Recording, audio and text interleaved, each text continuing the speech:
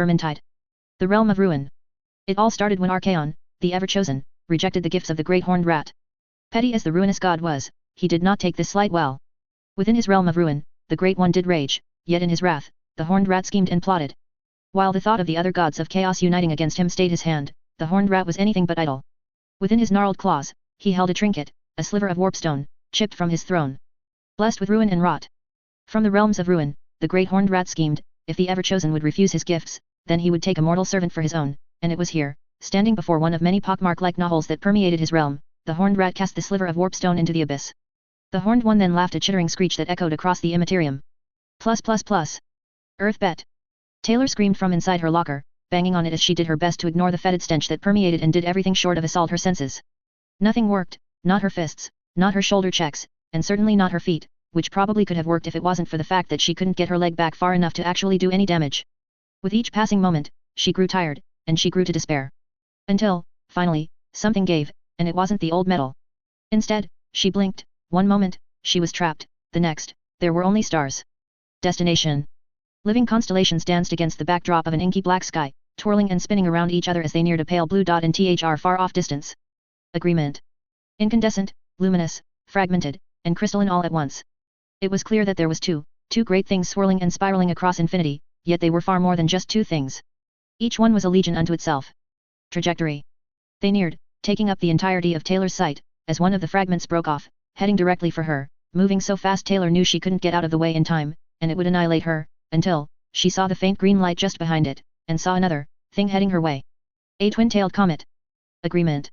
Taylor's beheld a bright noxious green as the star was grabbed, clawed by talons as it was enveloped by a ghastly chittering as it struggled to reach Taylor. Error. All at once, the star, the shard, the massive crystalline thing was thrown into a deep abyss of gnashing hungry teeth. Something inside of that comet was looking at her. All of her.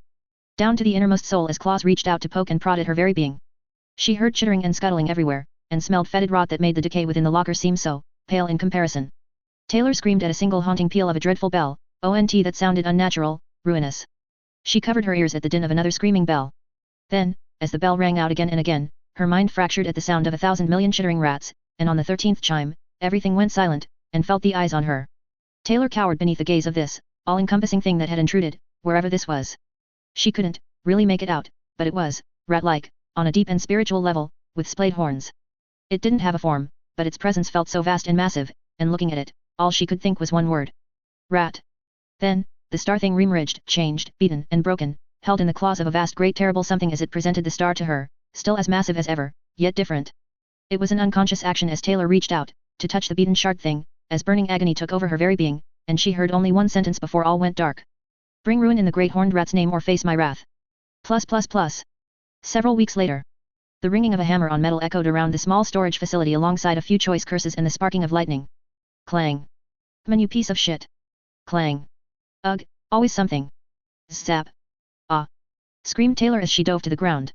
She covered her head as the bolts of green lightning showered all around her, long arcing bolts struck everything around her, yet miraculously, it didn't actually hit her. The sputtering continued, until the loud pop of the engine was heard, before the sound of steam and exhaust followed, until finally, it stopped. Peeking with one eye, she slowly got to her feet, brushing off her clothes cautiously as she eyed her current project with some level of suspicion, before she kicked the half-finished machine as hard as she could. "Stupid, that's what you are. The wire coils are where they are supposed to go, so stop spitting lightning at me." She screamed as she gave it another good kick. Another small explosion, not unlike a firecracker, echoed around the room, as Taylor sighed. She looked around her room, seeing the dozens of rats that had taken residence in this, mostly abandoned building, bearing the one or two squatters that had previously taken residence. Granted they were not a fan of the rats, but Taylor didn't care. If they wanted to sleep somewhere without rats, well then why pick the condemned warehouse filled with rats? That was their problem, not hers. Taylor snapped her fingers, as a small group of rats carrying a wrench in their mouths just barely managed to drag it over to her. She leaned down and picked it up as the little thing scurried away. She gripped the wrench hard as she stared at her newest disaster in the making. It was supposed to be a vehicle. It was a large monowheel vehicle just barely large enough that it should be able to fit through the garage-esque door in the back. Theoretically, Taylor didn't have any measuring tape to make sure, but it didn't fit. Well, it shot lasers, so that was a fight the door was bound to lose. She went to her workbench, putting the wrench on top as she put it back where it belonged, before she took a look at the glowing green crystal that had sprouted from the wood of the desk. With a smile on her face, she snapped the crystal off the desk and popped it in her mouth, chewing it to a fine powder. From what little she could gather, it was called warpstone or something similar. Whatever it was, it sort of sprouted up around her occasionally, and she never missed the opportunity to either pop it like a potato chip, or let it grow to use in the myriad of ideas that flooded her brain. Some she even ground down to feed to the rats that obeyed her every command. It wasn't exactly delicious, eating warpstone was like putting your tongue to a battery, but there was a rush every time she did it. It made her feel strong. Sure, her eyes glowed green now in the dark, and she had to continuously shave down the horns that grew from her head every now and again, not to mention dye her now grey hair back to its normal color, and she had a large semi-prehensile rat tail now, but, who cares about stuff like that anyway? If anything, they were an improvement.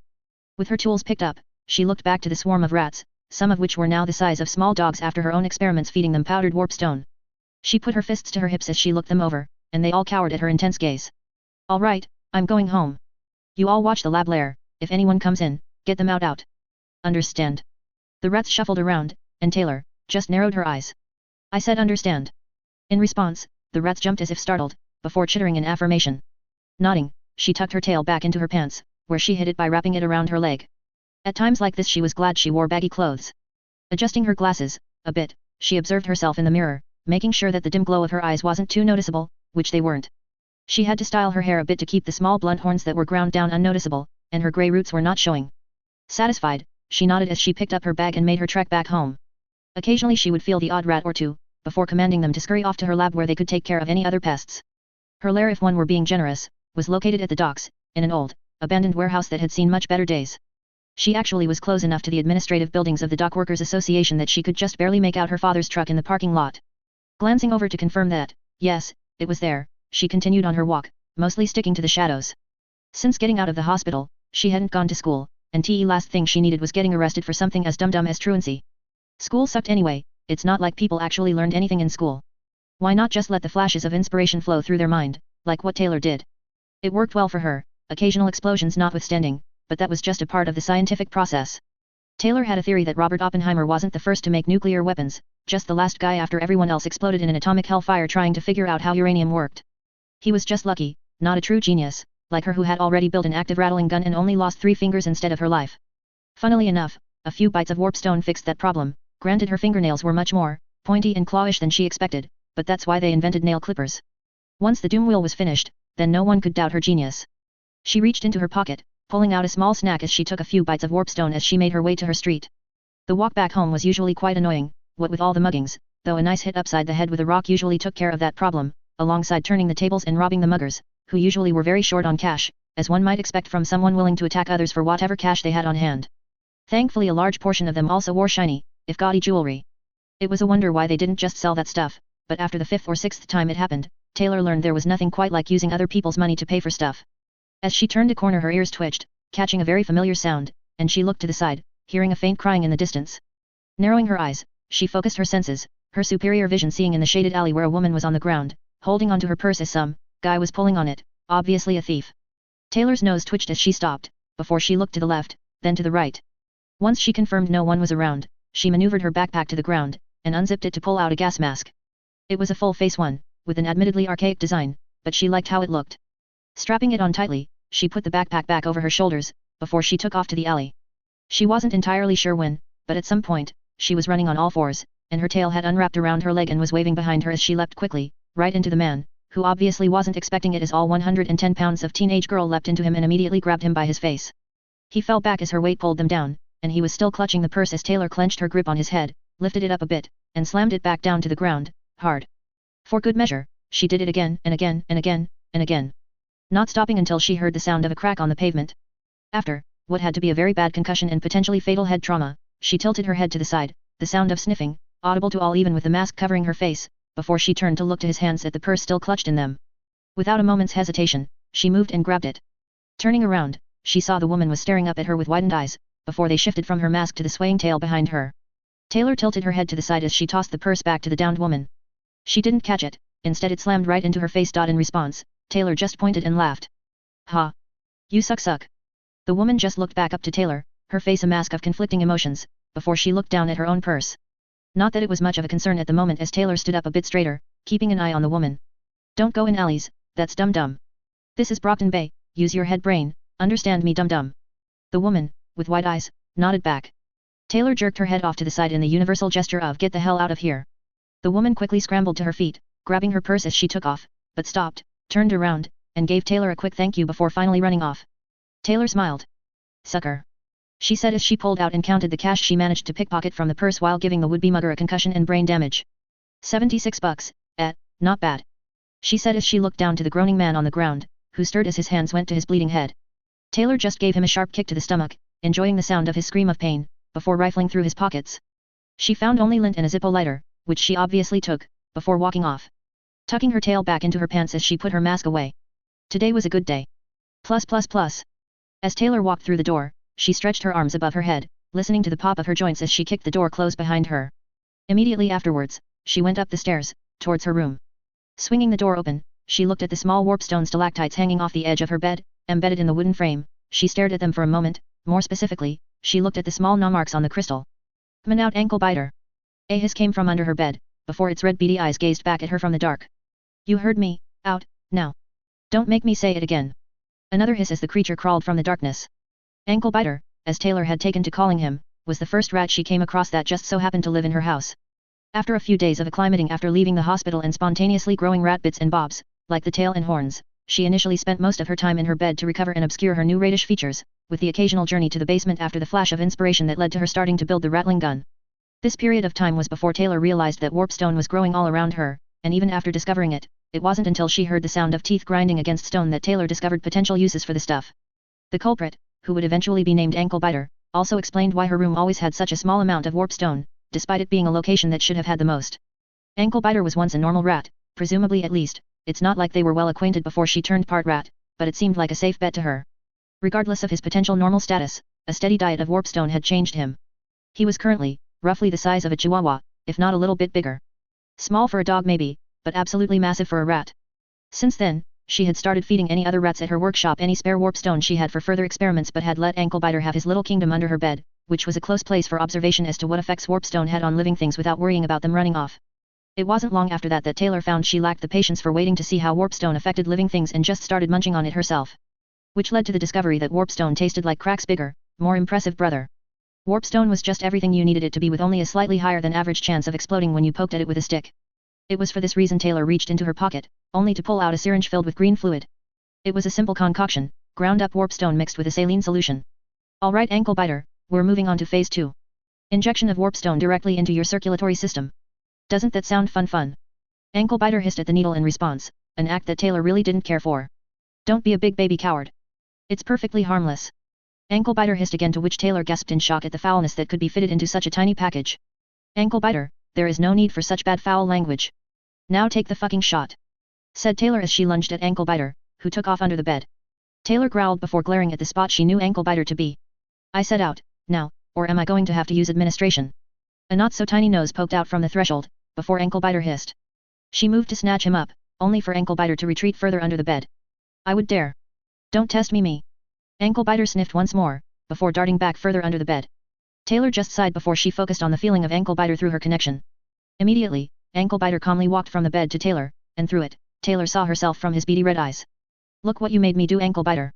Do you think it fills me with happy joy to do that? Because I'll tell you it doesn't. It gives me too big a headache to take any joy from dominating your pitiful will brain. Taylor immediately plunged the needle into Ankle Biter, before she injected its contents directly into Ankle Biter's veins. He shivered a bit before she released him from her control, upon which Ankle Biter leapt off her hand and turned back around to hoss at Taylor, who just glared back at him. No, you betrayed me, Ankle Biter, said Taylor, motioning to herself. I thought we had this conversation before. I let you stay in my room to gnaw eat all the warpstone you want, and I fill you with untested chemicals to see what happens. If anything, you get the better deal. I'm sure I could find much better usage for all this warpstone. Ankle Biter squeaked, aghast, before hissing in response. I would dare. Now back to actually important work. How do you feel? Any side effects? Burning, boiling sensation? Tumors? Do you feel like you might go boom boom? Zap zap perhaps? Ankle Biter just squeaked. Taylor nodded at the short, but eloquent description. Well it must have worked, yes. As if there was any doubt of my biggest brain genius. Now keep a lookout.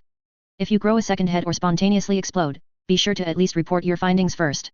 Now go, you wound me, Ankle Biter, and here I thought we were friends. Ankle Biter hissed, and Taylor could only roll her eyes. Slaves are friends, Ankle Biter, just lopsidedly unbalanced, yes. You can't always rely on boring old friends as equals, but slaves don't have a choice but to be reliable. See, much better than normal friendship that way.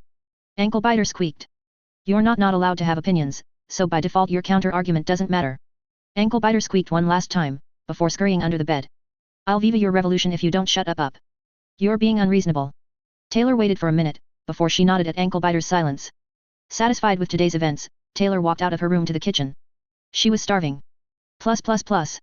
After a long day of warpstone snacks alongside whatever else she found around the house, Taylor napped for roughly 2 hours.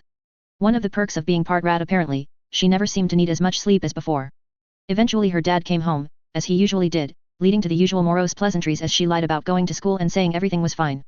Like she was going back to that place that didn't understand her genius, surrounded by hard-headed morons who no doubt hated her for her biggest brain that put any rat or man thing to shame. At least it explained why Emma was so fixated on her. She was obviously intimidated by Taylor's intelligence. A completely understandable reaction. There would be no hard feelings when she was subjected to foul experimental brain surgery. Only sweet revenge for the inconvenience. That said, Danny was a difficult obstacle to work around. At one point she lapsed back into what she tentatively referred to as doublespeak, and not in the Orwellian definition either. One of the weird side effects of her transformation, occasionally popping up when stressed or excited. All it did was make her come across as hyperactive with severe ADHD. She severely hoped Danny didn't put too much thought into it every time she ended a sentence with yes. It would lead to awkward questions, and they had such a beautiful thing going on now, what with him ignoring everything that wasn't normal. Thankfully, his morose attitude prevented that. Finally, Danny went to sleep after the long day, which meant she could get back to work. Taylor slowly made her way to the window, with her pack over her shoulder as she opened the window. Sniffing the night air, she looked down to her bed, where Ankle-biter was laying, staring back up at her. She tilted her head. Ankle-biter looked slightly bigger from the injection, not by much. His teeth clicked together as he crawled off to the pillow. Still lazy, I see? You could help aid, you know. Double warpstone rations, you'd like that? Yes. Ankle-biter just hissed. So? It's called a salvage supply run. More eyes is always good. Yes, and even though you are a sassy and immature rat thing, I trust you more than the small rats all in the streets trying to take my flashy shiny bits. The little thieves. Ankle-biter just walked in a circle, before falling asleep on Taylor's pillow. You're lucky I don't feel a headache today, or I'd make you pay for it. You know the arrangement then. Anyone dumb enough to decide trespassing here is on the menu, just leave enough left over for experimentation. Yes. Ankle-biter just gave a noncommittal hiss of agreement as Taylor looked out the window and leapt. She soared onto the windowsill, landing on all fours in a crouch, grasping the edge as she looked to the street below. Upon confirming there was no one around, she dropped onto the ground below. Landing on all fours again with a loud thud. She moved into a crouch, as she began strapping her mask to her head and letting her tail free from its confines, which waved behind her in the midnight breeze. Feeling much better now that it wasn't confined, and with her mask secured, she scamper-scurried quickly from yard to yard and street to street, leaping and bounding with supernatural stealth, speed, and agility afforded to her by her deceptively minute mutations, until eventually she made her way to the docks, and eventually entering her workshop through the open window at the top. She dropped from it, landing on the ground with a hard thud, before she moved to her workbench. It was here that Taylor grabbed her experimental rattling gun. Well, a modified rattling gun at least. The hand crank was replaced with an electric motor that belonged to an RC car she stole off some obnoxious kid who screamed when he saw her, which was just incredibly rude. The warp steam generator was a 2-liter glass bottle and was designed to strap horizontally to her belt, resting on the small of her back, and the gun itself was small, bigger than an assault rifle but nowhere near as big as the rattling gun in her mind. She strapped the warp steam generator into place before taking the gun and with the attached strap, slung it over her shoulder in a manner not unlike one would wear a satchel, letting the gun hang at her side. Satisfied, she looked to the half-finished doom wheel, scratch that, more like quarter-finished doom wheel, and even that was pushing it. She needed parts and supplies if she was ever going to finish the damn thing. Shaking her head, she turned to the side and whistled. As soon as she did, dozens of beady red eyes opened in the dark, and then a dozen more as they crept in from the darkness. A smile, hidden only by her modified gas mask, grew across her lips. We're going out for our supplies. Anyone want double warpstone rations? The swarm surrounded her, accompanied by a flurry of clicking claws on the pavement and a cacophony of squeaks and hisses as her slaves all basked in the presence of their master. Taylor nodded. Excellent, now gather your shit stuff everyone. We're going dumpster diving. Dumpster diving. Dumpsters were a wealth of supplies just waiting to be rifled through with reckless abandon. That was Taylor's philosophy. You could find everything there really, such as old electronics, scrap, bits and bobs, even useful waste products for creating chemical mixtures to cause unsightly mutations. It was a bountiful resource Taylor took full advantage of as she and her swarm of furry little bitters dug around. Occasionally she'd find something potentially useful and have a rat or two take it back to the lair, but mostly she'd just put it into one of her many assorted pockets. Cargo pants were very useful in that regard. How she had gone through life without them, she'd never know. Once she was done with one dumpster, she'd move on to the next. A process that could take a while really, but one with many gifts that just kept on giving. It was during her trip from one dump to another that she came across a most unusual scene when knee-deep in trash. The sound of revving cars as they pulled up not too far away from her. With an undignified yelp, Taylor dove into the trash, closing the lid, before she slowly rose to peek out. Taylor saw a large gathering of cars and men, who were amassing all around the street, and with her superior night vision, she could see that they were wearing ABB colors and holding guns in their hands. Taylor continued watching as from one of the fancier cars, a mountain of a man emerged. One so large in his hugeness, she wondered how he fit in the fucking thing. At least, that was until the man stepped into the light. Taylor cursed when she saw the brick shithouse of a man as his underlings were all surrounding him, the scent of fear on the air. The man himself was wearing a metallic dragon mask, which made Taylor grimace when she realized just who it was who was out there. Lung was hardly someone she wanted to cross at this stage, maybe down the line, preferably when he was in pain, restrained, blind, and recently exploded, but beggars can't be choosers. Still, where there is peril, there is also opportunity. Taylor listened from a careful distance as Lung, of all people, started bitching and moaning about what Taylor understood was some pesky kids and their damn dogs. Now Taylor normally would casually, but quickly, stroll away from situations like this, but there were two problems. First was the fact that the only way out of where she was involved was passing the gangbangers, and second, Lung was a dragon, and for some reason, that pissed her off. It also gave her the oddest urge to strangle an elf for some reason, which was weird since elves didn't exist as far as Taylor was aware, not that she checked. Tapping her fingers on an old pizza box, she looked down at her amassed swarm of rats, who were all just staring up at her expectantly, whiskers twitching in anticipation, or confusion. Whisker twitching was a very complicated language. She peeked up back over the edge, listening to the continued complaining, before she scoffed, and turned back to her sycophants. All this to murder kill some kids? Seems like a waste of time. Why show up himself? After a while, Taylor peeked back over the dumpster to get a glimpse of her surroundings, before ducking back into the heap. She drummed her fingers on the box a bit more, before she took a breath. Good thing I wore my sneaking shoes, said Taylor as she took a breath, and prepared to up sticks and get out of there. Sneaky sneak time. Crawling out the dumpster, Taylor crept low on all fours, trying to stay as low to the ground as possible, hiding behind the dumpster as she gazed out at Lung's men. Currently they were all surrounding him as he started barking out orders. Slowly, she moved through the alley, pressing herself to the wall as she skirted about at a slow and steady pace, until she reached the end, still managing to hide out of the myriad of trash that littered the alleyway. She looked out, and saw that there were several cars, the ones that the gangbangers had used to actually get here, most of which were still running. Wrinkling her nose at the scent of exhaust and fumes, she carefully leaned out to watch as Lung was pointing off in some random direction, before quickly, but silently, moving to the car nearest to her, pressing herself against it before she froze, waiting to see if anyone caught sight of her. Seeing nothing had happened, she exhaled a breath, before she started to move, always moving on all fours to keep low to the ground as she moved from the side of the car, to behind it. Once she was behind the back of the car, she fiddled in her pockets. Until eventually finding exactly what she was looking for. It was a plastic water bottle filled with liquid warpstone. Peeking around to make sure the coast was clear, she took off the top, lifted her mask, and drank a few swigs, before screwing it back shut and shaking it, violently. Once she did that, she started shoving it into the car's tailpipe. Leaning down, she gazed underneath the car to see multiple sets of feet shuffling about on the other side, but none seemed to be moving in her direction. After a few more seconds, she darted to the next car, coming to a stop on its side before quickly hurrying to the back, where she took out another bottle to shove into the tailpipe. She took stock of what she had, only 2 more in her pack. She readjusted the rattling gun before reaching out with her powers, causing several rats in the dumpster to come scurrying out to make a ruckus. The sound caused everyone to fall silent as they turned towards the alley, before going off to investigate with guns raised. With everyone's attention momentarily focused, she scurried over to a third car, only unlike the others, this one had its doors still open. Taylor stared at the open back door, debating with herself if it was a good idea to look inside. Taylor, who had recently acquired poor impulse control, couldn't help but to stick her head inside to snoop around. The driver was still sitting, texting on his phone and had yet to notice anything amiss. Taylor however was focused on the center console, where a pistol was sitting near the man's elbow. She stared at the gun for a moment, before her hand quickly darted forwards and snatched it. Leaving the car, she moved behind it, and put the bottle of liquid warpstone into its tailpipe. Once there, she placed the pistol in her pack. Mine now. At this point, she was over halfway to the other side of the street, near potential safety and an exit to get herself out of this mess. She waited to charge forwards, only to fall face first onto the ground when someone grabbed her by the tail and pulled her into the light. Ah. Let go, stop it. Hurts, ah. That's connected to my backspine asshole. Taylor twisted onto her back as she was dragged towards the crowd, who were all now looking at her as she was pulled through the street kicking and screaming. Then, the man dragging her spun her around, before throwing her in front of himself, where Taylor landed in a heap on the ground. Look what I found sneaking around, said the man after he tossed Taylor into the crowd. She wasted no time as she got to her feet, brushing herself off as she stopped the insignificant worm the stink eye for pulling her by her fucking tail. She was ready to fight, until she noticed all the guns pointed at her. Needless to say, she thought better of it and decided if violence wouldn't work, maybe words would. What? Me sneak? Lies and deceit I say. I was leaving, not sneaking, said Taylor as she flailed her arms about animatedly, an action that caused the gun she stole to come tumbling out of her pack and clattering on the ground. Taylor looked at the gun, and so did everyone else. Lung, who had made his way to the center, just leaned down and picked it up, before looking at Taylor.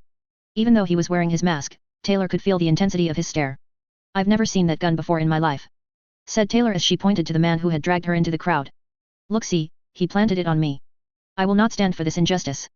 I demand reparations for this assault of my character, but I will also accept an apology before I am left to go, yes yes." Lung, in response, crushed the gun in his hands before dropping it to the floor. Taylor gulped. "Is that an obscure apology ritual in Asia? Please say crushing the pistol gun was an obscure apology ritual." "Shut up," said Lung. Taylor's mouth closed with a click of her teeth. Lung stepped forwards, arms crossed as he observed her. Especially her tail, gas mask, and rattling gun. He paced around her, as she just stood there, feeling like an animal at the zoo.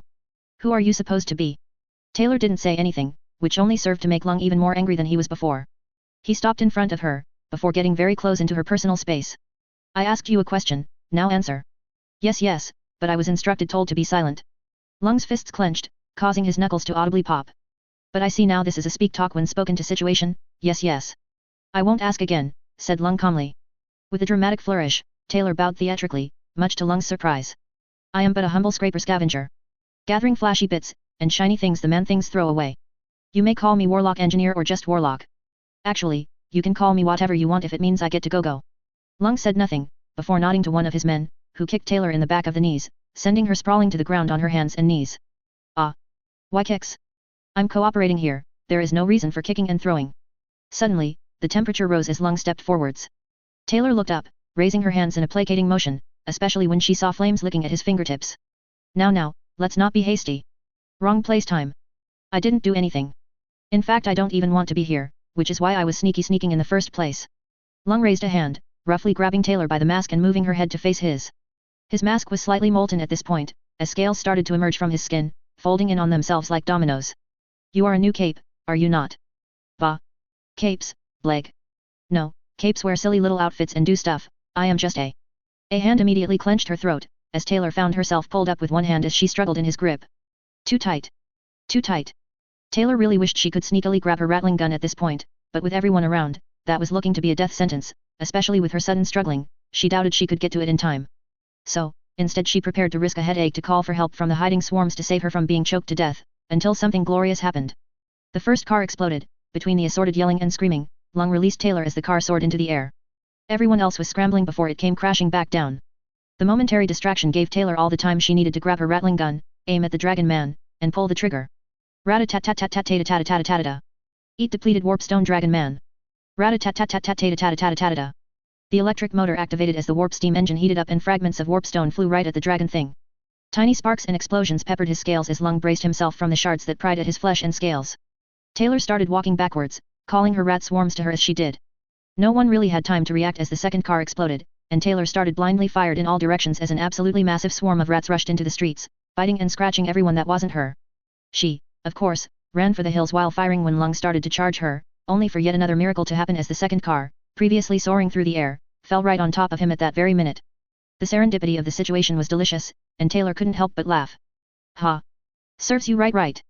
Taylor found that being capable of laying down an ungodly amount of firepower in an extremely short period of time appealed to her on a primal level, and it did wonders for her bravery at the moment. Alas, sticking around was not in the cards.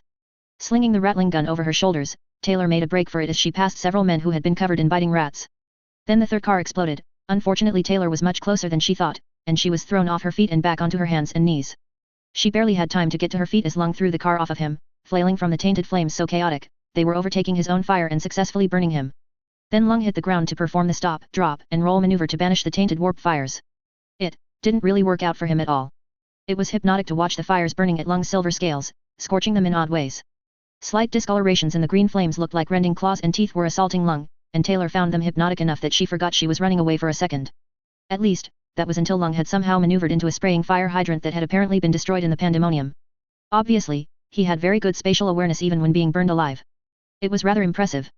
The rat swarms didn't really do much to him as Lung just grabbed them to crush or throw like trash, and when he actually got under the water, Lung was no longer on fire. Well, that wasn't true, he was still on fire, but not warp fire, but for him being on fire was actually pretty normal. He rose to his feet, standing uncomfortably tall over the street as he turned to Taylor, who wasted absolutely no time to run, whilst firing at him of course. Warpstone bullets were not like normal ammunition Lung was used to. The occasional explosions and green lightning proved very capable of harming him greatly, even prying off his scales and slowing his regeneration. It helped that he didn't really do much in the way of dodging. Taylor yelped as she sent every available rat at Lung, Only upon realizing what she wanted them to do, they all immediately started to scurry away because, well, he was on fire. Not that it helped Taylor's attitude considering her predicament. Cowards! Come back here and protect your queen. They did not do that, instead the rats opted to ignore Taylor altogether as they ran for the hills. Curing them, Taylor looked back to see that Lung was slowly catching up to her. Taylor, somewhat reluctantly, slung the rattling gun over her shoulder to get back to running on all fours as she leapt and bounded down the road much faster than before. Lung was most definitely stronger than her, but she was faster and more agile, which wasn't much when he could throw fire, but it was something at least. It was an accident. Screamed Taylor as she scurried down an alley, barely avoiding the gouts of flame that nearly incinerated her. SHT up itch. Ooh, I'll die today. Taylor vaguely got the gist of that and instead of using reasonable arguments, just continued running. Leaping over obstacles as she could feel the temperature increase behind her with her tail. Which probably meant that Lung was catching up, which was not good for anyone really, not even for Lung because in his zealous indignation, he'd probably rupture the warp steam generator, and that wouldn't end well for him. So really it was even in his best interest to let her escape. Taylor attempted to convey this potential life-saving information but all she got in response was a gurgled roar. Seeing no other chance, Taylor grabbed her last bottle of liquid warpstone, and threw it at Lung. He didn't even try to dodge and put no thought as to what was happening until his flames melted the plastic bottle, and ignited the contents within. This created a very extreme chemical reaction, followed by a very loud boom. The next thing Taylor knew, she was screaming while flying through the air after a truly spectacular explosion going on behind her. Her legs were kicked randomly as she looked around her to find something, anything to either break her fall, or land in such a way she wouldn't get injured. As luck would have it, when she reached out she somehow successfully grabbed onto a street light post. She hugged the post with her eyes shut tight as the air charged with malefic electricity that made her hair stand on end. All across the street, the shockwave produced cracks in the brickwork and pavement as windows shattered in sequence. The temperature increased dramatically for a brief moment, until it all was over. Taylor opened one eye, peeking at the destruction around her, before releasing the light post and landing on all fours, brushing herself off as she beheld the ruin all around her. For some reason, it really appealed to her to see this level of devastation. Then, once she drank it all in, she turned to look at Lung, lying on the ground, broken and bloodied. His scales were covered in blackened ash and his flesh was torn in places, glowing faintly in the darkness, but beyond that, he was still alive. Breathing heavily, but much too damaged to move at all. Taylor scurried closer, observing Lung carefully, before poking him with her finger. All she got in response was a groan of pain. Was it the fire flames that caused that reaction? This requires further studying, yes. Adjusting her rattling gun, Taylor gave Lung a good kick in the ribs. He grunted in response. I will kill. Taylor kicked him again. That's for not just letting me leave go, she said before adjusting her clothes and looking down at him. Staring at the green glow, Taylor reached out, and pried a scale from his flesh. He hissed in pain as she took to examining it closely. Interesting reaction. This is a large dosage of warpstone. A smile crossed her lips as she knelt over Lung, looking into his still open eye. I think I could use a few samples, she said as she reached out, and started prying more scales from his flesh. Satisfied with her small collection, she looked back down at Lung, all but picked clean as his healing was fighting against the Tate. This is an important lesson for you, Lung, never ever fuck with a warlock engineer, she said before giving him another kick in the ribs, before walking off. Plus. Taylor was rummaging through yet another dumpster with her rats looking around alongside her. She supposed she should be angry at them for their abandonment, but ultimately, that just meant they wouldn't get double warpstone rations, a fact that was being kept from them for now, lest they acquire a sudden case of laziness. At some point however, Taylor was distracted when she heard a large thump on the streets not too far away. She growled. What now? She said angrily as she lifted her head, and saw the massive face of a drooling monster leering 2 inches away from her. She yelped as she fell onto her back, scrambling for her rattling gun, ready to fire upon the sudden monster, until... Whoa, hold on there, no need to get shooty on us. Came a female voice from atop the monster. Taylor stopped moving when she realized the monster wasn't doing anything, before she looked to the source of the voice. Taylor watched as a purple-clad girl smiled down at her alongside several other figures all sitting atop the monster. The rats surrounding Taylor all scurried out of the dumpster, a fact that did not escape Taylor. Wait, where do you think you're going? Get back here. Cowards. Taylor huffed as the last of her rats ran off. She turned back to the purple girl. What do you want? I'm very busy. The girl seemed to smile wider at that proclamation. I can see that. There was something about that tone that Taylor didn't like, it felt mocking and condescending. She narrowed her eyes behind her mask. Speak big mouth or leave, I have neither the time or patience for your rhetoric words. Her smile fell a bit at that, and Taylor felt mildly triumphant until the boy behind her laughed. She took a look at this other intruder into her affairs. He was skinny and dressed like a clown, which only served to make him look absolutely ridiculous. I think I like this girl. She already has a good nickname for you tats. We're just here to say thanks for dealing with Lung for us. Said the buff one with the helmet. Ah, so you are the meddling kids and dog he was bitching about. Said Taylor as she looked back at the monster. Lung may need glasses, it doesn't look like a dog to me. The purple-clad big mouth smiled at that. Taylor immediately had the urge to strangle her, but she usually always had the urge to strangle people, so she wasn't special in that regard. So, said Big Mouth before Taylor immediately interrupted her. I do not accept thank yous, personal policy of mine. I only accept payment. For saving your lives from lung, I demand payment based on the worth of a human life, which last I checked is roughly worth $2 million on the black market, that's for each of you by the way. I'm not sure about the dogs, but a cool 10 million for all will suffice, said Taylor as she crawled out of the dumpster to stand on its edge. The purple-clad girl seemed looked at Taylor as she did, especially at her feet as she easily paced from one side of the dumpster to the other, all while balancing on a very narrow ledge. I'm sure we, said Big Mouth again before Taylor interrupted her, again. I also accept indentured servitude until all debts are paid in full. Big Mouth started frowning. Okay, I think. Taylor interrupted again, drawing amusement at Big Mouth's impending annoyance. Or you can continue wasting my time with pointless pleasantries. If you were running from Lung, then you probably did something deserving of his ire, which led him to my location. If not for you, I would not have met Lung tonight. Big Mouth smiled sheepishly at that accusation. All right, point taken. I don't think she's open to conversation, Tats, said the buff one wearing a motorcycle helmet. Maybe we got off on the wrong foot, let's start with introductions. I'm Tattletale, this is Gru, Regent, and Bitch, we're the Undersiders, the best of the best at snatch and grab in the whole city, and we happen to have a spot open, if you're interested. Are you, pledging loyalty to me? Because Undersiders is a dum-dum name. It will have to be changed, you'll also need different outfits. You all look silly stupid. I also won't be paying you, so. What? No, we were asking if you wanted to join us. Why the hell fuck would I want to do that if I can't lead it? You're all too stupid to be trusted for awakening the sleeping dragon. That seemed to touch a nerve from Big Mouth, whose eyes narrowed. It was a very well executed plan, these are the dangers that come with the job. Not that you'd know much about that. Putting those explosives in the tailpipe, when you're so close. Obviously, you need the help far more than we do. I suggest taking the offer. Warp fire doesn't work quite the same on me as it does anyone else, fool. Not that you'd know that, I doubt you are a scholar, I am the biggest brain in this city, on this planet. What of you You run from the dragon, but me. Taylor pulled out a single silver scale, one with a faint glowing green aura around it. I brought him to new lows. What claim to fame do you have? Tattletale stared at Tay's scale for a moment, eyes sparkling at the sight, before Gru reached out, and put a hand on her shoulder. Tattletale closed her eyes and took a breath. Let's start over. We already did that. Would you please stop interrupting me? Taylor just snorted in amusement as she looked at each one of the Undersiders, before the dog monster started to sniff at her, an act she retaliated with by swiping her tail at his snout. This had the unfortunate effect of pissing off the one named Bitch, and the next thing Taylor knew, the beast snapped at her at Bitch's command, an act that sent her tumbling back into the dumpster. Landing hard on the myriad of garbage, she yelped before grabbing the first thing her hand could and tossing it right in the dog monster's eyes, causing it to step back and yelp. The kids on the monster's back, save Bitch, all struggled to stay seated at the sudden movement. Taylor then leapt up, her claws rapidly growing to sink into the brick walls as she quickly crawled and clawed her way up to the roof. She idly glanced at them as they struggled on top of the beast. Ignoring the commotion, Taylor lashed out with her tail to wrap around something quickly she saw in one of their hands as she felt the breath of the beast on her leg. In a panic, something strange happened.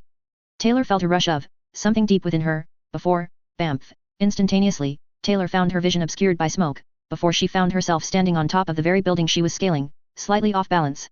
She quickly spun in the balls of her feet to right herself and turn around all at the same time and looked to see wispy smoke where she once was, and it slowly was dissipating in the air. It only now occurred to her that she teleported. No, not teleported, this was something else, she skitter leaped. Taylor wasn't fully sure why, but that word felt right. Skitter leap. Wasting no time, Taylor looked back down as she aimed her rattling gun right at the dog monster, deciding to save the questions of what just happened for later. She activated it, but did not fire, merely allowed the barrels to spin, an action that caused the ones on the monster's back to all pause as the engine roared. She felt she made her point. Is that how you treat someone who rescue saves you? Screamed Taylor. Now that she was in a much better position with the high ground, Taylor actually took time to fully take in the sights. They had stopped struggling, and were looking at Taylor as the barrels continued rotating. Even the monster dog was whimpering. Big Mouth laughed uncomfortably, her attitude completely changes as she raised her hands in the air in a placating manner. Sorry about that, Bitch can be, well, the name can give it away. Maybe emotions are just a bit high right now, I'm sure we can discuss this. In response, Bitch just growled. Taylor meanwhile had had enough excitement for one day. She put her rattling gun away before sitting on the edge of the building, glaring down as her legs dangled down. It was at this time Regent spoke. Hey, has anyone seen my scepter? Taylor in response, just lifted her tail to reveal exactly what it was she had grabbed while she was ascending to the top of the building. She waved it around as she smiled behind her mask. Search looking for this pretty one? Asked Taylor with a smile. Regent merely looked up at Taylor, before his arms seemed to drop to his side. Oh, so can I have that back? No, my scepter now, she said as she grabbed onto the scepter greedily, examining it for a moment before looking back down, then she rubbed her temple for a sudden migraine that seemed to come out of nowhere. Her fingers twitched for some reason too, as well as a strange jerk from her knee, before Regent spoke again, only this time he sounded confused. What the hell is wrong with your nervous system? Taylor paid him no mind as her tail swayed behind her. Headache growing in intensity as she administered the nearest swarms. You all have much bigger problem worries than my nerves, I'm afraid, said Taylor as she pointed down the alley, where a massive swarm of rats had amassed. All across the street, more and more rats were crawling out of every darkened crevice, scurrying from under doorways and crawling from storm drains and sewers. Dozens became hundreds, before that became thousands, then tens of thousands as they all came to Taylor's siren call of administration. Countless glowing red eyes were glaring at the undersiders from every direction the meddling kids could see. Sniffing the air, Taylor smiled beneath her mask at the faint scent of fear even through her gas mask. Getting to her feet, Taylor observed her new toy once more, activating the electric prongs of the inbuilt taser of the scepter, before walking away. 2 seconds after that, the rats attacked, and the meddling kids and their dog ran for the hills as a literal tide of rats chased after them, creating a carpet of chittering rat flesh that engulfed the streets. Taylor didn't care, she had zappy loot now. Useful, but all Taylor could wonder was how she skitter-leapt. Epiphanies and Shiming. Taylor stood over the makeshift harness covered in all manner of gauges, tubing, antennae, dials and other bizarre devices whose different functions Taylor only vaguely knew the purpose of. Attached to it was a long warp spear created from the cannibalized scepter she managed to snatch from Regent, combined with piping and rebar while carved with esoteric symbols. The harness itself was worn not unlike a backpack and created from an old propane tank filled with liquid warp stone. Welded under it was the warp steam generator that led to her miniature rattling gun, with a series of mechanical hydraulic arms that would allow her to hold the rattling gun with one hand while brandishing her warp spear with the other hand. It was as genius as it was beautiful. Yet there was one fatal flaw in the design. It weighed a fuck-ton and Taylor couldn't actually lift the thing to wear it. Thus, leading to her staring angrily at the machine. Stupid machine device. Maybe she should have just finished the doom wheel, if only the damn thing stopped trying to kill her every time she hit it with a hammer. It wasn't so much that the harness was impossible to wear, sure it was awkward to put on, but entirely possible. No, it was the part where she could barely walk from one end of her workshop to the other without losing her balance or stamina and being weighed down by a massive back-mounted machine of demented techno-sorcery. Taylor rubbed her head, feeling the headache intensifying as she slouched in her chair. Thinking about it, Taylor realized that perhaps there were workarounds. Whatever force it was that granted her skitter leap could potentially allow for other potential boons. Perhaps a mechanism by which to either increase strength or decrease weight, maybe even at the same time. A permanent effect was better, and much more desired. The symbols carved into the warp spear could potentially be used to circumnavigate the weight issue altogether, or alternatively a smaller tank, perhaps one akin to a scuba tank. The liquid warp stone was the main contributor to the whole weight issue. Why were fluids so heavy? This was an issue as the intended end result of the harness was to more or less turn Taylor into a walking gun that occasionally shoots insanity lightning. How was she supposed to put the Jezzail onto the harness if she couldn't even lift this? Maybe welding the rattling gun to the damn thing wasn't the best idea, but she was committed to the walking-talking gun idea at this point. The harness might have granted the ability to lift the thing with one hand, but the overall weight of the whole thing still was an issue for continued usage in the field. Taylor sighed as she shelved the idea for now. What she needed were more supplies. Her father was currently at work, and the day was drawing late, meaning it was just about time to head back home, before venturing on another supply run tonight.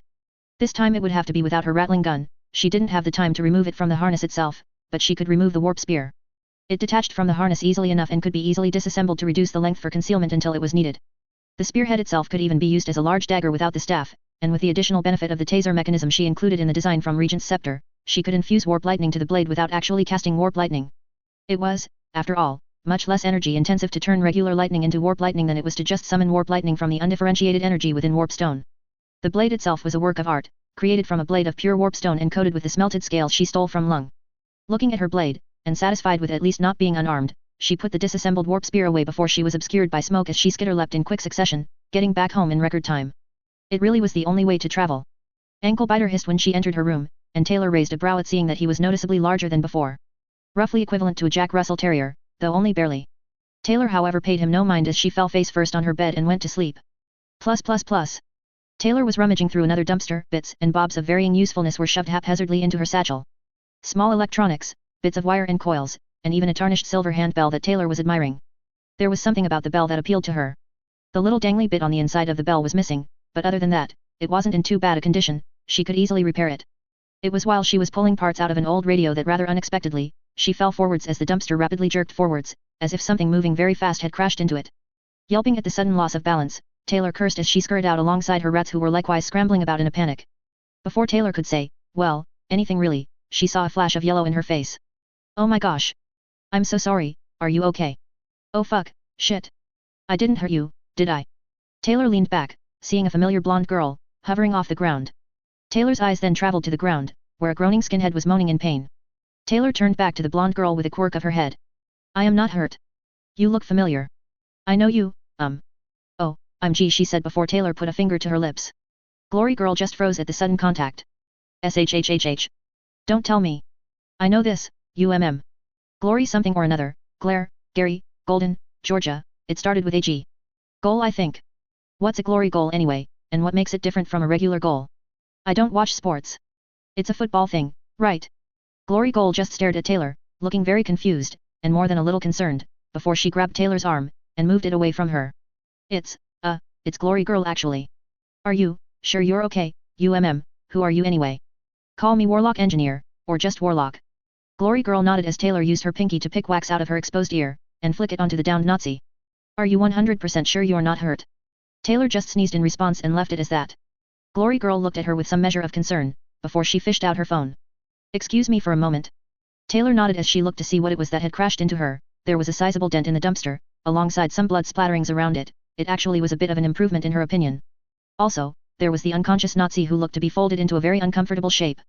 Taylor sniffed to clear her nose, as she looked back to Glory Girl, who was flying back towards her. Okay, I called my sister, she should be here soon to help you out and, him too I guess, said Glory Girl as she motioned to the downed Nazi. Also, are you absolutely sure you're, okay? No head trauma. My Brian is fine, shaken yes. Didn't expect. Taylor looked to the ground, before pointing at the skinhead who was recently acquainted with the dumpster at sufficient speeds to leave a sizable dent. That. I didn't expect a projectile Nazi today. Good idea though, catapult with Nazi ammunition. What is the aerodynamics of a human body? Bah, I'll figure it out later, you need that. Asked Taylor as she pointed to the downed Nazi. I was asking him questions, responded Gory Growls or whatever her name was. Glory Girl, that was it. Oh, I see. Said Taylor as she looked down and kicked the Nazi in the side. Glory Girl immediately moved away from the girl slightly as she looked down at the Nazi. My turn for a question. Do you know how aerodynamic you are? He just groaned. Taylor kicked him again. Useless. I think you gave her brain damage, Vicky, so who's this? Asked an unfamiliar voice. Taylor turned away from Glory Goals to see a robed figure, mousy in appearance standing not too far away. Taylor just blinked in response when she realized that the mysterious stranger was the healer, Pancreas, or something. She calls herself Warlock, I think she's a recent trigger. Doesn't matter, think you can check to make sure I didn't hurt her or anything. Especially her brain. Taylor snorted. I already said my head brain is fine, yes. Why worry for me? No one does that, except I guess Dad, but that doesn't count, he's supposed to do that. Taylor turned back to Glory Girl and who she presumed was Pancreas or whatever, wait. Panacea, that was it. Panacea just watched Taylor, only now noticing the rat tail swaying behind her, which she looked at with an interested gaze. Almost curious really. Taylor paid it no mind as she looked at the downed Nazi, realizing that the broken bones might throw off the aerodynamics, thus leading him to be a poor usage for discovering if the potential applications of Nazi as ammo since his bent and broken frame would probably require specialized calculations that Taylor didn't really have the patience to math out. I'll find another Nazi and leave you to your interrogation. If you see any flying Nazis, it might be my newest creation, I shall call it the Ratapult. Keep your eyes peeled for it, yes. Said Taylor cheerfully as she walked off. Glory Girl just watched as she calmly walked off. What was that about? Like I said, brain damage. Said Panacea as she knelt before the very injured skinhead asshole and placed her hand on his exposed arm. Glory Girl, meanwhile, flew towards Taylor and grabbed her by the shoulder, avoiding the swaying tail as she did so, but oddly fascinated by it. Taylor ceased her walk, turning around to see the heroine smiling at her before pointing to Panacea. After Amy fixes the asshole, maybe you could let her take a look at you, just in case you know. Taylor hummed as she watched the broken bones of the skinhead snap back into place. She shuddered a bit. Looks like it painful hurts. Panacea, standing as she brushed off her hands, just turned around, also eyeing the swaying rat tail behind the gas-masked girl. Giving his best a reassuring smile as she could, Panacea stepped forward. It's really not, or at least it doesn't have to be painful, but even if you'd rather have a normal doctor, I could at least give a quick diagnostic for you. I can't actually touch brains, but I can check and see. I figure I probably should, if only to make sure Vicky didn't leave any lasting damages. Taylor nodded, that made sense, and who was she to say no to free healthcare? Fine, do your look, see my insides magic. Panacea reached out, grabbing Taylor's hand, before she pouted. Hey, that's weird. Is she okay? Asked Glory Girl with a worried tone. I think so, I don't really have a baseline. So. Warlock, your anatomy is weird. Not like other para-humans either. Your musculature is denser than normal, something even other capes with super strength don't really have. It's also structured in a way that's off. More like a rodent, especially for the jaw muscles despite the lack of a snout. Your teeth are strong, really strong. You could probably crush stone and bite through metal without worrying about your teeth breaking. Your skeletal structure is elongated in some places and shortened in others, the distance from the balls of your feet to the heel is slightly longer, Not enough to be immediately noticeable, but with the structure, you could probably run on all fours comfortably without much issue. I know that much. It's faster swift to move that way. Only skitter leaping is better. Panacea just hummed. Your nervous system though is. I can't really explain it, it works, but there's these mineral fragments in it. I can't really analyze it, it's not biological. Anyway, you don't have any brain damage, at least none from the impact. There are some signs of severe ADHD, and I do mean severe. Panacea let go of Taylor's hand, frowning somewhat. You do have a relatively normal corona pollentia and an active gemma, though they are a bit on the small side, but I can't explain what's going on with your body. It looks more like the product of a biotinker than a result of being a cape, but there's no signs of genetic tampering. No viral vectors that would implant foreign genes into your cells or any scars from surgery. It's like you just spontaneously turned part rat. It's not even like case 53, I could probably turn you fully human without you turning back, but the cells closest to those minerals I can't analyze, whatever they are, have much more rat genetics embedded than cells further away. It's like radiation, but really weird radiation. Instead of your cells mutating into cancer cells or growing tumors, the radiation just mutates your cells to possess genetic sequences almost identical to that of rat cells. I've never seen anything like it. Glory Girl just stared at Taylor. None of that sounded right. I mean, para-humans are still humans. Even genetic tests make it clear that we're indistinguishable from normal people, the only exceptions are some case 53s, and that's not universal. Panacea shrugged. It's not completely unprecedented even excluding case 53s, para-humans like Crawler are known to possess genetic material we can't make heads or tails of. Taylor nodded at this information, before looking over her shoulder. How'd they get Crawler genes? Asked Taylor. Panacea just shrugged. He doesn't exactly prevent it, quite the opposite in fact. Actually, I think there are so many samples of his blood alone, that he's second only to HeLa cells in terms of total biomass, and unlike HeLa cells, we don't culture Crawler's cells, we just have that much, and no one knows how to properly dispose of it, and it gets harder every time we get new samples. Sounds neat, and like a big huge problem for some egghead. So, I'm not dying right? Oh, no you're fine, brain chemistry is a bit chaotic, but you're okay, just weird, said Panacea with a dismissive wave. I already knew that around the time I started having the desire compulsion to dumpster dive every night for shiny bits like a magpie. Adjusting her strap across her shoulder, idly glancing to the skinhead, who was waking up. Taylor just pointed at him. Might want to take care of that, yes. The two heroes turned, Taylor however paid them no mind as she wandered off. Counting the cash that she pickpocketed off the skinhead as she did. Plus. Taylor didn't leave, as soon as she was out of the two heroes' sight, she skitter leapt to watch over them from above.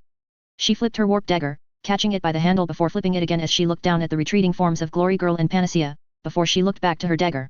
As it spun, it left a faint trail that quickly faded. It was like the trail of a stick with a burning red-hot tip. The faint glow was hypnotic as the knife made looping circular shapes in the air as Taylor grabbed it again, only this time ceasing to flip it. Instead, she gripped the handle and trigger mechanism, causing a steady hum of electricity to emanate from it. Green sparks danced across the surface. The blade was made of solid warp stone, black in color with green veins. With the lightning, the entire blade turned a bright shining green. If one were to listen carefully, the warp lightning hissed and chittered like 1,000 hungry rats. Releasing the trigger, the lightning died down and the blade returned to its normal black coloration. There was something strange about the dagger. It was intended to be the head of her warp spear, but even in this form, it possessed a strange power that seemed to speak to Taylor, not figuratively either. It was like there was a voice embedded in the lightning that permeated it when she flipped the switch, as if there was some unseen presence whispering in her ear. Taylor hummed as she put the dagger back into her satchel and looked over the city. She was sitting on the ledge of a skyscraper, overlooking downtown. Her eyes watched the lights of buildings and cars as they illuminated the skyline, obscuring the stars above. Taylor leaned forwards, her elbows resting on her knees as she balanced her head on her hands. Her tail swayed in the cool winds as she hummed to herself. Since she started building and learning, Taylor slowly had come to a realization, and the sight of the two heroes only cemented it. If she wished to be productive, she needed to change tactics. Salvaging was not working quite as well as she thought. For the third time she was interrupted, and the doom wheel was no closer to completion. The rattling gun was all but useless unless she could actually wear the harness without the weight. The problem was obvious, and the solution was simple. She needed better resources, and scavenging was not working. She reached into her satchel, grabbing the tarnished bell she had gotten before the projectile Nazi incident, and moved to observe it. It was the catalyst to her epiphany. Originally, salvaging and building was well enough, it was all she needed. Now though, since finding this bell, Taylor felt that it wasn't sufficient anymore. Taylor held the bell upside down, staring inside at the empty insides, where a clapper should be, but wasn't. Her nose scratched as she adjusted her gas mask and moved to her side. As Taylor fiddled around in her satchel, she pulled out a small teardrop-shaped bit of warpstone alongside some flexible wire. Fiddling with it, Taylor began to combine the two, stringing the wire around the warpstone before holding up her handiwork. It was such a simple thing, a bit of warpstone held by a metal rod, and with ease, she picked up the bell, and attached it to the inside. It was strange how fast her fingers moved, as if the bell were this precious thing, something sacred that required a gentle touch as her claws moved carefully inside of it, doing all she could to not even scratch the metal. Once she was done, Taylor grabbed the bell by the handle, and rang it. The sound reverberated strangely, and the sound was much deeper than one would expect from a simple handbell. She rang it again, and the sound seemed to drown out everything else. She looked over the city, with the bell hanging from her claws as she continued ringing it for a third time, then a fourth, fifth, sixth time. With every ring, came a bit of clarity to Taylor. It was like a meditative exercise, a way to achieve some form of enlightenment she was previously unaware of. She rang it for the 7th time, 8th, 9th, 10th, 11th, 12th time. Taylor's hand froze, a creeping feeling going up her spine, entering her mind, and sitting there. Resting and whispering and chittering all at once. This felt important, and she couldn't explain why, but it was so clear. At that moment, nothing else made any sense. Except, of course, to ring the bell for a 13th time, and upon hearing its din, Taylor put the bell away. She now knew what she had to do. Lung had Oni Lee, the Undersiders had each other, and Glory Girl had Panacea. If she was going to make it in this city, she needed minions. Plus. Taylor snapped stalactites and stalagmites of warpstone from all across her lair as the rats watched her with some level of protest at the sudden loss of their favorite snack, a fact that was not lost on Taylor, who just glared at them. Well, maybe next time you won't abandon me in my time of need. The rats squeaked louder, but Taylor ignored them as she tossed the shards of warpstone on the desk, before picking up a small sledgehammer, and started smashing them into smaller and smaller pieces, over and over again as they became a fine dust, before she swept it into a pile to be collected. Ruinous whispers in her mind guided her hand as she remained silent, uncharacteristic of her, a fact that was picked up by her swarm, who ceased their complaining as they silently watched her in grim anticipation. Taylor meanwhile, had her mind fill with schemes as she collected more fine warp dust powder into a single claw, examining it closely before licking it.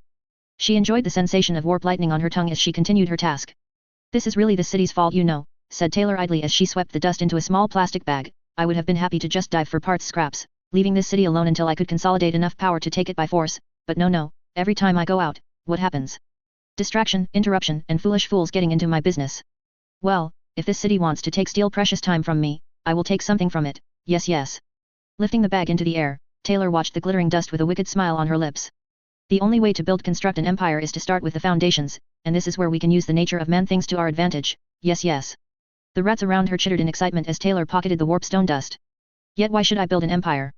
That's for small brains. No, rats do not build, we take, and the best way to take is to do so right under your nose snout, and the best part is my minion slaves. This city happens to not be prepared for my biggest brain. Taylor smiled as she took a breath, and realized the sun was starting to peek over the horizon. She blinked several times in rapid succession. It was only just now she realized. Danny would be up by now. Oh. That was the last words that came out of her mouth as Taylor skitter leapt very quickly. Plus. Taylor fell to her knees in front of her lawn as she started breathing hard. With great force of effort, she looked up to her window and skitter leapt inside, where she immediately heard footsteps. She quickly jumped under the covers as she saw the doorknob jiggle and closed her eyes as it opened. She consciously slowed down her breathing, but it was difficult with her current state of exhaustion, until her father grabbed her by the shoulders and shook her awake. Carefully she opened her eyes and looked up to see, a pair of very hard eyes looking back at her behind a pair of glasses. And they looked upset. We need to talk. Can I just sleep in? Taylor, you're wearing glasses, you don't go to sleep with glasses. Also, I know you're wearing your shoes. I got a call last night, while you were out no less. I heard you as soon as you climbed the window, and I know you haven't been going to school. I'm going to go downstairs, I'll be waiting. Taylor immediately groaned as she shoved her head back into the pillow. Fine. Danny nodded. Good, he said as he stood up, and walked out the door. Once he was out, Taylor threw the covers off her as she quickly got her tail under her pants to wrap around her leg. She put her hand to her head and sighed. She really was not looking forward to this. Plus. Taylor stood at the foot of the stairs, where she could see her dad sitting at the kitchen table, looking at her expectantly. They had a stare off for a good few seconds, before Taylor slowly made her way to the table, never taking her eyes off him as she moved to sit down. She crossed her arms as she waited, trying to see which of the two of them would be the first to break. Danny lifted a mug of coffee to his lips, taking a sip, looking her in the eye, before he finished and set the mug back down. So? Said Danny. Taylor's eyes narrowed as she crossed her arms. So? She repeated. You haven't been going to school? Nope.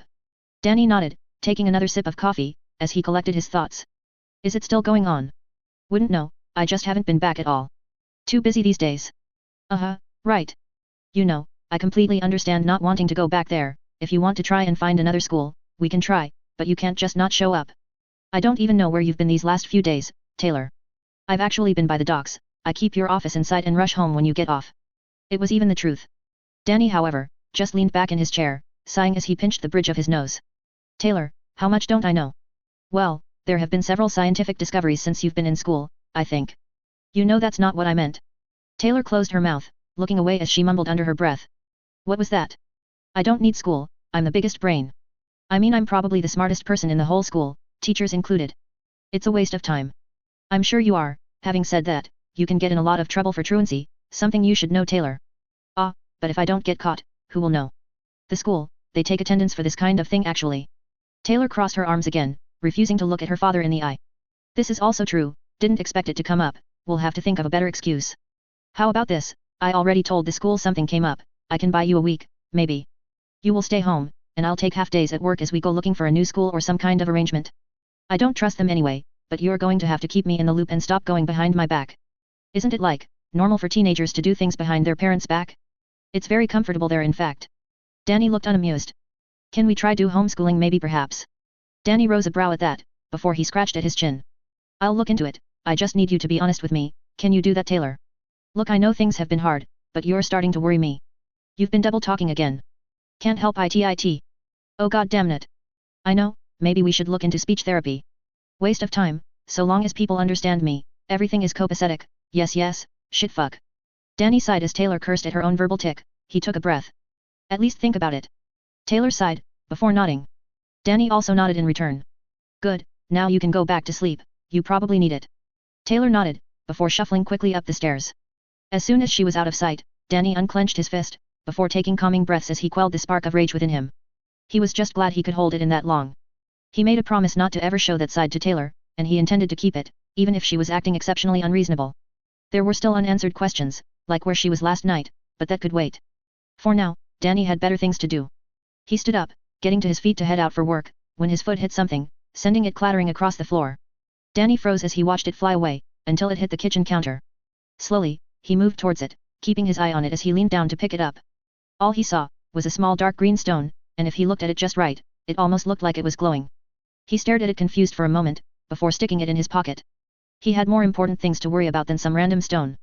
The first one is free. After her father left, Taylor won tea much further behind him, only waiting just long enough that she was sure he didn't forget something and turn around or anything, just in case, before she just walked out the door.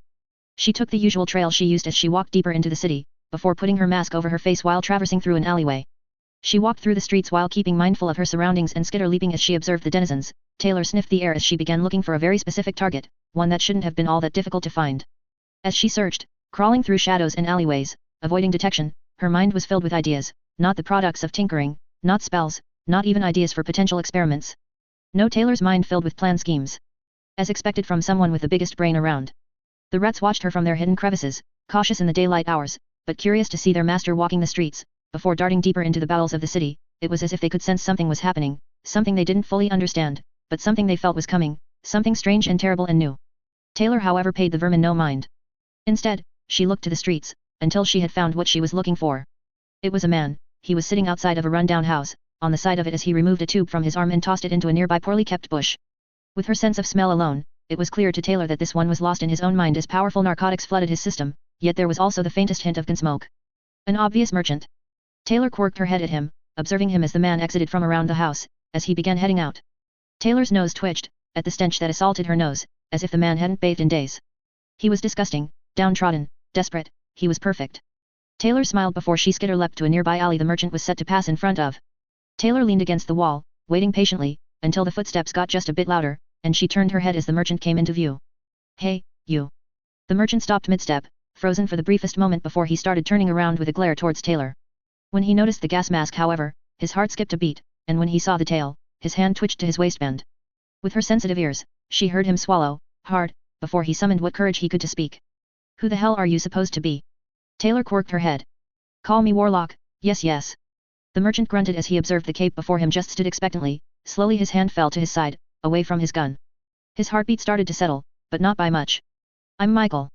Warlock picked that moment to creep closer towards Michael, an action that set his nerves on edge, and his heartbeat quickened once more. Hearing it, Taylor deliberately leaned back.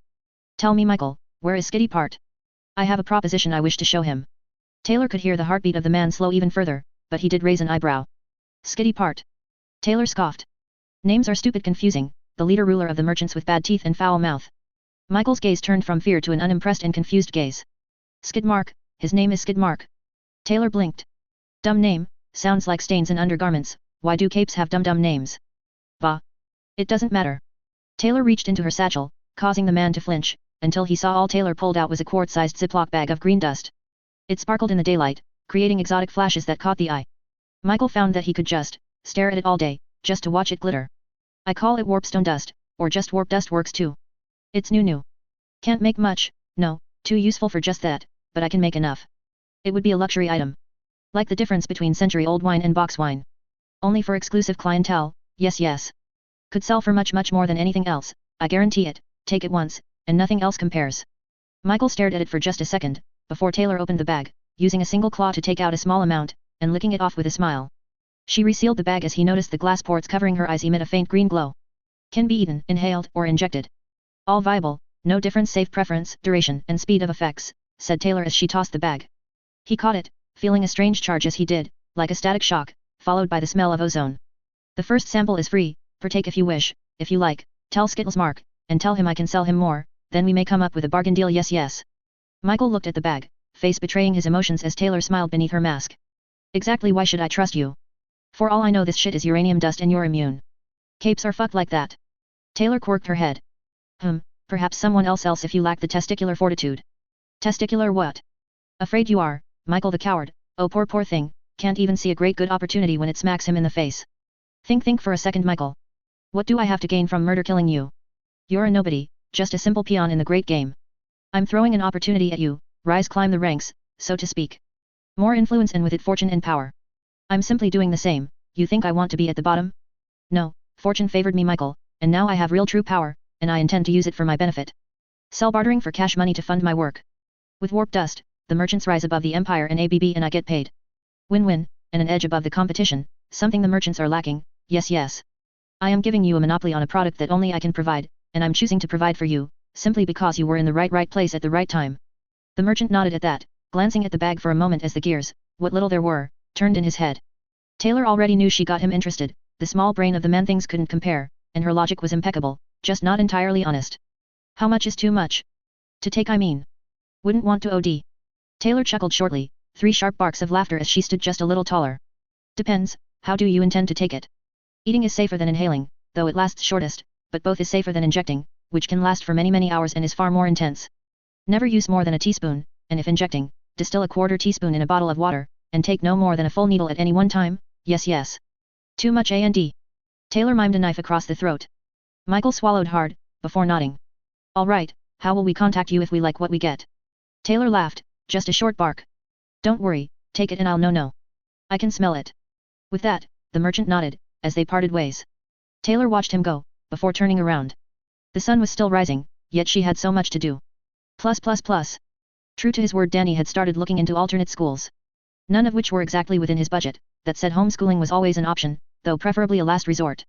Taylor insisted she could teach herself, of which Danny had no doubt, though she had already lied to him once, and though he trusted his daughter, he didn't trust her judgment, not really anyway. Taylor meanwhile made a show of looking through papers, reading it, but only just enough to get the gist across. In reality, neither school appealed to her, then again, the idea of school in general didn't really hold much appeal these days. Danny sighed. I really wish the school would just settle already, we could really use the funds. Had the incident been even worse, Danny probably would have taken the initial settlement of the school covering Taylor's hospital bills, but she recovered very quickly, and in the end, it wasn't necessary to jump the gun. For now, at least, the case was no doubt going to be a legal slog through the mud that could take months, if not years. The dockworkers' lawyers were decent enough, even if this strictly speaking was a little outside of their usual tasks, but they were anything but miracle workers. Maybe we should burn it down, it could be cathartic, we'd feel better about everything, said Taylor idly. Don't tempt me. Taylor smiled, mostly because he assumed that was just said in jest.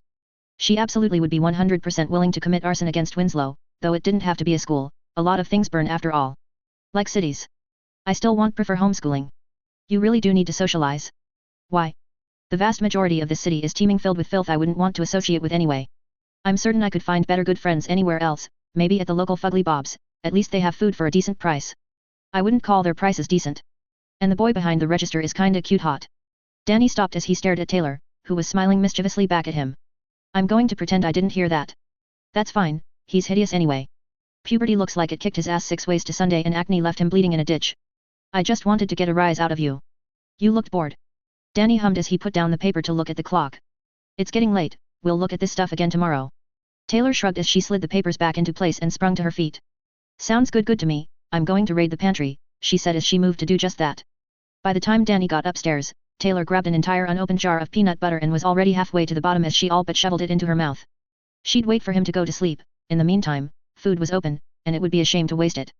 As she walked up the stairs to her room, she licked the smudges from her fingers as she leapt onto the bed, before Anklebiter shuffled his way from behind the bed.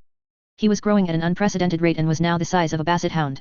Staring down at the massive rodent, it became clear to Taylor that it was no longer viable to keep her in her room. Luckily, she knew how to entice him to her lair. Want extra warpstone and a new bed? The massive rat stared at her carefully, before nodding. With the promise of warpstone and a bed, Taylor closed the empty jar of peanut butter, burped impressively, and opened the window as she grabbed her giant rat friend, and leapt out into the streets. Plus. After making it to the lair, Taylor was quick to drop a sizable chunk of warpstone onto a pile of blankets as Ankle=Biter took to his new home as Taylor went back to work on the doom wheel. It went well, for about 5 minutes. Taylor dove as bolts of warp lightning arced around her, actively seeking her out. She screamed as she fell hard onto the floor, rolling out the way as the doom wheel rumbled and shook, before the lightning finally died. She breathed hard, before laying on the ground. Was a mechanized hamster wheel with lightning guns that ramps around like a steampunk motorcycle really too much to ask for?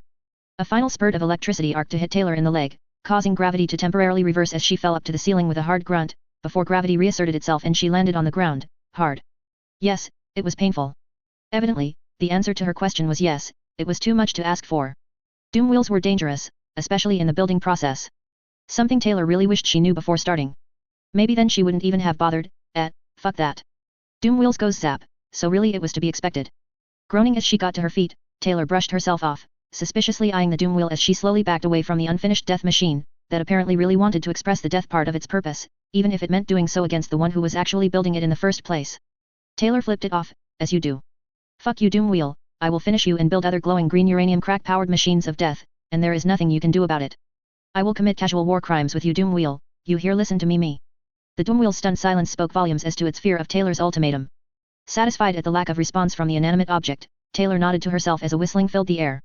An action that caused Anklebiter to wake up and hiss at the audacity of the teapot waking it up from what was probably a nice dream filled with endless meat and cheese.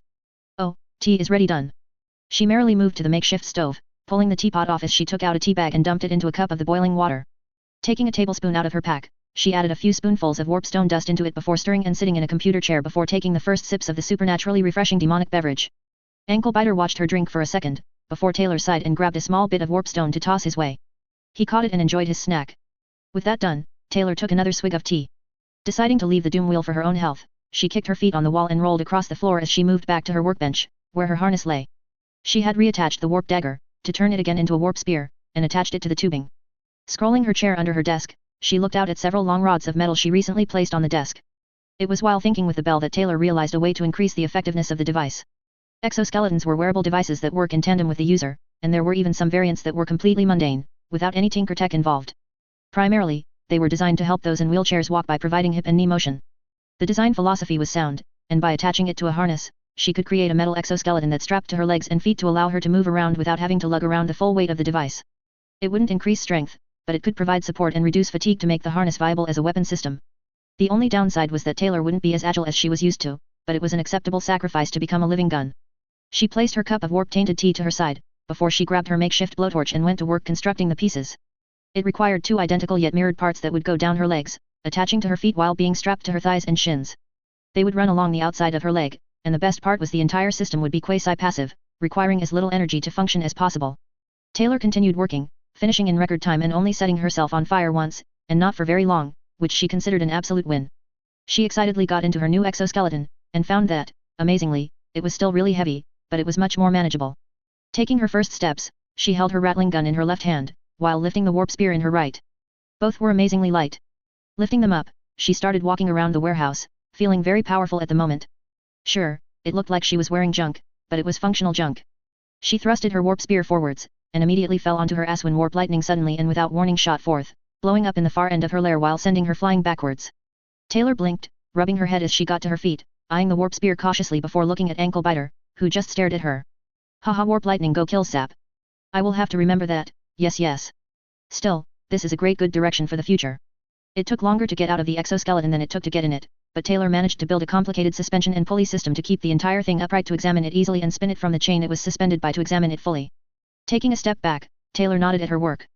More can be added, but we need to experiment test first. See where the design shines and where it's weakest. Perhaps more guns with auto-targeting systems. Maybe armor to provide better protection. Still good though. Though to be expected when I am the one who built it. Ankle-biter hissed. Taylor turned as she listened to his bestial tongue, before humming. Glass globes of liquid warpstone? That's not a bad idea, Ankle-biter. Ankle-biter squeaked. If you ever do manage to do that with a loaded crossbow and an exploding donkey, I'll strongly consider it. Ankle-biter thought about it for a second, before moving on to the next topic with a hearty snarl. Taylor just waved him off. Bah, my enemies can bring as many guns against me as they want. If I throw enough rat slaves at them, they'll eventually run out of bullets. Ankle-biter hissed, and Taylor gasped at the accusation. I would never ever. You're a special slave creature, Ankle-biter. Bullets would be wasted on you. You go in when our enemies run out of ammo. Ankle-biter chittered, before thumping his tail on the ground. You wouldn't go in unarmed, maybe some of those globes, I could eventually strap a catapult to you if you keep growing. Ankle-biter just sniffed. I don't know where to get samples of the bubonic plague, but if I ever do, I'll fill the liquid warp globes with it just to give you an edge. Remember, keep that in mind, Ankle-biter, you're a good slave rat. Which makes you an excellent great investment. Satisfied, Ankle-biter sniffed loudly, before lazily laying back down. Finished for the day, Taylor sighed, before realizing she still had plenty of time before her father got off work. Her eyes traveled to her desk, where the silver bell sat patiently. Taylor's fingers twitched as she stared at it. Maybe I should try my hand at smithing. Build a bigger bell. Ankle-biter squeaked. Bells are important, Ankle-biter. I can feel it. There is a significance importance to them, something deep. Taylor reached up, feeling the horns on her head start to peek through her bangs. She sighed as she made her way to her work desk, before grabbing an electric grinder. She flipped the switch, listening to the loud engine roar for only a moment before turning it off. Talk later, need to file horns, clip-cut claws, and make sure no gray hair is showing. Are you good alone? Ankle-biter squeaked in the affirmative. With that said, Taylor went towards the cracked mirror in the back of her workshop and got to work. It was halfway through that Taylor looked to the window, as the winds of fate blew her way, for she smelled a scent on the winds of merchant man-things partaking in warpstone dust. She chuckled menacingly, before saying fuck it and just doing her evil laughter of infinite mania like she was a Saturday morning cartoon villain. It was quite therapeutic. Looking at the amassed swarm of rats that decided to see what all the fuss was about, Taylor basked in her chittering entourage and snapped her fingers, silencing the swarms. Kick Rat Clan ain't nothing to fuck with. A moment of silent awe to bask in my genius. Immediately, all the rats began to skitter-talk among themselves. Taylor just pouted. You're all assholes. When a plan comes together. Taylor stood before the mirror, admiring her handiwork. The slightly modified harness was a success, and the added weight didn't really bother her as much as it used to. It even looked very good on her, at least as far as she was concerned. To the layman, Taylor's contraptions appeared to be built more through trial and error than actual ingenuity, and to some point they would be right. However, Taylor would vehemently disagree, mostly utilizing warpstone bullets against what fool dared make such a patently false accusation. Nodding to herself, she turned to her menagerie, headed by Ankle-biter as they all looked up at her with awe. At least Taylor assumed it to be awe, because what else would it be? With a simple flourish, she pointed her warp spear at Ankle-biter, who froze seeing the blade aimed right at him. Ankle-biter is in charge while I'm gone, understand? The rats chittered in unison as Taylor nodded in acceptance as she held her warp spear in a manner similar to a walking stick as she locked the rattling gun back in place at her side, in just the perfect location that with a flip of the switch, the hooking mechanism would unlatch, allowing her to grasp it quickly, while the articulation arm would bear most of the weight, allowing her to easily operate it with a single hand. A marvel of ingenuity and a testament to her genius. With her final words spoken, she nodded to her menagerie of rats, before she skitter-leapt out of her workshop, following the scent of warpstone miasma on the winds. Her heavy footfalls echoed as she hefted her warp spear and rattling gun, peering at the world through her mask. She also sang, poorly. Rats, rats, we're the rats. We pray at night, we stalk at night, we're the rats. I'm the giant rat that makes all of the rules. Let's see what kind of trouble we can get ourselves into. The fact that she was about as tone-deaf as one of those screaming goats did very little to prevent her from yelling the lyrics unnecessarily loudly. Plus she was in techno-sorcery-based power armor, so who would dare stop her from fulfilling her grand ambitions? No one, that's who. Still, Taylor was impulsive, but not stupid. She had prepared for this, even after first sensing the merchants partake of the warpstone dust. She waited studying the merchants by watching footage of what they were capable of online, and interestingly, she noticed a few things about Skid Marky Mark and the Funky Bunch's powers that they probably wouldn't do to extreme methamphetamine usage that was undoubtedly doing stuff to their brains. Sid Mart, where dumb shoppers shop dum-dum, was probably using his powers wrong. The repulsion effect of his field outputs more energy than is put into it, and could be put one on top of each other, and from what Taylor could see of the one time he was filmed falling victim to his own field and being launched into an open sewer, he was probably more of a mover than a shaker. He could probably use his powers to effectively launch himself across the city without worrying about hurting himself. He was just too dumb to realize that. Squeaker, Stealer, Squealer, or whatever what's her face's name was probably the most in tune with her build tinkering, with a specialty in vehicles, but stuck mostly to supercars with exotic effects. Why not instead build a massive tank to lug around a giant death bell instead? That made much more sense than an invisible monster truck or whatever. Death bells were awesome, and could ring toll not just chimes and gongs, but curses of death and destruction. Sure, Taylor had never seen a death bell, so she couldn't definitively say they were amazing, but she never saw a black hole either, and she still knew that was probably awesome by sheer virtue of being a gravity-distorting dead star that devoured all that approached it. Finally Mush, the only merchant whose name was actually easy to remember, was, well, kinda gross, but Taylor figured she hung out with a bunch of rats, so who was she to judge? Regardless, Mush more or less just turned into a bunch of string that acted like tentacles to grab garbage and fashion it into makeshift armor. There wasn't any reason it had to be trash, and as far as Taylor was concerned, that was a waste of perfectly good trash. He was capable of absorbing masses of any loose material, which in a city, didn't leave him with much options beyond garbage. Either way, regardless of all that, Taylor figured the merchants had the right idea. Smoke warp dust, be crude, and wallow in filth. They were disgusting, filthy, and best of all stupid. Perfect potential minions with an easily exploitable weakness via addictive personalities. Eventually, Taylor stood in the same alley where she had met Michael, as waited, passing the time by gnawing on warpstone. Normally that would require Taylor taking off her mask, but she didn't want to do that, so she just made a simple door in the mouth section of her mask to shove bits of warpstone into. Taylor after all knew what priorities to focus on, and there were very few things more important than snacks. Looking up at the building nearby, Taylor smelled the scent of Michael, before skitter leaping to an area the scent was strongest. Her vision was obscured by smoke for only a moment, before she found herself standing before a couch with a familiar form on it, who immediately panicked. Fuck! Screamed Michael as he reflexively flailed around with the coordination of a baby seal. He floppily jumped off and behind his couch, where he remained as Taylor watched with much amusement and simply waited for him to figure out what was really going on. After a moment of silence, he peeked over, before standing. Shit, what the fuck bitch, don't do that. You almost gave me a heart attack. Do I look like I care? I'm here for you to bring me to Skitty. Michael frowned as he looked at Taylor suspiciously. He ground his teeth. I gave him the product and told him the deal. He hasn't called me yet. Taylor quirked her head. He will. Taylor took another step forward, smelling the air, before leaning back from Michael. You, didn't you partake of the warp dust? That shit? Fuck no, you said it was for rich fuckers, and I actually prefer my drugs cheap as fuck. I like to keep at least some of my money. I see, interesting, question thought, do you pay taxes? Michael blinked at that completely random non sequitur. No. Taylor nodded. You should reconsider, those who do not pay their taxes get sent to a place where they live off other people's taxes. It is a genius scam. What does that have to do with anything? Taylor shrugged. Nothing, I just learned it was tax season. Wanted to share my observation thought. Michael leaned back, trying to figure out exactly what was wrong with Warlock, but decided it was probably best to not think about it too much. Then he noticed what she was wearing. He took in Taylor's armor and harness, looking at her armaments with a confused gaze, especially the strange, glowing, and esoteric symbols that seemed to be carved into the metal. What the hell are you wearing? Prototype harness, powered exoskeleton, grants additional armaments yes, said Taylor as she reached to her side, grabbing the integrated rattling gun, and revealing the articulation arm attached to the gun, that allowed her to operate it with one hand. Intimidation makes sure that skids don't get any bad wrong ideas when we meet. If he feels threatened he might attack. Showing up armed to a business meeting is a terrible way to do business. But it is a great way to stay alive. Trust is not in my nature. Alright, but if he has an itchy trigger finger, it's on you. Taylor moved the rattling gun back in place, hooking it to the side of the liquid warpstone tank. He won't. He has taken warpstone dust, and there is only one place to get it. How do you know he'll even like it that much? How do thinker capes know? We cheat. You a thinker? I am many things. Michael just hummed in acknowledgement as Taylor stood, and waited. For like 10 seconds before she got bored. Turning off to the side, she spotted Michael's kitchen, and immediately walked that way. Where are you? Hey, that's my peanut butter. No, it's mine. Taylor pointed her warp spear at Michael, who immediately decided that her argument was actually quite sound. Why yeah, yours, just, don't hurt me. I shall consider it, said Taylor as she opened the jar of Skippy and opened the port on her mask. After taking a bite and realizing it was chunky peanut butter, Taylor nodded. Your terms are acceptable. You live today. Michael just nodded, very slowly. Taylor meanwhile, took out a shard of warpstone and dipped it in the peanut butter. It was delicious. Plus. After eating much more food than Michael thought the deceptively skinny girl could eat, Michael's phone rang. When he saw Skidmark on the screen, he immediately answered it, and when he informed him that Warlock was here, and wanted to see him, Skidmark said nothing for a moment, before saying a ride was coming to pick her up. Relieved that she'd be out of his hair, Michael sat down as Taylor continued chewing on warpstone, not oblivious, but seemingly uncaring at the preceding events.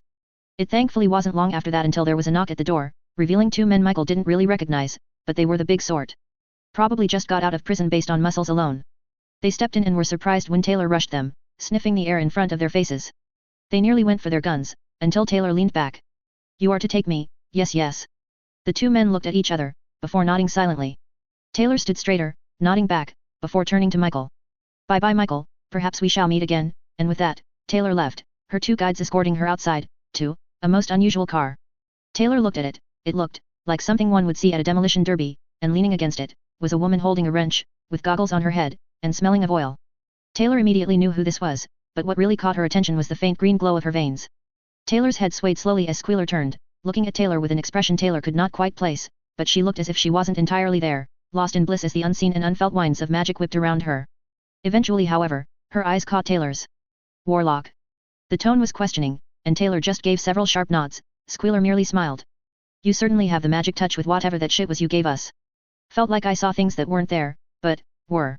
Shit was one hell of a trip. Welkman, don't keep us waiting, said Squealer as she crawled into her car. Taylor easily followed. It was awkward to maneuver in the seat with her harness attached, but she managed, though her seated position was very uncomfortable. Squealer meanwhile sat at the front, flipping all manner of strange switches and levers, before the car sprung to life. Taylor then looked, as the car itself vanished from her sight. She leaned back. Don't worry, it's just the cloaking doodad. It's how we keep an edge over the other shithead gangs. We don't have to worry about getting caught, said Squealer as she hit the pedal to the metal. Taylor immediately found her claws digging into the seat as they went from 0 to 100 real fucking quick. Squealer laughed somewhat maniacally as she dodged and dove through traffic, drifting around corners as Taylor felt herself be pushed back into her seat. Her life flashed before her eyes, and Taylor found that Emma really was a bitch, but she didn't need a near-death experience to figure that one out. Seeing as she had nothing left to do, Taylor decided screaming in terror was a good course of action, so she did. I don't wanna die. What made her think getting in the car with fucking Squealer was a good idea? What the hell was wrong with her? What made her think, bye. The horned one, you're on a sidewalk. Yeah, so. No, this is better.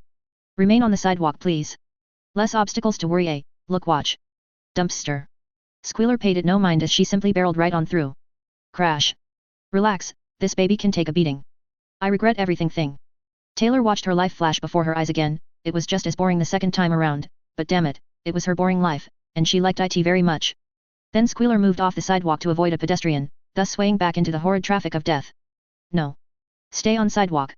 If it's their time then who are we to deny fate? You're kinda twitchy hey. My guts are in my skull head. Wow, Warlock's a big baby hey. Taylor resented that, she just had a healthy sense of self-preservation. Thankfully, Squealer came to a skidding stop, before calmly getting out of the car. Taylor however had already exited, and was on her hands and knees, rubbing the ground like it was an old friend. I live? I live. Taylor relaxed, pleased with the lack of insane motion, only relieved beyond belief that she wasn't in the metal death trap being piloted by a white trash crackhead. Shakily, she got to her feet. I'm fine good now.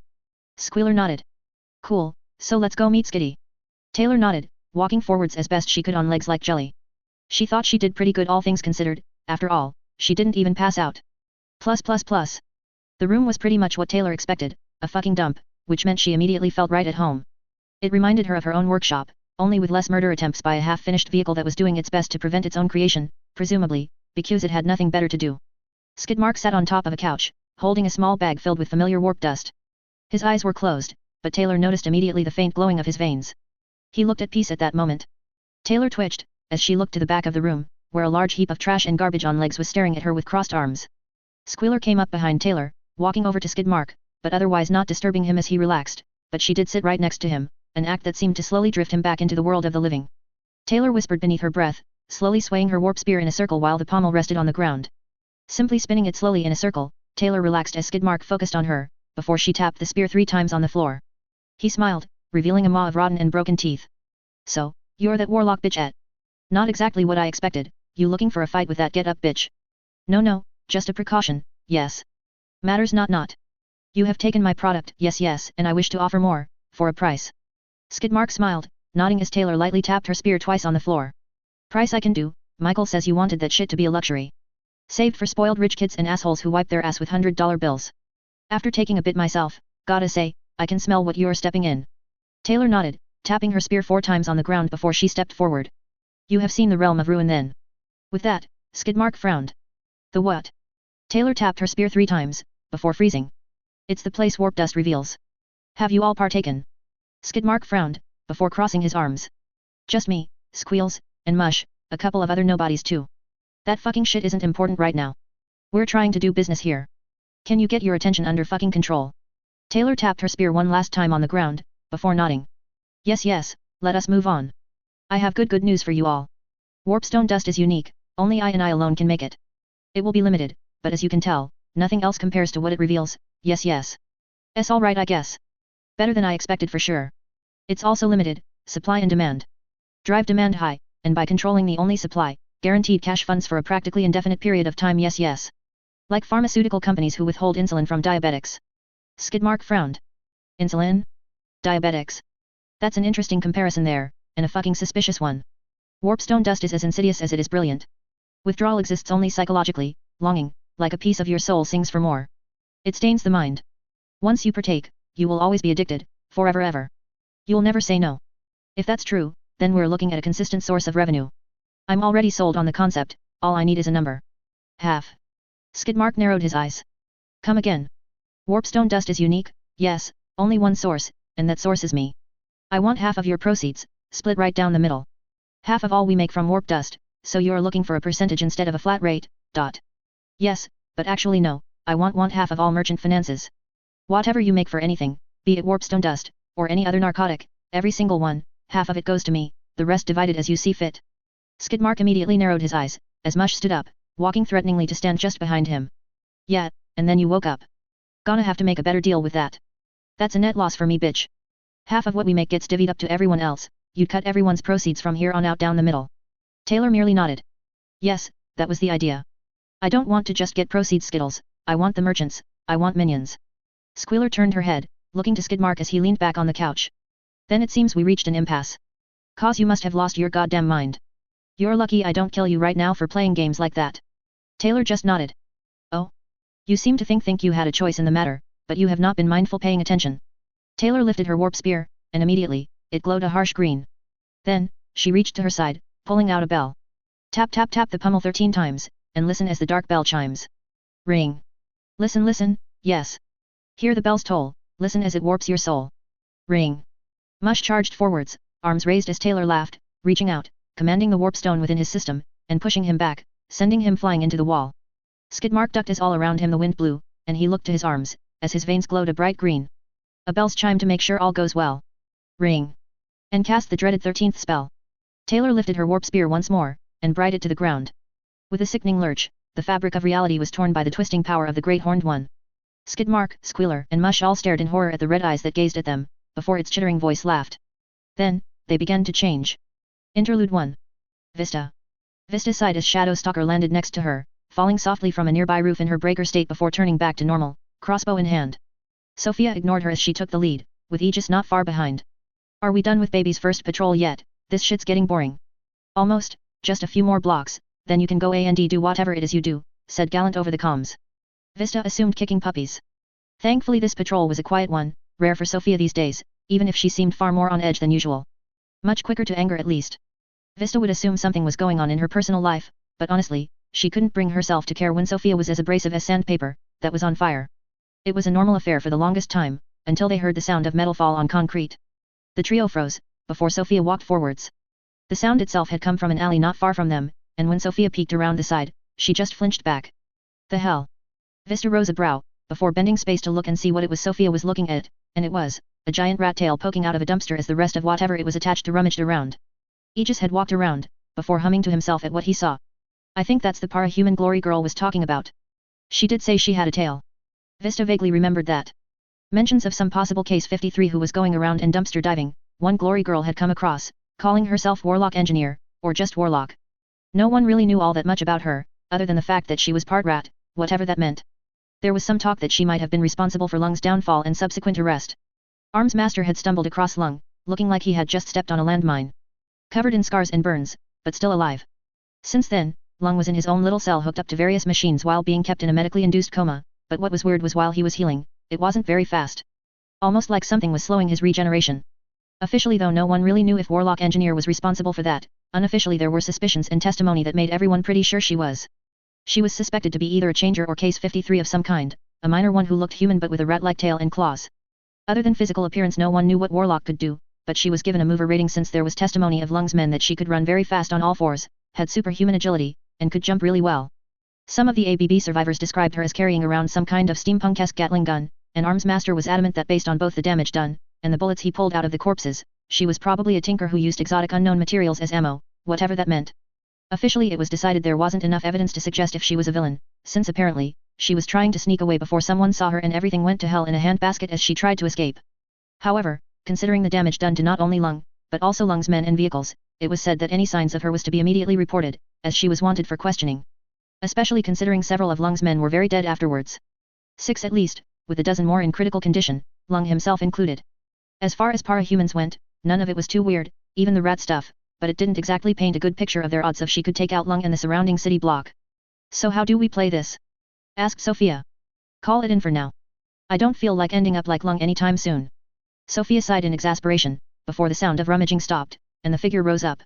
A few things became clear at that moment that gave them pause. First, was the fact that this, did not match the description of Warlock. Instead, what they were looking at was a giant, humanoid rat. Covered in black fur, with an emaciated appearance and a mouth full of broken and rotten teeth, except for the 2 front teeth, which were long and very sharp. The second thing that really made them pause was what the rat man was wearing. A purple bandana around its eyes with holes cut out to let it see. The very same kind that only one other person in Brockton Bay was known to wear. Skid mark. The ratman leapt out the dumpster, standing on the edge in a display of impressive balance as he started sniffing the air, before turning in their direction. Wards are here? What the fuck do you want? The fact it could talk only caused the silence to extend further. The rat man just chuckled. Rat got your tongue. Oh, tongue meat, sounds good. Sophia immediately raised her crossbow, and the rat man paused with raised hands. I surrender. He yelled quickly, causing a moment of hesitation before he smiled and quickly turned around. Suckers. Then, the rat thing ran, and in front of him, a blue glow appeared, and the bipedal rat ran into it, and was immediately launched into the air like he was fired from a catapult. He soared with arms outstretched until he hit a building, but he didn't crash into it. Instead, his arms caught the side as claws gouged the brickwork. He slid down the wall for several feet, before he stopped. The rat thing turned around and flipped them off. Before a blue glow appeared below him. He released his grip, falling into the glow, and launching vertically up and over the building, landing on the edge before running off while laughing like a madman. Vista and Shadow Stalker stood in absolute stunned silence as they processed what they just saw. Did that look like skid marks deflector fields to anyone else? Asked Sophia. Vista nodded. I think something fucked is going on. Vista nodded again. We should probably call that in. For a third time. Vista nodded. Then Aegis came up behind them. Sorry I lagged behind, what'd I miss? Plus. Arms Master. Skid marks a what? Arms Master had heard a lot of insane things in his time, but this here, took the cake. Gallant didn't really help when he just repeated himself. He maneuvered quickly around cars as he throttled it. I'm just the messenger, Sophia and Vista say they ran into Skid mark, and he looked like a giant rat with fur and everything. Are we absolutely certain this wasn't Warlock? Not unless she had a sex change, and a species change, more so than before anyway. Plus, he used the repulsion fields, identical to skid marks. Arms Master frowned as he turned a corner, before he saw, just out the corner of his eye, a large number of rats running down an alleyway, with what looked like metal their mouths. I'll debrief them later, I just spotted some rodents carrying scrap. We'll call in after contact. I'm making a note, do you want backup? Call it in, but there's no need to rush, I can handle this for now, Arms Master out. With that said, Arms Master banked hard as he shifted down another adjoining street to the opposite side. Where he saw an open dumpster, with someone obviously inside as they tossed out random scrap to be picked up by the absolutely massive swarm of rodents, rats and mice of various species and sizes all working in tandem. Evidently a master rating was needed if this truly was Warlock. Arms Master slowed to a stop, parking just far enough away to avoid the rats as the sounds caused the figure to rise. She was pretty much as described, only Arms Master noted the very unusual exoskeleton she wore, alongside a halberd of her own with a gun fixed to an articulated arm but held in place by a locking system. She turned to Arms Master as he got off his bike, and slowly began to approach, taking stock of her appearance. Her clothes were, well, it would be difficult to call it your traditional parahuman outfit. Cargo shorts, sneakers, a t-shirt, and a hoodie, the only exception was the gas mask. The mask itself was obviously made by hand, though with impressive craftsmanship. It resembled the M.17 or 17M, the direct Austro-Hungarian copy of the GM15, utilized by Imperial Germany in WW1. Arms Master froze when Warlock suddenly leapt out of the dumpster, causing him to freeze as she tapped the pommel of the halberd on the ground, causing the blade to glow a bright green and illuminate the darkness in green light.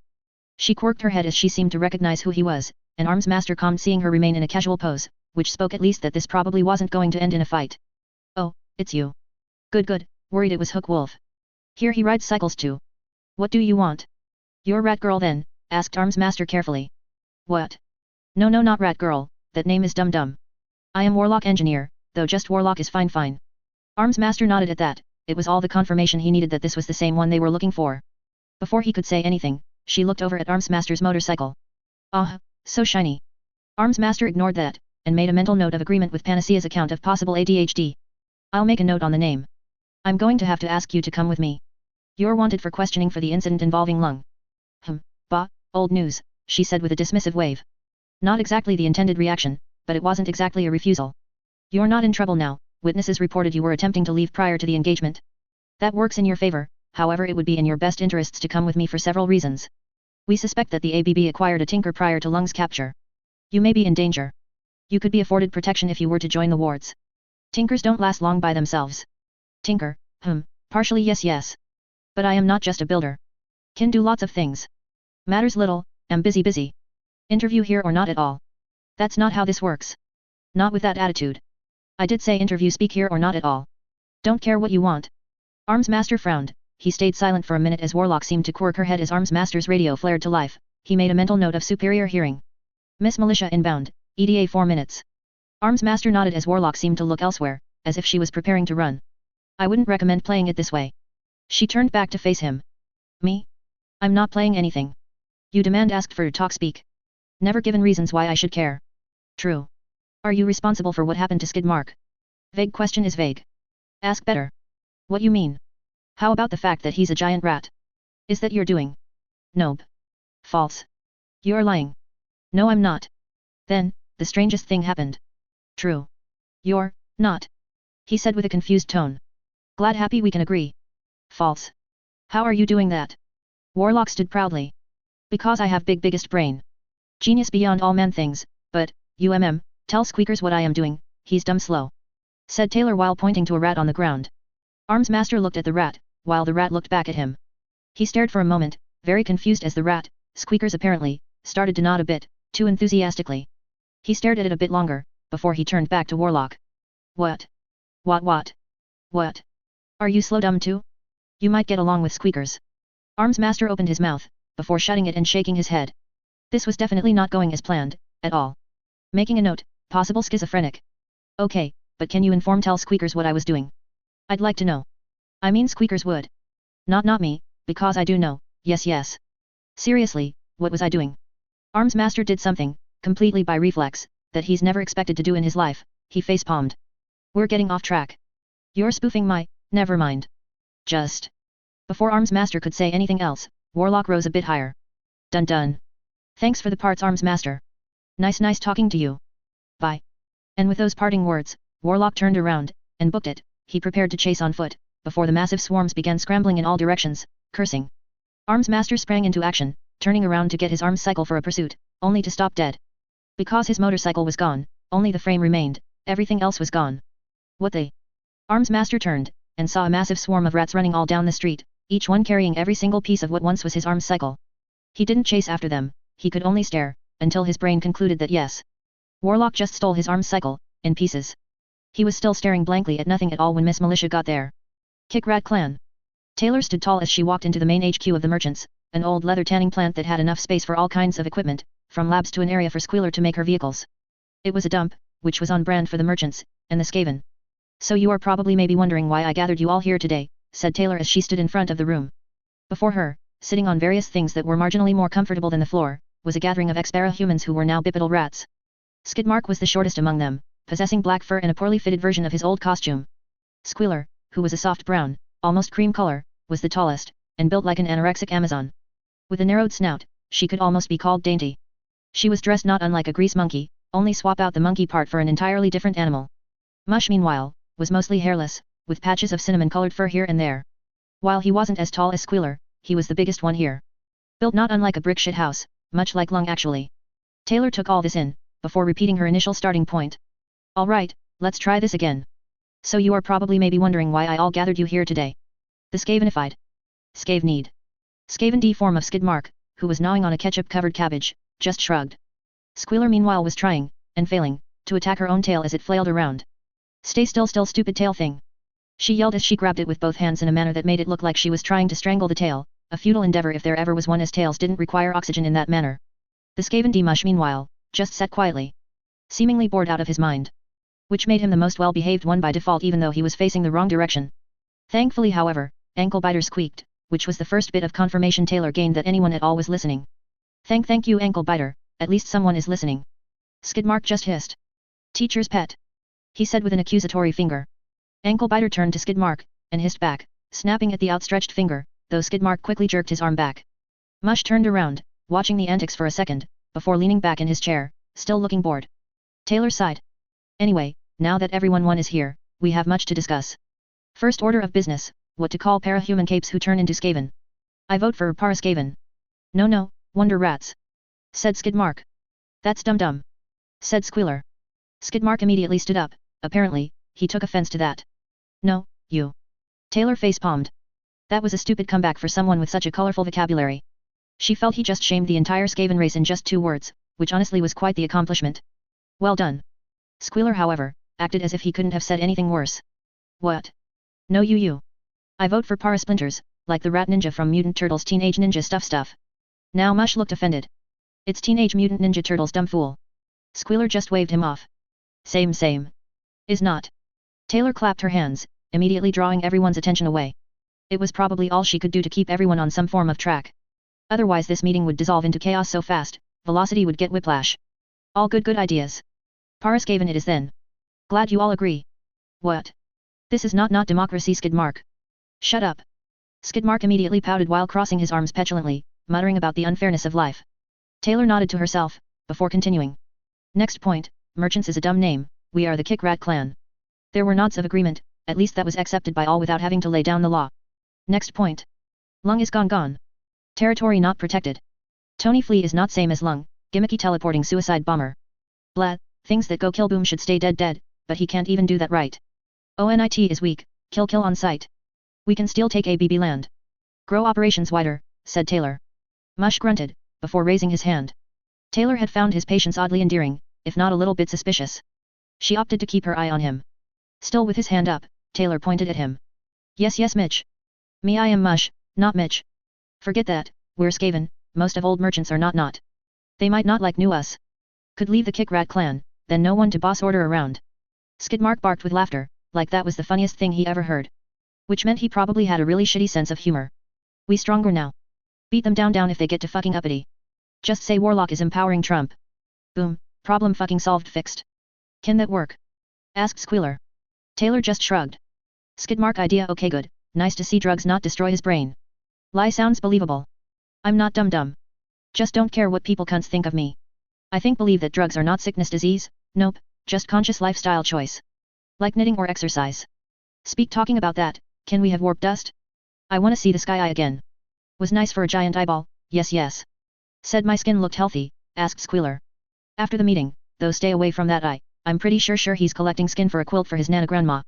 Anyway we keep merchants in line, then take territory from ABB. After that we take the empire. Is any of the Nazis drug addicts?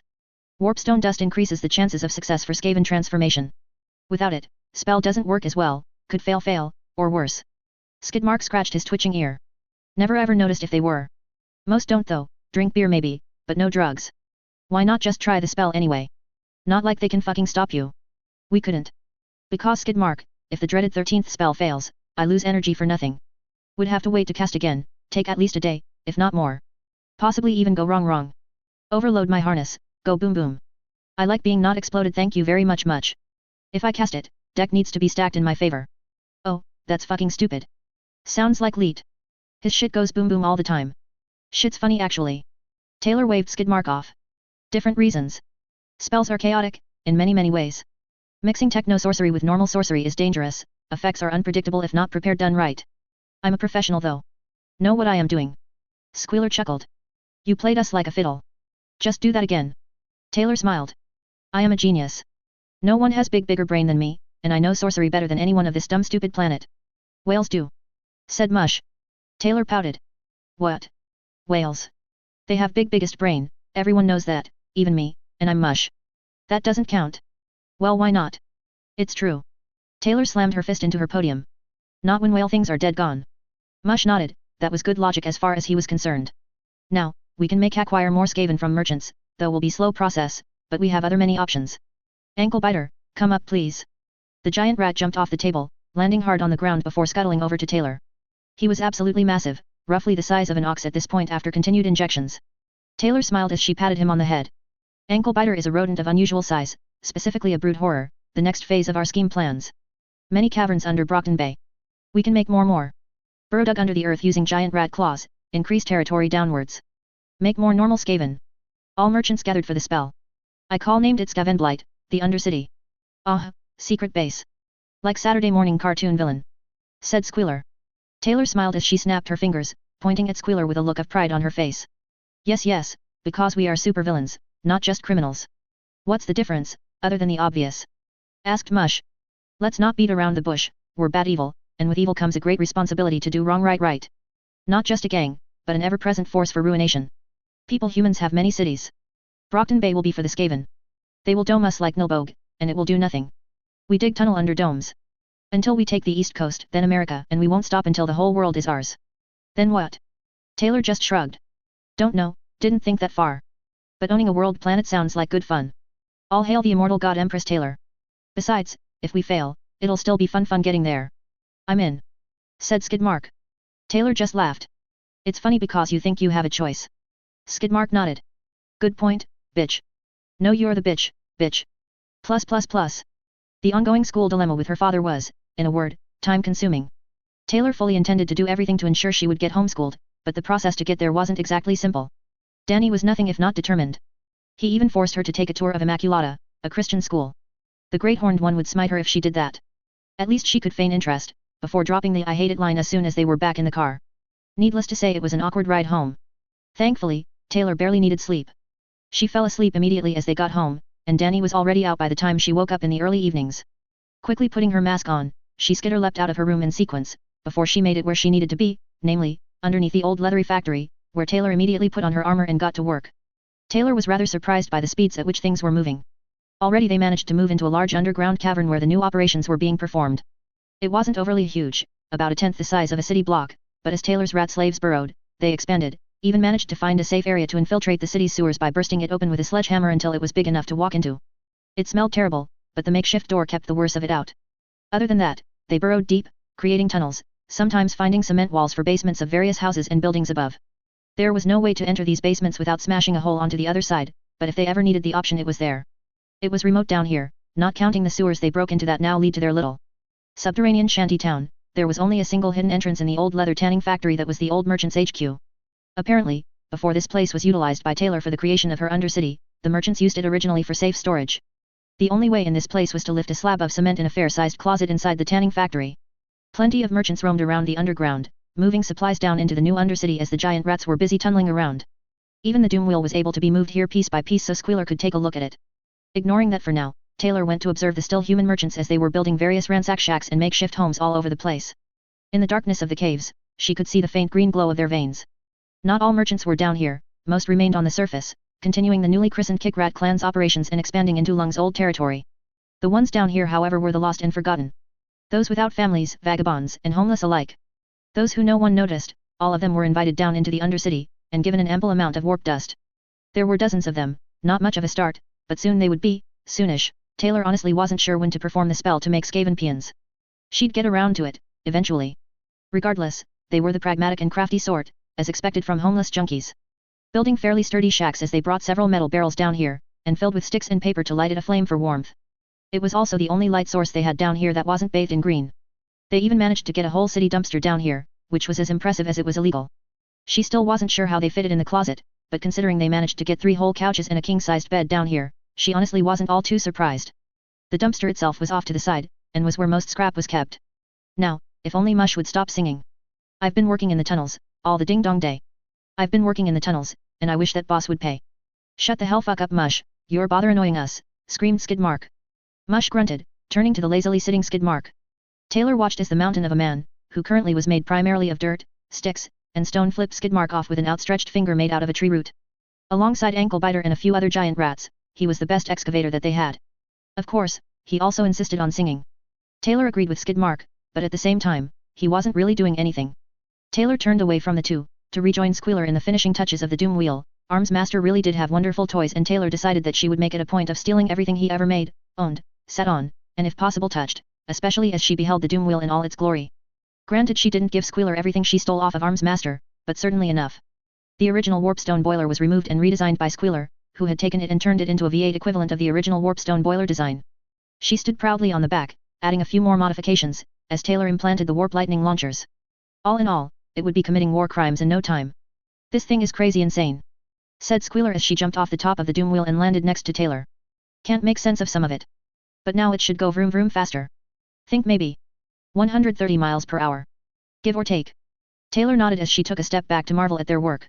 Satisfied, she turned to Squealer. I have another thought idea. Doom Flare.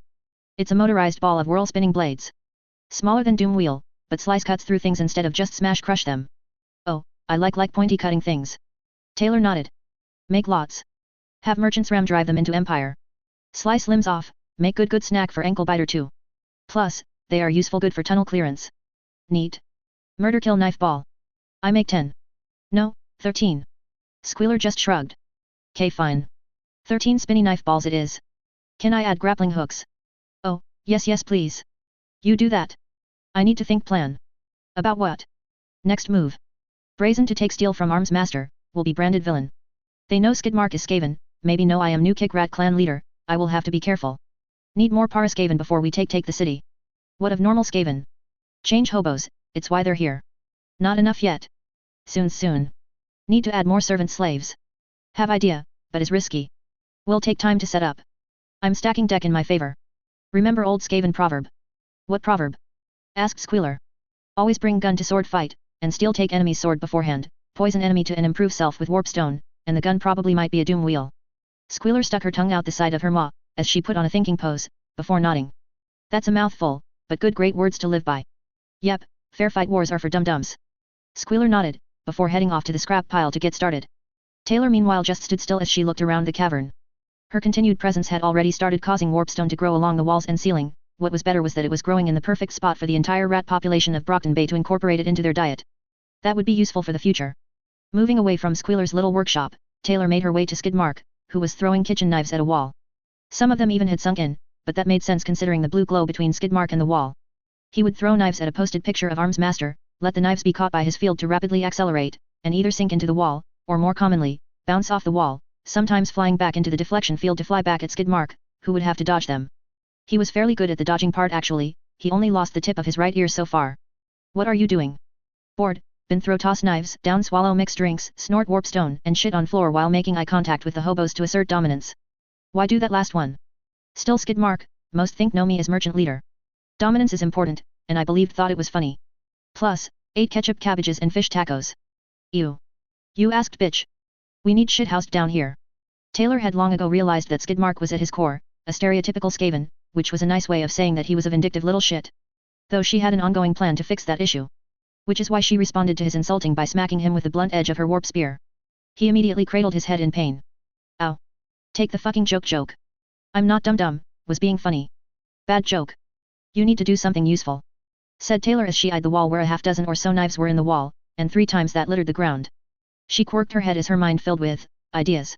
You can use these fields to toss throw yourself, move fast and jump good, but can throw knives too, useful. I wonder. What are you wondering? Can you grasp hold knife and tail? Skidmark frowned, before turning his head to look at his own tail. He chittered his teeth as his tail made its way to a nearby knife, wrapping around it and actually lifting it up. He stood up, swinging his tail in wide arcs. Hey, neat cool. Murder tail. Fucking A. Taylor nodded. Pick up knife in each both hands. Skidmark did so, holding one in a reverse grip, the other normally. Okay, now what? Taylor pointed to Skidmark's field. Attack picture. Use all knives. Throw toss self into field. Skidmark looked at the field, before turning to the picture. He sighed before running forwards. Immediately he was thrown towards it, stabbing the picture of Arms Master in the face with the reverse grip while the other sliced the edge off. He pulled the knife out with all his might, and leapt off the wall, twisting mid-air as the knife in his tail sliced where the picture of Arms Master's throat was. Skidmark fell back into his field and was launched back towards where he started. Landing on all fours. Still holding all 3 knives before straightening to observe his work. Holy shit fuck. Did anyone look see that? When the hell fuck did I become turned into such a fucking badass? Taylor smiled. Your power was never shaker, no it was as a mover power with shaker overtones. Add Skaven agility reflex A and D. You're like the, damn, what was word? Ishan, yes. You could be good Ishan assassin. Legend rumors say the assassins of Clan Ishan could squeeze into a coin-sized hole and had poisonous shadows. You just need to grasp the neat importance of discipline, sneaky stealth, and basic fucking patience to be like them. Skidmark nodded at that, scratching his chin before shrugging. Maybe, I'm too tired now. Gonna snort warp dust instead. Taylor just sighed. Damn it Skidmark, ugh. Fine fine. Go do that then, but then just go make deflection field and get big giant rats to throw boulder stones into it. They throw boulders at wall, while you practice train. Fine fine, no need to fucking bitch about it, said Skidmark as he ducked beneath her swing and ran off with his middle finger up. Taylor responded with warp lightning. After several minutes of uncontrollable twitching Skidmark got up, smelling of burnt hair, and did as he was told. Bonus points, he was real quiet after that, without much more than an occasional glare. Then she heard the sounds of the giant rats approaching with the hauls of dirt and stone to make more room in the tunnels. She turned to see them with carts filled with earth and stone strapped behind them like horse-drawn carriages. As they exited the tunnels, new giant rats took their place, and right behind the incoming giant rats, rapidly approaching with his own load, was Mush, who was still fucking singing. I've been digging in the tunnels, wearing a French toupee. Evidently, his lyrics had devolved into gibberish. Taylor paid it no mind. She still had work to do before her usual salvage operations. Until she heard Mush singing louder and changed her mind immediately. It was at that moment, Taylor just looked at the clock poorly stuck to the dirt walls. The sun wasn't due to rise anytime soon, so she decided to go up to the surface for some salvaging. If only to prevent her from either shoving a knife in her own ears or killing Skidmark and Mush. Building an under-empire. One of the best things about humanity was just how wasteful they were as a species. More often than not, Taylor ran out of room in her satchel when she explored the dumpsters of Brockton Bay. Thankfully for smaller pieces, she simply had normal rats grab small nuts, bolts, wire, and anything they could carry to deposit onto the scrap pile as Squealer had taken to calling it. Anything larger was either disassembled to transport via rat, or more often, Taylor just put it in her pack. Normal merchants were themselves instructed to grab scrap and metal from all across the city, to bring to the old leather tanning factory, where the hobos would bring it down into the steadily growing undercity of Skaven. As such, there was always a steady income of various trinkets and junk that could be repurposed. Of course, by coming to the surface, it always invited dangers of being discovered, which is why Taylor always wore her warlock engineer armor. Sure, it made her more noticeable, but it was a good way to keep safe just in case someone came. Thus far, Taylor had been lucky. Sticking to merchants' territory or areas with as little foot traffic as possible, excluding the arms master encounter, but that turned out to be beneficial. Today, Taylor walked the junkyard, with tens of thousands of rats grabbing anything they could as she oversaw them. Clock, put your back into it. Whiskers, grab that broken RC truck. Remzi, I see you eating rotten meat, get back to work. As expected, getting the rats to actually do their job without distraction was, well, not difficult. She could always administer them, but it was rarely worth the headache. Taylor herself was walking atop various piles of garbage, tearing trash bags open and sifting through them to either discard or toss below to be picked up by the rats. Of course, like many things, it wasn't to last. One ability of Taylor's was a power to sense the world through rodents of various kinds, even Skaven to a small degree, though only while using administrator, but for normal rats, she was always aware of what they were doing, and many of them had caught sight of someone watching them, and they weren't alone. Taylor's nose twitched behind her mask as she continued scavenging, but she had a few rats hide in various places, keeping their eyes, ears, and noses peeled for their unwanted guests. They were moving very quietly, whoever they were. Taylor brushed off her hands, before leaping onto a bit of scrap tin, surfing down the pile back to the ground. She leapt off as she got to the bottom, landing using her warp spear to balance herself as she started to walk about, seemingly aimlessly, but she was carefully maneuvering into a better position she could use as cover, just in case things get dicey. Swarms of rats easily maneuvered around her path, moving around her without breaking stride. Right as Taylor neared an empty refrigerator missing its door, when she was close enough that she could easily dive behind it if she needed to, she turned around, and all the rats stopped in unison, as they turned to face the intruders, who all froze at the sudden attention they had drawn to themselves. I know you're there here, come out now, or be rat meat. They didn't move immediately, but eventually, they gathered the courage and stepped forwards. There were 3 of them, and as soon as they stepped into the moonlight, Taylor knew they were capes, worse, they were Nazis. Quite a trick you have there, your observational skills are commendable, said the apparent leader of the bunch, one Taylor recognized as Krieg. The other 2, Victor and Alabaster, stood by his side, standing more or less in defensive positions in case things turned sour, but otherwise looked relatively casual, perhaps to not intimidate her, or at least so Taylor thought. Or you're just shitty bad at sneaking, what you want? Straight to the point, very well. I have come to extend an invitation to our organization. We could provide you with much better materials than you would find here in this junkyard. Surely a woman of your skills need not survive off the scraps others throw away. Pledging loyalty to me then? Never expected Kaiser to wise up. The 3 exchanged a look. I think you misunderstand what I... Taylor slammed the pommel of her warp spear into the ground, before Taylor screamed words she had once seen in a dream. Warlock does not serve. Warlock rules. Her words were quite loud and possessed an air of finality to them. It was not a Skaven who spoke them, but in one of her many visions, involving a most glorious last stand, Taylor remembered them, and remembered them well. They were good words to live by. The tree assumed a stance, as if ready to fight back, but thought better of it as more rats crawled atop the piles of garbage, all staring down at them. They hesitated for only a moment, before Krieg spoke. I suggest rethinking your position. Tinkers rarely last long on their own in our line of work. In response, Taylor's staff glowed brighter as she casted the spell of Crack's Call, though aimed in such a way as to not directly hit the Nazis. Not yet. She needed to send a message. As the ground before the trio of Nazis cracked loudly, they stumbled back as flashes of green light traveling from one end of the ground to another, as the ground was torn asunder just a few paces in front of the Nazis, until a fair-sized canyon stood between them and Taylor. I am no ordinary tinker engineer. I can take care of myself. No. I suppose you are not. It is unfortunate to hear your stubborn refusal. I assumed you were smarter than that. Smarter than you, Krieg. You enter my house, surrounded by my minions, and you leave here with my blessing. Yes. I suggest taking it, before I change my mind. Very well, enjoy your empire of rats then, said Krieg as he turned around. We're leaving. Alabaster and Victor shot Taylor dirty looks, to which she merely rolled her eyes in response as she turned their back on them. It sent a message, showing them how far beneath her she thought them to be, and she smiled when she saw through her rat's eyes the clenching of fists at her blatant disrespect, but they did nothing, only turning around to leave. Taylor waited for just a moment, sending rats to scurry at them, ensure they were heading out as they promised, and as they did, she relaxed her grip on her warp spear and looked to her rats. Grab everything left, we're going back to base. Plus. Things had quieted down after that, there were no more encounters with any capes since then, and with the relative peace, Taylor managed to gather more salvage for their ongoing projects and balance it with her ongoing schooling issue with Danny, which at this point was getting to what she hoped to be the tail end of convincing him she could easily homeschool herself. He wasn't willing to fight her on the subject, not yet at least.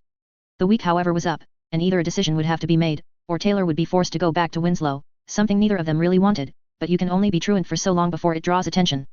To distract herself, Taylor threw her all into expansion of Skaven Blight and a myriad of projects to improve her odds against the city when she inevitably went to claim it for herself. The most recent project was set to fast forward when Taylor gave Squealer access to the rest of what she managed to steal from Arms Master, and it was enlightening. As soon as Squealer got a hold of the pieces from his arms cycle, she immediately did the most unskaven thing possible and actually shut up. Then she did the single most Skaven thing possible and built a doom flayer of such ridiculous over-the-topness that Squealer immediately claimed it as her personal vehicle. It was a large ball of doom, as expected, with a small, attached chariot-style chair thing sticking out the back.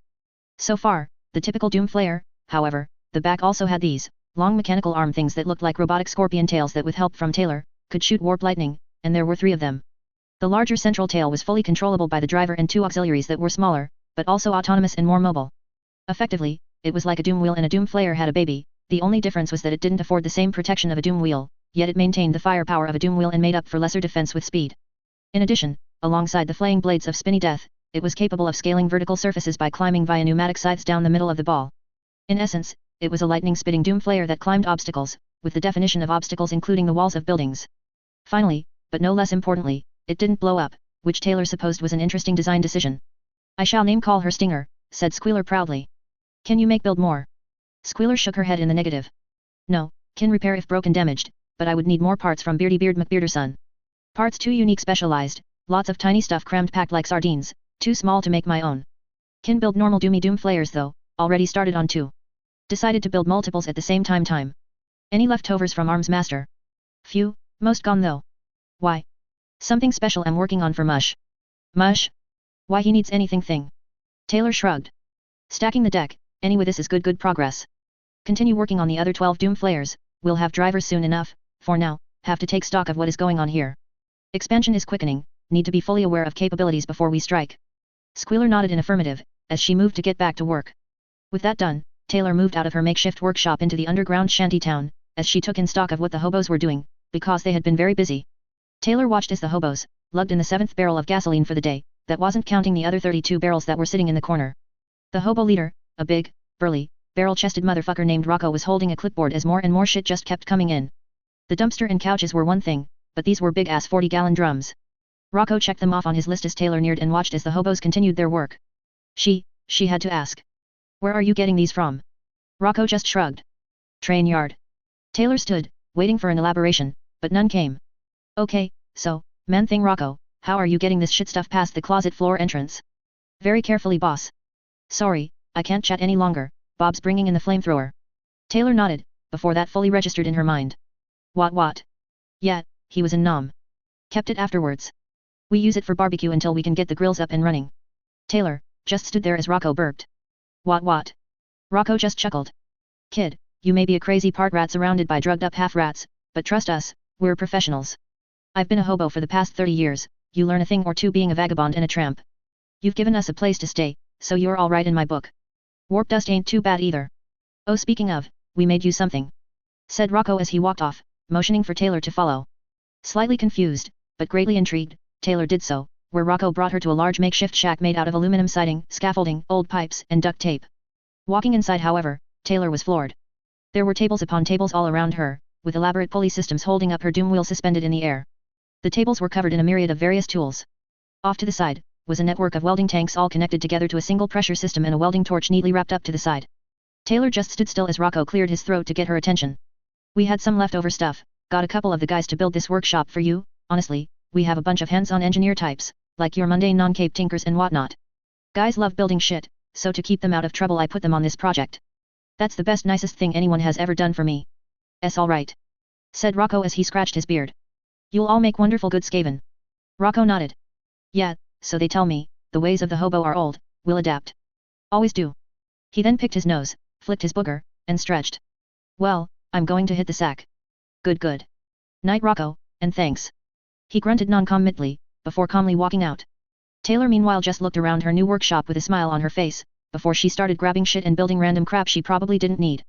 It wasn't until she was nose deep in a new mortar design that she realized that she never told Rocco she planned on turning him into a Skaven, and yet he didn't seem to care. She thought about that for a second, before waving it off. The hobos were a strange and mysterious creature, and it was probably best not to question their ways. Plus. Parkour better, yelled Taylor as she cracked a whip. Skidmark yelped, only barely avoiding it as Taylor lifted the whip to bring it down with the might of Zeus. Fuck, ah. Shit. Crazy bitch. Ow. Damn it. Stop. Then ninja better, Ishan assassin would dodge all attacks. So do good better. Skidmark leapt backwards as the barbs of the whip swiped down near his nose so close, they just about sliced off his whiskers.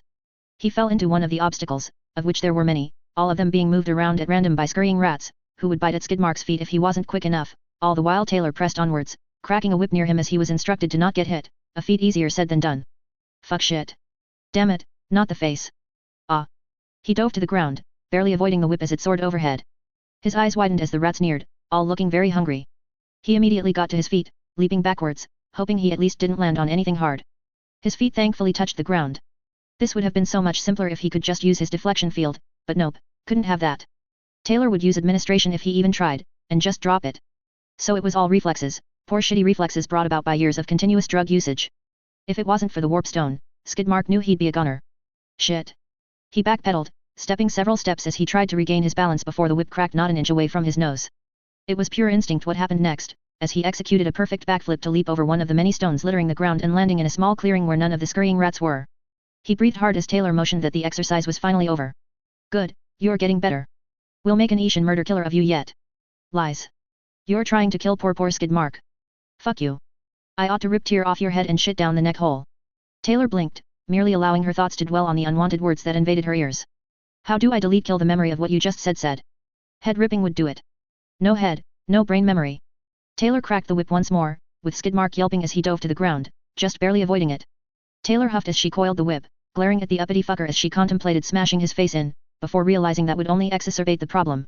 Whatever, you still impress me. Keep at it, earn the title name of Death Master. Reflexes are good, but running parkour is better. When you become a master of movement, then use deflection fields. You will be an untouchable instrument of murder death kill. Yes. Tempting, but you are plotting to murder kill me. Training is just a pretense. I know it. You know nothing. Too useful to throw toss away. Great potential you have. Am cultivating, not torture. Just stop being an uppity fucking asshole bitch. I am who I am, and screw fuck you too. Taylor waved Skidmark off as he grabbed a handful of warpstone dust and snorted it all in front of her. He even topped it off with a warpstone crystal he just started chewing in front of Taylor. Same time tomorrow. Taylor shrugged. Sure. Plus. Mush was a difficult one to improve. Out of the tree merchant capes, his abilities were the most unusual to properly Skavenify. Not impossible of course. Since day one, Taylor had been working on something special. It had taken a while to get the parts together, dumpster diving near the hospital to collect medical waste by sneaking through the compactor to get into the hospital itself. Without her warlock engineer outfit, even if she wasn't fully a Skaven like the merchants were, she was Skaven enough to sneak around and gather various things that were probably illegal to have. Amputated limbs and organs, jars of strange melty chemicals, and even some of the easily carried equipment. Taylor wasn't sure what she could do with all the electronic IVs she stole, but at least she had them if she ever did. Memories of Clan Mulder revealed a horrid series of potential avenues for the creation of living breathing machines of war. Thus far, she dabbled in giant rats of various sizes, of which Anklebiter was the definitive pack leader, but there was so much more to do. Through the collection of roadkill found on the outskirts of town, and the various things she managed to gather from the hospital, Taylor worked in her workshop stitching putrid flesh, bone, and muscle together and fusing it with metal and wire. All sewn together with thick but strong paracord. The end results were as powerful as they were revolting. Mush was, primarily, a changer, capable of unraveling his body into millions of small tendrils that looked similar to veins and arteries. These tendrils were capable of grabbing onto loose debris and holding it tightly in such a way to create armor. When fully unraveled, he was borderline unkillable, as his larger forms were mere shells protecting networks of various threads and tendrils, with few to no vital organs to protect. This meant that when fighting Mush, it was impossible to injure him. You had to get as much of his trash off as possible until he was forced to reform parts of his body to remain structurally sound. Trash was merely one major reason, and that was that trash was the most readily available loose material one could find in a city, but over the past few days, Mush had managed to forego wagons to transport dirt from his excavations by turning it into his body, and just walking out to deposit it away from the tunnels to continue where he left off. Seeing as he could use dirt, it also stood to reason he was only limited to anything considered loose, which had some unique implications. It had taken a while, and required some input from Squealer, whose specialty was only tangentially related to this project, but all in all, it worked, and they finished in record time. Standing back to observe her creation, Taylor left to find Mush, who was still grabbing soil and stone, walking around like a giant rat-shaped golem. He looked as Taylor approached, wringing her hands as she smiled. Mush, I have something I wish to show you. Follow please. What is it? SHHH, no questions, ruin the surprise. Come. Mush grunted, before he followed after Taylor, heading to her workshop. He observed his surrounding in a bored manner, idly noting that the hobos had managed to steal cable and acquire a large 70-inch flat-screen TV to watch. Golden Girls apparently. Taylor made a note to catch the tail end of the episode. It wasn't until Mush walked into the workshop that he looked away, only to freeze solid at the fucking horror show all around him. What in the butt? Behold, the hell pit armor. All around the room, in various states of decay, were pieces. Whole limbs and organs hanging from chains, hooked to tubes and fluids of various chemicals mixed with warstone, and in the middle, occupying the spot usually reserved for Taylor's doom wheel, was a massive, limp, worm-like body with several giant rat heads hanging around a massive one with large tusks on the lower jaw. It's only in pieces for now. That is an intentional design, it is modular. The main body is the primary component. Back rear legs are aided with a large wheel held in place where intestines entrails would be, along with a warpstone generator to infuse warpstone into the dead tissue to prevent desiccation decay. It is hollow, organs move to allow you to fit inside, flesh meat armor over soil, trash, or stone, with you at the core. We lack many of Clan Moulder's techniques, but through you we can utilize the greatest of their siege monster beasts. In essence, a hell pit abomination, with the mind of a human, you. Must just stared at it, before looking to Taylor. Is it supposed to look like a horror movie monster? Yes. Oh then. You succeeded one in that regard. What can it do? Currently, not much. Warp lightning discharge, but no ability to aim focus. Area of effect attack, however, right arm infused with big giant rattling gun. Trigger and rotor can be used by you in changer form. Can exchange for warp fire thrower when needed. I have a theory hypothesis that in changer form you possess a decentralized nervous system. Hell pit abomination with no weakness. Is good. Of course, not a normal hell pit beastie, no. Merely corpse of one designed to be control puppet from within. Mush crossed his soil-covered arms as he looked at the disgusting gore of the beast all over the place. Humming to himself before shrugging. Not the most nasty disgusting thing I've worn. I will try it on, then put it in my room. Hobos gave me a large storage area next to the sleep bedroom. Put this there, yes. You could move it yourself. Do I have to? Yes. Mush sighed, before he unraveled and stepped inside of the rat-like meat mech abomination from hell. Taylor chittered excitedly, things were proceeding all according to plan, until that is that one of the hobos came in, took one look at giant hell pit Mush, before quickly ignoring it and turning to Taylor. It took a surprising amount of effort to so much as phase those guys, and if a hell pit abomination wouldn't do it, Taylor doubted anything could. Yo, just thought you'd want to know. The Undersiders are robbing a bank. Taylor raised a brow. Oh, that sounds like fun, she said as she greedily rubbed her hands. Battle at the bank. Taylor stood on the top of a skyscraper, ignoring the rain as she looked down at the cordoned-off street below. A police line had been erected, with a few scattered cars and the waiting wards all doing their own thing in various places. A little further away, Taylor caught sight of Glory Girl on the roof, but paid her no real mind as she moved to the edge of the building she stood upon. Leaning down, Taylor sank her claws into the brickwork before flipping over the edge, sliding down the side of the building, her claws gouging into the side as she descended fast enough to get to the ground quickly, but not so fast that she'd break anything. Her spear tightened in her grip as she neared the ground, before kicking off the wall, and landing in the middle of an alley. She peeked around the side, taking stock of the location from her new vantage point. Was it necessary to descend in that manner?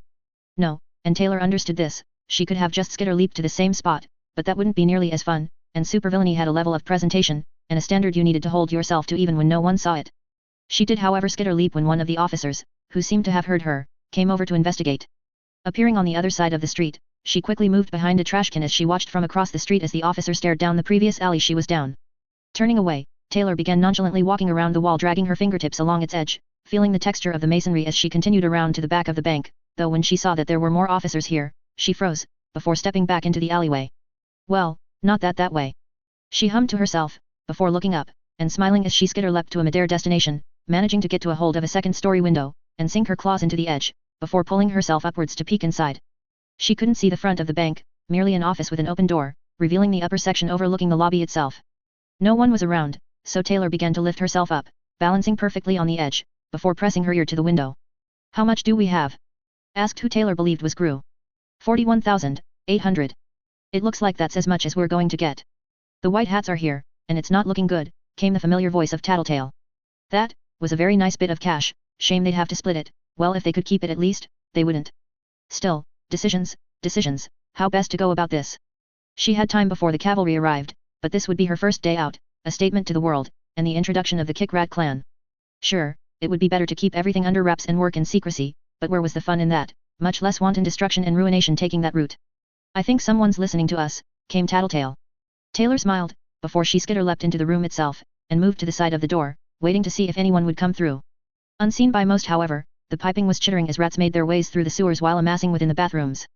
More were coming, and thankfully, there were a lot of private toilets in the various offices, making a bottleneck not really an issue as more and more rats came climbing out throughout more than just the downstairs public bathroom. Calmly, and with ease, Taylor walked out of the room, towards the banister, where she leaned over it casually. Tattletale was the first to notice her as she looked up to the second floor with wide eyes, before Taylor spoke. "Hello Undersiders, remember me?" That caught everyone else's attention, and Regent was the first to speak, pointing an accusatory finger at her. "You turned my scepter into that. How fucking dare you?" he screamed, pointing at the warp spear in Taylor's hand. Taylor just chuckled as she adjusted her position to come across as bored, eyeing a new member she didn't recognize, one wearing a rather bulky suit of armor. Well, I see you made a friend, and who might you be?" "Don't fucking ignore me!" screamed Regent, but Taylor just ignored him. The armored member however, just stood proudly as he looked to everyone else, before looking back up. "Call me Chariot. You capes and your dum-dum names, speaking of dum-dum. Tattletale, I would think you would know better than to rob a bank. Is 41,800 really worth the hassle? You're stalling." Taylor just looked unimpressed. "And? Did you need your thinker powers to tell you that?" Tattletale glared at Taylor, before a sudden rushing blackness headed towards Taylor, which she merely rolled her eyes at. With a simple spell, Shadow's Companion, a Skaven sorcerer can melt into the darkness simply by stepping into a shadow, and Gru was kind enough to provide one. As soon as she was enveloped, she emerged in front of Gru, in between his two outstretched arms as she grabbed him by his helmet and pulled him into his own darkness. She couldn't see within it, but once inside, her rats began to emerge. With another cast of Shadow's Companion, Taylor was back on the balcony as Gru's shadow dispersed, revealing he was on the ground as rats were crawling all over his flailing body. Chariot and Bitch burst into action, with the presumed tinker flying towards her as the butt-ugly dog monsters leapt and climbed their way to the balcony. Taylor waited just a moment, before she skitter leapt back onto the floor, letting Chariot fly into one of the dogs, while the other two started scrambling to search for her. Taylor moved quick, bringing her spear around in a spin as she attempted to slam Bitch with the broadside of her blade, only for the girl to duck at the last minute, before coming in to rush Taylor. Her reflexes were good, but to the Skaven, the world always looked to be moving just a bit slower than the norm. Taylor kicked herself out of the way, her exoskeleton increasing her jumping prowess as she did so, before the dogs came back down. She felt a strange twitching in her nose, recognizing the powers of Alex the last time he tried doing whatever it was she did to him. She would have to make him regret that, but for now, she had dogs to worry about. Taylor ran, nodding to a flailing Tattletale as more and more rats crawled all over her. "Hi bye Tattletale!" screamed Taylor as she passed the thinker, running as the dogs neared. She was just about to skitter leap, when she caught sight of a massive metal thing moving towards her. Cursing, Taylor braced herself as the tinker of the group, Chariot, slammed into her. Only her exoskeleton managed to brace for the rush, and even then she was pushed into the wall that actually stopped the momentum he carried. Beneath her mask, her face snarled as she tried to send more rats towards the dogs, but they seemed to not really notice as they came near, and one of their jaws grabbed Taylor, and pried her from the wall, before tossing her like a rag doll off to the side. Taylor landed, hard, rolling until she was in front of the hostages, but quickly got to her feet, catching a familiar sight in her eye from one of the younger ones, but she quickly put that out of her mind as the next dog came towards her. She moved fast, and the dog proved to be very good at keeping pace, though thankfully, they couldn't teleport, which she used, liberally. Never one to not seize the moment, Taylor appeared behind Tattletale, before grabbing her, causing the rats to fall from her as she lifted the girl up, and put the tip of her spear to her back while her other hand covered her mouth, that had the desired effect as a whistle tore through the air, and the dog skidded to a stop. Breathing heavily, Taylor looked to the floor, at the many rat corpses that now littered it. She still had plenty to work with, but this was a brief moment she needed to catch her second wind. She drove her spear just a bit further, causing Tattletale's eyes to widen as her back arched forward. Looks like we got have ourselves a Mexican standoff off. Gru, whose outfit was covered in tears and rat blood, cursed beneath his breath as Chariot and Alec joined his side. Alec especially looked worse for wear, which was to be expected. He didn't wear much in the way of armor. Bitch just growled. Gru turned to the window, where he could see the wards looked ready to burst in, and were still discussing strategy, before looking back to Taylor. What do you want, Warlock? Taylor smiled. She absolutely loved the tone of defeat and exasperation in Gru's words. The money, of course, and you still owe me your lives. I came search looking to take collect. Also, I want Tattletale here to tell everyone with her own feeble words, that I am smarter than her, yes. The muffled screams from her captive only stopped as Taylor pushed the spear forwards just a bit more. You sure don't look smart here, you attack 5 capes with only rats for backup. Tattletale is the only reason you're still standing. Taylor merely smiled. Oh? I think you'll find I am full of surprises. Like what? You're outnumbered. Say that to them, said Taylor as her remaining rats started to chitter amongst themselves. Gru looked unimpressed, but before he could say anything, Alex spoke. Are we supposed to be afraid of a bunch of rats? Taylor at that moment, felt the slight rumble beneath her feet, before Tattletale stiffened in her grasp. Oh dear sweet child, whoever said I was speaking about them? As if on cue, the ground started to crack open, and everything went still as a horde of massive rat-eats burst from the floor. Chaos erupted as more normal, and absolutely massive rats emerged as Taylor took a step back, right as the Undersiders discovered that the rat heads, they were all connected to a single, massive body, as a worm-like abomination pulled itself from the earth. The hostages screamed, and with no one paying any attention, they booked it as the massive form of a hell pit abomination lumbered from out the ground. Taylor held Tattletale tight as Mush pulled himself onto the ground, before the laughing form of Skidmark leapt from the hold behind him, running at the Undersiders, and driving his blades into Chariot, or rather into his suit's more important-looking parts. Behind him, Squealer arose on her Doom Flare, successfully climbing its way out of the hole using her modification as it fired warp lightning into the retreating forms of the Undersiders from its mechanical tails. Taylor barked her orders. I need them alive. Tattletale stiffened again as Taylor lifted her spear, and cracked its broadside against her head. At that precise moment, Glory Girl came rushing in, only to freeze at the sight of the hell pit abomination that was absolutely wrecking the place, so thoroughly he tore into the vault, as smaller rats went to collect what little money the Undersiders didn't grab. Taylor tossed Tattletale into the hole, where Anklebiter grabbed the unconscious girl, and dragged her away. She looked at Glory Girl, before watching as Skidmark pried through Chariot's armor only for the Tinker to kick him off as he shot out of the bank like a rocket. High Glory Goals, said Taylor calmly in spite of the chaos around her. You were a villain. Supervillain, big important distinction. Grand schemes, yes. Glory Girl moved to fly to Taylor, only for the swiping claws of the hell pit abomination to nearly take her out. It was only prevented by quick thinking and quicker reflexes as the lumbering titan neared. Taylor laughed as she held her spear high. Kick Rat Clan ain't nothing to fuck with. Taylor fired a bolt of warp lightning at Glory Girl. Impressively enough, she tanked it rather well, though she looked shaken from the experience. With a snarl, she flew towards Taylor, ready to take her head off, only for Skidmark to spin, seemingly from nowhere, and deliver a textbook flying kick into her, throwing her off target as she plowed into a wall, as you do. She looked to Mush, who was kicking Cash into the hole, before Taylor called to him. Mush. We need a distraction, have fun. With the phrase said, Mush roared as he ran into the window, his prodigious bulk smashing through the glass and brickwork as he charged into the streets alongside rats, giant rats, and brood horrors. Glory Girl, who looked very angry, walked out of the hole in the wall, all but growling. Skidmark twirled the blade in his right hand as the one he held in his tail swayed back and forth. Might be a tiny small bit out of our weight class, said Skidmark as he brandished all 3 blades. Meh, we can take her, said Taylor as she unhitched her rattling gun. Off to the side, she watched as a screaming Alec was forcibly dragged down the hole by a brood horror with Bitch and Grew not too far behind him. As Squealer went out on her Doom Flare to join Mush in the fun. Taylor laughed as Squealer passed her. Haha yes, Doom Flare go vroom vroom. Glory Girl, who watched Squealer pass, took a breath before she cracked her knuckles. Why are you doing this? All this is just chaos. Taylor just shrugged. Chaos is its own end reward, yes. Skaven thrive on it. Ruination is my bread and butter. Tastes great good does it not? Her eyes narrowed at that admission as Skidmark laughed. You two are toast. Glory Girl immediately exploded into action, only for Taylor to cast Howling Warp Gale, creating swift hurricane gales to bring Glory Girl to the ground as Skidmark created a repulsion field in front of him, before he flew into Glory Girl like a bullet, sending them flying across the room. Taylor laughed maniacally, as she swung her spear towards the street, casting Crack's Call that went from one end of the street to the other, making the terrain slightly harder for the man-things, while the rats in Hell Pit abomination much warlike armor wouldn't be impeded even in the slightest. Deciding now was a good time to gloat before checking in on Skidmark, Taylor leapt outside. Ruination. Haha.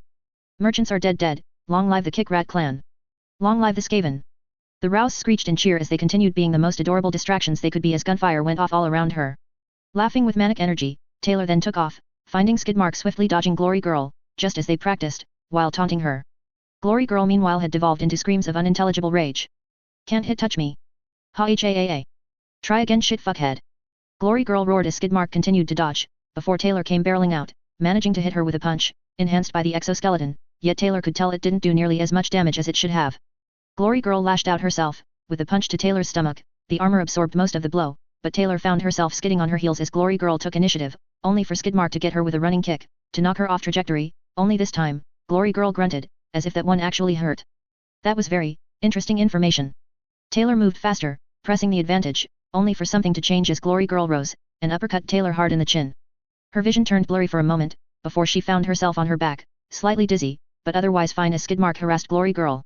She grabbed her chin, massaging the pain out of it as she slowly got to her feet, right as two more smaller brood horrors came dragging two forms. As Taylor saw Gru and Bitch being dragged down into the hole, she smiled. Sure, Chariot had already fled, so much for teammates. This is really why slaves were objectively superior to peers. Still, the loss of one undersider she didn't even know was no skin off her tail. 4 would do just fine. Taylor took in a deep breath before screaming her next orders, using her sorcery and administration to make her commands fact as far as the universe was concerned. Her words immediately ran in the minds of every rat, Skaven, and brood horror alike. Done finished, how hurry, quick fast, get to the hole. Screamed Taylor as she watched Glory Girl get up, ready to continue. Meanwhile, Mush in the streets, swept his tail across the ground, sending wards and officers alike flying before he and the brood horrors in the street ran back into the bank, heading right for the hole. Taylor yelled as she was sent flying into a wall with another punch, one that hurt far more than it should have as Mush came in, followed behind by Squealer, who shot Glory Girl with a bolt of warp lighting before ramping her way back into the hole. Skidmark maneuvered quickly, leaping and parkouring over obstacles as Mush started bringing the building down. After all, they couldn't follow the hole if there wasn't one. With one last laugh, Taylor jumped in, following the others as the building started to collapse, and Mush rushed down. The rumble of stone was loud, far louder than the thunder as Mush only barely managed to get back into the tunnel beneath the bank as rubble and debris came crashing into the pit, stopping just at the bottom where the tunnel itself started. Taylor snapped her fingers. Fill this tunnel now. No need to make it easy for them. Skidmark's whiskers twitched as Taylor commanded the normal rats still on the streets to begin retreating as Mush quickly made his way to store his hell pit armor and begin filling the tunnel before they could excavate. Taylor smiled as she headed back into her lair, happy for a job well done. And all it cost was a massive amount of property destruction and bruised ribs. She took a deep breath in triumph, before stopping midway to yelp and clutch at her side. Ow. Ha. You got hurt injured. Weak. Said Skidmark. Taylor, who had poor patience at the best of times, just administered him into running headfirst into the tunnel's wall. She watched, unimpressed as he stumbled around, clutching his head and moaning in pain, before falling over after successfully knocking himself, technically, unconscious before a brook horror grabbed him by his leg to bring him back for recovery, but not before Taylor gave the unconscious form of the Ishan assassin a bit of parting words. Yeah well, at least I don't have got a fucking concussion. Taylor removed her mask as she rubbed the pain from her chin once more, working the pain out of her jaw. Perhaps it was a better idea not to tempt fate. She continued her trek forward, happy everything went off without a hitch. They had cash to spare and 4 very interesting hostages, and all it cost was a shitload of pain. She immediately set a mental reminder to ask Rocco if there were any hobo secrets he knew for getting a hot tub down here, if only to soak the pain away. She took a step. Ow. She took another step. Ow. Step. Ow. Step. Ow. Step. The adrenaline came down, and Taylor immediately passed out on the floor. It took 3 hours for anyone to notice. Interlude 2. Pigott. Pigott watched the screen as the lumbering abomination dragged itself forwards. The massive beast moved unnaturally, he had to use a rippling tide of unnatural spasms, writhing worm-like slithering, and even use his many limbs to pull and drag his hideous bulk forwards. Yet in combat he would literally throw his weight around. It seems as if this thing is mush, the seams holding the flesh together would part at times, revealing an internal series of pipes and pumps held by a tangled mess of worm-like threads, matching mush's form prior to gathering detritus. We suspect the beast is some form of biological armor mush pilots, rather than an actual organism, said Arms Master. What of the others? Skidmark and Squealer? Asked Pigott. Both displayed a hybrid rat-like form, we don't know if it's permanent, but until proven otherwise we will have to assume it is. Skidmark shows these. Skaven, I believe she called them, possesses a large degree of speed, agility, and balance. He put this to good use. Seeing as Squealer also befell this transformation, we'll have to assume the same is true for Mush. And Warlock herself? Asked Rennick. Arms Master frowned. Beyond the fact that Warlock is some form of Trump/Master able to turn others into these Skaven and control rodents. She's displayed Shaker and Blaster attributes, but this could be facilitated by her armor, possibly doing something similar to Murden to achieve these spell-like effects. This on top of her tinkering, both traditional and biological, is a deadly combination. Warlock continues to defy traditional para-human classification in several ways. This goes beyond even grab bag. Testimony from Panacea indicates there are several other anomalies to her anatomy that even she couldn't make sense of, including a mineral substance coating her skeletal structure. I believe this to be this, said Arms Master as he pulled out a blackened stone from one of his pockets, holding it up for all to see. This is a highly unstable exotic mineral I found at the scene when apprehending Lung. Its composition is alien, and based on a sweep of tests observations it's not made of traditional baryonic matter. This sample seems depleted from whatever energy it once held, but it's very dense, on par with depleted uranium. Warlock refers to this substance as warp stone, according to an ABB member who we managed to interview. I don't know what the energy it normally emanates is, but this black color is what's left over. Warlock wears some as decorations on her armor, and it appears to be a bright, emerald green crystalline substance in its energy-dense state. Analysis of its effects on Lung has been enlightening. The burns from this warp stone energy not only consume a substance, but actually change its structure. Lung has started developing benign tumors inside of him and severe genetic damage. It also seems to have an effect on the mentality of others. One of the surviving ABB members is undergoing psychiatric evaluation after screaming of a golden sun burning the earth. That's a lot of side effects for a rock. It's not a normal rock. Regardless, we think it may explain some of Warlock's idiosyncrasies. She may not be immune to this substance, would explain the physiological and psychological effects. All well and good, it doesn't help that she's a menace. I put forward a request for a kill order. Her kidnapping the Undersiders is worrying, especially considering what she did to the merchants.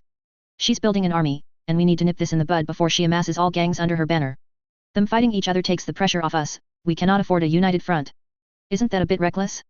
Birdcage I can understand, but a kill order may be pushing it. Pickett frowned before turning to Deputy Director Rennick. Inform Arms Master of the damage please. The damage she caused already is severe, 3 dead officers of the law, dozens injured, and a minimum of 10 million in property damage, possibly more. That's not getting into the chaos after her encounter with Lung. Rattled off Rennick. Arms Master frowned, but nodded back grimly. I will be putting in a call as to our newest crisis to the Chief Director. For now, until I can get the order, Warlock is to be contained immediately. She has already done far more damage in her first outing than any villain since Lung, and she's set to become exponentially more powerful as she acquires more of these Skaven. She's already taken over 2 groups, we cannot let this become unmanageable. I'll update patrol routes to reflect this. We'll keep the wards on standby for now. They won't like it, but we have to assume they are potential targets for Warlock to kidnap. Pickett wasn't happy taking boots off the ground, but the alternative was far worse. All they could hope is they could deal with Warlock swiftly. +++. Coil. They were everywhere. If I didn't out when I did, I'd be down there with them. This whole operation was a bust, said Chariot. Coil steepled his fingers. On the outside, he projected a calm aloofness at the news. He didn't need Chariot's testimony. There was no way to anticipate what would happen, though at worst, the Undersiders would have been placed in PRT custody. Now all of them, including a very important asset, was assumed compromised by the relative upstart. On the inside, Coil raged. He only wished he paid closer attention to the merchants as of late. This Kick-Rat clan was going to be a nightmare to deal with. At least Dinah had been secured, bit without tattletale. A great deal many of his projects would need serious reworking. What was worse was it was led by the grab bag to end all grab bags. A tinker was one thing, a biotinker another, both in one package. With Trump/Master overtones was an S-class threat waiting to happen. It was a shame he ignored Lisa's own report on the girl. She would have made an excellent asset in and of herself had he known. Now though she'd have to be eliminated before the Bay got more attention on it than Coil desired. I have a potential replacement for the Undersiders en route from Boston. For the foreseeable future, you will work directly under me. Chariot sighed, but nodded in response. What do you need?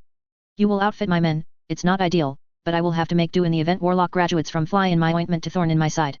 Chariot smirked, cracking his knuckles. You got a workshop. Coil reached out, pressing a button on his desk.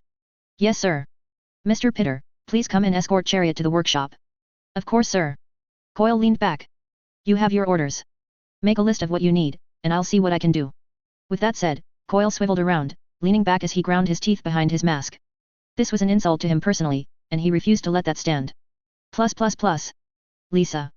Before all this happened, before everything had gone wrong, Lisa, better known as Tattletale, had seen the dramatic spike in the local rat population and the way they just continued to snatch anything their tiny little bodies could carry.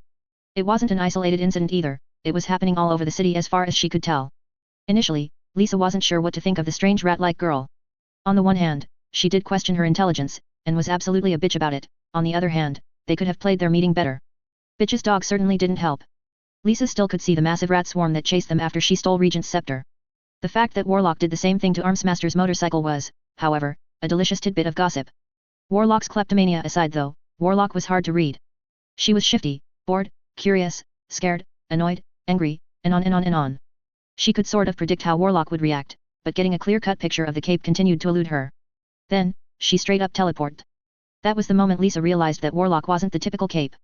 Initially, Lisa thought Warlock was a Case 53 tinker with a specialization in salvaging and jury-rigging. Like a para-human MacGyver in the same way Lisa was a para-human Sherlock.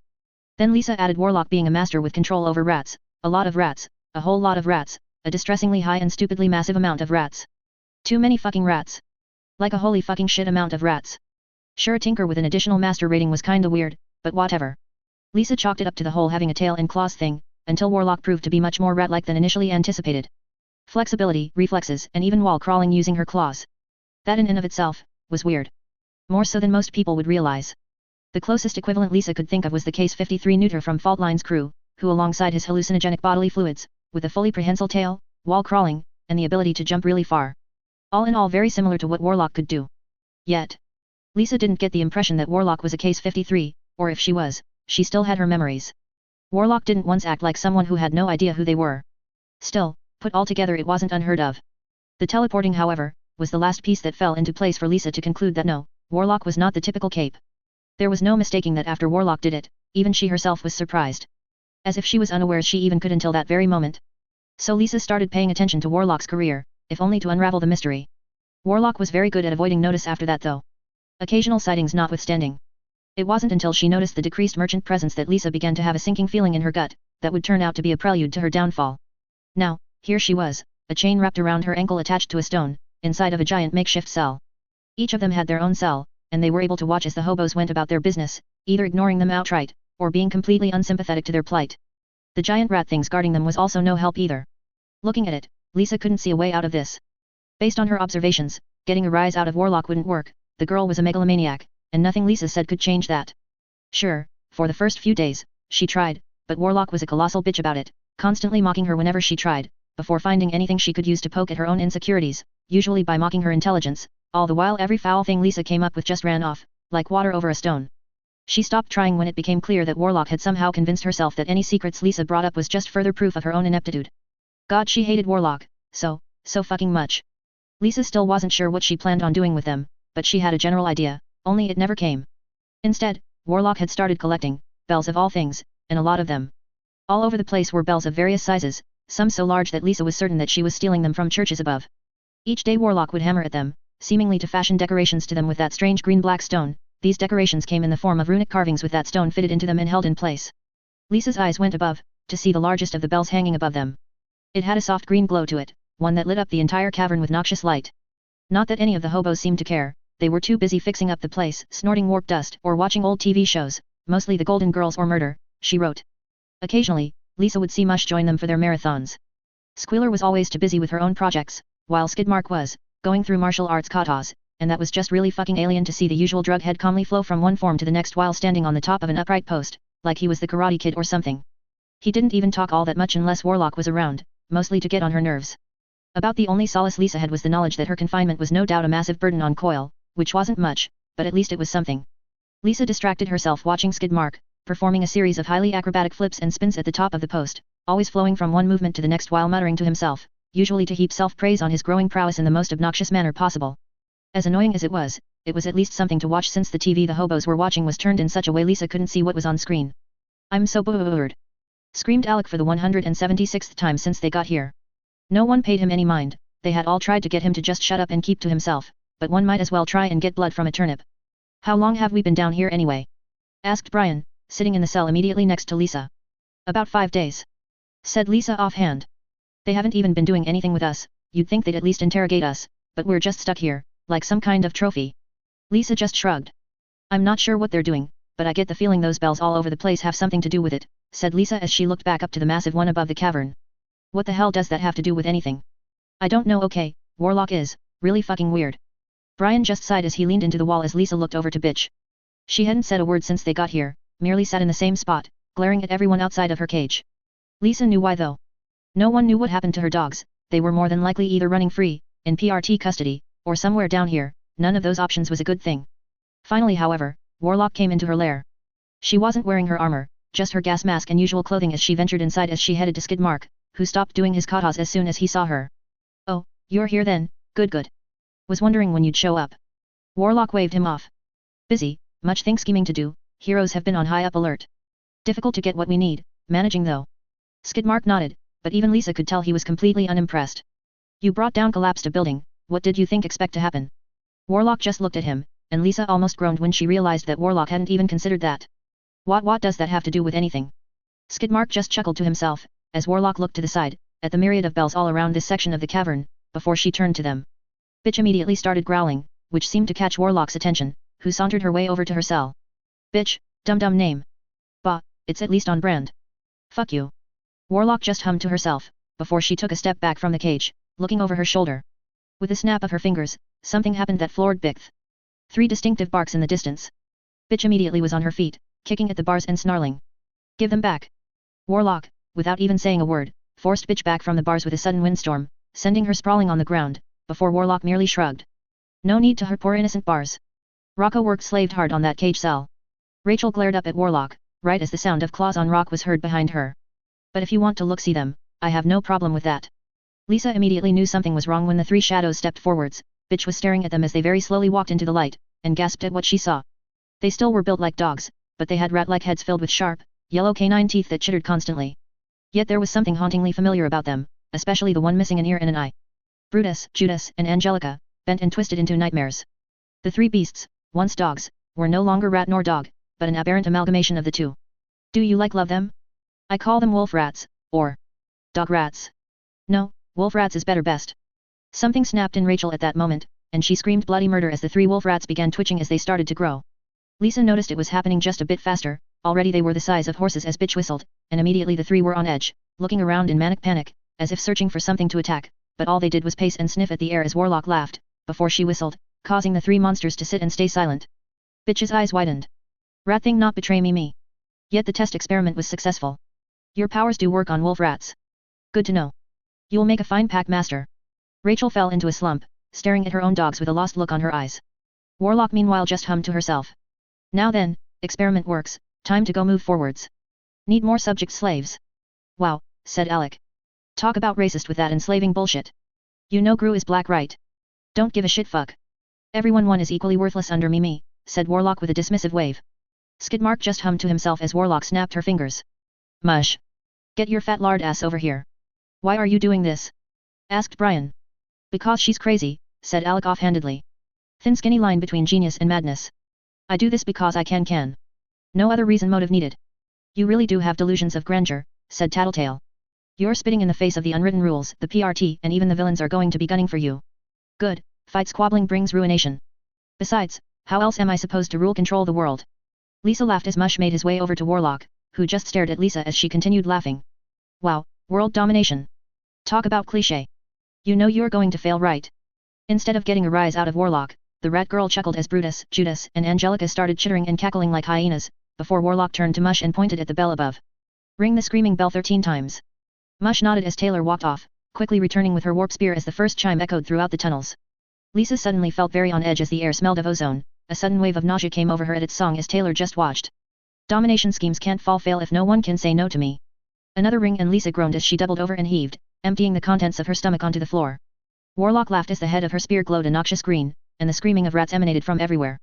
Lisa panicked when even her powers couldn't pinpoint where that horrid chittering was coming from.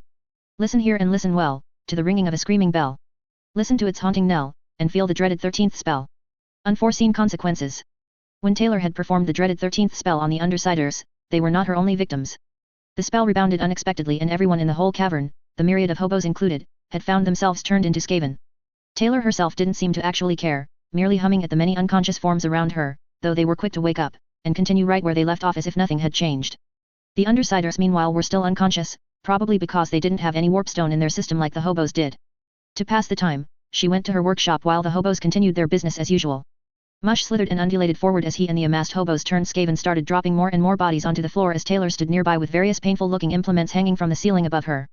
He slithered off to the side, watching as Taylor pulled out various body parts and roughly stitched them together. He towered over her in his hell pit armor. Feeling the internal pipes and tubing pump with raw liquid warpstone that burned in such a way that made the myriad of worm-like threads of Mush squirm appreciatively. At first, he found it awkward to move with any degree of skill. He could appreciate the many eyes he now had to see from, giving him the ability to see just about anything around him with at least one of the heads, though his main head was completely blind, for some reason. That wasn't even getting into moving around to so much as budge the mountain of misshapen flesh he now possessed. He had to use a rippling tide of unnatural spasms just to drag his hideous bulk forward. But one thing he could agree on was that it was metal as fuck to go around looking like the end result of throwing a swarm of rats and some chewing gum into the teleporter from the Fly movie. Honestly, it sort of reminded him of those old heavy metal albums he used to collect. He, as such, spent as much time as possible as he could wearing it. Never before had he felt so powerful as the wheels, cogs, and fluid pumps within him worked their magic. He was an unstoppable juggernaut, as powerful as Lung, maybe even an Endbringer. Sure, he looked like a misshapen abomination of rat-like horror, but it was so much fun getting to live out a Godzilla-esque fantasy, and he was quite surprised by just how quietly he could move when he put his mind to it as he moved into Taylor's workshop, where she was working over several bodies that they had taken when grave robbing various cemeteries, which was really easy to do when you were underground. "What are we gonna do with all these body corpses anyway?" asked Mush. Mush noticed that his voice always seemed to come out of a different head with each word spoken. He had no idea what that was about, but it was certainly spooky. Mad science, of course. "Should be ready for making rat ogres. Now, pull the lever, Mush." Mush looked to the left, where there were two levers. He stared at both of them, before using the ever-so-reliable method of eeny, meeny, miny, mo, before reaching out with a massive claw, and pulling said lever. The warpstone boiler at the end of the room immediately exploded as the horrid hulking mass of rat and dead meat Taylor was working on spontaneously combusted. The beast got to its feet and started flailing around in the green warp flames while Mush and Taylor just watched in morbid fascination as it started rolling on the ground. Wrong lever, Mush." "Oh, sorry, oops. Why we even have that pulley lever?" Taylor absently threw a bucket at the flaming beast. It was only halfway through the bucket's arc that she realized it was empty of any form of water, and all it succeeded in doing was harmlessly bounce off a flaming rat monster as it fell over and died a most crispy death. She just stood and waited for it to burn away, before shrugging. "Me forget why I made built that. Funny though. Might keep it." Mush agreed. There was something about the flailing of a slowly burning Frankenstein abomination that really brought out the place. The flames casted pretty shadows on the walls. "Can we do it again?" asked Mush. Taylor hummed to herself as she thought about it, before nodding. "Yes, but later, need to make a new warpstone boiler." It was at that time that Skidmark walked in, looking as bored as ever, but at the same time he looked highly amused, as if he was trying to hold in a laugh. He gave Mush a quick nod, who returned it, before he looked at Taylor and pointed behind him with his thumb. Undersiders woke up. "The small little one is mouthy about it, he's..." Skidmark immediately burnt into laughter, before slowly calming himself down, before wiping a tear from his eye. "Well, you'll just have to look-see for yourself." Is he a Skaven?" "Oh yes, certainly Skaven, but, well, you'll see." Taylor nodded as she turned to Mush. "Clean the rat ogre up, I'll deal work with this."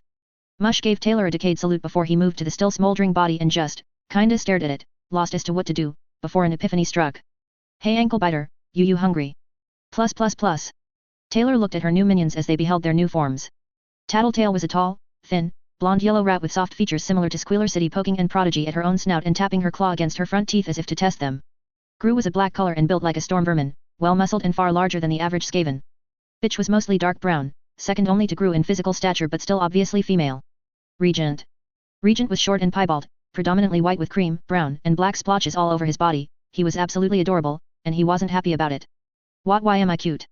"You're not," said Taylor as she promptly ignored the adorable piebald Skaven, until Gru interrupted. "She's right, you're adorable," said Gru with a malicious grin. Regent screamed, throwing his hands to his face in horror at the injustice of the world. "I'm pretty. Make it stop." Taylor groaned before pointing at Regent. "Silent quiet. You will be cute pretty and you will like it." Regent flinched, as if struck as his snout twitched, in a very adorable manner. But you just said I wasn't." "I lied. Now like being cute. I don't wanna." "Tough shit. You're now the prettiest rat at the fucking dance ball. Now rat up and quit your cry bitching before I name call you princess, the prissiest shrew bitch in the Under Empire." Regent promptly sulked, but at least he was quiet. Meanwhile Skidmark was off in the background, laughing his ass off. "That sounded bigot sexist," said Regent in lieu of any actual complaint. "We're Skaven." For some reason to everyone there, that seemed like a suitable rebuttal. "This feels uncanny weird," said Tattletale as she examined her own claws intently, before raising a brow. Wait. Why am I double talking? I don't want mean to. You're Skaven, it's how we speak talk. Can't help it. Weird. Best way to speak. Man, things are stupid speak talkers, what with their cut shaving, shower bathing, and baddest worst of all peacemongering to end wars, fuck that. Wars end when there's no one left to battle fight. How else are you supposed to eat the dead if you don't murder kill them with overwhelming numbers? Wait, we eat people? Asked Tattletale. What do you think you ate when in that cage cell before turning Skaven? We raided a graveyard from down below. Ew. What's wrong with you? Formaldehyde is good, great seasoning. Ew yuck, gross. Ha. Weak. Tattletale shook her head back and forth with the manic energy of a toddler on a sugar rush. No, my powers would have figured that out. That can't be true. Taylor chuckled, before she just shrugged. Nah, not yet, but get used to it, Man-thing meat is good, yes. Skaven meat flesh too for that matter, but no, you ate water and bone meal and broth. Bones from what? Taylor moved to speak, before humming to herself. I don't know. Hey Rocco, what was bone meal made from? Rocco, who was now a large barrel-chested Skaven, scratched at his chin as he thought about it for a moment, before answering. Rats with a little parsley and chicken broth. Thanks Rocco. Taylor nodded before turning back to Tattletale. Rat bones and squeezed juiced chicken, there you go. Tattletale immediately put her hand to her stomach, groaning as nausea set in as her power suddenly let her remember the exact taste and texture of her meal, especially as the knowledge of what rats down here usually got up to. I liked it. Said bitch offhandedly. I think I'm going to be illsick. Puke vomit in a bowl, always good to save store food when you can. At that, Tattletale did throw up all over the floor, much to Taylor's righteous rage, and her own torment when her own powers informed her rats can't puke. I said a bowl. Tattletale threw up again, as Taylor just reached up to pinch the bridge of her nose through her mask and sighed. Whatever, we're going out, sneak plan in the workings, but must need set up, yes. So get your shit stuff and get ready to head out. The others nodded as Tattletale squeaked as a large assortment of normal rats scurried over to eat what she vomited from her stomach. It did not help the nausea, at fucking all, though she at least had the presence of mind to ask. What we be doing up there? Even though she couldn't see it behind her mask, Tattletale knew Taylor was smiling. You'll see. Before they could do anything however, something rather unexpected happened. Boom. Taylor blinked. What was that? Boom. Taylor scratched her chin. Wondering if one of her projects may have exploded somewhere, but that all changed when Squealer ran into the workshop. Boom's happening all over town. Golden Girls changed to news. Bakuda's angry pissed. Blowing up city. Alec gasped. They interrupted Golden Girls. I no. Screamed Squealer, as if that was the worst possible thing that could happen. Taylor felt a chill go down her spine, before her teeth clenched, hard. Her nails dug into her palm. Someone is blowing up the bay. NIT isn't US. Squealer shrugged. Nope. Well then. Without another word, Taylor stomped out of the cells, walking past Squealer as she raised both arms to let her pass. She moved with the fury and determination of a Viking berserker, with an anger so palpable, one could almost see the warpstone littering the cavern's speed in their growth. She screamed, a primal scream of absolute rage as everyone, absolutely everyone turned to look in her direction. Everyone get off ass. Bring me warpstone, bring me fire, bring me gas, metal, and fuel. Immediately, everyone turned to each other, confused, before they all looked back at Taylor as she snarled at the crowd of Skaven around her as they did, absolutely nothing. Her left eye twitched beneath her mask as she all but tore her throat with her next word. Now. Her voice reverberated with the chittering of a billion angry rats as a faint outline could be seen around her of a foul, dreadful thing, 2 eyes glowing a noxious sickly green, framed by 13 horns. The vision lasted for only a moment, before it passed and everyone sprang into action. Boom. Taylor was still growling as she hatefully looked upwards, to the streets above as more and more explosions was heard. We make all these stinking ABB man things die. We no rest until Bakuda knows doom. She ground her teeth as she looked back to the Undersiders. If anyone is going to boom Brockton Bay, it's gonna will be me. You, thinky one. You're going to tell me everything I don't already know. Tattletale groaned. But, then we'll be here all night. Taylor, in a flash of movement, immediately smacked Tattletale in the face with her own tail, causing her to reach up to her cheek as Taylor grabbed her by the shoulders and started shaking her. Fuck you. She said before tossing Tattletale off to the side, as she spun on her feet, barely keeping her balance as she rubbed her own cheek. Ow. Good, I hope it hurt. You're observant, you know things because of swindle cheating power, now I cheat. So tell me what the fuck you know. Fine. What we do? Asked Gru. Taylor facepalmed. Help the hobos. I cannot fix all of your dumb stupidity now. Boom. There's too much to do. Taylor sighed. My day is ruined, and not good ruin. Bah, always gets worse. She snapped at Tattletale. What are you waiting for? Speak talk woman. Plus. Meanwhile. As the last of the foul energy set in, Lung took a breath, as a dreadful transformation took hold very quickly. As misshapen scales started to emerge from his skin, bone-like protrusion rose from him. His body shifted with each and every breath as the machines around him started blaring. His maw roared, followed by another and another, before he opened his draconic eyes. Flames licking at 1,000 teeth as arms upon arms burst from his formless squamous body, dragging himself off the bed. Troopers entered as scaled appendages, wings of various lengths and sizes emerged from where shoulders once were, as he threw himself forwards, snatching 2 troopers between a bifurcated jaw, tearing them to pieces as another reptilian head burst from his back, roaring with the rage of a man turned horrific monster. A foul roar tore through the rig as the alarms blared, as the man once known as Lung galloped and skittered and ran through the base, growing in size each minute, a myriad of arms reaching towards the surrounding victims as his body deformed into a near mindless thing from the ruinous energies that now pulsated within his veins. The only thing he knew, though, was the image of a rat, one burned into his rapidly fading mind. Foam coated him, but he morphed and squeezed, like who's to escape the hardening prison as he screeched with 1,000 voices. WRLK, WRLK, WRLOK, WRLOK. As Lung continued to grow, tails and tendrils lashing out to swiftly drag his massive, scaled bulk around at high speeds, barreling through soldiers with relentless fury, as it tore its way out of the rig, following the sounds of explosions on the horizon as it flung itself into the sea. And thus, upon the world of Earthbet, a chaos spawn was born. Not my problem. Put your back into it, said Taylor as she watched Gru, Bitch, and a handful of clan rats lifting the massive bell up the stairs. Taylor watched bored as she sniffed the air. No one was around this place, so that was a good thing. They were smack dab in the middle of the city. Thankfully, with the bombings going on, most people were kinda preoccupied trying not to die and whatnot. Taylor looked to Tattletale, who was looking out the window as lookout. She was being very suspicious about it, pressing her back against the wall and only taking brief peeks out every few seconds before getting back into cover. Alec meanwhile was doing absolutely nothing as he stared into a nearby mirror in horror at his new, adorable form. Taylor looked back to the stairs as her muscle finally got the screaming bell to the top of the stairs, where they immediately put it down to catch their breath. Good, now, Taylor pointed at the normal bell above. Replace the shit normal bell with the screaming bell. Currently, they were in one of the many Catholic churches around Brockton Bay. Tattletale looked away, before looking up at the bells hanging at the top of the tower. This specific church had 7 bells, already the smallest of them had been replaced, with the ones taken down being brought down to be taken to one of the larger entrances into the undercity accessible via sewer. The last and largest bell was the last one in need of replacing. Gru, Bitch, and the other clan rats groaned as they no less did as they were told and started lowering the bell to replace. Taylor nodded enthusiastically as she chuckled evilly to herself, before rushing towards Tattletale to peer out of the window. The streets were dead. By now the explosions had been limited to once every hour, much more manageable. What the point of replacing bells? Asked Tattletale. Not normal bells, screaming bells.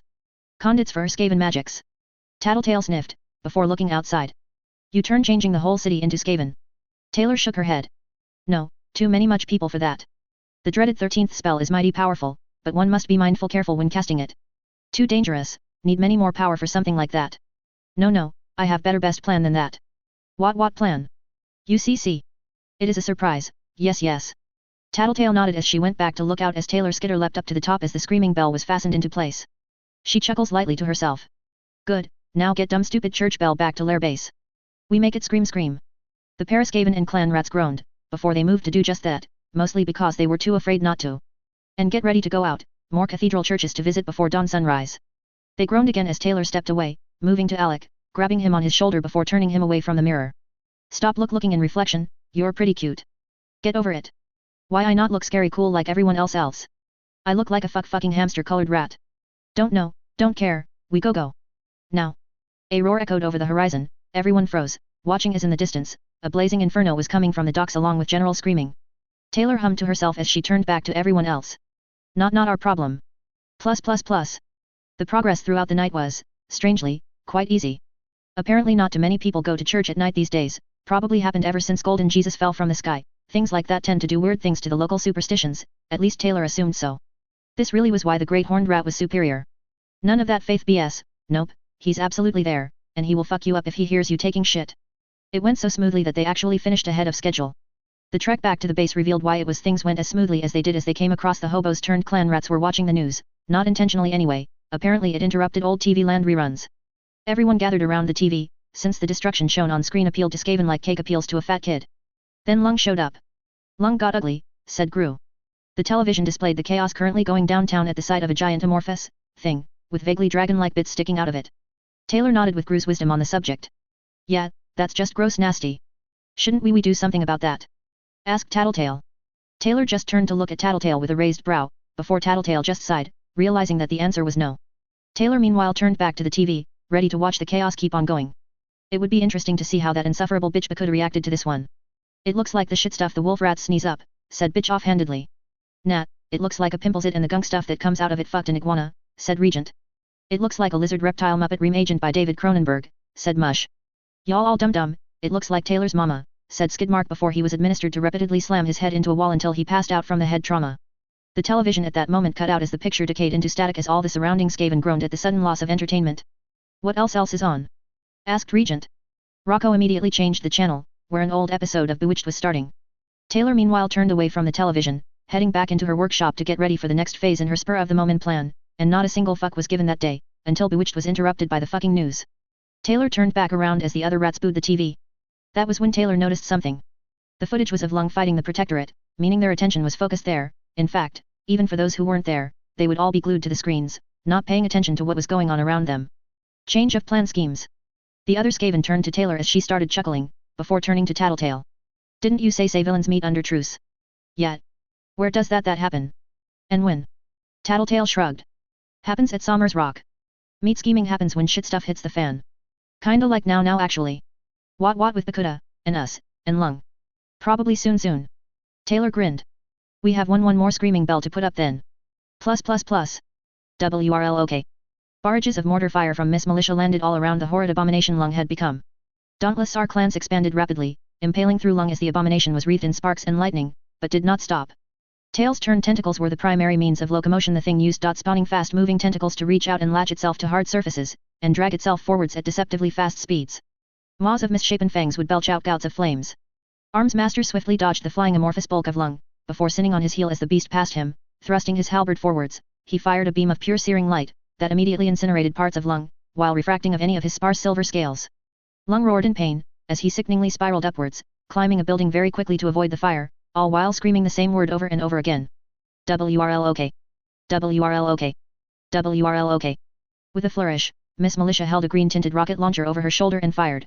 The projectile flew, before being swiftly grabbed by one of the many tentacles, only to explode immediately afterwards, causing the beast to scream in pain, before it retracted all its limbs, and slingshot itself towards Miss Militia. She moved fast to avoid the crashing bulk of Lung as he tore through the street, carving a smoldering canyon into it as his sheer momentum dragged him forwards. Miss Militia continued to run, conjuring an assault rifle to fire behind her as she did. Dauntless ran in front of the retreating Miss Militia, shield raised as it grew and expanded into a barrier of white energy as Lung slammed into it, pushing Dauntless back a few inches, but otherwise keeping his guard up. Lung repeatedly slammed meaty fists and lashing tendrils into the shield, ignoring the lightning that enveloped him. Until Arms Master came from the side, spearing Lung with a blade of pure plasma emanating from his halberd. Lung roared, refocusing his attention on the newest source of pain as Arms Master quickly got out of the way, as more mortar fire rained down from the sky. Arms Master turned to Dauntless as his shield fell. This is getting us nowhere. We can't hurt him, and he isn't stopping. He's ramping up out of control. Arms Master said nothing as Lung crouched low to weather the continued assault. We need to get him out of the city. He's not thinking rationally, arguably not at all. I have an idea, but I need room to work. What do you need me to do? Get him to the beach. Maybe even the ocean if you can. I can handle it from there. Dauntless put a finger to his ear, activating his communicator. You copy that I copy, said Militia over the radio. Arms Master took a breath, before going back into the fight. Plus. Unfortunately for Taylor, Somers Rock was a pub, meaning it was open, and good luck getting alcoholics to stay away from their preferred spirits. From the skylight above, they could catch sight of the patrons, as well as the various bouncers built like mountains. Taylor tapped her chin through her mask, eyes scanning the interior. There wasn't really any good location to put a screaming bell. Around Taylor, Tattletale, Gru, Bitch, Regent, and Mush, alongside a half-dozen clan rats were lazing about. They would have brought Skidmark, but he was currently suffering from severe, self-inflicted, idiot-induced head trauma, and Squealer was busy with her own projects. It was a fair-sized group, though for obvious reasons, Mush couldn't take the Hell Pit armor. It was good for a lot of things, but sneaking wasn't one of them. This place joint sucks. Where the hell fuck am I supposed to hide a screaming bell? It's an open ground floor plan for just this reason. Hard to hide things, said Tattletale. Inconsiderate. Taylor stood up, humming to herself as she started pacing and scheming. The amassed Skaven watched her, their heads following her back and forth like they were watching a tennis match while Taylor muttered to herself. Okay, I think. Boom. The words immediately left Taylor's mouth as a building directly across the street randomly exploded, and fell in on itself like a house of cards. They watched as it collapsed, mesmerized by the destruction as a fine cloud of ground cement enveloped the streets. Taylor growled to herself at being shown up again by Bakuda, the uppity bitch at the top of her shit list. Especially when the whole thing spontaneously turned inside out halfway down, fell up into the sky, before destroying several parked cars in the street. Show off! Screamed Taylor as she defiantly pointed at the inverted rubble. Hey! Who's up there? Taylor's eyes widened, before she tripped over herself scrambling off the roof. Cheese it! The Skaven fled, accomplishing absolutely nothing. Pestilence! Miss Militia continued backtracking, firing upon Lung with each step, while Dauntless provided support and occasional defense. Lung barreled forwards, knocking vehicles and debris back. WRL okay. Stop pause. Click. The collective Skaven groaned in fleeting unison as Taylor stood up, scratching at her chin at the image on the screen. Is Lung Thing trying to speak say warlock? I hope not. Pronunciation is terrible bad. Tattletale squeaked in with her own opinions. His brainhead is damaged, probably too dumb stupid to say words right well. Taylor hummed to herself, nodding at that observation, before everyone started getting antsy. Can we just get back to the spectacle show? Asked Gru.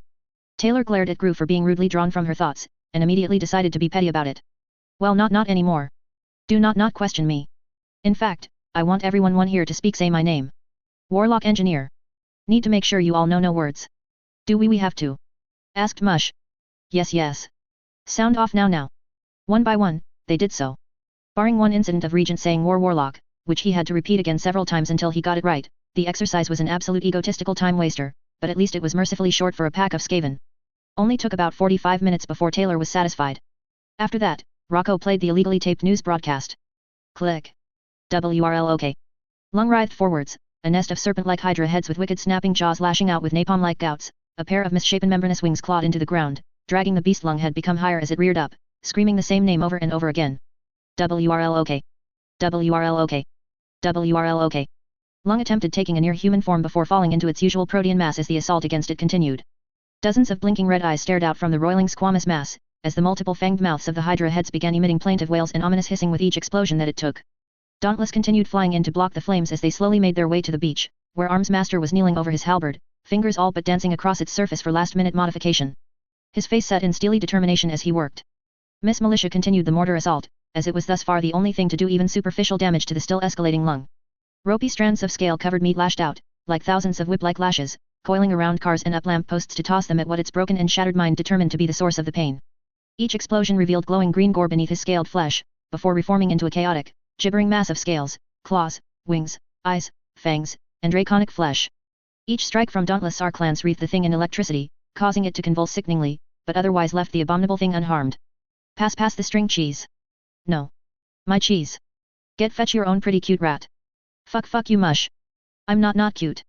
Lung roared as his body split open at multiple points, unfolding from himself to form flower-shaped masses surrounding misshapen but still beating hearts, before the hearts ruptured in a grotesque display, sending boiling blood towards the heroes. Miss Militia screamed as some splattered on her leg, blistering her skin as Lung lumbered forwards. WRL OK. Dauntless cursed as he ran over to Militia's side, grabbing her by one arm as he raised his shield to withstand the subsequent napalm vomit emerging from dozens of fang-filled throats. Miss Militia hissed and grit her teeth as she conjured a rocket launcher, and fired at the beast to buy Dauntless time as he pulled her to safety. All the while Lung didn't even seem to notice what was going on around him, not even when he was struck. Just calling the same name over and over again in a confused panicked rage. WRL OK. WRL OK. WRL OK. Whoever film shot this fight was suicidally dedicated, said Tattletale offhandedly. Thank praise the horned rat we copy-taped it, said Skidmark.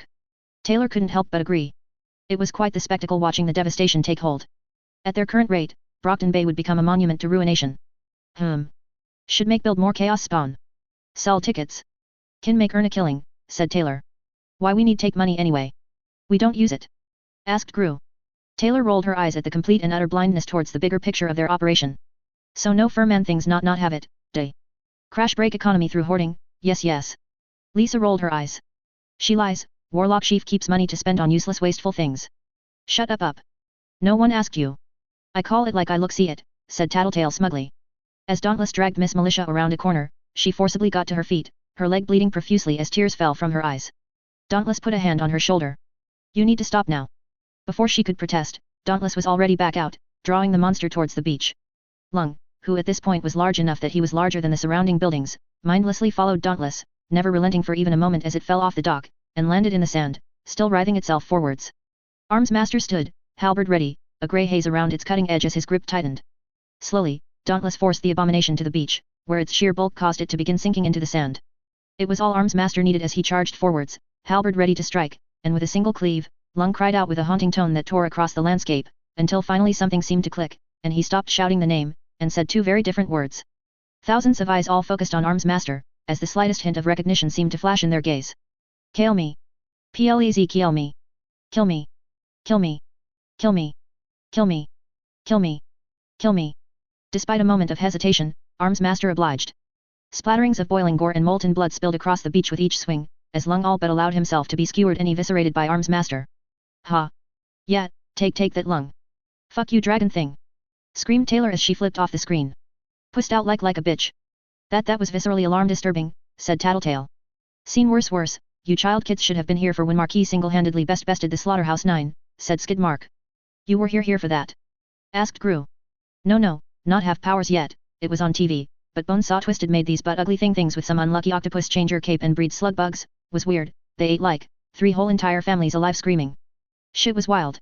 That not make this any fewer less disturbing, said Tattletale. Skidmark just shrugged as Taylor looked to the nearby clock. The sun wasn't too far from rising at this point. With an exaggerated moan, Taylor stretched as she rolled off the couch, springing to her feet. Getting late, this has been fun, but time to scamper scurry. Well, get boom bitch tomorrow. Without even waiting to see if anyone had bothered to hear her, Taylor Skitter leapt out of sight, vanishing in a wispy cloud of black-grey smoke. Now alone, the pair Skaven and clan rats stood somewhat lost as to what to do next. As expected, when the only workaholic amongst them was a drugged-out tweaking grease monkey, and this even before getting a sizable warpstone addiction, yet Squealer was nothing if not dedicated to the creation of machines of indiscriminate vehicular manslaughter with a head full of dreams and a box full of scrap. Regent's nose twitched as he looked to everyone else around him. What do we do now? Wanna watch again twice? Asked Rocco. The chittering chorus of affirmatives was all Rocco needed to hit rewind. Mush still didn't share his cheese. He was found 6 hours later tied to the ceiling. Plus. Taylor had already eaten 3 jars of crunchy peanut butter with several bits of ground warpstone when Danny walked down the stairs. She stopped mid-bite when she saw his current state. There were bags under his eyes, and he looked unnaturally pale. He shuffled his way towards the coffee maker, not really paying attention to anything around him. Are you okay? Nightmares. Couldn't wake up. Taylor frowned as she tossed the empty jar over her shoulders, where by complete coincidence, it hit a rat she didn't see, stunning it for the next few minutes while another hiding under the sink made off with the jar, running inside of it to roll out like a hamster ball. Danny, still too exhausted to process much of anything, completely missed it as well. Maybe you should take the day off, rest in. Through tired eyes, Danny stared at Taylor with a frown. You're going for a walkthrough at Arcadia today, are you trying to get out of it? Yes, but that is besides against the point. Danny looked unimpressed. I think I'll be fine, I can go to work after the meetup. Fine, but there is a crazy psycho bomber on the loose. Why is school even open? I don't actually know, but this is Arcadia. With the lawsuit we might have a shot at transfer there, but I'd still like you to take a look. Irresponsible is what it is. How could you send me out into the cold like that when people are going around bombing places for dumb stupid reasons? Because every parent is doing it and the law says it's safe. Peer pressure? That's what this is? Dad, I hate to speak this, but I'm sad and disappointed in you. I thought you were above peer pressure. I order you to go to your room. Taylor sighed. Yet it sounded better best in my head. You don't have to say anything. It's really just bad timing, to be honest. It was scheduled before all this bullshit. Arcadia really isn't the place you want to keep waiting. I'm not happy about it either. Fine, let's go to the stupid school. Who knows, you might like it. Like you learned to like your fading receding hairline. Don't push it. Plus. Arcadia was, in many ways, the mirror universe version of Winslow. There wasn't any graffiti that had been there since 1987, no unidentifiable green stuff leaking from underneath the lockers, no cracks, no faint scent of cigarette smoke, no trash in the halls, no, anything like Winslow really. It was clean, the textbook definition of spick and span, with the smell of fresh lavender wafting in the air, and children with smiling faces laughing amongst each other. I hate it. We just got here. I know, it's quite impressive how fast it took. Okay, let's go back to the house home. I've seen enough. Taylor. Said Danny with a tone that was unmistakably a warning. Ugh, this is a shameful display. Looks like Stepford suburbia. They have smiles painted on their souls. No one smiles in this city town. Just go check it out, for me. I have to go speak with the principal. Who knows, this place might surprise you. Somehow, Taylor doubted that very much. Nevertheless, she took a step forward, grumbling at the distant explosion at some far-off spot within the city. After cursing Bakuda for the 17th time today, she walked, inspecting the student body in much the same way a butcher inspects a cow. Several of the students who greeted he thought better of it when they saw the look in her face as she just walked aimlessly around the place. Trying to find some level of ruin in this blasphemous mockery to the horned rat. No place should be this neat and clean. Oh, hi, are you new? Asked some random boy before Taylor immediately interrupted him. Why are you talking to me? Good question. Yes, mine usually are. Who are you supposed to be? Has my radiant presence drawn you in? Oh, suppose I cannot fault you for that. I am after all perhaps the greatest thing to set foot on these grounds since long before it was even built. I'm Dean and, I won't hold you up, sorry for the inconvenience. Ah, a boy who knows his betters? Excellent, perhaps they do tutor teach you well here. Dean opened his mouth to respond, only for the mysterious, and, very odd girl to completely disregard him as she walked off.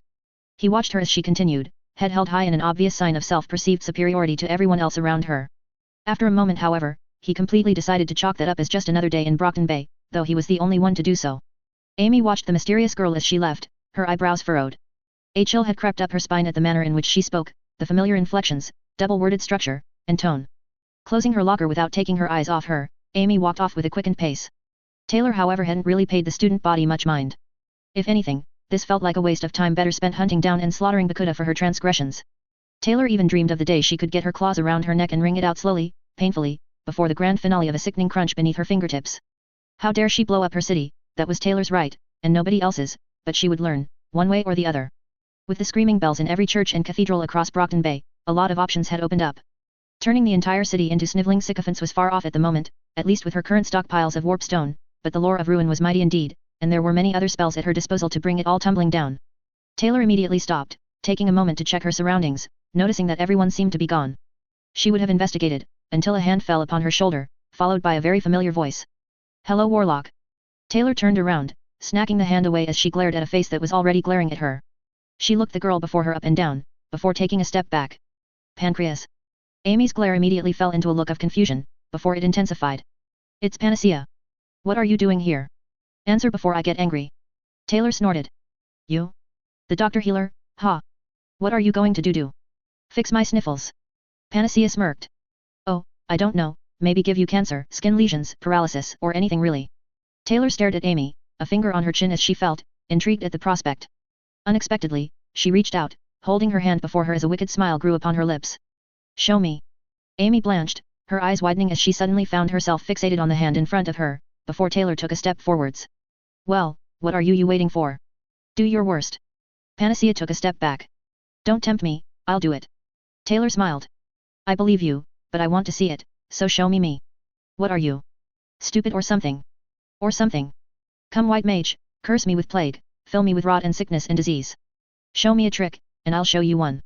Amy took another step back, only to find she hit a wall. It had only just occurred to her that she was the only one in the hall besides Warlock, who moved closer. It was a reflex when Amy reached out, and grabbed Taylor by the hand, then, everything changed. The first thing Amy noticed was the sheer multitudes of diseases lying in wait, diseases that were not there the last time she checked, and there were so many. E. coli of various strains, hantavirus, leptospirosis, streptobacillus moniliformis, cryptosporidiosis, coxiella burnetii, Yersinia pestis, lymphocytic choriomeningitis, tularemia, and salmonella just to name a few, and yet there were so many more Amy had no name for, but it was, every single one wasn't doing anything to Warlock, beyond all reason and sense, they all existed in an absolute symbiotic relationship with her. Like she was a pandemic on legs. Amy moved to kill them, every single infectious agent, just out of pure reflex, but they resisted her, each and every attempt caused more to just appear out of nowhere. Then Warlock chuckled. "Is that the best you can do?" Immediately Warlock shifted her position, wrapping her own hand around Amy's wrist, who in a panic, started to change Warlock, filling her up with tumors. As her skin decayed, and popped with phosphorescent boils and blisters, the tumors within her squirmed, and Warlock's chuckling ceased for but a moment as the cancer Amy had given her, merged. Amy stopped as she saw Warlock cough, blood leaking from her teeth as she smiled, before she heaved as the tumors all converged in her throat. Her airway constricted, but she never looked away from Amy, nor did she soften her grip. Instead, her jaw cracked open, as a squealing rat crawled out of her throat. Amy would have screamed, had Warlock's hand not reached out to cover her mouth. All the biokinetic could do was watch in horror as the largest rat she had ever seen dislocated Warlock's jaw, before crawling out. With one final push, it fell onto the floor and scurried away. Taking her hand off Amy's mouth, Warlock reached up, and fixed her jaw back in place, a smile still present on her face. Blood ran down her chin before she took in a gasping breath of air. "Not bad, but hardly enough. You would make an excellent plague monk." With that, Warlock released her hand, before taking a step back and wiping the blood from her chin. Amy could only stare as the boils and blisters that once covered Warlock was gone, before she chuckled again. "What the fuck?" Amy and Taylor blinked, before both turned to see a wide-eyed glory girl staring at both of them. Humming once, Taylor was the first to speak. "Perhaps it is best we discuss the importance of secrecy, yes. Neither of them said anything for a moment, before Glory Girl's eyes hardened. "What the hell even are you?" "The future of course, but would you rather speak? Or fight me, potentially trigger activating the Deadman's switch and release my pestilent plagues? Like that could do anything with Amy." "Vicky, shut up." The words of finality echoed across the halls, and Victoria could only stare at Amy in shock as she held her glare towards Warlock, who merely chuckled at the circumstance. "Fine, let's talk. Negotiations." The whispered conversations between Amy and Vicky did not escape Taylor's superior hearing, and as they followed her, cautiously, she couldn't help but smile at being the subject of their discussions. "What gives Ames? So this bitch has some kind of bonesaw dead man's switch, you can totally handle it. What's got you rattled?" I looked inside her, Vicky. There were viruses, bacteria, protozoans, fungal infections, everything you can imagine, and that's the normal stuff I can handle, but there's something else. It's an infection, but I don't think it's even made of biochemistry. I couldn't see it until it started spreading, and I only saw its effects. I couldn't see it. You're speaking Greek to me, Ames. My power can only touch organic chemistry, at a certain level of simplicity, organic chemistry just becomes normal chemistry, and I can't do anything to it at that point. It's like that. Whatever is in her, it's not any kind of infectious agent I have ever encountered. Taylor chuckled. The lore of plague wasn't something to be cured by traditional mortal hands and methods, but their conversation did lead to a few interesting revelations as to the limitations of the flesh crafter. Skaven plague magic wasn't quite like what Panacea was used to. Viruses and bacteria were just the bodies of pestilence, but plague magics used the spirit and souls of them, or whatever equivalent they had distilled down into their most intrinsic essence. Plague magic was more like being haunted by the ghosts of a disease than the actual disease, though normal infectious agents were drawn to it. As a result, for one dealing in powers over life itself, they found themselves utterly helpless in matters of the purely spiritual. Never heard of the lore of plague, No, I suppose you wouldn't. The sisters paused in their conversation, as Taylor chuckled at their sudden realization Taylor heard every word they spoke, though there was a burning curiosity as to the perceived nonsense Taylor spoke. Lore of plague? Asked Amy. Taylor just chuckled in lieu of any answer as she turned a corner, nose twitching as a smile came across her face, and she moved to a nearby classroom. It was empty of anyone, dark and most importantly, quiet. Taylor nodded to herself as she watched the two sisters enter, both looking on edge, as if expecting betrayal at any moment. Taylor found that a wise decision, but not yet, and certainly not now when her father was so close. Looking at the duo, she crossed her arms, examining them in a manner that left them feeling laid bare to the world around them. Your flagrant disregard of the unwritten rules is a shameful display of so-called heroics. That should not have happened. How did you know it was me? You have a very distinctive way of speaking. Here's a question, why don't you look like a rat like the others you catch? Asked Amy. Don't know, the horned one doesn't wish it so. Doesn't matter, what does matter is the fact that you know who I am, or at least, you are near closer than most. I suggest you keep it to yourself and I pretend this never happened. Yes. And why exactly should we do that? You're a villain who will probably ignore the rules the second they become inconvenient to you. Don't you heroes hold yourselves to a higher standard? Yet what you speak of is hypocrisy. Methinks the moral high ground is a precipice. After everything you've done, do you really think you deserve any leeway? You're responsible for people dying, said Vicky. And? People die, it's what they do. We'll all do it at least once in fact, besides, they all probably deserved it. I'm going to do you a favor and pretend you didn't say that. The rules have limits for monsters who revel in chaos. By all means, prove the old proverb right, those who do not learn from the past are doomed to repeat it. I do wonder, which of you will be the next Fleur when the news of this gets out? Taylor could hear the knuckles in Vicky's hand pop as she clenched her fist. Amy meanwhile just huffed. You're a menace to the city, it wouldn't be right to keep this to ourselves, not after what you've done, or whatever you're going to do next. Besides, rumor has it the PRT are gunning to get a kill order for you. Good, I would be insulted if they didn't, but I think you know where that would lead, Dr. Healer. Do you think this is some kind of joke? They are seriously considering killing you. I'm sure Pancreas here can say why that is a very bad idea. Amy chewed on her bottom lip, before turning to Vicky and shaking her head. It would be a pandemic unlike any we have ever seen, one we have no way to counter. There's always the birdcage, said Vicky. Birdcage? So many villains to turn into Skaven then. Victoria glanced at Amy, who was still glaring daggers at Taylor, who looked highly amused. A united front, all under me. How long we stay stuck there? Especially when the fairy queen of rats is at my side. Hundreds of powerful criminals at my beck and call. Yes, that would do very nicely as a plan in case I end up there. You can't be serious, like they'd even let you. You don't even know how I make Skaven. I could do it right now if I wanted to, both of you. I just don't want to. It is a possibility, Vicky, said Panacea Lily. Oh? You shouldn't worry what I will do there, no. You should worry about what my minions will do without me. Amy and Vicky shared a look, before Vicky crossed her arms defiantly, as if calling Taylor's bluff. They'd probably be a lot worse off without you, making them easy pickings. You don't know Skaven well, do you? See, Skaven are a lot like you know furs. We squabble, and fight, wage war against ourselves, and backstab. We're very good at it, but more than that. Skaven scheme. We plan, and these plans are more often than not very bad for you man things.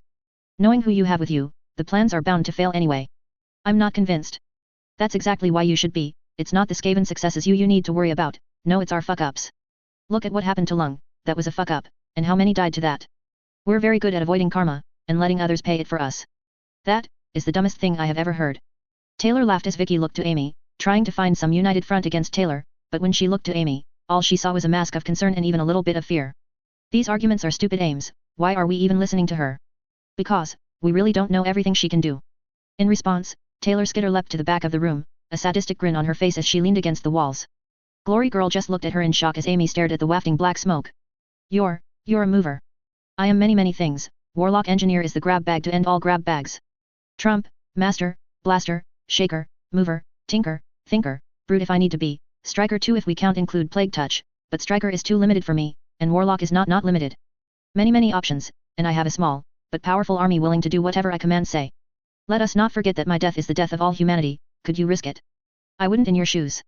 Sounds to me like a lot of big talk from a very small fish in a very big pond. Maybe I am, but is it worth the risk?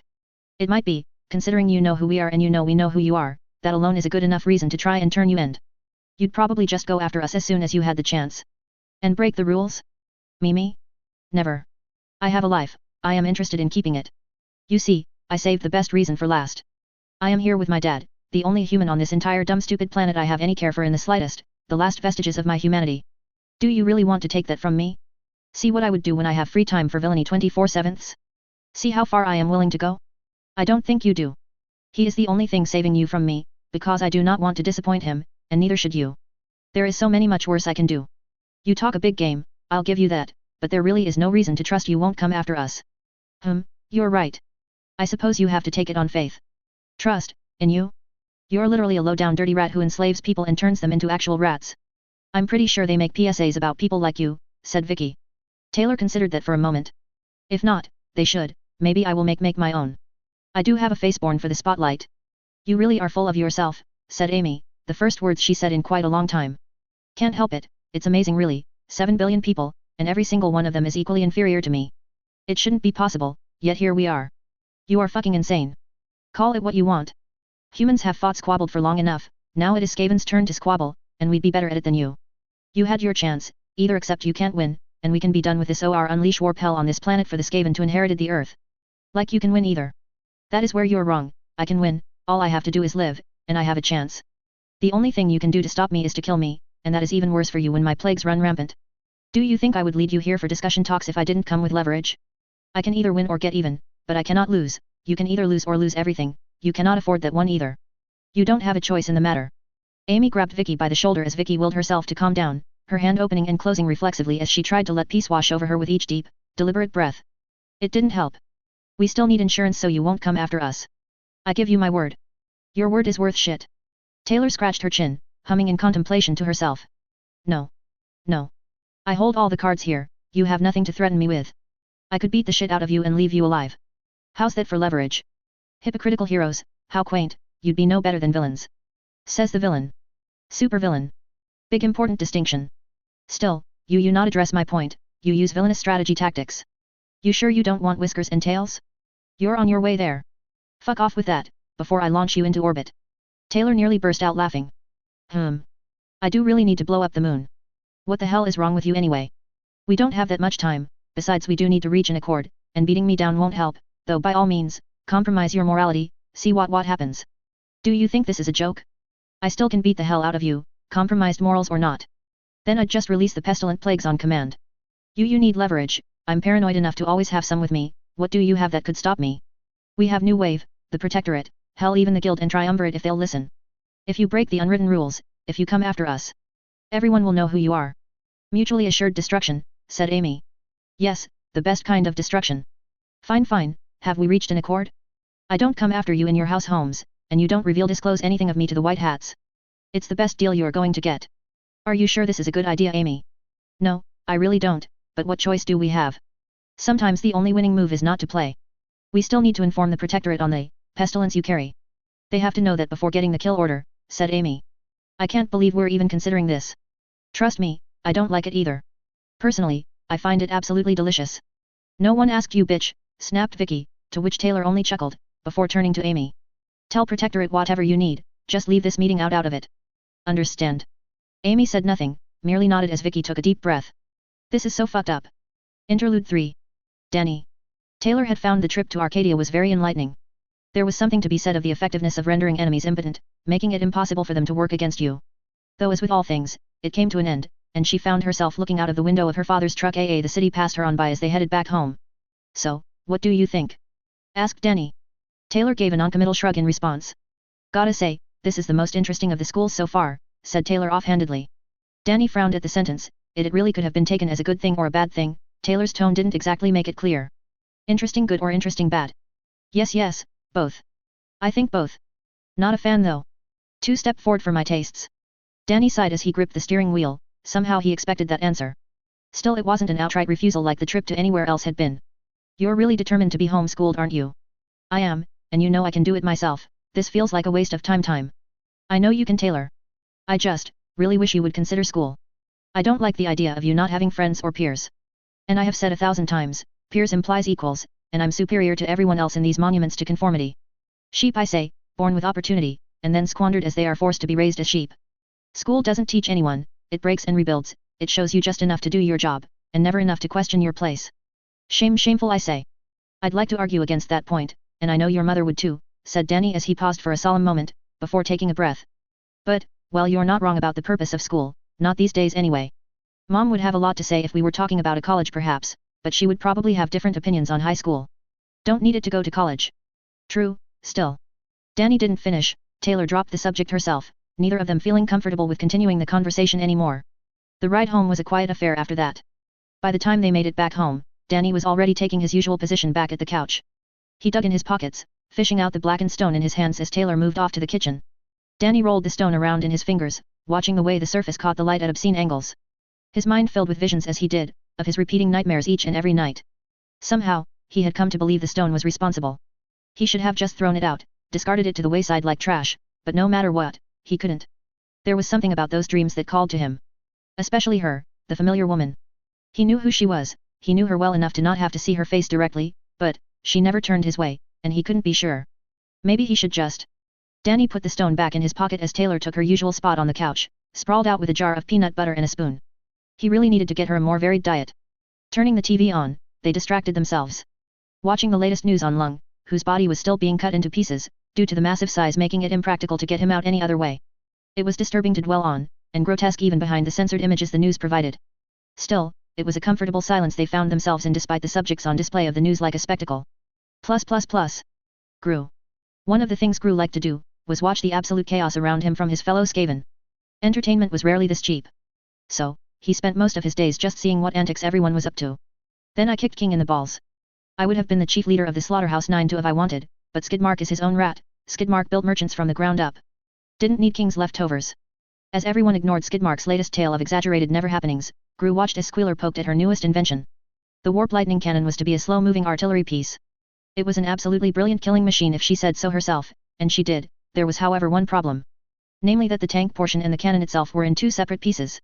Squealer looked to the left, at the multi-ton tank with fresh spiked treads, then the right, at the multi-ton cannon itself. Neither of which was easy to lift to attach to each other. Should have planned this through more. Gru sneezed, and absolutely said nothing, lest Squealer conscript him to aid in building the damn thing. Instead, he moved as far away from her as possible, finding a nice rickety table far enough away as Skidmark continued blatantly lying about shit that never happened. Idly, he wondered about his sister. Being a rat had its perks, but he needed to figure that one out soon. It was at that moment that Taylor was sent flying through the air by a sudden, and abrupt explosion, screaming as the area she once occupied was consumed by a rapidly expanding noxious gas, before she plowed into the earth, coincidentally directly in front of Gru. Who thought about helping her up, but he happened to have a wheel of cheese in both hands so obviously he couldn't, so he just took a bite as she stood herself up, brushing herself off and coughing profusely. Too much buboes in that batch. Gru nodded scholarly, as if that made sense, before Taylor turned around to look at him, or more specifically the cheese wheel on his hand. Gru looked Taylor in the eyes, and Taylor looked Gru in the eyes. They stayed like that for a moment, as Gru slowly lifted the wheel to his mouth, narrowed eyes still glaring at her as he took a bite, before he slowly moved it behind his back.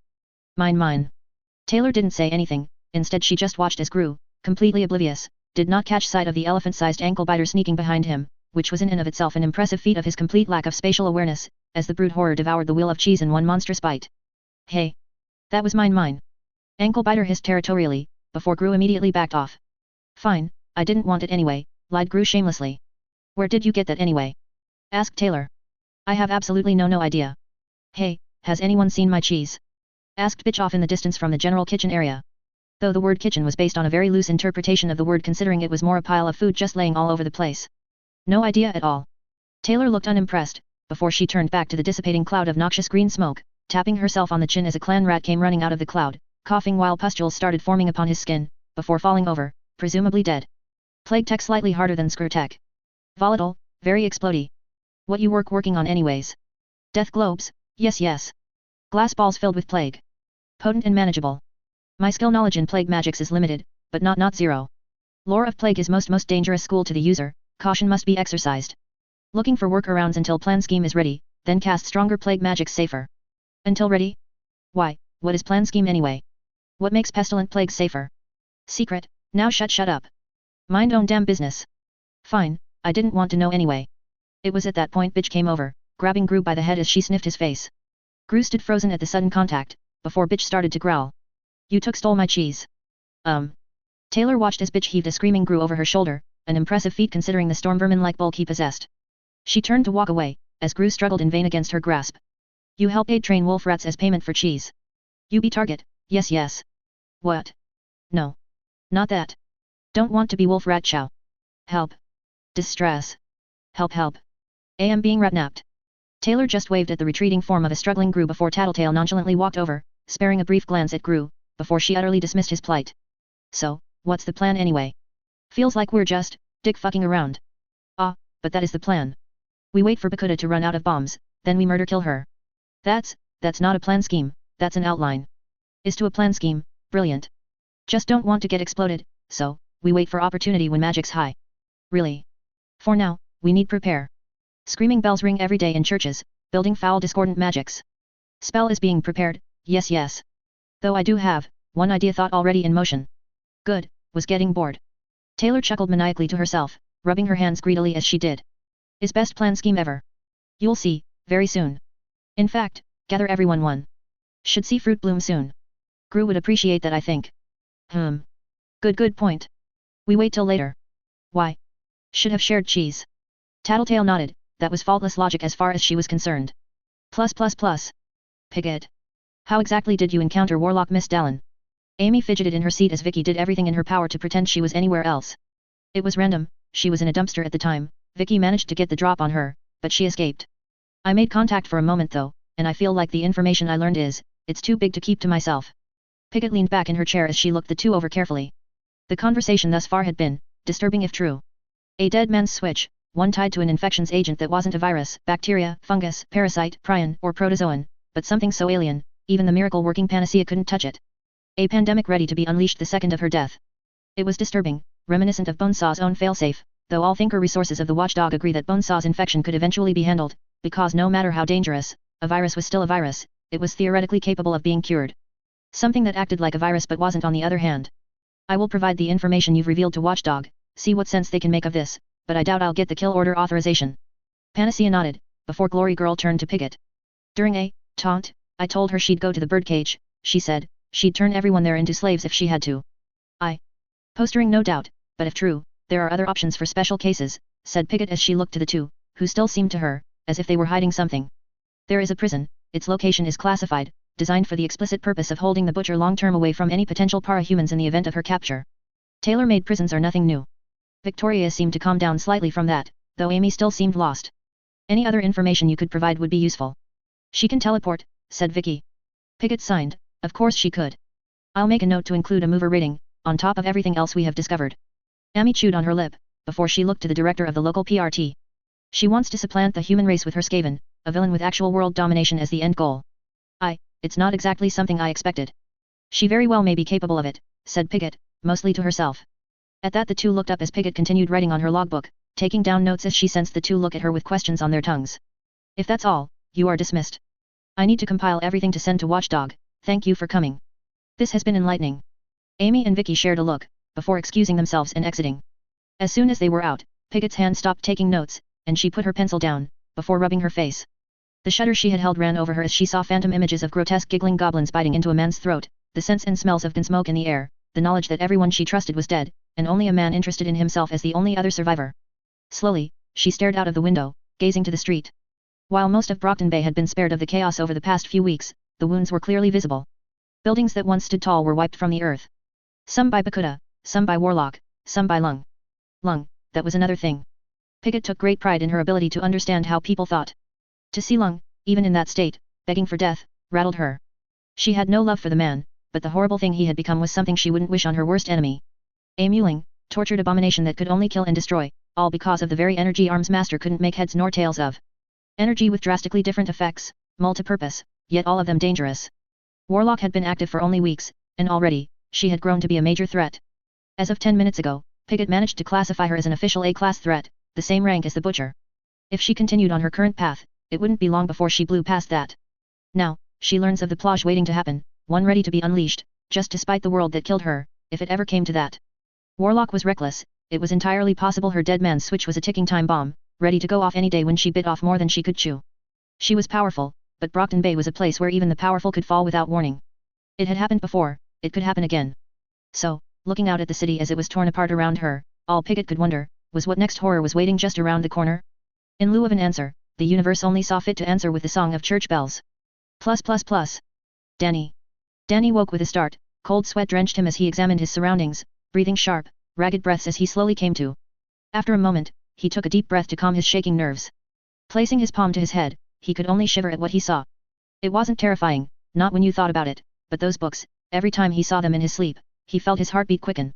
9 massive tomes, filled with words he couldn't understand. Kicking his feet off the bed, he rose, as he always had after these nightmares. While the fear fled him soon after awakening, the impulse didn't. Opening the drawer on his side, he pulled out his journal, a simple thing he purchased just to help.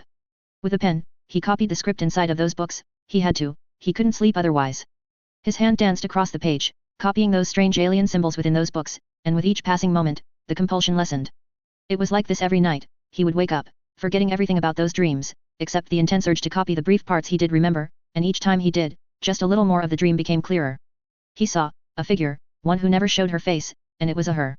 She looked hauntingly familiar, always holding the books, reading them.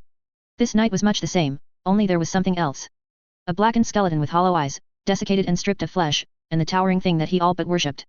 None of the images were clear, they never were, but the figure, the woman. Danny had to know, he had to see who she was. He suspected, but he just wanted to go back to sleep, to see if he was right, but he couldn't, not until he copied those damn symbols. With the last of the drawings finished, Danny closed the book, slipping it back into his desk as he rubbed his tired eyes, before going back under the covers. Hoping for slumber to take him once again, and eventually it did, and a new thing entered his memory as he remembered just that little bit more of the dream, a word or perhaps a name filled with so much dread he almost decided against writing in the book after waking again, but he had to see the woman's face, he had to, but it didn't make that word or name any less skin-crawling, and he didn't even know why. Nagash. +++. Coil. Kaiser alongside Mengia and Fenja were the first to arrive, alongside Purity, Krieg, Knight, Fog, and Hook Wolf. Coil had arrived shortly after them, alone, as per usual. He looked to see Kaiser sitting at one end of the table in the center of the room, his people filling the seats and chairs at the tables behind him. Without saying a word, Coil sat on the far end of the table, fingers laced as he watched Faultline and her crew enter, with Neuter, Granger, Labyrinth, and the newly hired Spitfire. In one timeline, Coil attended himself, in the other, he continued normal operations back at base while his shadow did all the work, feeding lines to more or less have the two events run in parallel. Finally, the travelers entered. Due to unforeseen events, they had more or less replaced the Undersiders, albeit with a more direct line of communication to Coil himself. It still irked him at the loss of Tattletale. The others, while useful, could be easily replaced, but her powers synergized so well with his, and now she was being wasted on the short-sighted mind of an upstart. With pleasantries exchanged, they began to get to business. Now that everyone is more or less here, we can get started with the new issues that has befallen our fair city. You're going to have to be more specific, said Faultline. Personally, the ABB seems to be the more immediate threat, said Kaiser. Yes, the Mad Bomber. She has been very quiet since the death of the Thing Lung had become. I do have information on that, though it can wait. We can deal with Bakuda. I believe that the more nefarious threat is the new upstart, Warlock Engineer, said Coil. The room grew quiet. It was no secret what the girl was capable of. She had made quite a mess of things in a very short amount of time. We extended a manner of invitation early in her career, before the full knowledge of her capabilities came to light, said Kaiser calmly. Her exact words were, and I quote, Warlock does not serve, she rules. Evidently, she was far more serious about that than I initially believed. Her takeover of the merchants was an outstanding move, one I did not expect, though things they had become proves she is more than capable of turning even the lowest of society into something to work with, and that was before the bank incident, and the unwilling conscription of the Undersiders. She is escalating at a very fast pace, said Faultline. Her Trump/Master combination makes her an existential threat on par with the likes of Heartbreaker, with very different aspirations. It's only a matter of time before she looks to recruit again. Precisely my thought, said Coil. The Kickrat clan, as she calls her little social club, has the means and the will to expand, perhaps enough to attract attention that we'd much rather not have on the bay. The ABB is a temporary adversary, while dangerous, Bakuda does not have the same powers of exponential growth Warlock is capable of. She needs to be eliminated, and soon. Kaiser shook his head at the admission, an action that caused Coil to frown. And what do you propose we do? These Skaven lies under our very feet, tunneling through the earth, capable of showing up anywhere at all, without any ability to retaliate. I have considered poisoning the sewers, but that is not guaranteed to stay down there, nor is it guaranteed to do anything considering what they are. Best to play defensively, prepare for any attempt at sabotage, kidnapping, and subterfuge.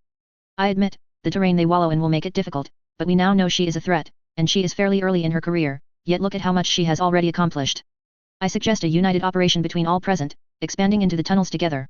With only the merchants and the undersiders, her numbers are manageable, but they can only swell. If we wait, she very well may become unmanageable if we wait too long. Walking in the sewers surrounded by killer rats? My favorite after-school activity, especially considering whatever the hell mush is now, said Trickster with an unmistakable sarcastic tone. You jest now, but I have been outfitting my mercenaries for subterranean combat with tinker tech gear designed specifically for that very purpose, but there are more dangers than just the para-humans turned rodents, monster rats of great strength, and whatever tinker tech warlock managed to conjure up. Each passing day gives her more time to consolidate her power. This could be our only opportunity to nip this problem in the walls cracked as the ground shook. Coyle found himself falling to his knees as a long crack splintered beneath him, traveling across the floor and up the ceiling. In a daze, he got to his feet and looked around. Already everyone else was on their feet, ready to strike at the smallest sign of movement. What the hell was that? Asked Trickster. Before anyone could answer, another crack echoed across the halls, only this time, the floor split into several huge slabs all at different elevations. That was when a voice from the window screamed. Sinkhole. The horrible sound of ripping cement tossed everyone around as people started scrambling for the door as the entire building began sinking into the earth.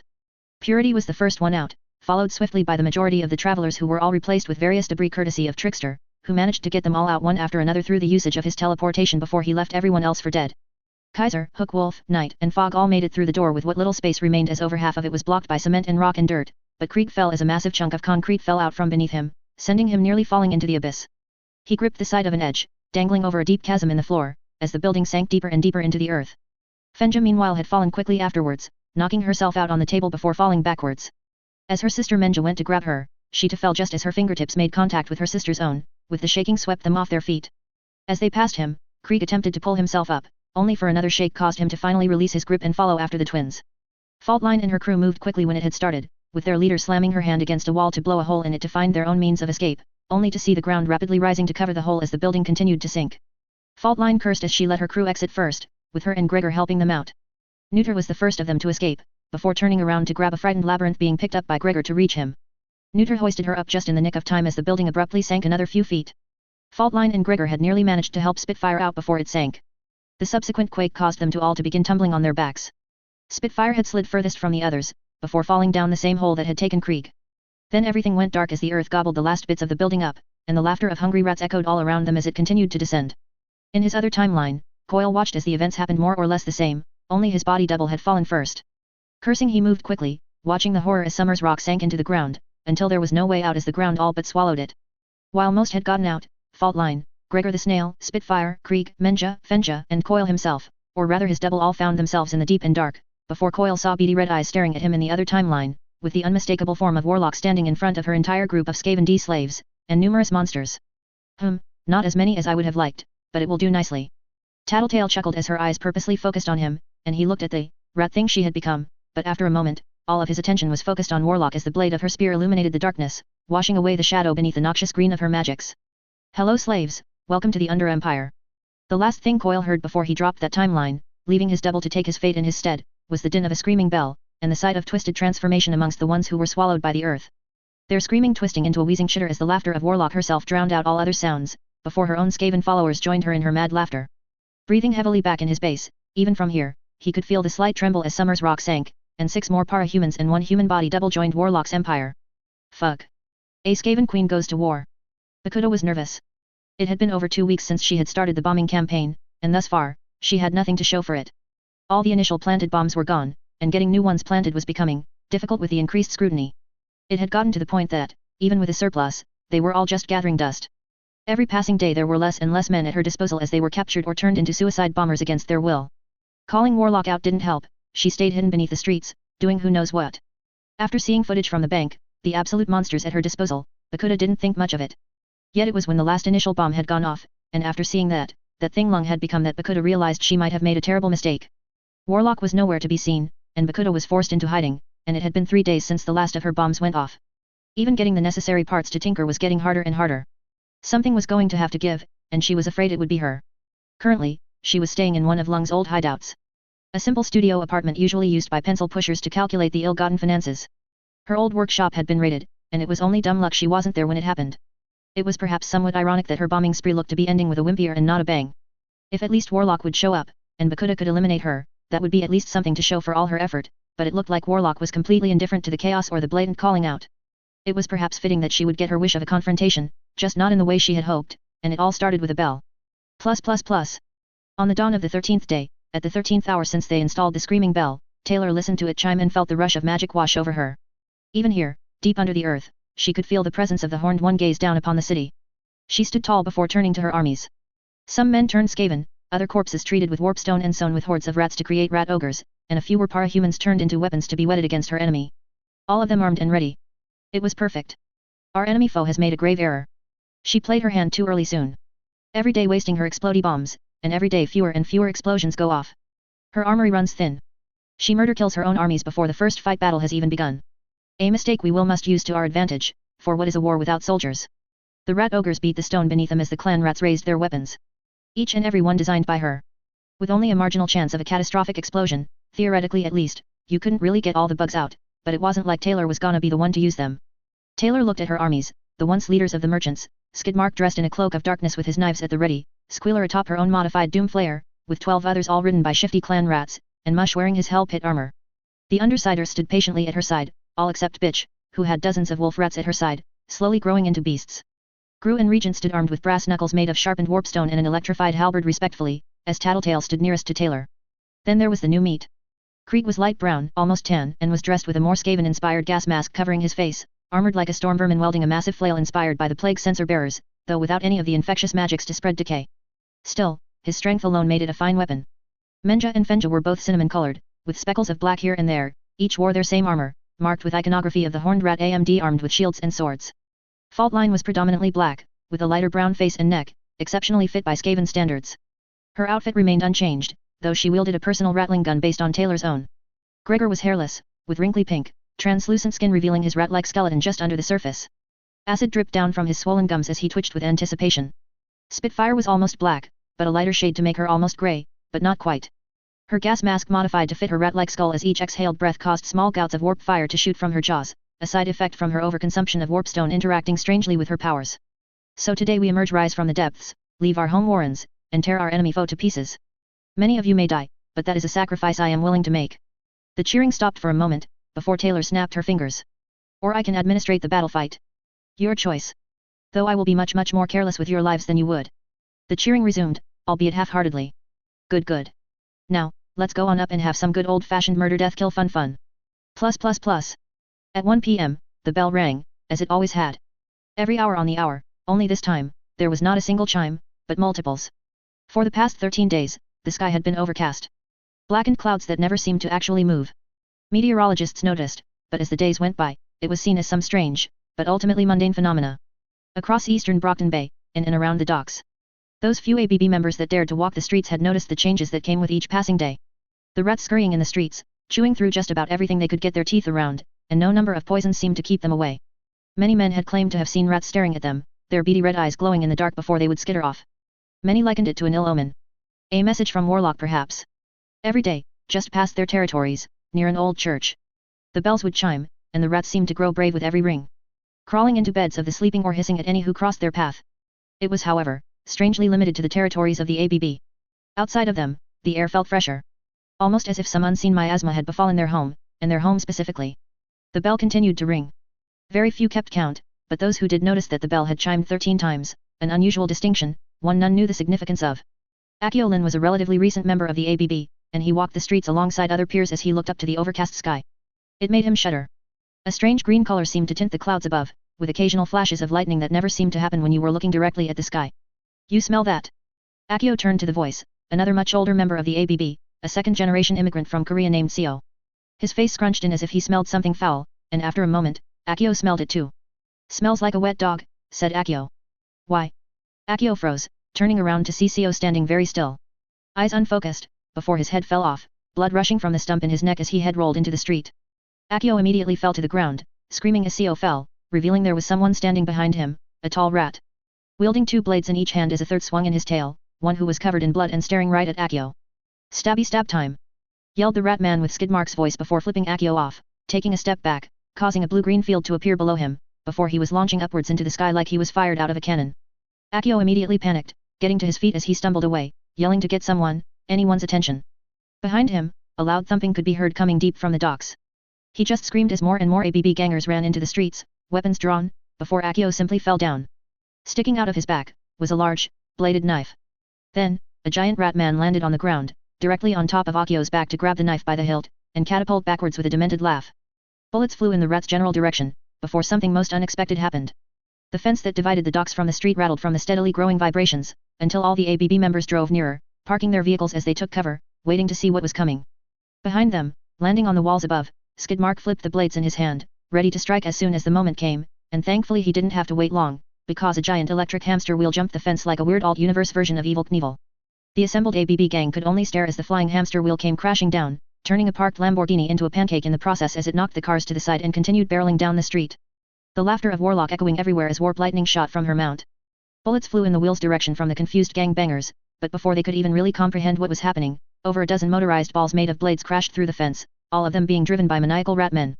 Taylor turned her doom wheel around, running over the various cars that the ABB was using for cover as the assembled doom flayers chased down the members who lost their nerve. Taylor lifted her warp spear as they barreled down the road. For the Undercity. But mostly for me. They then proceeded to smash, run over, electrify, slice, crush, and just act like general hoodlums. No one had time to prepare as Skidmark leapt from the roofs above to slay any who had managed to flee to locations the doom flayers couldn't reach.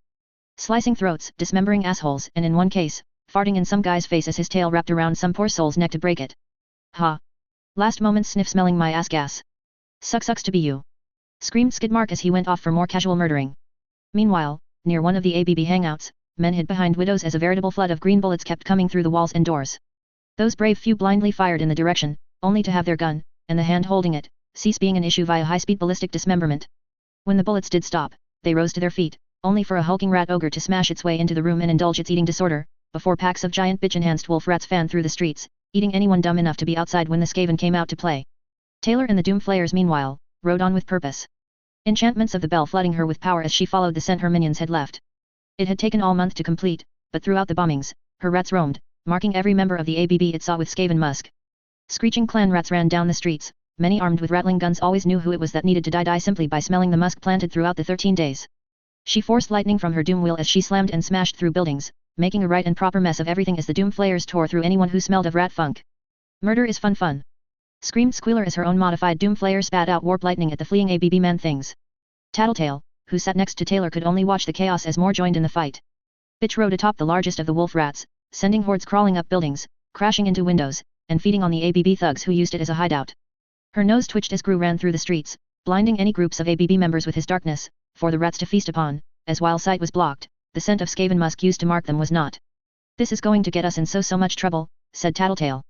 I know right, said Taylor, genuinely sounding as if she was enjoying herself as she ran over anything that looked like it would be fun to crush, burn to a crisp with warp lighting, skewer on the mounted blades of her doom wheel, or just shoot with her rattling gun, not necessarily in that order either.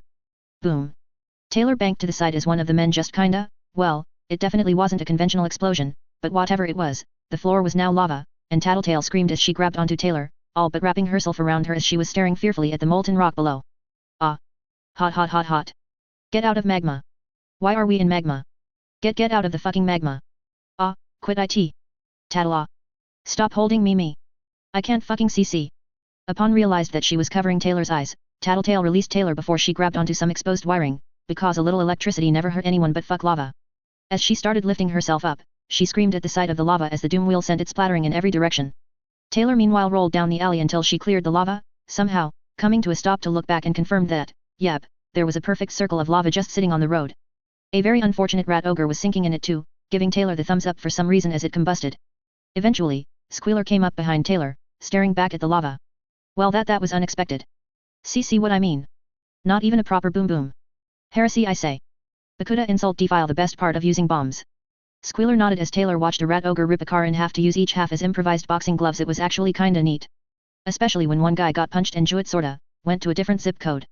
This was quickly followed by Krieg, who was swinging his flail with all the finesse of a Skaven with a flail, crushing everything that dared not be already crushed at that particular second. Also Faultline brought a building down with a simple touch, which while cool, was just so impersonal for Taylor's tastes. Let's go, longer we speak talk, less killin' for us. Squealer nodded in agreement, she really did like killing. Meanwhile, at the end of the street, Mush was humming the Godzilla theme as he mowed down everyone with his implanted rattling gun that replaced his hand. Lumbering forwards to snatch up and hastily devour some poor sob who had the severe misfortune of smelling delicious, he had certainly picked a bad day to have beef jerky in his pocket. It only made him smell more nutritious. The bell continued its chime as clan rats crawled out of storm drains and sewers, all yelling unnecessarily loud as they ran headlong into people's houses, following the scent of Skaven musk. Spitfire was committing casual arson, only with warp fire, which as it was, well, warp fire had the curious habit of moving towards anyone looking like they needed to be burned, which was most people. Warp fire wasn't picky after all, but at least she looked to be having fun. Ha ha. Burn baby burn. With that said, she vomited an inferno onto someone's car. No one knew why. The car was empty, but the explosion was worth it. That was when two giant Skaven, formed from Menja and Fenja, entered into battle, stomping on everything in the ABB territory, or stabbing into buildings to tear them out to get to the delicious man-thing filling inside. Taylor came to a stop, lifting her spear as fetid acid rain fell down, infecting the streets with plague that caused the normal rats to become even more violent. Everywhere across the city, the Vermintide attacked, and the ABB were slaughtered. Only for Taylor to hop off her doom wheel, and laugh as the spell finally took hold. Waving bands of chaos energies coalesced all around her, shimmering energies forcing open a hole into the warp itself, as she reached to the skies, now swirling with a deathly miasma. All around her, plague took hold as the foul plague magic of the Skaven rained from above, until Taylor saw her prize. It was a shadow at first, small, but no less important despite that. "O great horned rat, grant me my blessing, give me what I need to kill my foes. Give me your wisdom, give me what is owed, give me the book." Tattletale could only watch as the foul luminescence parted, revealing a massive tome, and Taylor laughed as it slowly descended. Witnesses of the event would go on to say that in spite of having no idea what was going on, it was horrible, noxious, and mind-shattering as they could swear that two massive eyes peered down upon them, laughing with the chittering screeches of 1,000 rats as a book, of all things, lowered down, before Warlock reached out, and grabbed it. Taylor's laughter turned malicious as she hugged the book to her chest, horrid guffaws and convulsive fits filled her up as she stared at a tome that all but guaranteed that no matter what happened now, it was worth it. The sacrifices were accepted, and the horned one provided. The Liber Buboniculus. The Book of Woe. She ran a clawed hand across its fetid surface, before opening its moldy pages. The complete knowledge on every spell sorcery in the lore of plague. And it's all mine. Taylor held her hand out, chanting its baleful texts, before spreading her fingers. Rack. Standing high above, in her studio apartment, Bakuda could only watch as her armies all screamed, as warp-born pains shot through their bodies, sending them into convulsive fits of pain as liquid agony flowed in their veins. Her eyes focused on Warlock, who took a step forwards, her hand luminescent with some foul fire or energy that seemed to bleed from her with each movement she made. Weeping world soars. Bakuda took a step back, as the world itself began to bubble and boil with toxic pus, causing her soldiers to wither and fall over, pustules forming across their skin as Warlock laughed, before strapping the Book of Woe to her side, and getting back on her doom wheel, and the streets filled with diseased plague rats, tens of thousands of them crawling from storm drains and sewers. With each bomb that went off in her fallen soldiers, hundreds of rats fell, and 100 more seemed to take their place. Rats were climbing the walls and sneaking across the ceiling as she saw a blur from the corner of her eye, followed by the sound of smashing glass. She ran, barely having enough time to grab a grenade launcher, and fire it as the rat man dressed like Skidmark easily dodged the grenade, and stared back at Bakuda, who immediately ran downstairs. The men in the room that stayed behind grabbed an assortment of weapons, as Skidmark spun on the balls of his feet, effortlessly cleaving through them while just chuckling like a crackhead, which wasn't far off the mark because he had been injecting warpstone into his eyes for the past few days and had momentarily gotten lost in thought, thinking he had somehow become some tipple-bladed merry-go-round. He also sang, "It's raining rats. Hallelujah, and it's raining men. Decapitated specimen. Tall, dead, without a head. Spiny death, with cheesy brie-a-a-a-a-oth." Bakuda had gone down a floor, avoiding the plague-infested men that crawled around, blinded by weeping sores that had overtaken them wholly, until there was nothing human about them beyond their vague shape. She began reloading her grenade launcher before firing at the direction she had come from in a vain attempt to kill Skidmark, but of course, he was so high he had actually forgotten to chase her, and just kinda wondered why everyone on the far side of the room was now made of glass. He stared at the glass sculptures for much longer than was perhaps required, but at the same time he was trying to remember when he had gotten to the moon and where Neil Armstrong was, assuming that wasn't just the drugs. Bakuda meanwhile kicked open the front door and blindly fired into the streets as she made a run for it. Rat wolves snapped at her as the detonation sent out twisted space that had almost literally tied the wolf rats and rat people into knots. She dove for the nearest car in storage, all but throwing herself through the window, before starting it and putting the pedal to the metal. She ran over a rat man or two as she drifted out of the building, narrowly avoiding the meaty fist of some horrific abomination with multiple arms and legs.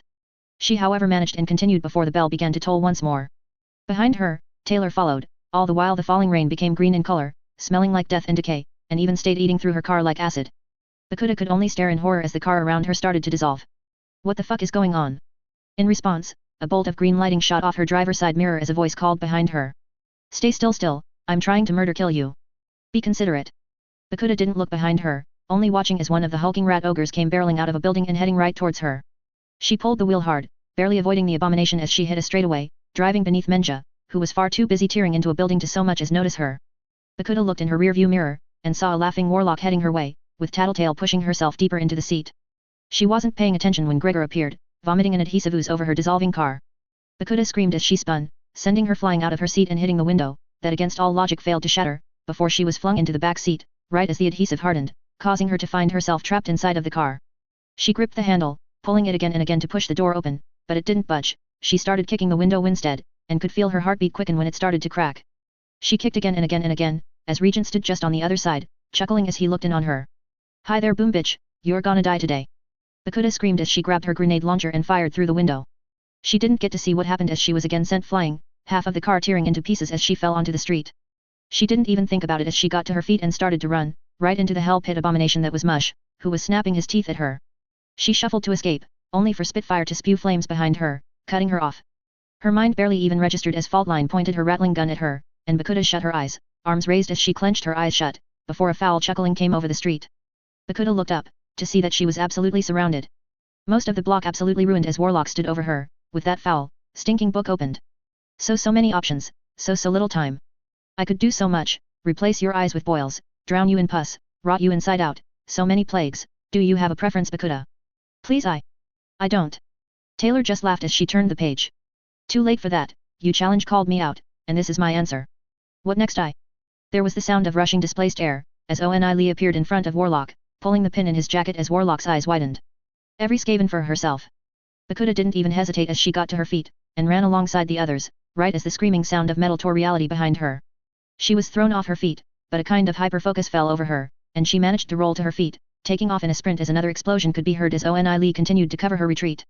Bakuda had never been so thankful for the borderline mindless minion's interruption. She didn't look behind her to see what had become of anyone else, but she could hear a rapidly approaching chittering, and she cried when she noticed she had left her grenade launcher behind.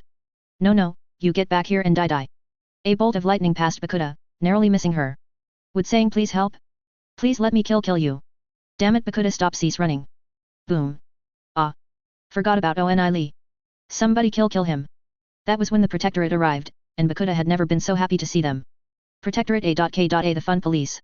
There had to be something said for flashy entrances, they could draw the attention, and the dynamic entry of the Protectorate was flashy enough to do just that. Arms Master fired off something between a firework and a flare to catch the attention of everyone in Herald Hia entrance before he leapt off of a building and landed in the middle of the street, before he was joined by everyone else shortly thereafter.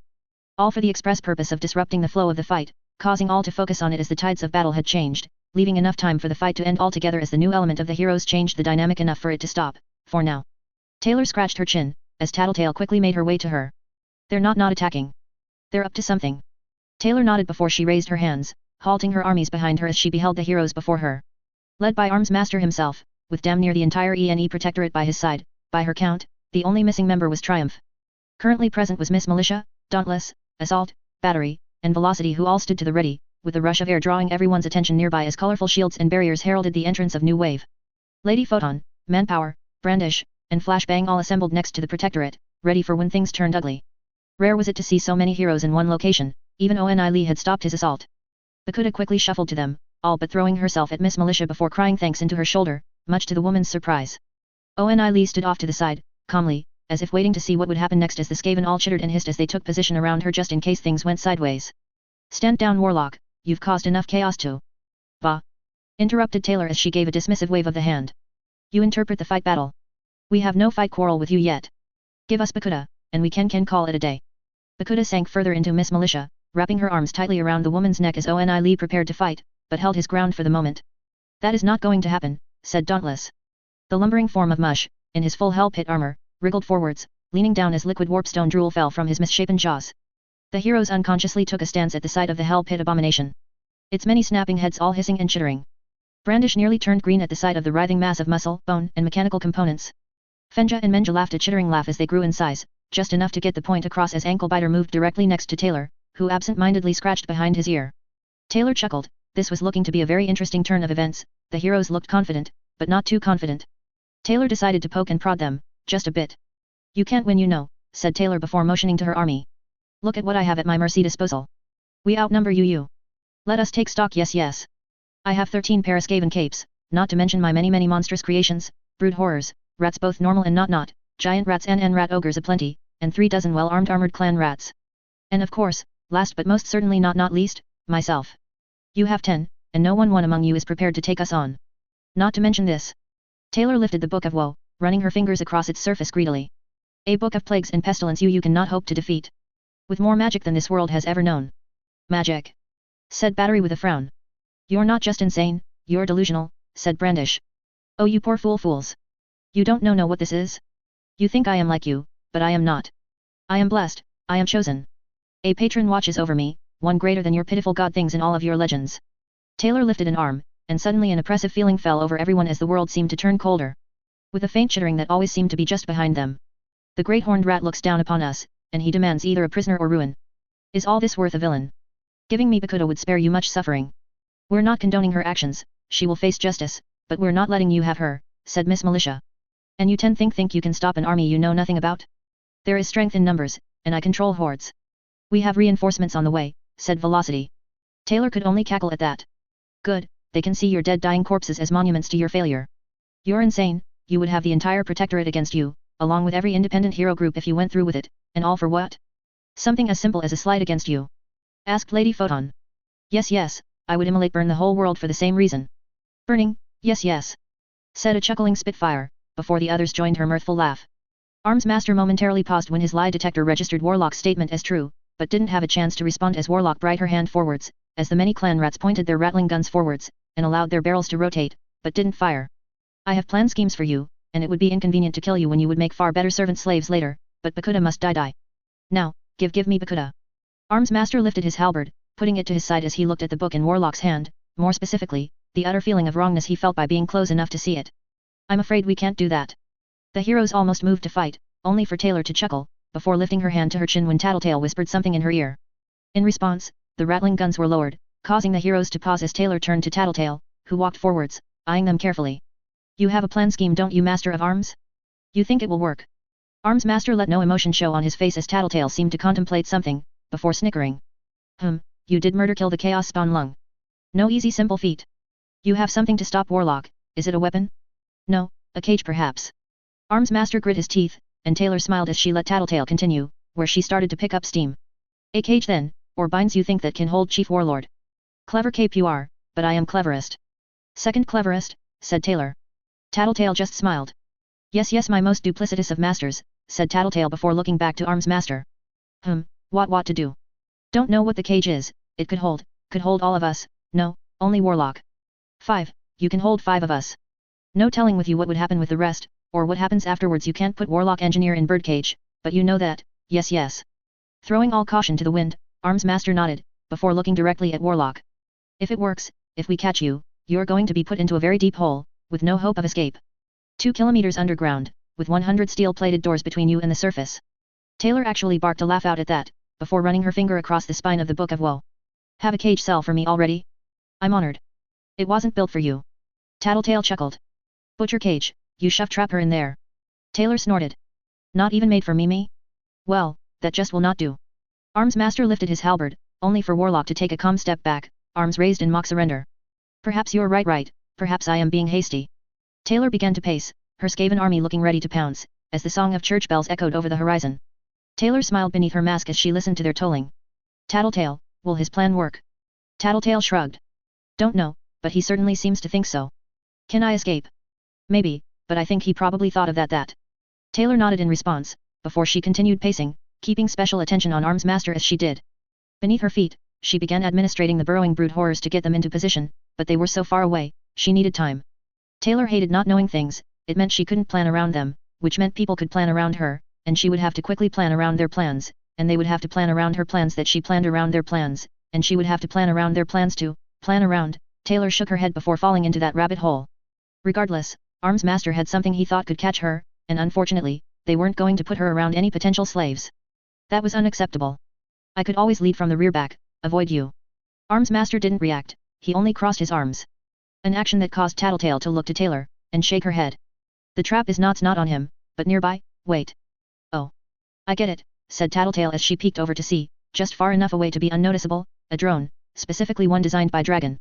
Dragon is here, sneak hiding from watchful eyes, she must be the one holding the trap. 2 brood horrors managed to get just underneath the heroes, but Taylor held back, just long enough for more to join. Has anyone ever told you your powers are really annoying? Asked Assault. Yes. Barked Faultline. Tattletale chuckled. Like you wouldn't believe. Taylor meanwhile watched as Dragon's drone moved closer, not a single one either, but several. Enough to catch at least 5 of them. If they captured just the right members, then the whole goal of their attack would fall apart. Taylor snarled at them, baring her teeth at the machines. They could fail, but if they captured herself, Tattletale, and Faultline, that would be the end of any form of advanced tactics, and Skaven may have been good at thinking on their feet, but it only took one idiot thinking they were smarter than they were to fuck everything up, and they would still have 2 traps left over to take out potentially Bitch, which would end the wolf rat's augmentations. They could throw a wrench into her plans by catching Skidmark, ending the sneaky guerrilla attacks that elevated him higher above than most everyone else. Even if they capture anyone else, if they caught only 1 person per cage, that would only leave 8 Paraskaven left, and probably the stupid ones, which was most of them. Taylor knew the potential to avoid that fate was possible, highly probable even, but if the heroes played their cards right, they could end her invasion and her future plans. The odds still favored her, just not as much as she would have liked. The fact that the odds were in her favor also explained why the heroes didn't act yet. They could beat her, but the chance they couldn't was too high. The end result was a very shaky future that could go either way, with neither group willing to be the one to act first. How interesting. It seems as if we have forged an impasse then, said Taylor as another brood horror tunneled beneath the street to join the others. The relief on the heroes' faces was palpable, and the disappointment on the Skaven was disturbingly enough noted by them as well. But I want to murder kill, said Krieg. Later, said Taylor without looking to Krieg, she couldn't let them know she had a plan, not if she wanted to sell the deception. Still, you heroes have leverage, and we have leverage. Perhaps we can reach an accord, yes. We'll accept your unconditional surrender, I hear that's a good start, said Assault. I would consider it if we all met in my lair to work iron out the details. And so you can turn us into rats, said Brandish. That too, you're learning, stop doing that. Intelligence doesn't suit you as well as it does me. Taylor chuckled at Brandish's glare as the brood horrors prepared the pit. A shameful display on our part to have to cease like this, so many weapons and so many things to kill, but too risky to go through, lied Taylor. What if we rescue you? Then we can kill them all, said Skidmark.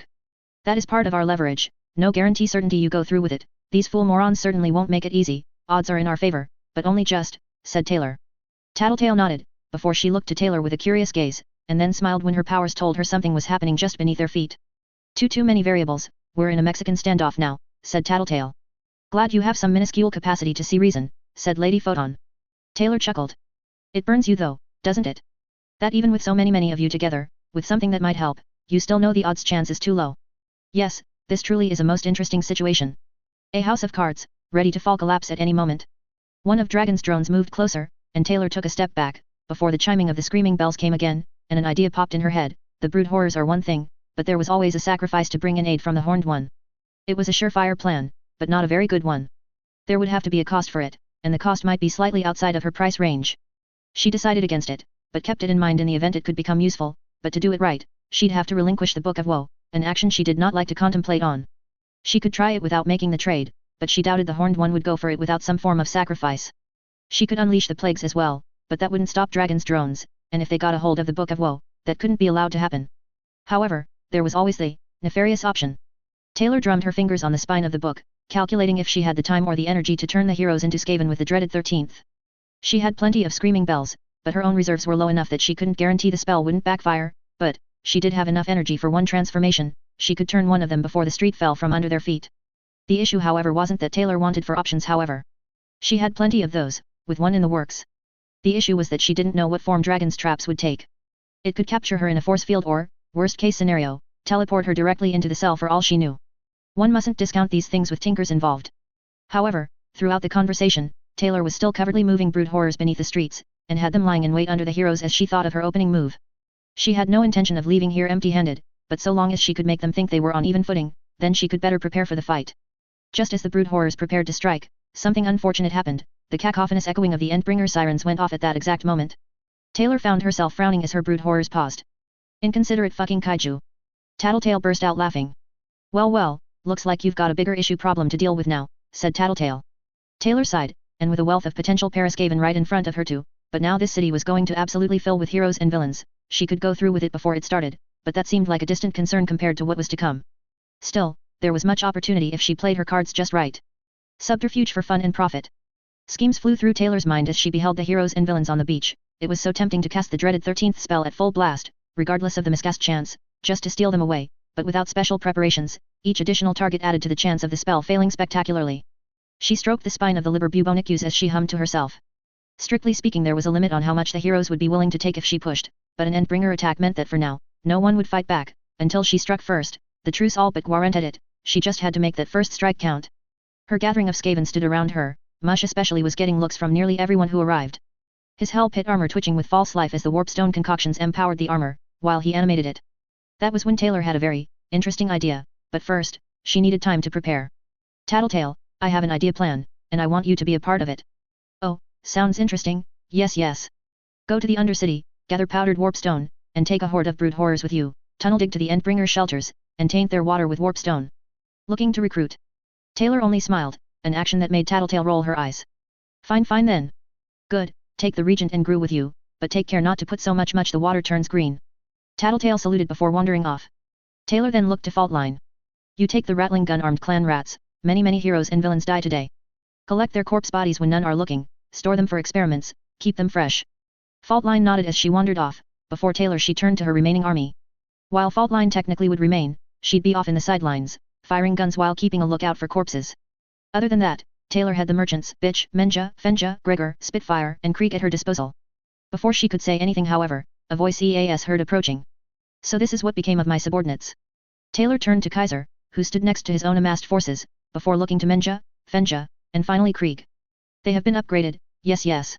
Skaven superior to you no furs, squabbling over something as petty as skin tone, bah.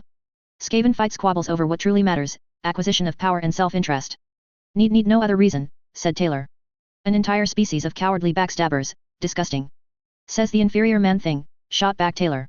Kaiser glared at her, before he looked to Krieg. What is left of you in there, I wonder? Krieg chuckled. Murder mostly, real fun to cut loose, said Krieg before turning to Hook Wolf. I think you'd fit right in. If Kaiser was surprised by the change to Krieg's behavior, he didn't outwardly show it, before turning to the twins. And you too. At least we no have to be disappointed in bed now, said Menja with a snicker. You know we faked it right? Asked Fenja, before the two devolved into full-blown laughter soon to be joined by the other Skaven.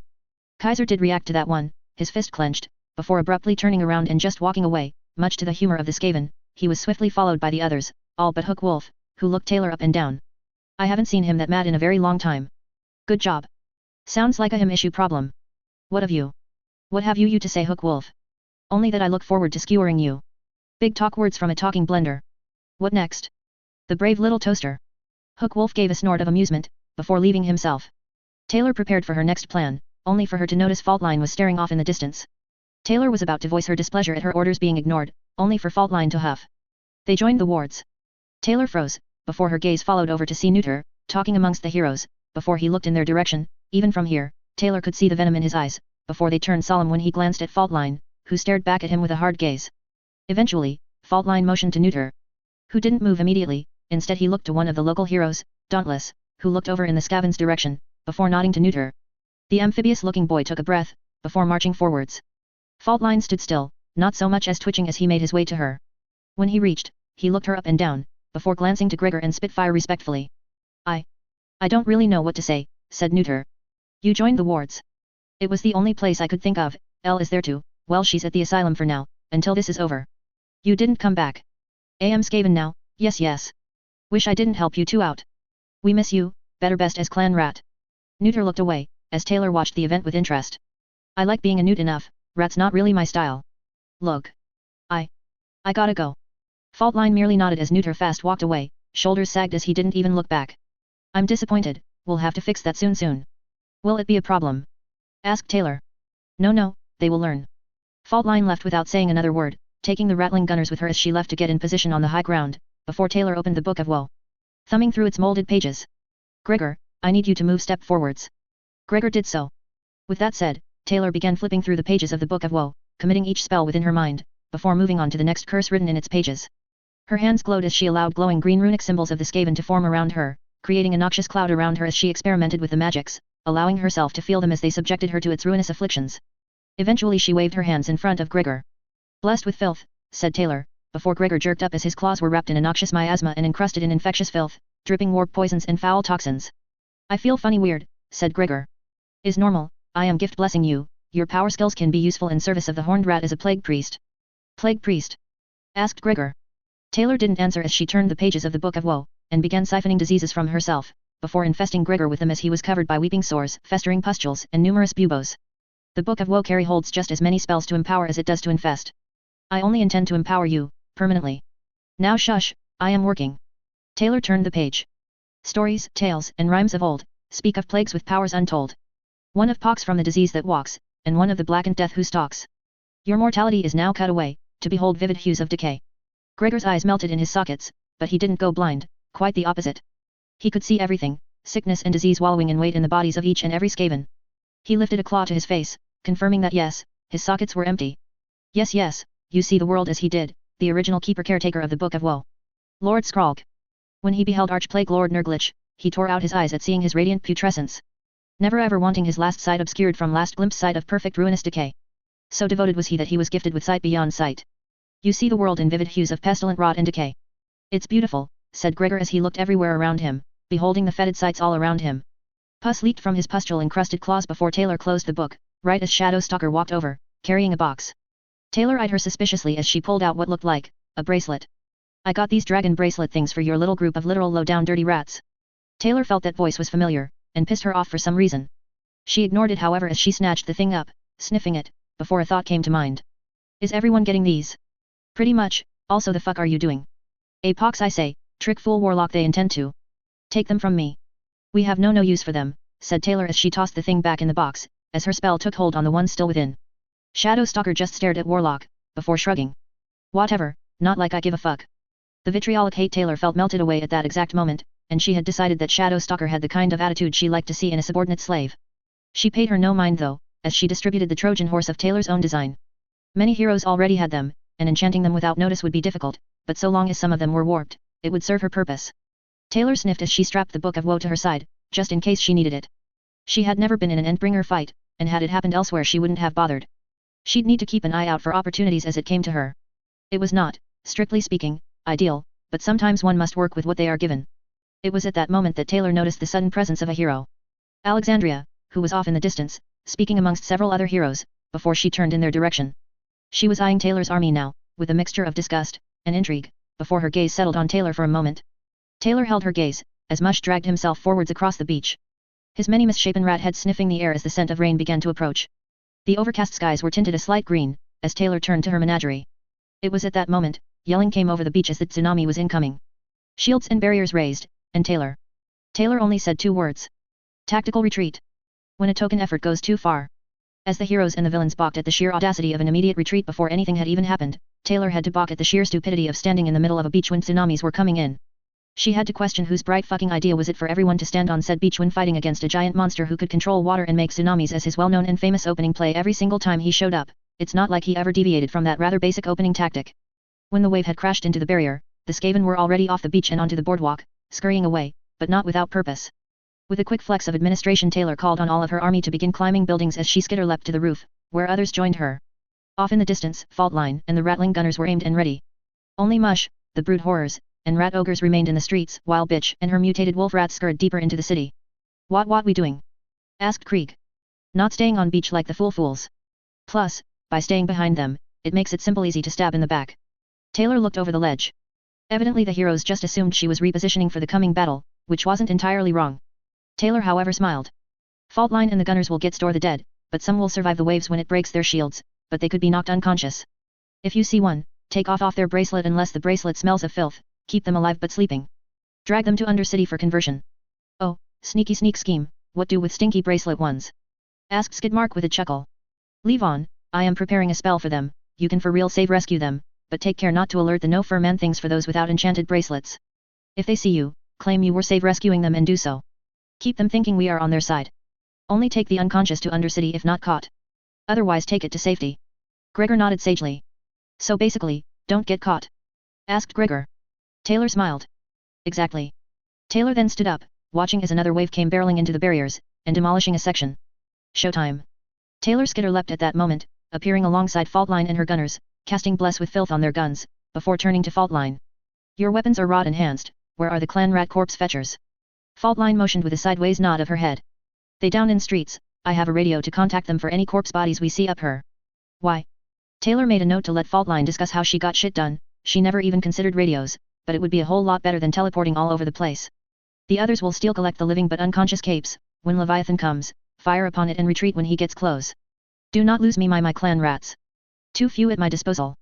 Waste not my soldiers unless you can get something from it, understand? Faultline nodded, before Taylor Skitter leapt back to the streets, where she jumped atop a brood horror, and charged towards Bitch, joining the pack master at her side, who was still allowing her powers to radically shift the wolf rats into misshapen monsters. They would lengthen and elongate sickeningly, with audible snapping of bone and tearing of muscles as spikes and horns sprouted from their fur. Fangs and razor-sharp incisors would sprout from their and flames gums rapidly in seemingly random directions. In the end, the resulting beasts could hardly be called wolf rats anymore. Taylor admired the horrific and painful transformations occurred, before turning to Bitch. Bitch, you will track heroes as they battle fight Leviathan, keep an eye on any that falls, inform any of the others when you see potential capes to recruit, yes. Can do, said Bitch with a nod, before charging with her wolf rats. Taylor kicked the brood horror to the side, with everything in place, all she needed now was to let the opportunity come to her. That was when the barrier fell, and with a kick, Taylor and her brood horror ascended the building as the tide began to come in. Upon making it to the top, she looked back, the wave was a quarter way up towards the roof as she saw clan rats hiding and looking in the waters for victims, before Taylor smiled and looked back towards the sea, where a massive, rapidly approaching shape was heading their way. Leviathan all but blitzed into the barrier, smashing through it at blinding speeds as he tore right through it. Flying heroes and blasters immediately started to attack, before his watery afterimage was approaching from the same direction he came from, only there was no barrier this time as it moved into the groups with little resistance, mirroring the movements of its caster. Taylor chuckled, before charging forwards, her brood horror leaping from building to building, as she raised her hands towards Leviathan. Wither. Immediately, Taylor's eyes widened as a very large portion of her magic forcibly drained from her, far more than should have been drawn. She clutched her chest, breathing shakily as she suddenly felt slightly faint. That wasn't even one of the stronger spells, she could only hazard to guess what one of those would do to her if Wither took so much out of her. She turned to see what effect it had on the Endbringer, and noted that while Leviathan was still moving quickly, it had stumbled noticeably, almost tripping over itself as it moved just that much slower, a faint green haze seeming to wrap around him as Taylor beheld the strange effects plague magic had on the Endbringer. It was difficult to tell how much it affected Leviathan, but at least she could confirm that some of her spells were useful, they just required far more magics to accomplish, which was not an ideal circumstance at all. Even still, Leviathan was still moving faster than anything that size should be capable of, but it was noticeably slower compared to the initial attack, and she still felt flushed and weak. The Wither spell shouldn't take that much energy. I have underestimated the lizard thing. That would hit a snag in her plans, at least she confirmed her magic could work on the damn thing, but it took a lot more energy to have any noticeable effect. Meaning she was better off not doing that, ever again, because ow. The brood horror paused mid-run, and Taylor had to clench harder into its loose skin as it started leaping in place worriedly as if it sensed something was amiss. Taylor kicked the thing in its ribs, convinced the stupid thing was trying to buck her off of it. Calm down you. Before she could finish her sentence, a spear, one made of water shot from a puddle caused by the torrential downpour, flew towards Taylor like a bullet. With a yelp, Taylor ducked beneath it, watching it soar off in the distance with a slack-jawed stare, before noticing the water around her was moving, and not in ways that water should. It almost looked like it was churning, and reshaping itself. Uh-oh. Taylor immediately skitter-leapt with a bamf, as the brood horror she was riding was skewered by dozens upon dozens of watery spears. She emerged inside the building she was standing on the top floor, looking out of the window with her hand on her chest, breathing heavily. Leviathan wasn't even looking at her, he was busy with the triumvirate, so where had those spears come from? Taylor didn't have time to dwell on it long as the window smashed, a spear of water narrowly missing her, she hit the deck, hands over her head as she clenched her eyes shut before skitter leaping again, this time she was further inland, standing on dry land, but she could see the flood encroaching her location. That was when the puddles around her started to move strangely. Oh come on. Bamf. When she landed, she didn't even pay attention, she just booked it, jumping into the sewer to head into the Undercity. The tunnels had yet to flood, or at least, not fully, but there was an inch of water covering the floor, but Taylor didn't stand in it, instead, she crawled across the very dry walls, rats living in holes were immediately administered to follow her, some crawling along the walls, others swimming in the ankle-deep water, until Taylor made her way to the main chamber. A snarl on her face. She tapped her chin, wondering how it was that no matter what, Leviathan knew where she was, or more importantly, why it seemed so fixated on her. Did it recognize her as casting the Wither spell against it? That seemed the most likely reason, but how could it know her location? It was annoying, she couldn't backstab others in these conditions. Taylor looked at her doom wheel, she had brought it down here immediately after learning that it was Leviathan who was coming, seeing as she did not want to ride the thing anywhere near water, considering it was designed to shoot warp lightning. That wouldn't do, and Squealer had all of the doom flayers with her, however. Taylor looked to see the unfinished contraption Squealer was working on, the warp lightning cannon and tank. Both technically worked, they just needed to be put together. Taylor smiled as she looked back to the massive number of rats behind her, they were small, but, they certainly were numerous. She smiled as she administered like she had never administered before. Plus. That should do it, said Tattletale as Regent poured the last of the warp dust into the external water tanks of the Endbringer's shelter. He tossed the bag as Gru let the hatch close and lock. It was a job well done as far as they were concerned, and best of all was just how easy it was. So, what now? Asked Regent. Don't know, she didn't say, said Tattletale with a shrug. The trio looked to each other, as each of them all came to the same basic decision at roughly the exact same time. Let's go back to the lair home, let them deal with Leviathan, say we only just finished if they call us on it, offered Regent. I vote for that plan scheme, fuck fighting an Endbringer, said Gru. Tattletale nodded, that seemed sensible enough to her. They did what was asked after all, there was no need to go above and beyond when Leviathan was involved, who could blame them for taking the lack of foresight on Taylor's part that they'd be finished relatively quickly, she should have thought of that more, so really it was her fault. Now in agreement, the three made their way back to base, bringing the smaller brood horrors they took to tunnel to the shelter with them. Not really caring about the plight of the others above, it was ultimately not their problem. Even as they noticed that the tunnels had flooded with ankle-deep water, they didn't really pay it much mind, that was of course, until they heard maniacal laughter coming ahead of them. Tattletale froze, shooting her two companions a glance. That sounds like Warlock Sheaf, said Tattletale. Maybe we go somewhere else? Asked Regent. They didn't have the chance as they were immediately administered and wandered closer to the base, where they happened upon Taylor, who was using a chain wrapped around a cannon, and a metric fuckload of rats to hoist it into place, until she noticed who had come to join her. Taylor smiled as she released the ropes, leaving the rats squeaking in protest as they continued to try and keep the cannon in the air over the tank. That was when Taylor released the three from her control. Ah. Good, you're here, did you taint water? Asked Taylor. Yeah, it's in there, we poured the whole bag, said Gru. Taylor nodded as she snickered.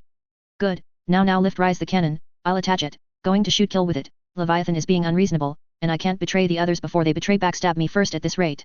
What else is new? Asked Regent. Taylor just rolled her eyes, before snapping her fingers in a just do it and get it over with motion. Sighing in defeat, the three Skaven did just that, with Taylor laughing as she guided the cannon into place, before she went to work to attach it. Sparks flew from her warp spear, as she riveted the cannon into place, snaking the wires through it, and connecting the two pieces together. The Undersiders continued to struggle to hold it in place as Taylor worked, even walking on the cannon to do so, an action all three of the Skaven teenagers cursed as the sheer weight of the damn thing seemed to drag them forwards. Until finally. Yes, it is done finished, said Taylor as she leapt off the cannon, to get a good look at it. It looked, pretty much how you'd expect. Like someone tried to build a tank out of the wreckage of a galleon in a bulldozer that someone strapped a gun to. The frame was primarily wooden, albeit with some metal scrap banged into it, and spiked treads to move it from place to place, all to hold up a cast iron warp lightning cannon of massive size. Taylor chuckled as she crawled inside. That's good and all, but how the shitfuck are you going to get it to the street? Asked Regent. Bamf. With that simple sound, Taylor and the tank disappeared as she skitter-leapt out of the Undercity. Gru smirked, crossing his arms as he looked to Regent, who just blankly stared at the spot Taylor and the tank once occupied. Tattletale, meanwhile, just chuckled. Ask a dumb stupid question, get a stupid dumb answer. Plus. The massive sound of a loud crash echoed all across the city as heroes and villains alike saw a bright green glow in the distance, as a massive fucking tank made out of junk started rolling down the street, pancaking everything that dared be in its way. Taylor laughed like a mad woman as she manipulated the controls, charging the cannon as she aimed at Leviathan, and fired. A massive bolt of warp lightning emerged from the barrel, and against all odds, it actually struck Leviathan, who was fighting against the combined might of the Triumvirate to do anything about it as he stood in one spot one moment, and was blown backwards, soaring across the skies, spiraling through the air as pure lightning of raw chaos danced across his surface. People watched the flying Endbringer as it crashed through a building and continued soaring. By the time Leviathan landed, he had flown nearly 1,000 feet away, crashing into the ground that had yet to be covered by the rising waters. He flailed wildly, limbs flying as it rapidly tried to right itself, only for another bolt of warp lightning to strike it, with laughter on the horizon as it struck. That was when Taylor found out that the warp lightning tank had a COMM system. Ha ha ha. Yes. Feel the might of Warlock Engineer, the biggest huge brain in the whole universe. Leviathan crashed into the ground once more, as Taylor moved to aim the cannon, only to pause when she noticed where he landed. As Leviathan righted himself, he did so not 50 feet away from Winslow High School.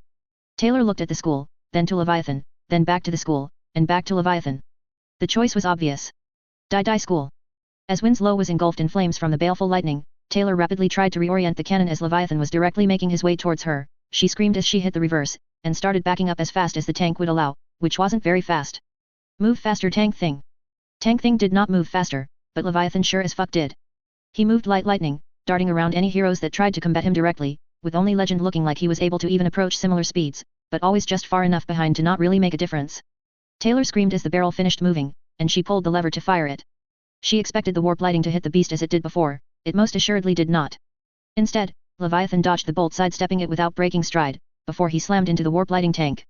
Taylor screamed as she was thrown about within the cockpit, regretting that Skaven safety standards were as non-existent as they were, because something as simple as a seatbelt would be very much appreciated by now.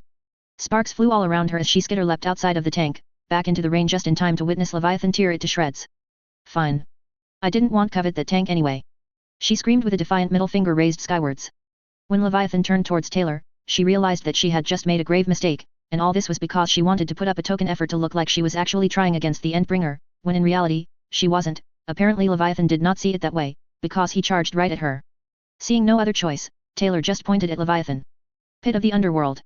Leviathan immediately stopped, near instantly as the ground in front of it began to shake, until it gave way to a vast pit that dropped down into a vast blackness below. Damn it. You were supposed to fall plunge, and you stupid lizard. Leviathan crouched down, ready to leap across the chasm towards Taylor, who took a hesitant step back with her hands raised. Wait, not enemy. I can be free. And that was when Mush crashed into Leviathan. Taylor blinked. Hey. Neat.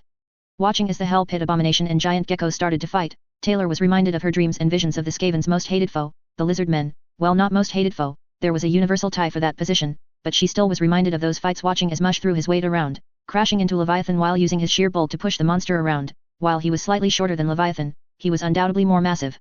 With a coil, Mush wrapped his tail around Leviathan, laughing mad as he began firing his arm-mounted rattling gun into the Endbringer's face, all while moving erratically to prevent the Endbringer from getting any good footing to retaliate at all.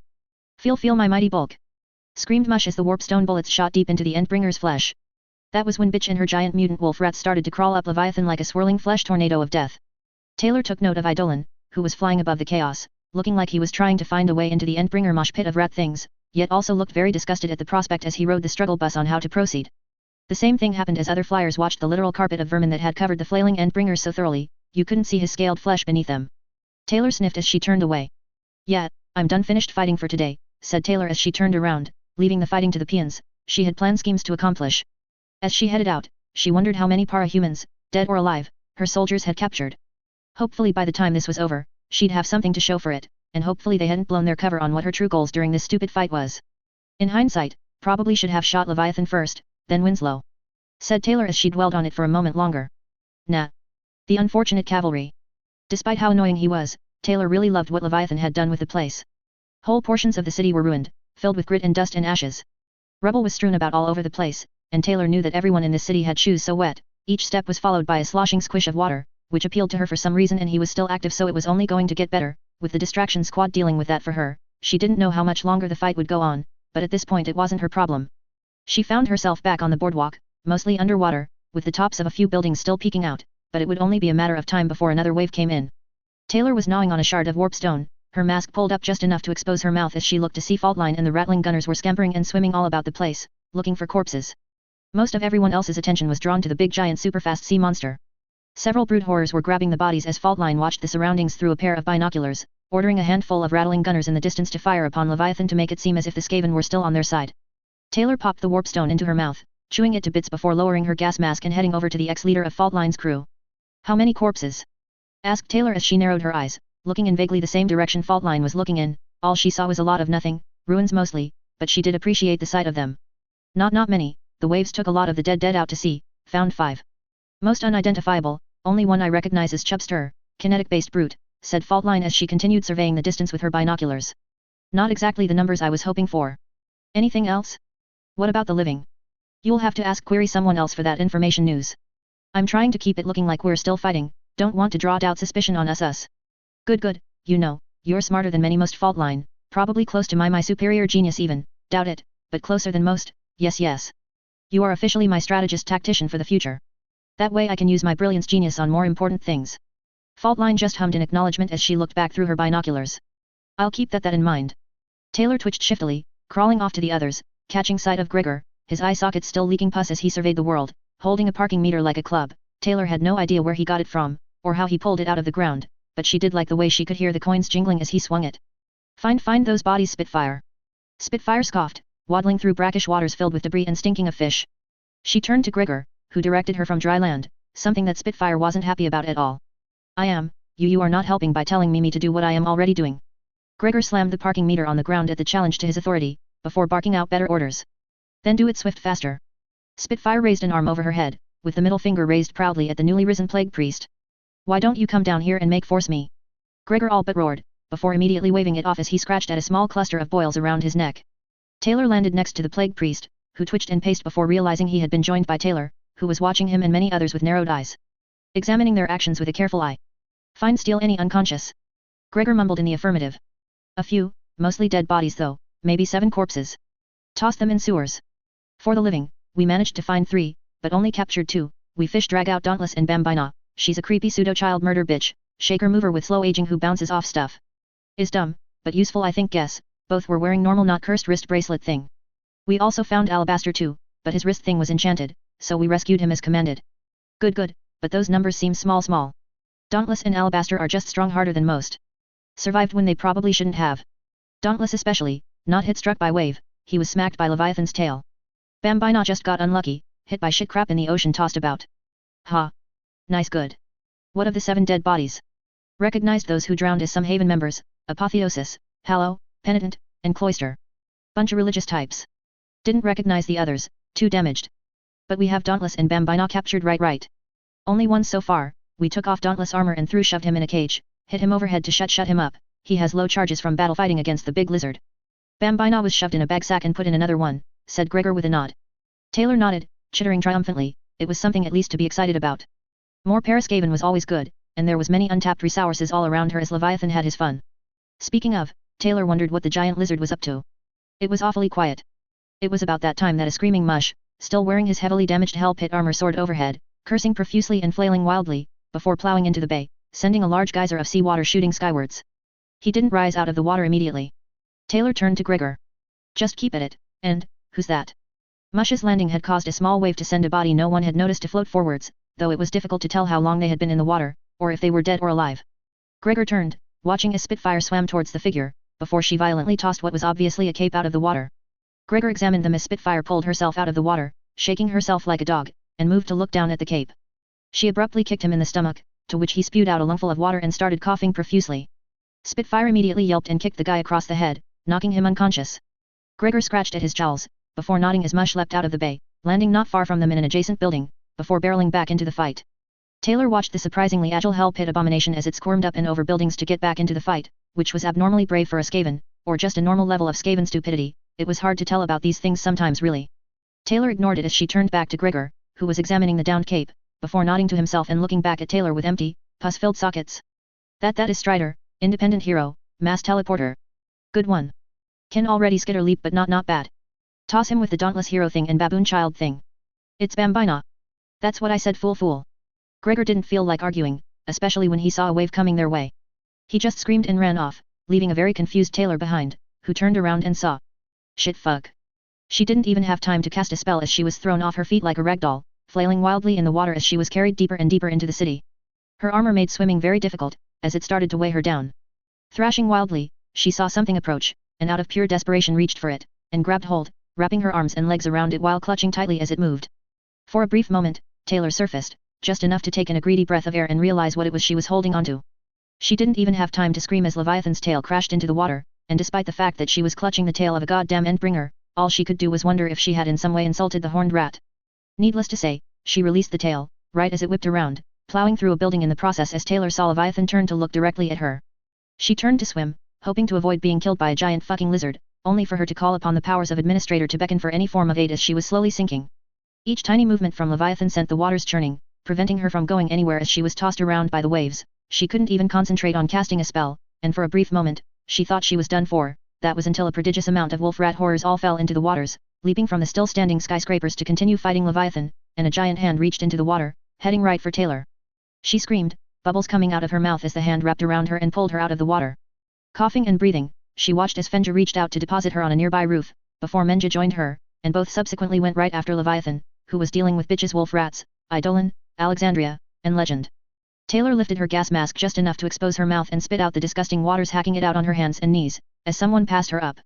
She caught brief glimpse of Arms Master, wielding the same halberd he used against Lung, leap from the building and directly towards the giant fuck you sea monster. Taylor meanwhile finally managed to skitter leap away, teleporting to the roof of another skyscraper, as para-human blasters were firing upon the rampaging Endbringer below. Getting up to her feet, Taylor shook herself like a dog, before watching as the chaos continued. Arms Master was cleaving veritable canyons into Leviathan, and it even looked to be doing something. She then watched as he backflipped, augmented by his suit, before he landed right next to her, halberd raised. Warlock, whatever you did earlier to weaken Leviathan, I need you to do it again. Behind her mask, Taylor's eyes bugged out of her skull. What?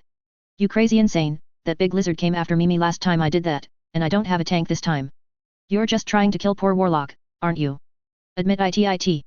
We don't have time for this, can you do it or not? Not. Arms Master said nothing, but Taylor could see his jaw clench tightly as he barked the word useless at Taylor before rejoining the fray. Taylor didn't stick around, she didn't really care about the hero's opinion, she had more important stuff to do anyway.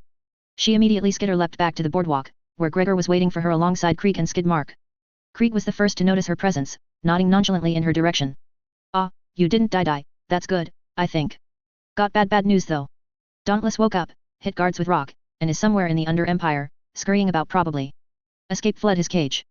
Taylor froze as she stared at Krieg, her body still as a statue as her left eye twitched beneath her mask and her grip tightened on her spear. After being tossed about like a ragdoll and experiencing death far more times than she was comfortable with, which was to say more than 0, Taylor just was 100% done with this shit, and immediately smacked Krieg with the broadside of her spear across his stupid fucking face. He yelped in surprise as he was sent nearly sprawling, hand reaching up to his cheek as Taylor all but growled at him. Idiots. He cannot not be allowed to escape. He will tell Hero things, and then we're fucked, so what are you doing up here and not in the Undercity? Krieg rubbed the side of his head in pain, while Skidmark laughed at his compatriot's misfortune. Ow. We were just informing others of the issue problem. We take care of it, no need to hit Krieg on the side of head. Said Krieg. Taylor was sorely tempted to smack him again but thought better of it and just yelled louder than Krieg did, which in Queekish made her point the correct one by default due to the sheer volume of it. He cannot not escape. Find him now. Krieg backed down, clearing his throat before speaking. We don't have enough clan rats, Undercity big huge. We need more help, complained Krieg. Taylor scoffed, before she tapped her chin in contemplation.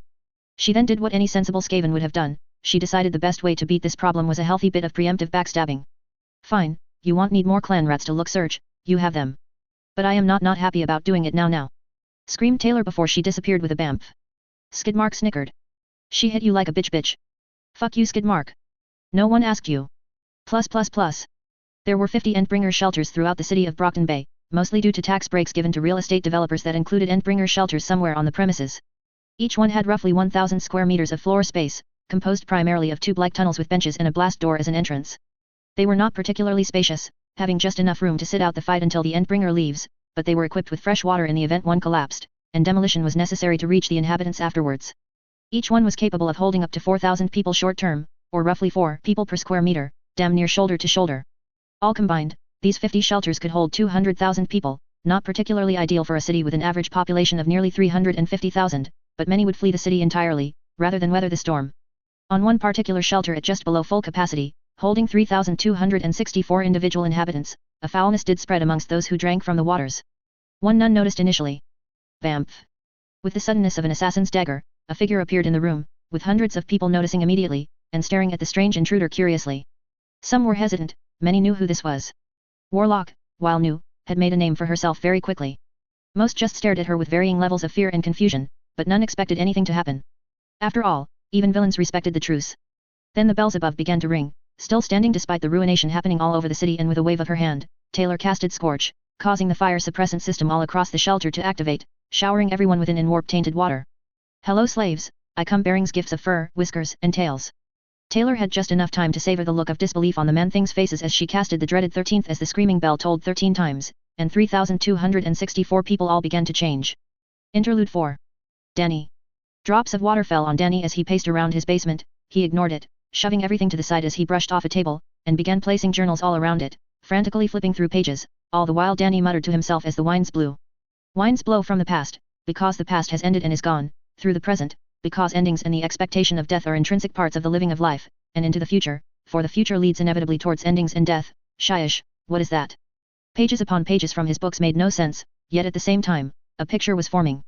The ground shook as Danny rubbed the back of his neck. It was like a worm in the brain, wriggling its way deeper and deeper into his subconscious mind, filling it with images of that familiar woman, the one who he knew had to be her, but he could never see her face. Danny glanced to his left, to see just out the highly placed window, a choking shadow that clung to the city. He saw it as soon as he opened the door to leave, and as soon as he did, he knew he couldn't. Instead he grabbed his journals and ran into the basement. Looking over them with a careful eye. Danny knew he should feel sick at the sight of that cloying shadow that had fallen when the sirens went off, but he didn't. He felt joy, an anticipation, one he was searching for but never realized, because he could touch that shadow, he could mold it, and then there were the stones, black-green stones he found all over the house, growing in the hard-to-get-to places, even in the walls. There were dozens of these stones on the table. Danny paused, his eyes caught sight of something, and as soon as he did he knew what he had to do. It was insane, utterly and hopelessly insane, but he had to do it. This might be his only chance. Even with an Endbringer outside, he'd never have a better opportunity to do the horrible thing he had to. Danny grabbed a shovel and ran up the stairs, out the door, and into his truck, before speeding off. Plus. Panacea. There was something very wrong happening to several of the wounded, and Panacea knew what she was looking at as soon as she touched Shadow Stalker.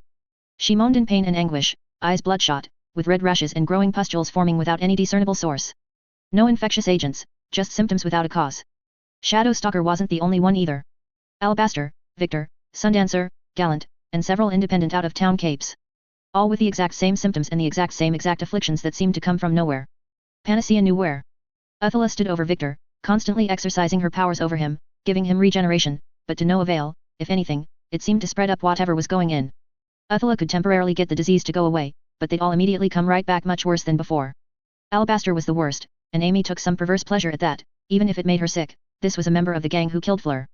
Alabaster had to wear a mask, one that constantly pumped sedatives into him, because every 4.3 seconds, the affliction would go away, only to begin creeping back over and over again. Symptoms arising were painful, before they just made you weak, frail, and exhausted, but for Alabaster, all there was for him was pain as weeping sores and pustules grew across his marble white skin.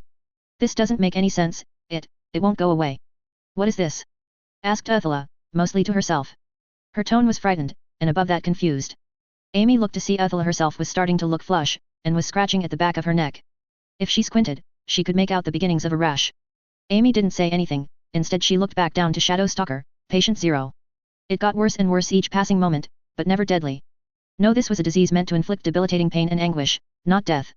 For what reason, Amy could only guess, but she had a fairly good idea. Amy stood up, storming out of the room. She knew who she needed to speak to, damn the consequences. Warlock had broken the truce, and if she was willing to do that, she was probably willing to break their deal. Amy decided the beat thing to do, was bite the bullet, come clean, and fuck over the sadistic bitch before she did the same to her. She stormed into Pigot's office, where she was having a discussion with several other strategists and logistical experts. It was clear Pigot was not amused by Amy's display of hot-headedness, but she didn't care. This had better be. Amy didn't even let her finish. Warlock broke the truce, she's infecting people with something I can't touch, nor Uthula for that matter. The room fell silent, before Pigot frowned, and looked to everyone else. To Amy's surprise, she almost looked smug. With only that look, Pigot addressed the rest of the room. I told you. That was when a terrible chittering came across the city, followed quickly by hordes, a literal tide of vermin, all of which were speaking, laughing, and chittering, before the windows started to crack. Get the bodies.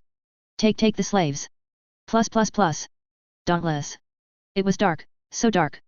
Dauntless couldn't see 2 feet in front of his face. Back in the main cavern, he at least had some dim light, but here, in these tunnels, there wasn't any light. His breathing quickened as he felt his way out, or at least where he hoped was out, he couldn't tell. For all he knew, he was about to walk into a pit, and just end up deeper in these tunnels. The darkness was oppressive, he had no idea how long he had been down here, it could have been hours, but no matter what, his eyes never adjusted to this pitch-black nothingness all around him. There was something profoundly visceral about being lost and blind all at once, and the only thing Dauntless had to fight back, his only weapon in fact, was a simple 16-inch, 4-pound sledgehammer that was haphazardly left outside of his cell. He had just enough energy to dump a charge into it, and it was the only thing that let him escape, but now he had to wonder if his initial escape was the best course of action. His breathing echoed off the walls, and at times, he could swear he could hear chittering off in the distance, a soft chuckle that could have come from anywhere. Dauntless heard footsteps at one point, from some large lumbering creature. He had swung his hammer blindly, hitting something very big that grunted, before he swung again and again. Only when the thing's breathing became ragged did he flee, still lost and blind as ever.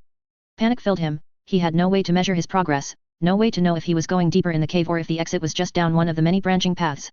He knew that the floor was wet, ankle-deep water everywhere he went, and he couldn't help but wonder, how was there so little water this far down? Not only was Brockton Bay a coastal city, but Leviathan was attacking, or at least it was just so wrong. He knew Warlock was the deceptive type, she admitted as much, but never in a million years did Dauntless expect someone, even a villain, to use the truce to their advantage. Those who did had left a mark on history, none of them lived long afterwards, and after enough time people got the message. It had been so long since it had happened that he never expected it, and perhaps that's why he was in this situation now. He had no idea what was going on, if Leviathan was still up there, or if anyone was even alive.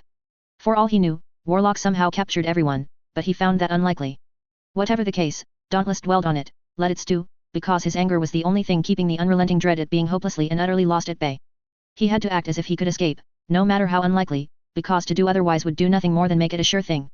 Rats would brush past him, some sniffing him, others biting and scratching as he walked past them, he only knew they were rats when he could hear their squeaking. It was without a doubt, one of the most awful things Dauntless ever experienced. A sense of hopelessness came over him, one that he fought against, that he couldn't believe. The walls were wet now, covered in mud, slick, and it was just like then, just like when he and Kelly were trapped under that mudslide, back when he triggered, back when he had to give Kelly a C-section with his own hands to save his unborn son, Addison. His heartbeat quickened as he turned a corner, hand feeling against the slick mud of the wall as the echoes of 1,000 chittering rats seemed to come from everywhere, then laughter, so much laughter, hundreds of individual voices coming from everywhere. Dauntless paused, hyperventilating at the cackling, chittering, manic laughter that cascaded from wall to wall, playing tricks on his mind, coming from everywhere and nowhere all at once. The hammer in his hand trembled, but he held it firm, eyes darting everywhere. Even if he couldn't see, he was hyper-aware that something was coming, and he didn't know from where.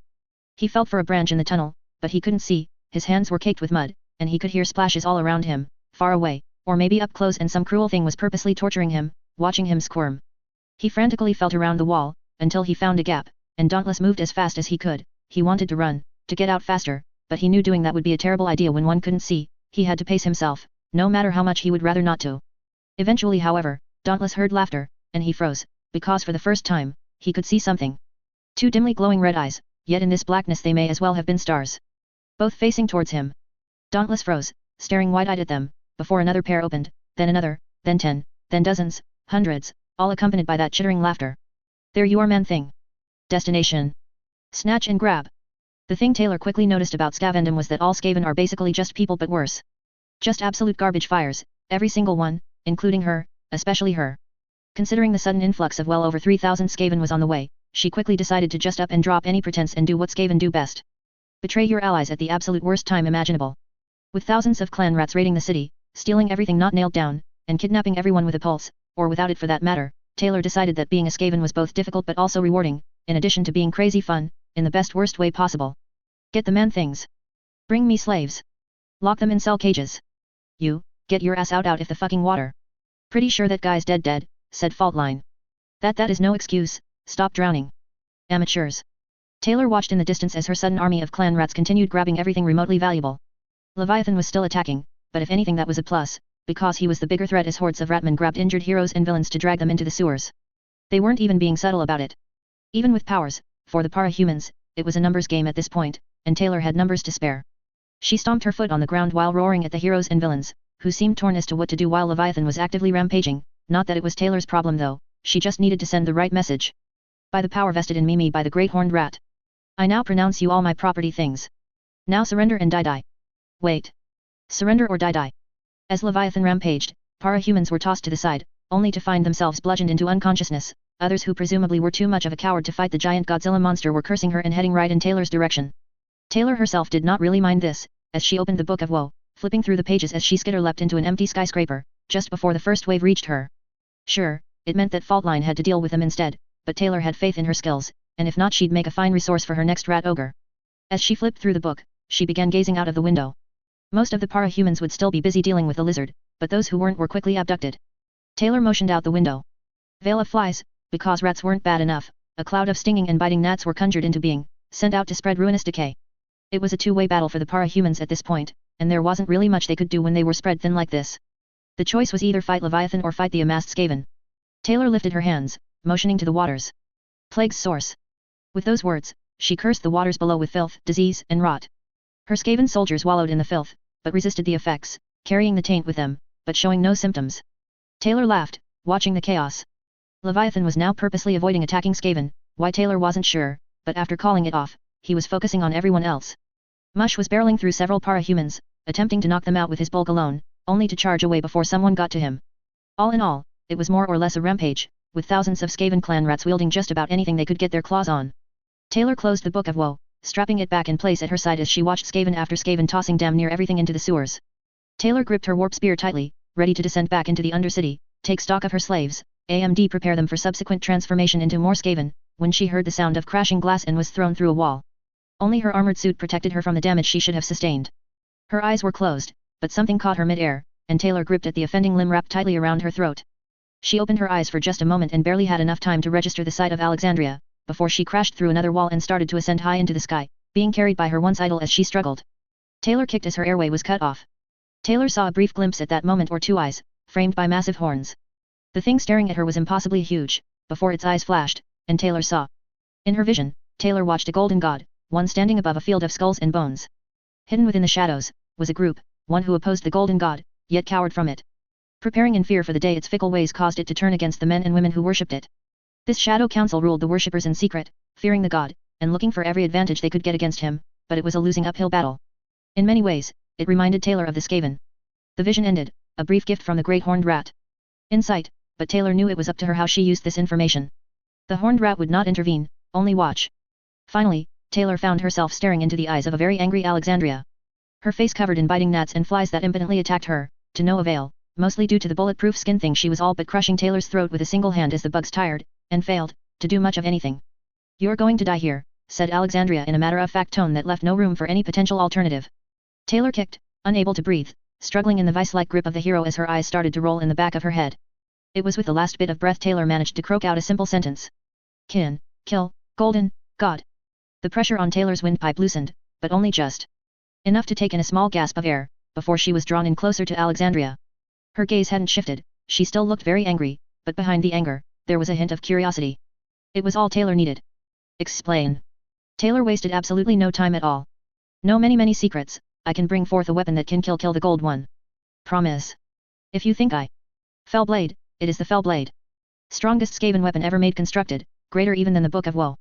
None could stand against the wielder." Alexandria stared at Taylor for a very long moment, before glancing down below, where thousands of rats scurried across the city on one end, while Leviathan raged on the other. She turned back to Taylor. "You betrayed one of the most important rules in Cape culture, why should I listen to anything you have to say?" "Because I was going to rule the world, but there was one thing stopping me. Heroes far above my strength, like you, oh powerful one." Yes, needed to have an edge, came up with the most brilliant ingenious plan scheme. "The fell blade can come to me just as this book has. It simply requires sacrifice. It can even kill gods. I can get you a weapon I would have used against you, and you let Warlock live, yes. Best outcome for you. Take out my most powerful nefarious of weapons, and you keep it for yourself. You expect me to spare your life, over a sword?" Taylor shook her head, a difficult thing to do considering the circumstances. "No, I expect you to spare my life for an advantage. You know you can't win against the gold thing, yes? What have you to lose? Kill me now, and you lose it, or, perhaps an alternative, no dying for Warlock. Skaven get the bay, keep it for ourselves. Lock us away behind a wall, a dome. Never have to deal with meddlesome Warlock ever again, and I give you the blade. Do you even have it?" "No, much needed to sacrifice to get it, fell blade needs much power, you know of sacrifice don't you?" Yes, I can smell it on you. You reek of it, of the path of the monster, just like Warlock, but you loathe the path I have come to love. Give Warlock the bay, and Warlock will give you the blade, and if Warlock is lying, what could Warlock possibly do behind the wall? You lose nothing or gain much. Best outcome." Alexandria stared at Warlock for another moment, before her grip loosened just a bit more, but still held her up. "I happen to have skills at cold reading, an aspect of my power. Even you are like an open book to me. You're telling the truth, but there is something else you're leaving out, what is it? Who knows? Warlock is crazy yes, but say Warlock is wrong. See, I am still powerful, I have an army. One that bends to my will, even if Warlock cannot get you fell blade, look at what I have done with so little. Started from nothing, and now I even scare frighten you. Warlock fight golden god, and I can bring an army with me to do it, you have much to gain, and all it will cost is the orders for the wall around my city." "Your city?" Warlock nodded. "Would prefer the world, but a city will do.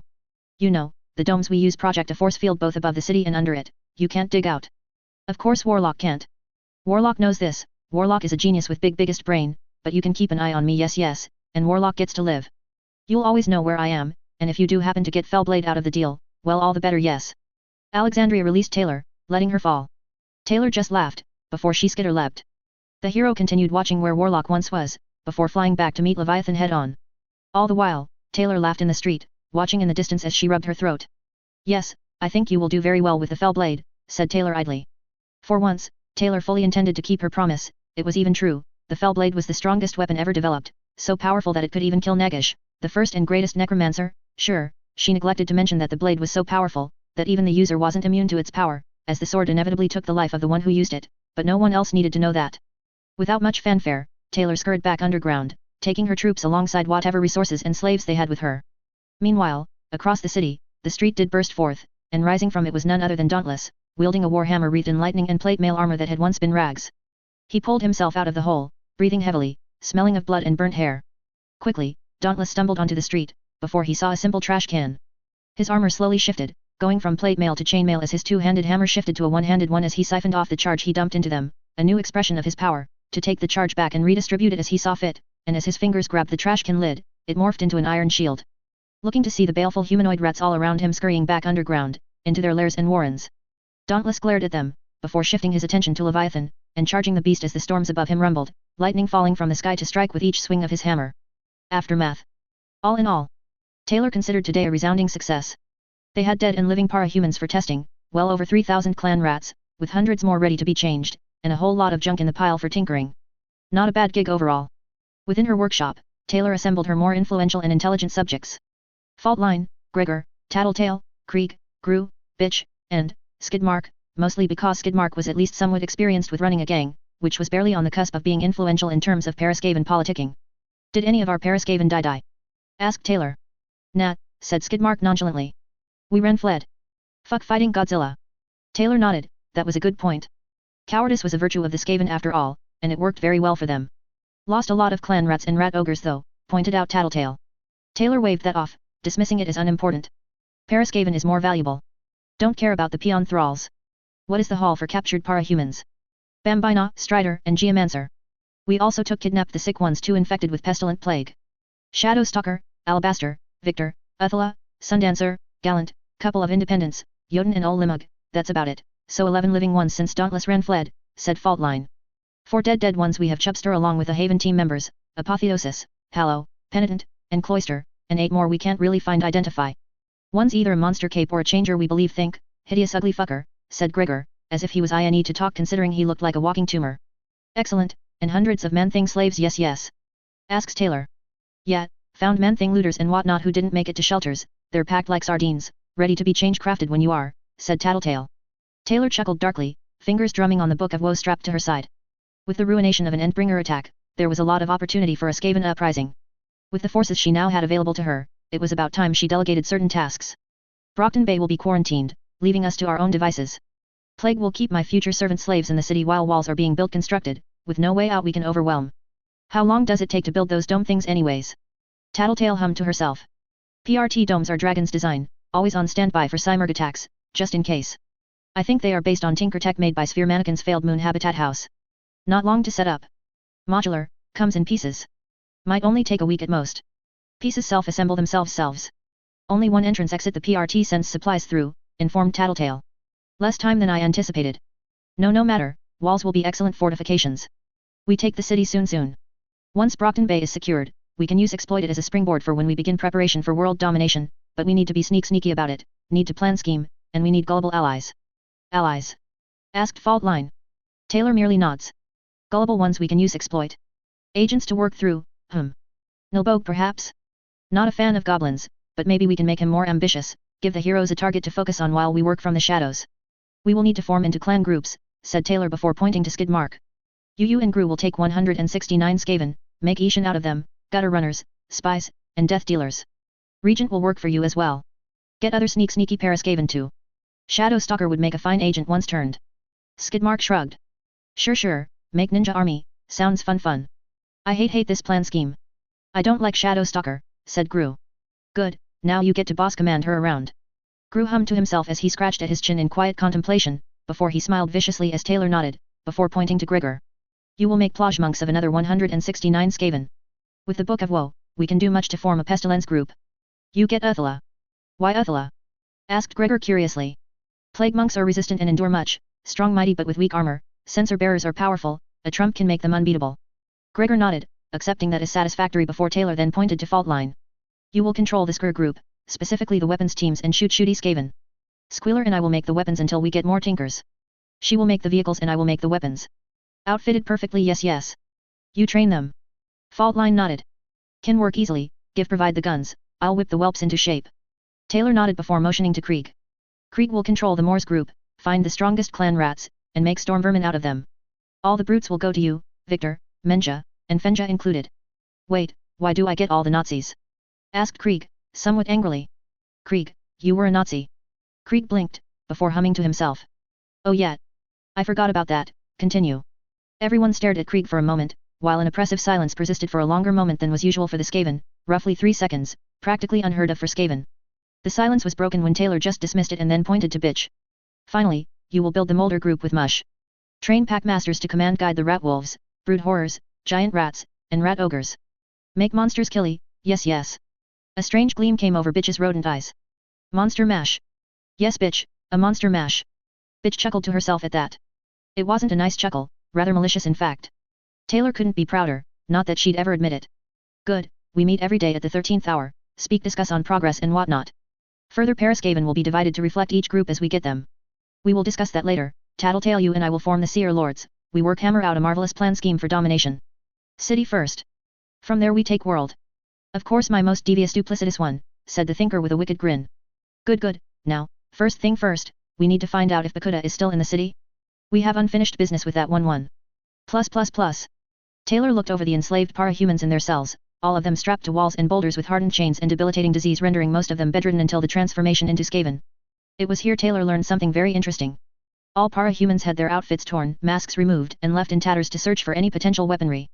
It was in one of the cells, sitting on the floor with her back pressed to the wall that Taylor found Shadow Stalker moaning in pain as the sickness racked her with unimaginable pain and anguish. She hadn't noticed the intrusion until Taylor started to laugh. Slowly looking up, Shadow Stalker, or rather Sophia Hess looked back up at her, glaring. The fuck do you want? Taylor continued laughing, doubling over as she gripped the bars, bending forwards as she just fell into manic laughs.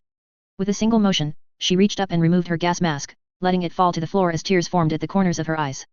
Sophia, at first, just stared up at the crazy girl, until she took note of her face, and her eyes started to widen. No fucking way. She said hoarsely, mostly to herself, before she was racked with coughing fits. In her twisted mirth, Taylor jerked back quickly, leaning backwards as the laughter became uncontrollable, releasing the bars as she slowly came down from the high, before turning to Sophia with a very wide smile. Now this is just beautiful. You're warlock? But, no, how the fuck does that happen? Taylor snorted a laugh as Sophia winced in pain. The locker you pushed me in of course, funny isn't it? You're the origin cause of all this. Even the pestilent plagues that rack you. Sophia for a brief moment changed, her body becoming almost smoke-like, before she turned back to normal, screaming as the pustules started to glow with foul energies before they finally burst and turned into sloughing ulcers. Like it. I call it parapox, a limited infection, it has a brief short life and needs time to remain in contact with a para-human host long enough to take hold, and it is not very contagious past the first initial host, but you performed beautifully when you distributed the tainted bracelets, wearing it long enough for the pestilent plague to take hold. I made it myself with the Book of Woe. Directly infects the corona pollentia and only I can cure it. You're not going anywhere. Fuck, ugh, she said before deflating, falling onto her back in a heap. I cannot wait until I can cast the dreaded 13th on you. Turn you into a Skaven, you'll have no choice but to bend to my will. You will be Ishan, yes. Gru and Skidmark will train you. I expect you to step up to it. When I get out of this, I'm going to rip your fucking head off. Taylor started chuckling again as Sophia screamed as the weeping pustules started to spread further, popping up in small clusters all over her neck, face, and chest as she fell onto her back, breathing heavily as she was afflicted with cold palsy and crippling pain, smelling of rot and decay. All Taylor could do was chuckle. No, when you get out of this Hess, you're going to be my bitch. Plus. Taylor walked the streets, basking in the utter ruination as she made her way home. Leviathan departed not long after the rats retreated into their warrens, not that there was much celebration. A plague infested the city, leaving people debilitated and bedridden. What was worse was the perimeter. Bearing a few very specific exceptions, no one was allowed in or out of Brockton Bay, all the while whole platoons of soldiers set up a massive blockade around the city, even naval ships were called while the dome was being constructed. While the number of deaths were comparably small for an Endbringer attack, effectively it didn't matter when so many were now stuck forever inside the city. It would ensure Taylor would have quite the army by the time she was ready to spread, but for not, Brockton Bay had to be her focus, and she was very focused, so much so that Taylor's attention was immediately drawn to a bright pink object just at the corner of her eye. There was a plastic lawn flamingo impaled in the tree of Taylor's front yard. She just stared at it, and it just blankly stared back, as if nothing was weird about a pink plastic flamingo sticking out of a tree. Taylor had no idea how it got there, all things considered, their house was relatively undamaged, physically at least, there was water and puddles everywhere, yet it was this flamingo that utterly captivated her. There was something mesmerizing about how it went all the way through, with a metal rod sticking out the other side of the tree, yet the flamingo itself looked completely undamaged. All Taylor could wonder was, where the hell had it come from? No one near her house had them, what circumstances lead to it to find its new spot? She reached out, poking it idly, as if to confirm it was there, and it was. She gripped the neck, trying to pull it out like the sword in the stone, yet, it held firm. Highly resistant to being removed from its new home. Taylor poked it, listening to her fingernail reverberate off the plastic. It was, indeed, a plastic lawn flamingo, impaled in a tree. How did you get there? To her everlasting chagrin, the flamingo remained silent, keeping its esoteric secrets to itself.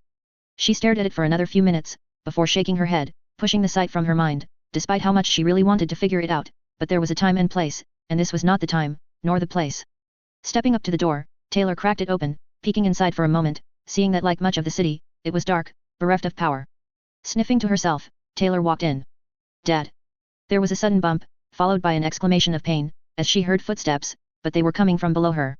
Taylor watched as Danny walked out of the basement, closing it behind him. He looked really bad. He was covered in mud and dirt, and it looked like he hadn't slept in days. Taylor shut the door behind her, before opening it again because it was way too dark. She then rushed to her father, grabbing him by the chin before he had a chance to say anything, and started examining his face with narrowed eyes. Danny, for his part, was too out of it to react immediately, before Taylor forced him to look her in the eyes. You look like shit. Danny did not know how to respond to that. Taylor, however, just shook her head. Come in, we might as well use eat the food before it spoils. Is the charcoal wet? No, wait. Danny shook his head, before he composed himself, adjusting his glasses and glaring at Taylor with crossed arms. Stop that, you are distracting me. Where have you been? I've been looking everywhere for you. Endringer shelter, why, where have you been? Danny opened his mouth, before clearing his throat. Right, those exist, sorry I was stuck outside. It was, not good. What? You were. Taylor stopped, taking a deep breath, calming herself, before crossing her arms back. No. I'm not mad, just disappointed. You should know better best than that. Danny blinked. I don't think that's how it. Taylor put a finger to his lips, before shushing him. No. That is exactly how it works. Now, you get food, I check charcoal, if wet, we use paper. We're eating steak, then tomorrow, we fix this, and do not think this is over. Danny opened his mouth, somewhat lost as to what to say as Taylor nodded to herself and walked to the fridge before he had a chance to say anything. He ran a hand through his hair, before glancing at the basement door behind him. He chewed on his lip, before turning back to Taylor, seeing she was busy in the fridge, he quickly went back to the basement, and locked the door, before hurriedly joining his daughter. Interlude 5. Director Piggott pinched the bridge of her nose, taking a deep breath. She did not need this, while the information provided was valuable, there was just too much happening at once. She calmed herself, before glowering at the two teens in front of her. Panacea looked driven, albeit fearful to a small degree. Glory Girl on the other hand directed her attention anywhere but to Piggott. You know, had you told us this from the beginning, we could have prepared for something like this. Panacea at least had the decency to look guilty at that. Glory Girl was far too busy pretending she was anywhere else, though Piggott suspected that it was more than just this meeting. Seeing the red eyes indicated there was something else. She knew Glory Girl and Dean were an on again and off again item. His abduction probably added to that. Panacea chose this moment to talk, after gathering herself for what she was about to say. The confrontation with Warlock wasn't exactly ideal. We don't even know her name, but we know she said her father was looking to enroll her. There could be a paper trail, offered Panacea. Assuming you can find any, considering the school is kinda flooded, said Glory Girl offhandedly, almost blankly. This is why you should have informed me sooner. For all we know, the information could be lost to us now. I have no authority over you, and this city needs as many heroes as it can get, but I do intend on telling your parents about this. Let them deal with you. Is there anything else I should be made aware of? For your sake I hope there isn't. Panacea shook her head. Then you are dismissed, go. Piggott watched them leave, before she sank into her chair, glancing out of the window at the wall she was able to see in the distance. Her eyes narrowed at it. Since taking her position, Piggott knew after her first month, she was effectively on her own. For whatever reason, all her calls for aid were either ignored or overruled. She had no idea why, but it reeked of conspiracy, and now, that was only far more evident than ever before, and this time, there wasn't anything she could do about it. The only real advantage was that while she lost several heroes including Velocity, Shadow Stalker, and Gallant, due to the plague, she gained more. Neuter was a step in the right direction, but Labyrinth could be a game changer if she could just focus. As it stood, she was a liability at this point. Beyond that, several heroes who participated in the Endbringer fight were also locked in here due to the plague. It was enough to make up for the losses. Dauntless undergoing a second trigger aided there too, but Piggott doubted it would be enough. The city was practically in ruins. Roughly 80% of it was damaged to some capacity, with little to no possibility of being rebuilt within any reasonable time frame, seeing as any resources that could be used to rebuild would need to come through the wall. Then, there was Warlock. Out of every villain in this city, she was the one most likely to succeed for control of Brockton Bay, simply because she could raise an army from anyone who crossed her. How she did it wasn't known, but the fact that she used it sparingly meant there was some limit. She already had so much at her disposal because of it, and she was fully prepared to go all out in the name of power. They had so little information to work with, even the revelations would need to be looked into, assuming anything remained after the disaster. Still, it was something. So long as nothing else came up, she could come up with a plan of attack. Warlock had to be her priority, anything else was just a distraction away from her, and they couldn't afford that. That was when Piggott's phone rang with the tone she had grown to despise as of late. Picking it up, she wasted no time. This had better be important. The voice on the other end paused for only a moment, before delivering the news.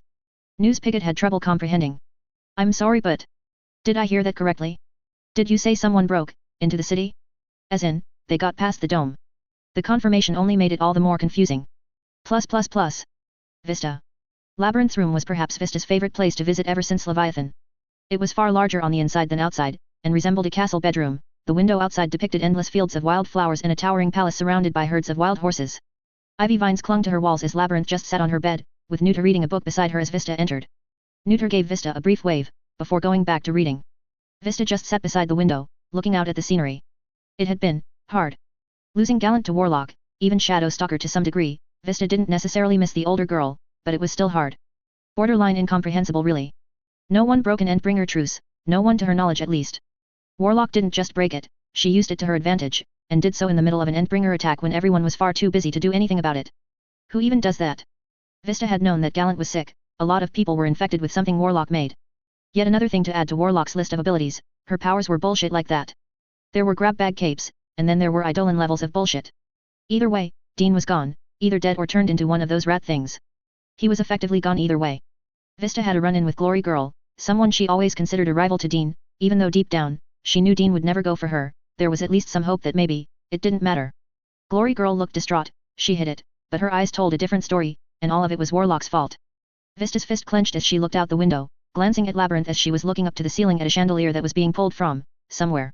She wasn't the only one who lost people. Neuter and Labyrinth lost their team and their leader to Warlock, maybe. Hey, said Vista lowly, just loud enough to get their attention.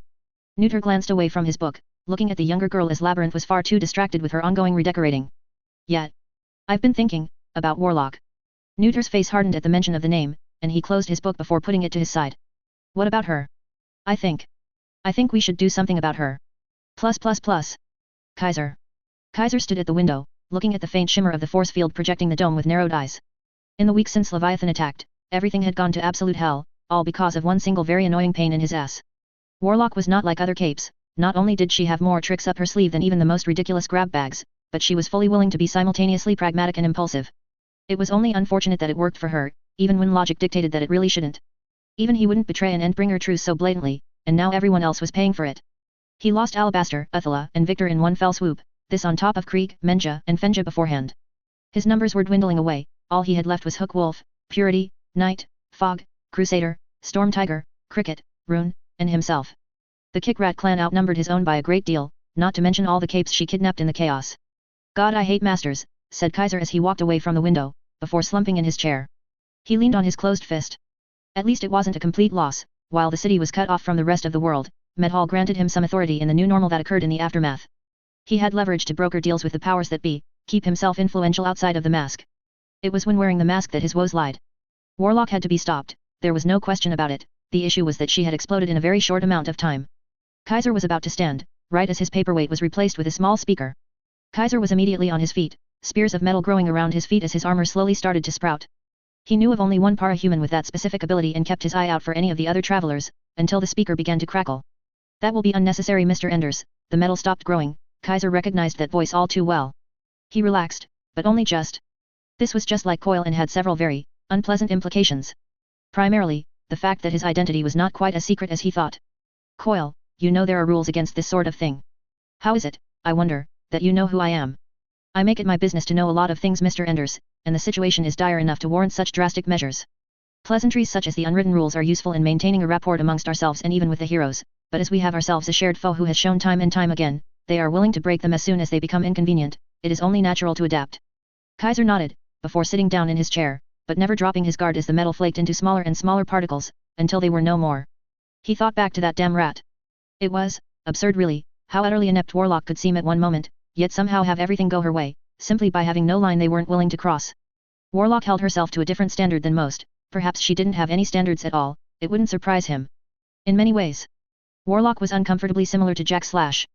Things just seemed to go her way no matter what. If he were a religious man, Kaiser would assume it was divine intervention. Fair point, though you have me at an advantage that I am very displeased to learn about. Not to mention the fact that apparently the Travelers, or at least Trickster is involved. The Travelers are mine, and before they were taken from me, so was the Undersiders. We have both lost many assets to Warlock, including Sundancer. As for my knowledge on who you are, it was merely advantageous to stay informed. I never intended to use the information myself unless absolutely necessary, though such issues between us can wait. Brockton Bay is currently entombed, and neither of us are getting out. We could fight and squabble as we used to, or we could instead unite, temporarily at least. That did answer many questions that Kaiser had noticed. While he dismissed them, Kaiser did find the Undersiders to be far more successful in their brief time than they really should have been, even with a thinker. Backing from Coyle answered that and showed just how much of a snake in the grass Coyle really was. He approved and wished he thought of it. The enemy of my enemy is my friend. The enemy of my enemy is merely my enemy's enemy, but that does not prohibit a mutually beneficial relationship in the face of an existential threat. Kaiser looked back out the window, at the faintest shimmer of the dome as the sun set. I'm listening. Nothing has changed since the meeting. Warlock can only get stronger, and while short-sighted, she does have a very good eye for opportunities to increase her power. As it stands, she will attempt to take over the city, and she has a very good chance of becoming the next Nilbog, but far worse. If we are to have any future in the Bay, we must eliminate our enemy before it is too late. Even if I were interested, you've demonstrated knowledge that puts me in a very uncomfortable position. You know my identity, possibly even the identities of everyone in my entire organization, but I know nothing of you beyond what everyone knows, some insurance perhaps, I'm sure you understand. I can provide you with the identities of the travelers, said Coyle dismissively. No, something more substantial would be appreciated, yours would be ideal. I'm afraid I cannot share mine. I however can provide access to a very, unique resource. I happen to have in my employ, a precog, able to answer questions in the form of percentages. Unfortunately, she suffers from thinker headaches, however she can answer several questions per day. I would be willing to offer 2 per day, for as long as the alliance continues. That was a thought, precogs of any kind were worth their weight in gold. An advantage that could be used to strategically plan out any plan, and only implement it when it was all but guaranteed to succeed. If Coyle was telling the truth. How good is your precog? Very. She's why I am reaching out at all in fact. 41.6% chance of defeating Warlock if we unite, and 8.963% if we don't. Those aren't particularly good odds either way. One is significantly better than the other, it's the best one we have available to us. Kaiser nodded, mostly to himself, even if he didn't want to join forces, the circumstances being what they were made it the only move to play if he was going to have any future in this city-sized prison. Very well, what is your plan? Brickton Bay, under the dome. Taylor glared at the pink lawn flamingo as she passed it, it continued to just, exist there, nefariously no doubt. She swallowed the warpstone she was chewing, before popping in another and looking to her house. There was something, off about it. The damage done wasn't anything special compared to any other home, though the large amount of crows and ravens all over the place made it look, ominous for some reason. Taylor paused at the sight of it, before looking at the other houses. None of them had the birds perched on them at all. Taylor narrowed her eyes, there was a vulture at the highest point, surveying its surroundings. Yet there were, dozens of crows, cawing from time to time, but for the most part, they were remaining silent. Taylor turned to the flamingo. This is your doing isn't it? The plastic bird's silence spoke volumes. Birds and rats have always been enemy foes, you're conspiring against me, I know it, but you will see. Now. Taylor reached out, grabbing the flamingo by the neck before placing her foot on the tree for leverage and started to pull. She struggled, but the nefarious bid did not even so much as budge. She shifted her weight, placing both feet on the tree as she pulled with all her might, throwing her weight into it while the crows and ravens watched her, but it failed to even wiggle the tiniest bit. Like the sword in the stone, it resisted her indisputable might and held firm, before Taylor lost her footing. With a yelp, she fell, landing on the wet grass and hard wooden roots, right onto her tail. Motherfucker. She cried as she rubbed the base of her spine, where her tail was throbbing in pain, so much so that it gripped tightly around her leg. Taylor stood, glaring at the flamingo, before slapping it. This succeeded in hurting her hand. Ow. Shit fuck. Evidently, the plastic was far harder than she suspected. The neighbors who were out turned to the commotion, watching as Taylor, in impotent rage, punched, kicked, and bit at the flamingo while yelling in righteous fury, until slowly, she grew tired. Even still, she did not stop until she had to. Taking a stumbling step backwards, hands on her knees as she breathed heavily, and pointed at the bird. This is not over bird. You will rue the day you have defied my will. You hear me? I will not lose fail. In terror, the bird remained silent, before Taylor looked to her neighbors. What the fuck are you looking at? Mind your own damn business. Everyone promptly went back to fixing up their houses, before Taylor nodded, looking back at the flamingo, before she noticed 3 more crows flying from the distance and landing atop her house. She gave the evil eye to them, before looking back at the tree flamingo. It just blankly stared back. Watch your back, flamingo. Taylor left, having lost the battle, but not the war. Meanwhile, in the basement, purple wines did blow. Plus. The city was in turmoil, as was expected when you effectively became a prisoner. It didn't help those days had passed, and so little had been done. Electricity was still down, though most water treatment plants were up and running. Things were improving, but Taylor was happy to see that the ruin of Brockton Bay remained. Most buildings were little more than tattered remnants of their former selves. Oddly enough, only one of the churches they hit a screaming bell in had fallen thus far, the rest still stood, albeit a bit damaged. It was, in her most humble opinion, quite glorious, Truly this place was well on its way to becoming a monument to the Great Horned Rat. Granted the man-things hated it, but who gave a shit about them? All they did was complain anyway, which was a problem Taylor hoped to rectify very soon. Occasionally, Taylor could sense the odd Skaven sneaking about, rummaging through the debris. People kept a wide berth any time even a normal clan rat was about, if they saw them at least. Skaven were quite sneaky after all, which was good. If you're going to be deceiving and manipulating people behind the scenes, it's best to at least be subtle about it. The path to world domination was a marathon after all, not a sprint. Heading down the street, Taylor caught a glimpse of the wall. It was massive, smooth as polished stone and over 100 feet tall, only the shield generators broke the smooth surface of it, which were evenly spaced apart every 50-odd feet. At times, if one looked at it just right, you could see the faint shimmer of the force field around them, though only in the twilight hours, any other time and it was invisible to the naked eye. Taylor sniffed, popping a small marble-sized bit of warpstone in her mouth as she felt the rats nesting all around her, before a presence made itself known. Taylor glanced to a nearby alley, watching as a shadowy figure dressed in the garb of an Asian assassin walked through a wall, glancing at her. Taylor hummed, before heading in that direction, popping another warpstone into her mouth as she crossed the street. Sophia was turning out to be a most excellent choice for an assassin. Her once crossbow gone, replaced with a heavily modified warplock Jezzail slung over her back. Jezzails were quite interesting weapons, a long-barreled rifle that fired a high-velocity bullet made of refined warpstone able to strike with enough force to punch clean through even the toughest armor. Due to their length, Jezzails can fire at incredible distances, though to be portable for a single person, Shadow Stalker had to have one with a shortened barrel, somewhat impacting the maximum effective range Shadow Stalker was capable of, yet even still, it was just over 2/3 as tall as she was, and still had an effective range, though the weapons teams of them Faultline was training undoubtedly had a far greater advantage in terms of accuracy and range. The basic design of Jezzails were simple, see that non-Skaven over there a quarter mile away, yeah he's dead now. Hello Hess, any news on Bakuda's location position? Not yet, though Tattletale believes she is still in the city, but we bring news from the Undercity. Someone breached the walls, said Shadow Stalker. Taylor's eyes narrowed. Escapees. To Taylor's surprise, Sophia shook her head. Not escape flee, no someone broke into the city, PRT troopers found dead, there are whisper secrets among the white hats, yes. No one knows who, but it is all anyone speak talking about.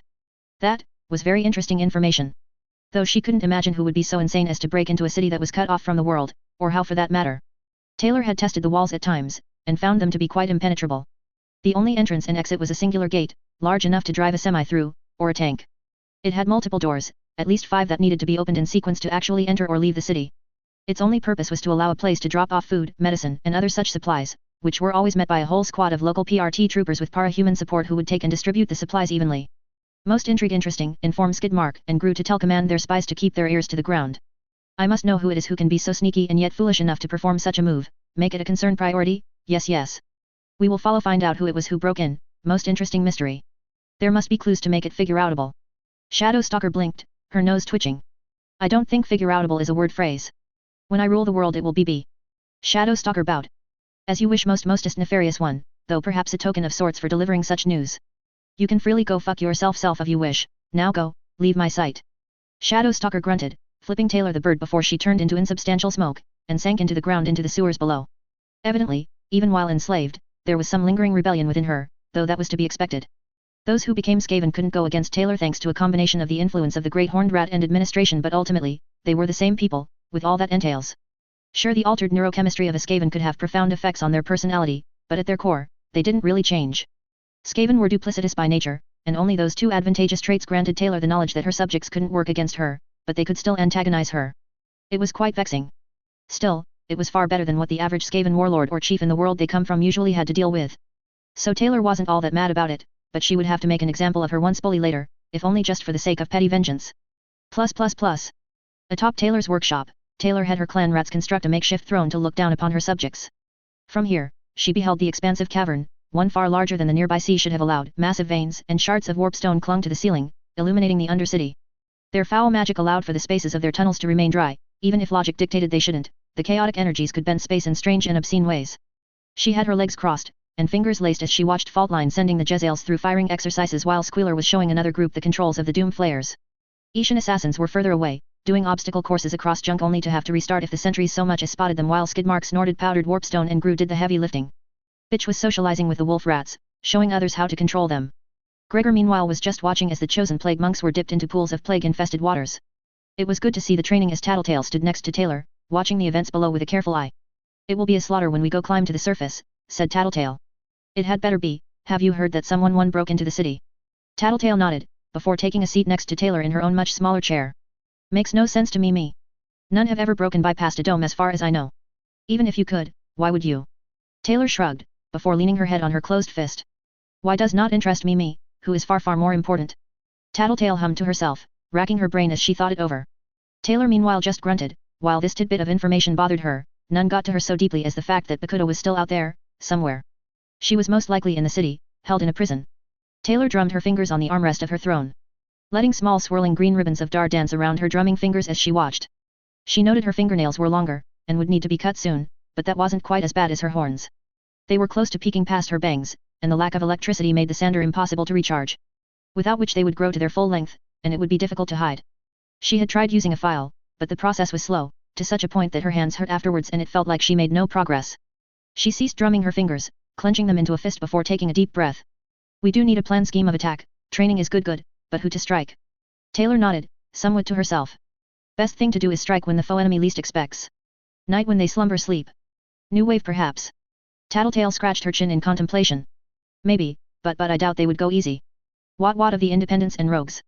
Could work, Parian might be simple easy.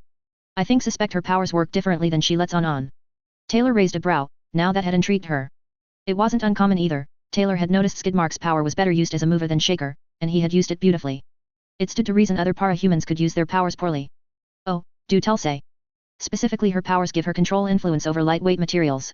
Precise small-scale telekinesis, this is why she uses cloth, however it is interesting to note that human skin itself, at a microscopic level is formed made of collagen and elastin fibers, it is very porous, even more than cotton, yes. Dead skin might be even better best. Taylor smiled. Well now, that sounds to me like another hell pit abomination, good, be nice to get some use out of the dead corpses we got. Tattletale grinned, and nodded. Want to break in the new ones? Taylor shrugged. Sure, Gallant, Shadow Stalker, Geomancer, Bambina, Jotun, and Olimig should do fine. Stuffed Animal Death Squad. Parian's shop around where the old college used to be and was, at one point, a very nice establishment, before the giant kaiju came at least. The water damage certainly gave it a more eerie feel, but the new crater lake, made by Leviathan apparently, at least made for a nice sight. From across the street, a small group crouched in the alleys and rooftops. The night masking their movements. Taylor glanced to her side, where Shadow Stalker was inspecting her Jezzail. She had her mask down. It was weird to be this close to her, or at least Taylor thought so. Shadow Stalker was very well built as far as Skaven went, her coloration though was odd for a rat. Her fur was black with clearly defined markings of a rich tan on the cheeks, muzzle, and throat, almost, but not quite making her have the same patterns of a Rottweiler, which didn't really make sense. It wasn't a perfect one-to-one match, she didn't have the dark tan markings above the eyes or anything, but it was close enough to be notable. Taylor looked to Gallant, predominantly tan with a splattering of brown framing his face and going down his neck and back. Gallant unfortunately, wasn't a tinker, as she previously believed. Instead he was an empathy with a fancy set of armor that didn't fit on his altered frame. His armor had been taken and reforged into a more Skaven design. It was rough looking, with the helm of a stormvermin haphazardly turned into one that covered his entire face. While the armor was no longer capable of flight, it could give Gallant a boost of sorts to make long and far leaps with the built-in thrusters. Bambina was short, and stupid, or at least Taylor thought so. She constantly twitched and made weird sniffing sounds for no real reason. She was a typical Skaven, uniform all dark brown.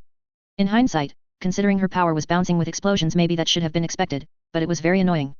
Geomancer was a lighter shade of brown, with a few darker brown spots here and there. As one might expect given the name, he could manipulate dirt and stone, which he used to form an armor of hardened rock around him that shifted with his movements. Foot-long spikes of stone ran down his back, in a manner reminiscent of vertebra, while small pebbles orbited around his hand. Olimig was, well ugly was a word. He didn't have fur, so much as he had light fuzz that, from a distance, could easily be mistaken for him being hairless, with pale, almost translucent skin underneath. He was also very gaunt. His powers were simple, a brute/mover. Stronger and more durable than most, but his true ability was to move at blinding speeds for split seconds.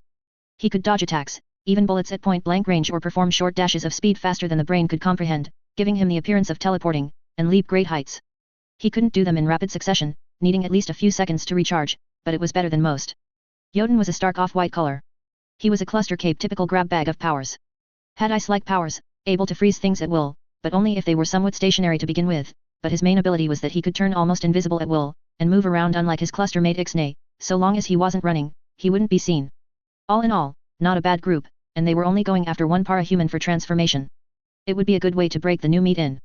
Shadow Stalker had already confirmed that Parian arrived every day to fix up the place she was far along to, mostly due to help from her little stuffed menagerie, which were a bit stronger than anticipated. Shadow Stalker had personally witnessed one that looked like a teddy bear lift a concrete pillar. That, that wasn't strictly speaking bad, but... yeah, those fuckers were stronger than you'd think. SHHH there she is, said Shadow Stalker, pointing in the distance. Taylor followed Sophia's finger, and saw Parian casually walking with her stuffed assault team of cuddly death. She would talk with several people, most of whom were homeless following Leviathan's attack. Talking about whatever. As with most places, the PRT couldn't be everywhere at once. Her primary territory, called Dolltown, as under her protection, she'd only leave from time to talk with other para-humans who were holding territory like little kingdoms just waiting to be annexed and consumed into the growing under-empire. She looks cute, like a doll, said Geomancer. I'm sure Regent will appreciate the company, said Taylor dismissively. The group snickered at that, before Taylor shushed them. And that was when, from absolutely nowhere, a giant ass needle appeared in mid-air right in front of Taylor's face, fired at high speeds, before it froze mid-air. Taylor's eyes widened, staring at the needle only 1 inch away from her face as she just stared at it as she slowly moved out of its way, but never took her eyes off it. I suggest you turn your ass around right fucking now. Because the next one isn't stopping. Taylor followed the voice, seeing a girl across the street, wearing a skin-tight, deep purple costume and one-way visor, with an arbalest aimed right at her. That would be Flechette, one of many heroes who were trapped in the city following the Dome Award, who could just kinda make shit that beat up physics and left it bleeding in the corner crying to its mommy. Taylor then watched as the needle suddenly shot off like a bullet, landing in the ground just behind her, sticking out just enough to send the message. Taylor stared at it for, probably longer than she should have, before noticing that Parian was now very aware she was being watched, and her little menagerie of stuffed animals were all poised and ready for a fight. Taylor turned back to Flechette, who was still aiming at her. Taylor looked to her team, contemplating her next move, before she nodded to them, to which they all stood up, but didn't move. Taylor, however, was glaring at Flechette and her stupid tinker crossbow thing. Perhaps we can speak about this, yes. Nat, I think we're good, you have 10 seconds to get out of here, or I'm going to do the city a favor, said Flechette. You do know what happens if I die yes? Plagues and poxes abound, you wouldn't want that would you? Yeah, what of it? Don't make me do it, and we won't have an issue. Besides, you'd be surprised at the shit I can do, who knows, I might be able to take care of that little problem, want to find out? Said Flechette with a very smug tone. She was bluffing, she had to be, right? Taylor turned and looked back at the needle sticking out of the ground, the one that had stopped mid-air not too long ago. She had her dead to fucking rights. Taylor whispered, her mask in the distance concealed her words as she began her game plan. Oh Limug, you are best at dodge avoiding attacks. You take Flechette. Shadow Stalker, keep your distance, distract, but don't fire shoot on these two, I want them alive, if you absolutely have to shoot them then shoot to wound, not kill. Jotun you sneak scurry around, find and take any openings. Everyone else, take Parian. Wait for the signal. What signal? Asked Gallant. Taylor shushed as she bent down, kneeling on her toes as her arms rested lazily on her knees. Flechette continued aiming, Taylor spoke, loud enough for her voice to carry. You know, it's very strange for a ward to be out alone, why is that I wonder? None of your damn. Taylor skidded leapt immediately rising quickly as she appeared before Flechette, her arm grabbed the underside of her arbalest, pushing it to aim up as the suddenness of it all caused Flechette to pull the trigger, sending the needle skywards. With her warp spear in the other hand, Taylor tried to smack Flechette on the side of her head, but she was already jerking and walking back, wrenching her crossbow out of Taylor's hand as the blade passed barely an inch away from where her face once was. Taylor didn't even give Flechette time to aim before she skitter leapt away before she could do anything. She landed inside of Parian's store. From outside she could hear the Jezzail fire and Bambina's explosions as Taylor pressed her back to the wall, warp spear raised as she glanced out of the storefront window. She could see Geomancer and Bambina dealing with a small army of fluffy death, before Shadow Stalker fell through the ceiling, landing next to Taylor before exiting her breaker state. Dumb fucking plan scheme. Almost died, said Shadow Stalker as she got into cover behind the checkout desk next to Taylor. Didn't expect backup, also fuck you. No, fuck you. Fuck. No. No time for bitching, get back out there, now. Shadow Stalker t-sked in annoyance, before her body turned smoky. Bitch. Said Taylor as she took off. With a skitter leap she appeared back on the roof, hiding behind a large air conditioner unit as she glanced to see old Limug moving to dodge while Flechette nimbly avoided his grasp. Taylor clutched her spear, before quickly turning the corner, casting warp lightning towards Flechette. She leapt back, barely avoiding it as the bolt struck old Limug, who flew off in the distance screaming. Whoops. Flechette wasted no time, aiming at Taylor who just skitter leapt because, well what the hell else was she supposed to do? She stood in the next street over. Looking at the groaning old Limug, who wasn't dead. Taylor sighed. Walk it off, you'll be fine, just ground yourself I guess. With that said, Taylor skitter leapt back into Parian's store. Leaning against the wall as she watched Geomancer get uppercut by a giant stuffed lion. Gallant was then forced to be face planted into the street by a teddy bear. This is stupid dumb. We're losing to stuffed fucking animals. Taylor watched as Bambina continued bouncing around like a demonic rodent version of Flubber, making explosions all over the place. That was going to draw attention, presumably it already had. It would only be a matter of time before someone came. The shot of a Jezzail echoed all over as the stuffing of the lion flew off, but was still moving. It didn't even flinch. These are some tough strong dolls, said Jotun, standing next to Taylor. Taylor turned to the no longer invisible Cape, who was leaning lazily over the counter. What do you think you're doing? Looking for an opening, haven't seen one yet. Taylor face-palmed. I'm surrounded by idiot fools.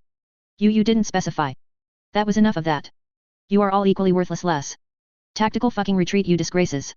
Taylor Skitter leapt away, her palm firmly in place as she let the morons get themselves out of trouble. If they escaped, good, if not, they needed training. At least it wasn't all bad. Olimuk, Bambina and Shadow Stalker weren't too bad, but Olimuk really needed to learn where not to stand, Bambina needed to learn the virtue of not signaling your location, and Shadow Stalker needed a bitch reduction surgery. Gallant, Jotun, and Geomancer needed a bit of work too, but at least she now knew what clans to shuffle each into. Olimuk and Jotun would go to Ishan where Shadow Stalker already was, Gallant and Geomancer to Moors, and Bambina to Skrr, where explosions would be appreciated. Pestilence and the Seer Lords needed some more support though in the future. This still left Alabaster, Victor, Sundancer, and Strider to separate somewhere. Maybe put Victor in Pestilence since Uthula was already there. Regardless, this was a stupid fucking day all because of one uppity bitch with a physics-raping crossbow, but at least it couldn't get any worse. Plus.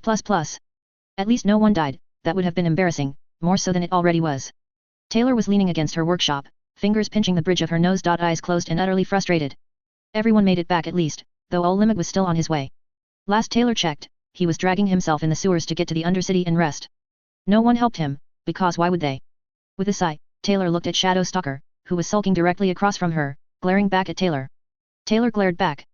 They stayed like that for a while. What? Why did you call a retreat? Asked Shadow Stalker. Because fuck you, that's why. Bambina was attracting attention to us, and I saw a Skaven coated covered in fucking stone get beat up by a fucking stuffed animal. I will not be laughed at. Shadow Stalker waved Taylor off. It sucks, but it happens. You embarrassed yourself before. Why is this so different? That was Lung and an Endbringer, not the same thing. That was stuffed animals. Stuffed animals that you ran scared from. You didn't even try. I did bestest, in fact. Taylor administered Sophia, whose eyes widened as her arms dropped to her side. Smack hit yourself 169 times. Shadow Stalker lifted her hand, and slapped herself in the face, then she did it again and again and again. Taylor nodded, leaving Sophia to her own little task as she went into her workshop, moving past her doom wheel to the spiral staircase to the roof, where she made her way to her throne to sulk. However, Taylor stopped. Sitting on her throne, laying as if it had always been there, was a tape recorder. She stared at it, glancing from side to side suspiciously, as if expecting something to pop out, but nothing did.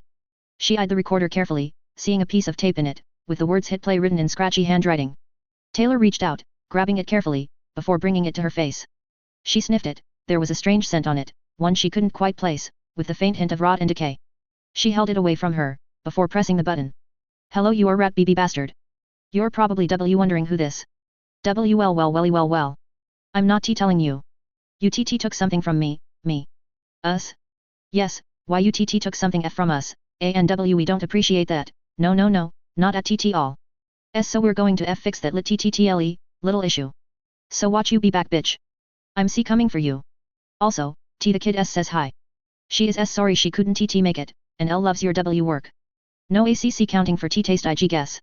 The recording ended and Taylor just stared at it for a moment, before haphazardly tossing it over her shoulder. Well, that's a thing now. Then the tape recorder exploded. When the dead walk. Taylor covered her face from the force of the explosion as it quickly died out. Slowly, she moved her hands from her face and stared at the scorch marks on the ground with a careful gaze, eyes traveling around the debris and still glowing embers before narrowing her eyes. Normally Taylor quite liked fire and explosions, but this one was meant for her. That would not do. Tattletale. Come here. Taylor didn't bother to see if anyone even noticed her call, after all, none dared defy her. Still, this was most unexpected. Someone set that recorder on her throne, meaning either they got one of the Skaven to do it, or more worryingly, they managed to do it themselves without being noticed. The former didn't seem likely, convincing a Skaven to do anything, all while not yourself being a Skaven was an exercise in futility AMD-assisted suicide. The latter on the other hand was possible, but to sneak around thousands of Skaven without detection meant either a stranger was involved or someone exceptionally good at avoiding detection among a horde of giant rats. Neither seemed particularly likely, and Taylor had so many people out for her head that she legitimately didn't know who specifically she managed to piss off this much. It didn't narrow the list down, that was for sure. Then again, it could be someone Taylor offended purely by happenstance considering her usual nightly activities. Maybe someone related to one of her thousands of clan rats? Whatever the case, she wanted to run it by her subordinate nerd. Speaking of which, Tattletale had arrived, bowing low. Yes my Master Chief. Someone snuck down here, Planted left a recording. Stuttery words, something about me stealing something from them. Talked about a kid who liked my work, any ideas? Tattletale hummed to herself, smiling as she inspected the scorch mark on the ground, kneeling towards it to give it a sniff. Smells burnt, but, a hint of a rotten stench smell, like decaying flesh meat. Said they liked your work, could be a tinker. Unless the work they like is your manipulation and plan schemes. Would have to be a villain. Need more information, how did they say it? Tone and inflection. Taylor shrugged. Wordspeak was stuttering, said me and us at times. Not sure how to describe it, voice was raspy and guttural all at once, sounded fake, like they were putting on a fake voice for the occasion. Interesting, if they said the kid it could be anyone under 17, probably younger, but the stuttering from the talk speaker doesn't ring any screaming bells. Best educated guess. Depends on what they believe you took. You took Bambino from Starlet and August Prince, fits the kid detail description and they are villains, they'd probably like your work, the stuttering doesn't fit though, unless they found a new member. Your Doom Flayers and Doom Wheels would appeal to some tinkers, but mostly Squealer, but maybe even Chariot, he seemed the type. Though I'm not sure what happened to him after we were taken to this haven and scavened. Cute rhyme. On the dime. I'm a poet and didn't even know it. Taylor nodded. Don't do it again. Tattletale frowned, before crossing her arms with a harumph. Fine. There are other villains that it could be. You have been rather busy as of late. Many people look at you with hate. What did I just say about the rhymes? Tattletale waved Taylor off. Accident, I promise, swear, doesn't matter. Still, someone sneaking into the Undercity is no easy simple feat. Stranger seems likely, in which case, I might not be able to know who depends on how they work function. Otherwise, I need more data. It would be nice if I could hear the recording myself. I'll ask around, see if anyone noticed someone sneaking about, yes. Taylor nodded, at the very least, someone with more brain cells than fingers was on the case, which was good because she really had more important things to worry about than some insignificant little crybaby. You do that, I need to prepare another surface world invasion. Head-on assaults only work with better synergistic tactic strategies, which some people need to work with. Taylor said, while screaming at the group she had taken to the surface, all of them seemed to notice, except Shadow Stalker, who was still slapping herself. Taylor watched as Shadow Stalker did it a few more times before turning back to Tattletale. The sooner we can convert all para-humans into Skaven, the better. The city will be left open for annexation. Good, you do that, I'll solve this mystery, could be fun, said Tattletale. Plus. Back in her normal street clothes, Taylor walked the street, she had to hold her head at a slight downward angle, her horns were still growing, and had started to peek through her bangs. She needed to take care of that ASAP, but the current lack of electricity in the city made it difficult. She just did not have the patience to sit for hours and hours to use the file and sandpaper method. It was just, so damn boring. Regardless, she managed to keep tabs on the surroundings. As one might expect, homelessness was rampant, which had been a boon for her and the swelling of numbers it would allow. She made a mental note to start snatching people for subsequent Skaven transformation. Other than that, the ruins were the perfect breeding ground for rodents of all kinds, rats especially. It gave her eyes all over her surroundings, and allowed her to see things that would otherwise be difficult. Taylor glanced at the hero patrols, specifically at Dauntless, who stood armored with a mighty warhammer held in his hand. She only watched him as she passed, that would have been so nice on her side. Dauntless was famous for his exponential growth, who knows what his peak even looked like, or if it even existed. Alas, it was not to be.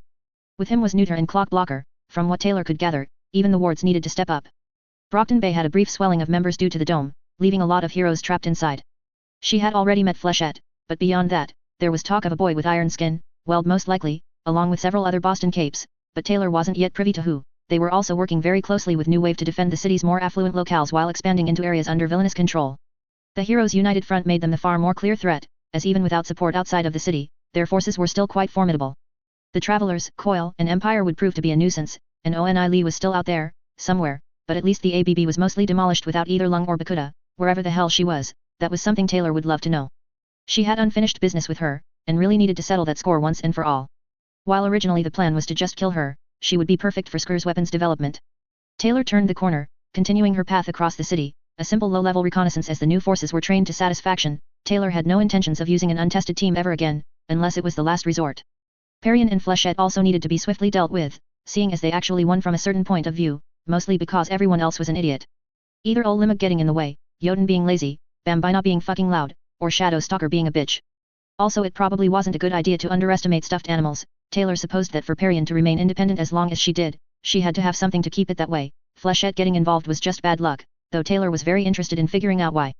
Oddly enough, one of the things Taylor took note about the villain was they were being uncharacteristically quiet. Sure, there were occasional skirmishes against the Protectorate for the sake of territory, but they didn't seem to fight against each other too much, and they hardly patrolled their turf to send a message to the unwashed masses. It was clear they were up to something, though Taylor couldn't say for sure what that was.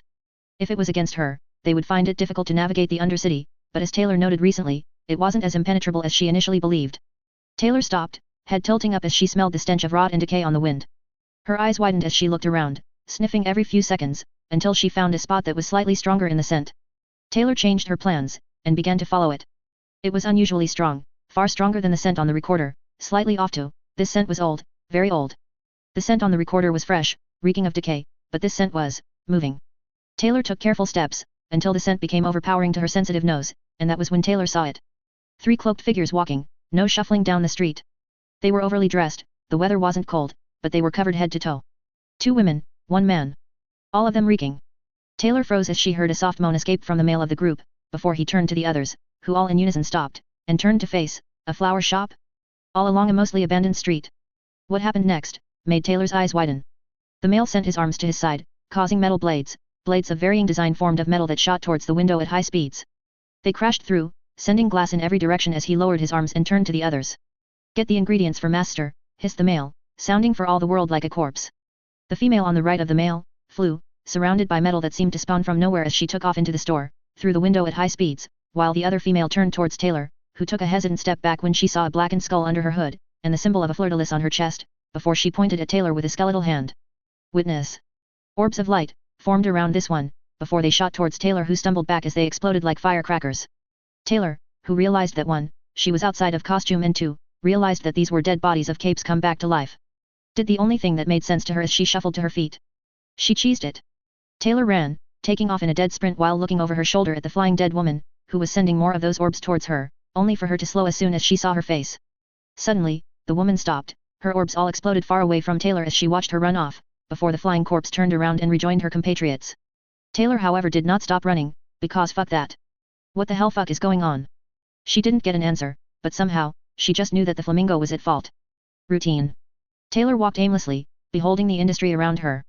She walked across a metal grill on the floor, ignoring the sparks of Skr's ingenuity that flew around her, the welding of scrap and metal into weapons based on her specifications, her designs. She needed more. The forges and furnaces roared as sickly green flames scorched and melded weapons together, and she needed more. Tattletale followed behind her, listening to Taylor's brief recollections, but Taylor was mostly just concerned that the dead were walking, and she had to know why. Was it a para-human ability, or was it the Shyish-wines? If the former, then it was bad enough, but the latter. She needed more.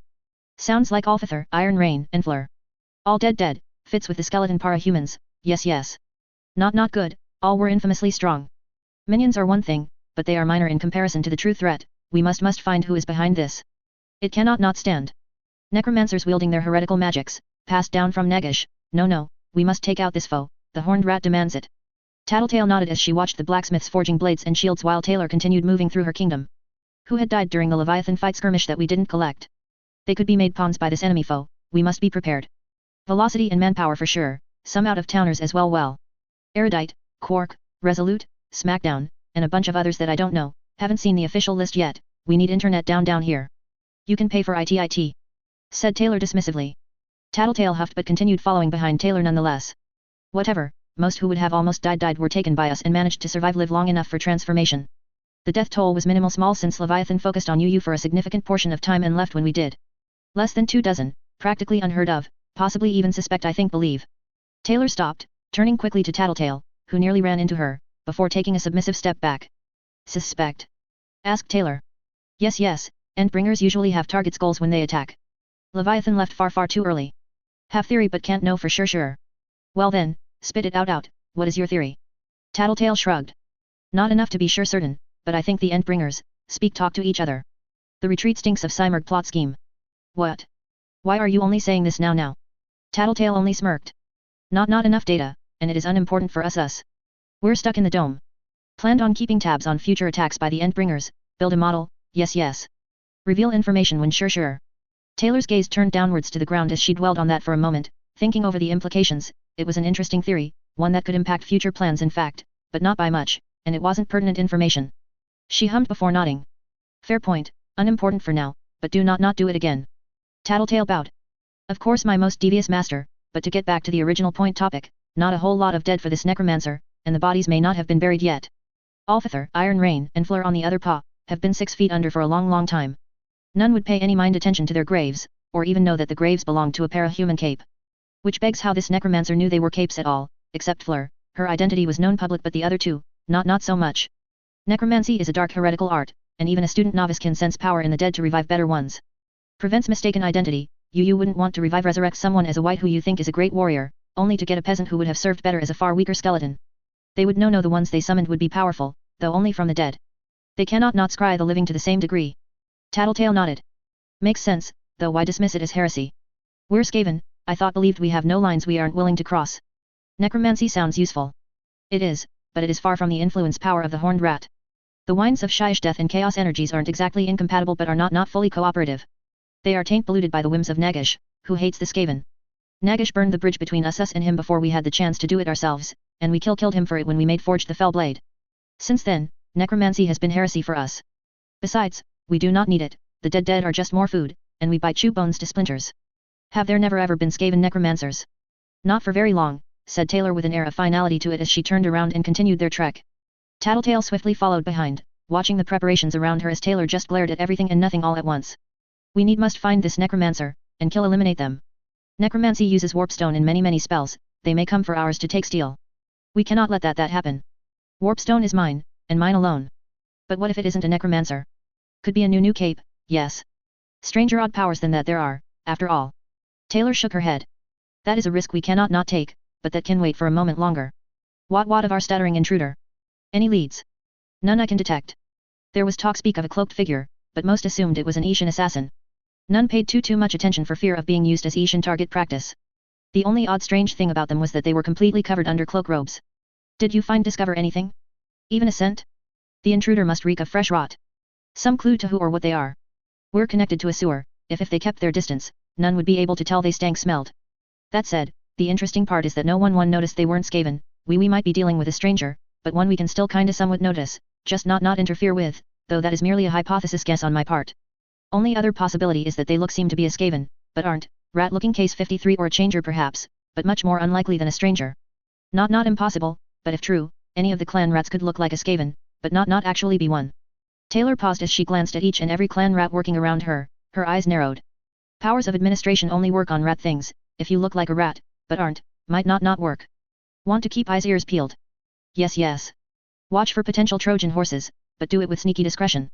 We must also get the spies above, command them to find where this necromancer hides. We must act soon.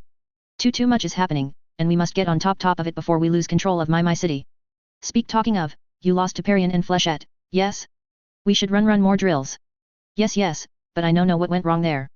We tried fighting like capes, only power users. We are Skaven, we don't do that, we fight battle as a horde, an army. No more dedicated Paraskaven teams, all Paraskaven work with clan rats now. Treat Paraskaven as a supplement for army horde, not replacements. Tattletale nodded. Taylor watched her leave, before looking back over the forges, taking a careful look at each and every clan rat around her with suspicion. Wondering if one among them wasn't who they appeared to be. Plus. The days following fell into something of a routine. Days were spent home, cleaning and rebuilding their home, and nights were spent in the Undercity, preparing for the future. Certain trends were popping up as time went on. The villains were still uncharacteristically quiet, and Parian wasn't on the street as much as she used to be, and she changed her routes every day, making further tracking difficult, and Flechette was also seen from time to time, but either with Pryan or other wards. Taylor decided restraint was the best course of action. Supplies were being delivered into the city daily, and her best Ishan would use what opportunities they had to steal from those trucks for use of the Undercity, and always did their best to remain undetected. She would keep tabs on the supplies being delivered for now as a plan bubbled in her mind on how to indirectly strike her enemies. Currently however, she just was ripping up carpet in her home as her father was putting up drywall. Taylor then yelped excitedly as the lights came back on. Danny glanced up, nodding. Well, at least I can get the shop vac now. Forget that, now we have hot warm water. Showers for me. It will be glorious. Oh how she missed the warm waters cascading over her. Taylor agreed with the Skaven on many things, their reluctance to bathing and showering however, was not one of them. It was getting to the point where she was running out of clothes, and even she could smell her own stench at this point. Yes, tonight would be luxurious. Might want to wait for the water to get warm first. I'll go turn on the hot water heater, said Danny. Taylor hummed to herself, sneezing at the strange scent of nightshade on the air as Danny excused himself to the basement. She continued ripping up carpet for the eventual replacement before he came back up, locking the door behind him as he did. Not that she noticed, she found a shiny nickel under the carpet from 1957, a definite keeper.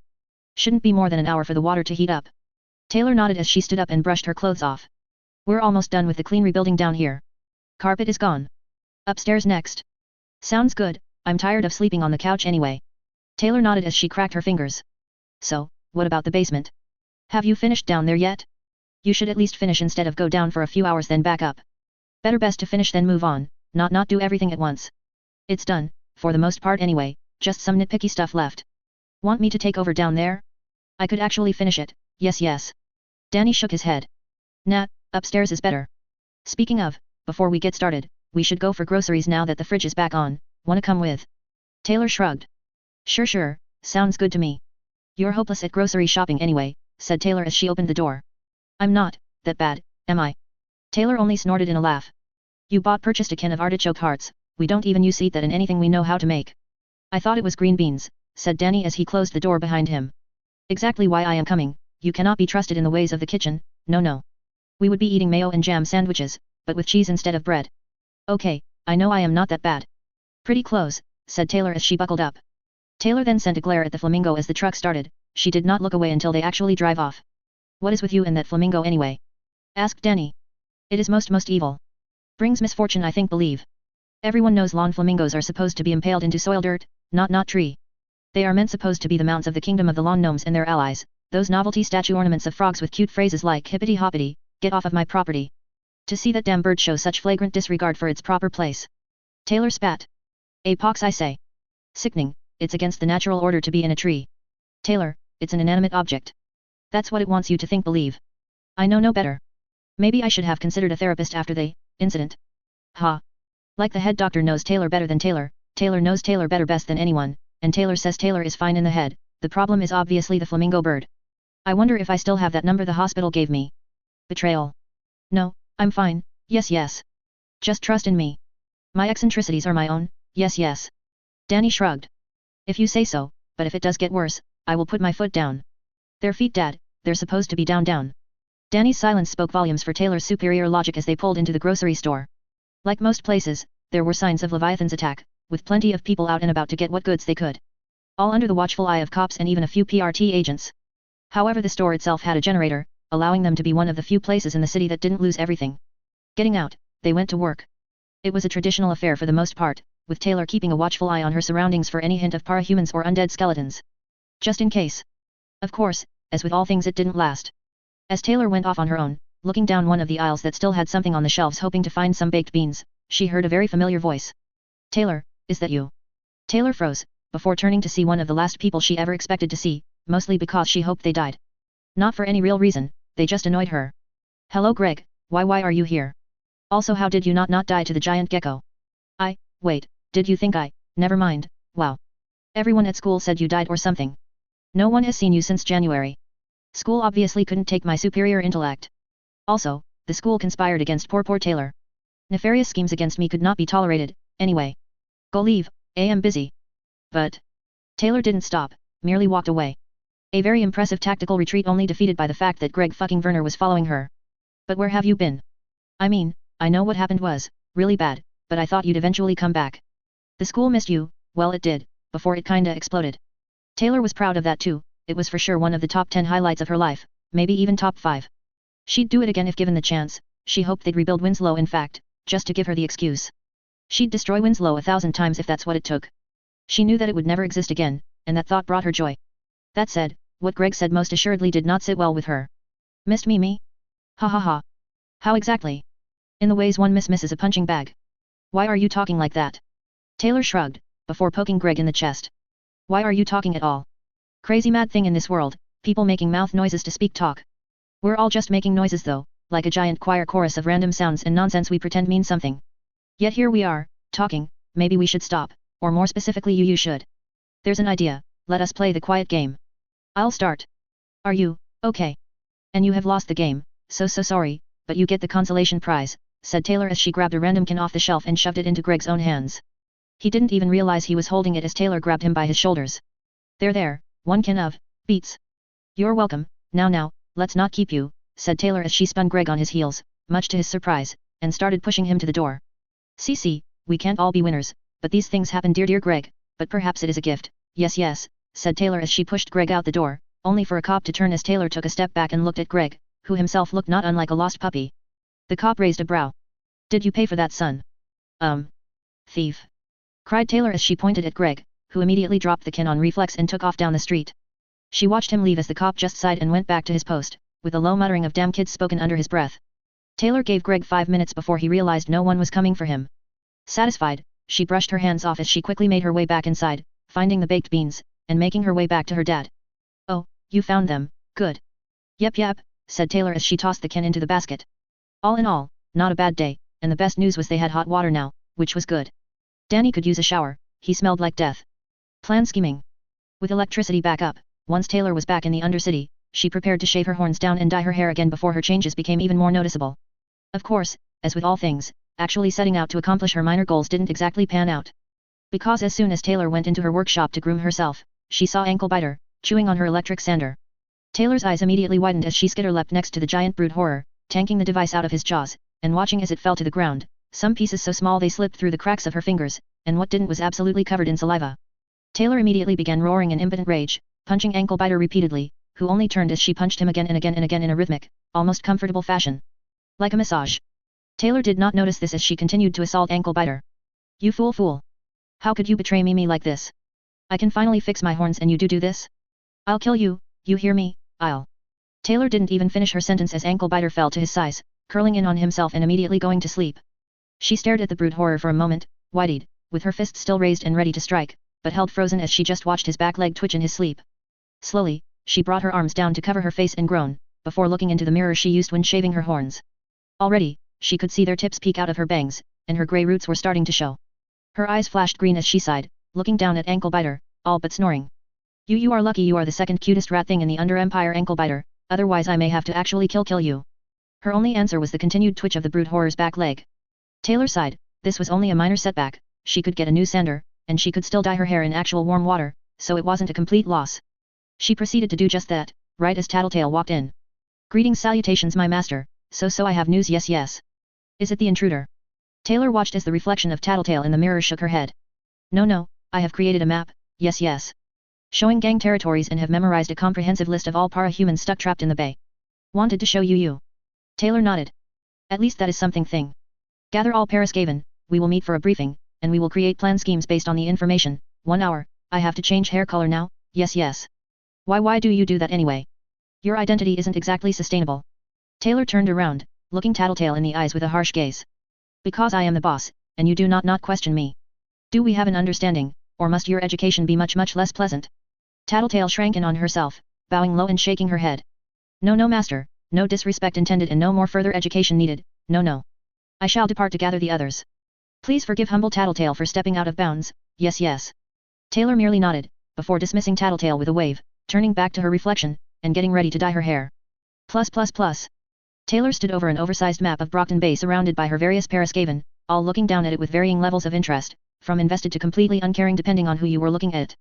Rough drawings by Tattletale showed the distribution of varying territories by the remaining gangs. As expected, the docks as well as the northern parts of downtown were primarily under PRT control, while the commercial district was primarily in the control of the Empire, with the exception of the new lake that Parian controlled. The downtown coast was held out of what ABB members still remained, though at present they had little to no para-human support. Coil also had some level of control over the point where downtown and the commercial district met, with the travelers carving out their own little kingdom just outside of Coil's territory. Meanwhile the train yard, south docks, and ship graveyard were firmly under the control of the Kickrat clan, though most of their territory was subterranean. The scant few humans, once the merchants addicted to warpstone, gave Taylor eyes and ears above. Scratching her chin, Taylor took note that in spite of everything, they surrounded the Empire, Protectorate, and a small portion of the travelers' turf, with the ABB past all that. It made her wonder if in the chaos, they managed to find themselves another cape. Sure they still had Oni Lee, but from what Tattletale had said, he was hardly leader material. It was possible that Bakuto was still out there, while Taylor suspected she was being held in the rig itself. It was possible she was free, but she doubted it. If she were, Taylor suspected Bakuto was the type to let everyone know she was still active. Tattletale cleared her throat, drawing Taylor and everyone else's attention to her as she pointed to the map and began to speak. Our biggest rival is the PRT, they currently outnumber everyone else. Arms Master, Miss Militia, Triumph, Dauntless, Assault, Battery, and the out-of-towners stuck in the city that joined them. From what I hear, they have 3 new members. The first is a serokinetic shaker/blaster named Snowflake, who can shoot ice-cold blasts or make localized blizzards around her. The second is a Diet Alexandria package named Iron Maiden, typical flying brick, but with the ability to get stronger at the cost of flight or faster flight at the cost of strength, but is always durable. The third and final new member is a brute/mover named Hydrofoil, who possesses a personal shield that produces torrents of water and travels by tidal wave or something thing. Not to mention the wards, Aegis, Clock Blocker, Browbeat, Vista, Neuter, Labyrinth, Flechette, Kidwin, and Weld.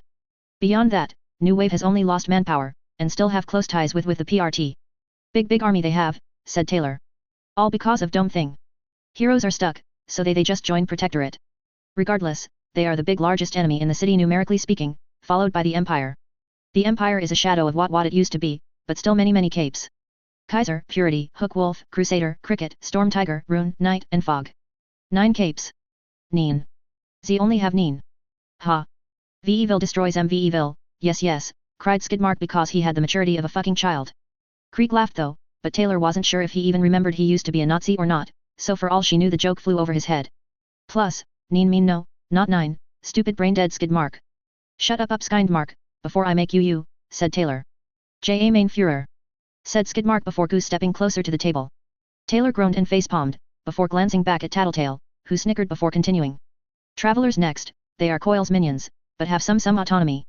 They have Trickster, Genesis, Ballistic, and Perdition. Sundancer cleared her throat, attracting everyone's attention.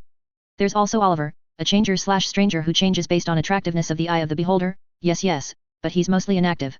Also Noel. Dumb stupid power, what is Noel? Asked Taylor. I think it's a Christmas song thing, what power is that? Gift giving like Father Christmas? What is Alex's gift? Asked Regent. What? No, not gifts, what are you dumb stupid? Asked Sundancer earnestly. Yes. Spoke a chorus of voices composed of Taylor, Tattletale, Gru, and Bitch. Regent just ignored them as he pointed an accusatory finger at Sundancer as the conversation continued to devolve. Lies I say. Admit it, you just hate poor Alec, keep his gift for yourself. Shut up, besides Noel is, probably going to be an issue problem. Big, makes evil clones, yes, said Sundancer. Taylor hummed, that actually sounded very promising. Sounds like gifts to me, but bad horrible ones like socks and sweaters. Still counts though, Alec demands an evil clone of himself, name him Sella, yes.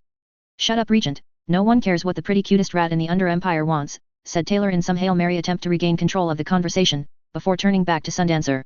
We'll keep Noel in mind, what of Coil himself? Asked Taylor as she turned back to Tattletale. Tattletale herself, merely shrugged. Don't know remember fully, obviously you have Coil, probably even Chariot, and I heard something about him getting a hold of someone named Trainwreck, but I can't say for sure. He does have his mercenaries, who all use Tinker Tech stuff shit. I think Coil had a thinker he uses or something too, said Sundancer. And Oni Lee for the ABB, maybe even Bakuda, said Taylor as she glanced back down at the map. Maybe, but I doubt she's free, still, if anyone could break her free, Oni Lee would do it, said Tattletale. It is possible that Bakuda is trapped imprisoned on the rig, that would be my guess anyway, said Faultline. To Taylor, that made a large amount of sense, and it would be the ideal location for housing villains. Even if you could escape your cell, you still had to swim to shore to make it. Not impossible, but much more difficult than it would have been otherwise. It does sound like the best place for prisoner hostage, said Taylor in agreement. Seems to me that we should focus small, work our way up. What of Independence? Other than Parian, there is a fresh new face named Scrub, Imp, and Whirligig. Scrub can shoot blasts that annihilate anything in their path, not very accurate though. And Whirligig can create telekinetic whirlwinds. Imp is the most mysterious of all, is a stranger, but not weak, makes you forget. She asks about us, as in the Undersiders, not sure why, but that may be the stranger part messing with my powers. Regardless, I expect them all to be snatched up at some point, only Parian might remain independent, maybe Imp too if her power is good enough. Taylor hummed. Could this Imp be our intruder trespasser? Lisa just shook her head. No, thought of that. Whoever was disguise cloaked and put recorder in the throne is taller than Imp is, at least based on what I heard, and the intruder would have to be the stranger. Imp could be the kid though, but unlikely since kid couldn't make it according to you. I am keeping ears and eyes peeled though, yes, just in case I am wrong. Taylor nodded, satisfied for now. Good, now then, Oni Lee would be best for Ishan, we'll keep an eye out for him, but until then, we take out the travelers first. I think that is the best place to start planning for, said Taylor. What about Independence? Asked Uthula. Have gutter runners and spies follow their movements, then we make plan scheme to catch them unopposed. Parian can wait for now. I want to go for her with something special for humiliating me, yes, said Taylor before Faultline pointed to the travelers' territory. Travelers have territory, if we get that area spot for ourselves, we can scurry move into both deeper Empire turf and even some of Coil's, so best start there. We can force a war on multiple fronts against the PRT with the ABS territory, with the added benefit of popping up from under their very feet, said Faultline. If we do get travelers, Coil should be next. He is slippery. No, we plan for travelers, but first order is different. Our main advantage over the others is the Undercity. We can pop up anywhere we wish, with one exception," said Taylor as she pressed the tip of her spear into the map, right on the rig. "Safest area from us, they no expect surprise attack," said Taylor with a demented grin. Tattletale just rolled her eyes. "You just want Bakuda. And? What of it? Get off my case, Miss Smartypants. Besides, we need to keep the other gangs on edge. That cannot happen with a haven like this in the ocean. Our first move is to destroy this advantage they have. Let them know that nowhere is safe from Skaven," said Taylor proudly. Faultline scratched at her chin as she nodded to herself. "It would be a huge loss of morale for the Protectorate if we could do it. They would have to move to the PRT building, where we can come up at any time. The idea has promise merit. I know this, because I came up with it. We need gutter runners in the vents, rattling guns pointed down every hall, and Jezzails on the roof. Add in Paraskaven, and we can take it out easily. Sink it into the sea, yes. Capture Bakuda first. Best thing to do is wait until fewest heroes are on it, capture stragglers if possible, but not priority. The rig must fall," said Taylor. "I would be willing to lead control the weapons teams for assault, but how do we actually get near close enough to do it without giving heroes time to return?"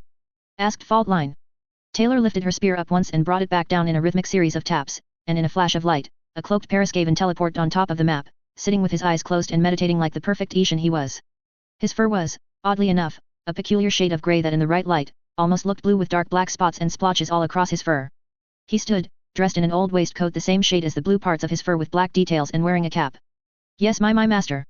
Hello Strider, I have a job task for you." Faultline smiled. Interlude 6. Vista.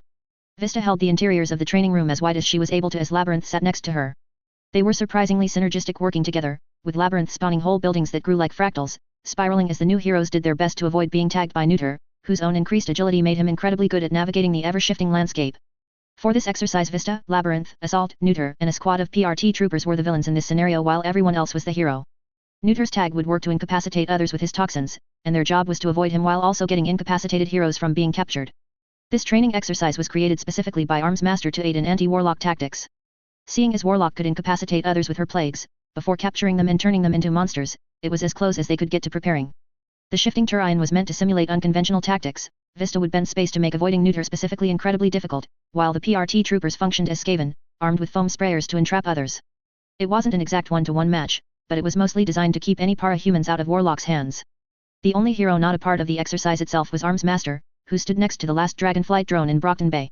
Dragon was not exactly a well-liked figure as of late, seeing as it was her job to maintain the dome, but as far as Vista could tell, Dragon was at least earnest in her ongoing goals of capturing Warlock to hopefully dismantle the dome at some point.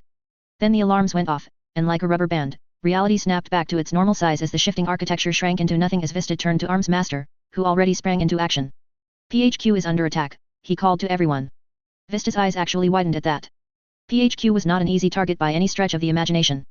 Not only was it in the middle of the bay, surrounded in all sides by water, but it was outfitted with a force field bubble and a missile defense system. It was without a doubt the safest place in the city, and it was under attack. Holographic screens popped up all around the room, and Vista watched as hundreds of Skaven were actively in the process of slaughtering the PRT troopers on site. "Everyone, prepare to move out. Vista, you and Labyrinth come with me," said Arms Master. Vista wasted absolutely no time. Bakuda. Chronic stress was, in many ways, Bakuda's new lot in life. She still remembered that blank lifeless gas mask staring at her, her own image reflected in the lenses as Warlock prepared to end her. After seeing it, Bakuda knew her days would be one of a never-ending anxiety, because Warlock made it very clear that she wouldn't stop until she got her. Even here, on the rig, in this cage, she knew it wasn't safe here, not as long as she was under this dome. "You all right in there?" Bakuda jumped, looking up at her guard, who stared at her with some level of pity in spite of everything she had done.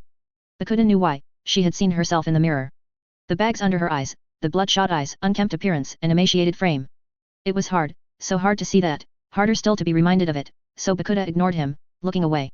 To his credit, the guard just looked away, and remained silent.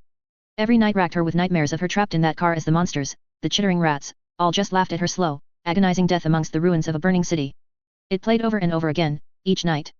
Now Bakuda sat in her bed, eyes tired as she fought against sleep, lidded eyelids and heavy, but she fought slumber every step of the way, shaking, watching as hallucinogenic shadows chittered like rats just outside of her hearing range. Bakuda's hands went over her mouth to stifle a scream. Was that a rat or her mind playing tricks on her again?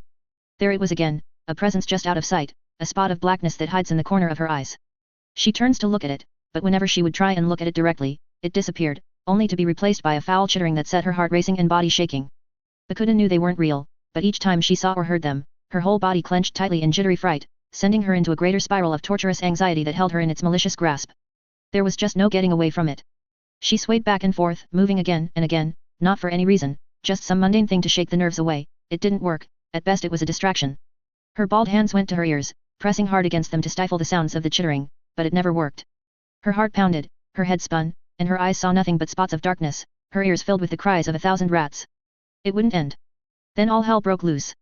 The scent of rot and decay, death and destruction about to befall her filled the rig in a miasma of foulness that permeated every corner of it. Bakuda gagged as she heard dozens of footsteps in the ducts all around her and cackling down the halls. A flash of light, and hateful laughter and screams.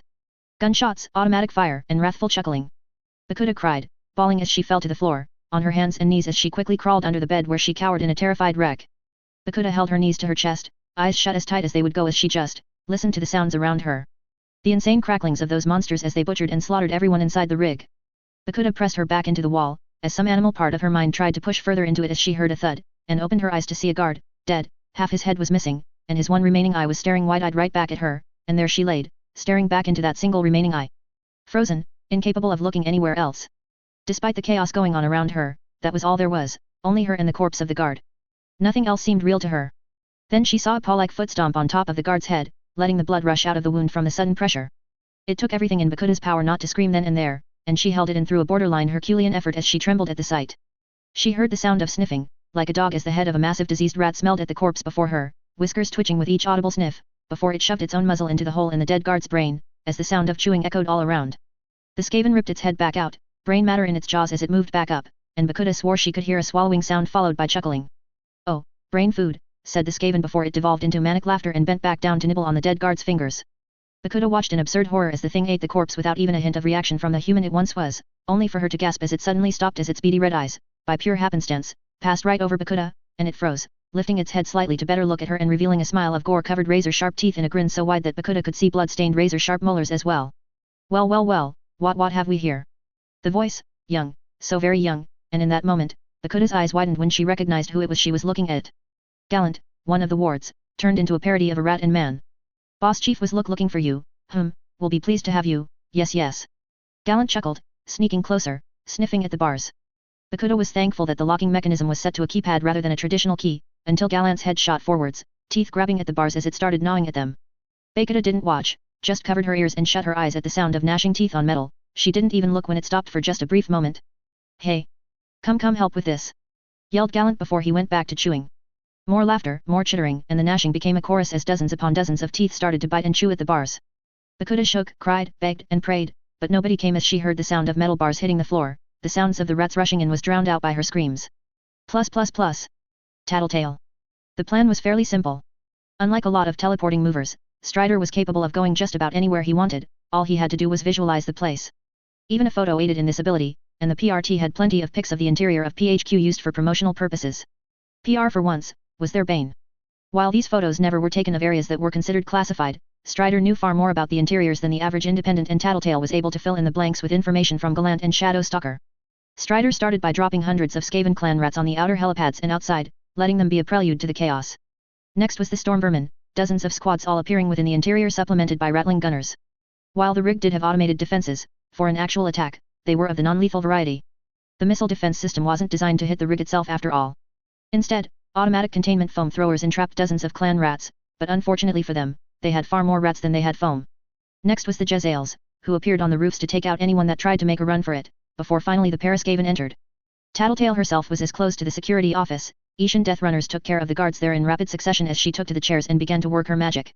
One of the good things about the PRT and Protectorate was their focus on PR, which really gave them all the knowledge they needed. Not only were photos of the rig available online, but the heroes' schedules were, while usually kept hidden and changed, some things were universal, which was why today was chosen for the hit, seeing as today was traditionally used for training exercises, something that would take place in the city itself just so they could react faster than if they were on the rig. Of course, that plan only works so long as no one actually has the rig in mind as a target and has access to one of the most powerful movers to ever live. Tattletale ignored the screaming and gunfire going on all around her as she felt more than she saw the flash of light from Strider as Taylor herself walked next to Tattletale, watching her in silence as she began to take control of the defenses one by one, until done. With that, the defenses were now under her control. First Tattletale cut off the containment foam throwers and just leaned back in the chair. We are officially under complete control," she said, satisfied with herself. Taylor nodded, before turning to Strider. Go to my workshop, get the doom bombs, All of them. Strider saluted Taylor, before vanishing. Taylor herself turned to Tattletale. What is the situation? Tattletale went back to the console, bringing up the security feeds from all across the PHQ with only a few keystrokes. They had many guards, but they were not prepared for us. Heroes are no doubt on their way, she said simply. Any heroes here? No, most stay live in city to stay close to the action. Today is training day. They all at PRT building for now, probably didn't expect this, said Tattletale with a shrug. Good. We must work quickly, bring down the rig before they have the chance to come in. The automated defenses will help there, but Arms Master could have a backdoor for just this kind of situation, in fact I wouldn't be surprised if he does. Taylor nodded as Strider reappeared with several clan rats holding bombs the size of fire hydrants alongside Faultline. You know what to do. With a nod, Faultline barked orders as they left the room to go and plant the bombs. With that done, Taylor turned back to the screens, watching each and every one with a careful eye. She saw clan rats eating the dead, and very little survivors remaining, really only a small group in the mess hall was all that was left, but they had limited resources, and Taylor probably had more rats than they had bullets. Oh wow, heroes work fast quick, said Tattletale as she pointed to one of the screens, showing an exterior camera pointed at the city. Dozens of helicopters were en route. Missile systems down, like I said claimed, back door. Taylor nodded, if anything she expected that. The Jezzails were already reorienting their guns to begin firing as Taylor glanced back at Tattletale. Get all forces into formation on the deck surface. With a flip of the switch, Tattletale activated the intercom system and began barking orders as Taylor looked to the cameras as Faultline was planting the bombs in just the right spots. Evidently, it took much longer to take over the rig than they had anticipated. It had been only 15 minutes since Strider dropped off the first clan rats, and they were rushing just to get it under control. Taylor knew that if she didn't get the rig down today, she probably wouldn't get another chance like this. Clan rats was also raiding the place, grabbing anything they could steal. Taylor hoped they found some tinker tech. If not, it wasn't a huge issue. Taylor watched as the Jezzails started firing, and a smile came across her face, until a Roman Colosseum started to rise from the ocean around them, with the rig in the center. Oh shit fuck. It's Labyrinth. Fuck Taylor Day. Taylor was fairly certain the Colosseum wasn't supposed to be this big. It continued rising to form a shield all around the rig, blocking the heroes from Jezzail fire. Her storm vermin and clan rats were shifting about as it grew, almost cowering in a way, before Tattletale turned to Taylor. What we do? Don't know, can't just destroy the Colosseum. It's a building of great important historical significance. We may have to turn ourselves in, said Taylor solemnly. Seriously? Of course not you fucking idiot, burn it to cinders. Tattletale jumped before she went back to the comms as Taylor spun on the balls of her feet and exited the security office. Warp spear in hand as she felt the rig shake through her feet. She quickly ran past the myriad of Skaven who were utterly confused and frightful as she just pushed them out of the way as she finally made it outside, and beheld the Colosseum in all its glory. As it grew, space itself distorted, all but confirming they had Vista with them as well. Taylor grinned her teeth as she watched the Skaven around her look completely lost, and there was some asshole Skaven with an accordion singing fucking sea shanties. Currently he was on Drunken Sailor. Taylor didn't know where he got the fucking thing, but there was more important things to worry about, like not dying. Taylor immediately skitter leapt on top of the Colosseum as she lifted her spear and casted Crack's Call across its surface as a fissure started spreading across the structure. Prepare for battle. Paris Skaven, get ready to attack. Immediately upon that proclamation, Bambina began leaping and bouncing across the still-growing Colosseum, creating explosions with each impact. Taylor, wasting little time, skitter leapt across the Colosseum and casted another Crack's Call across the opposite side, before she skitter leapt back onto the rig.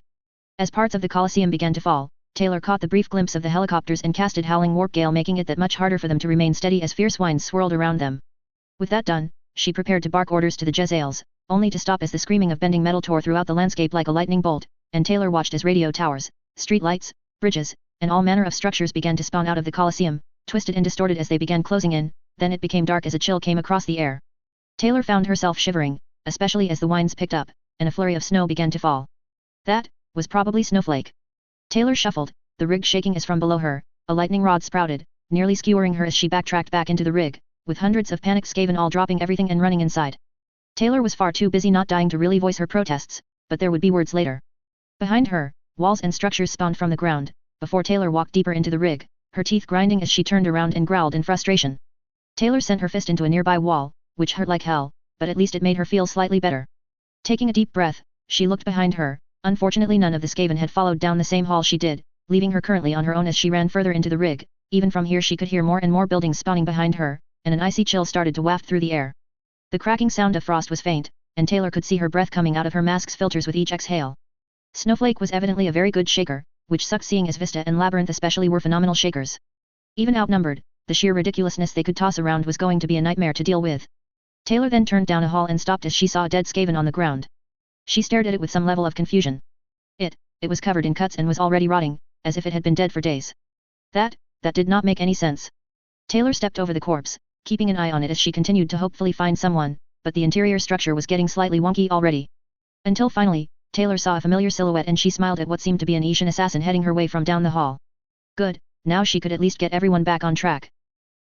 I need you to get Strider, we need to get on those helico.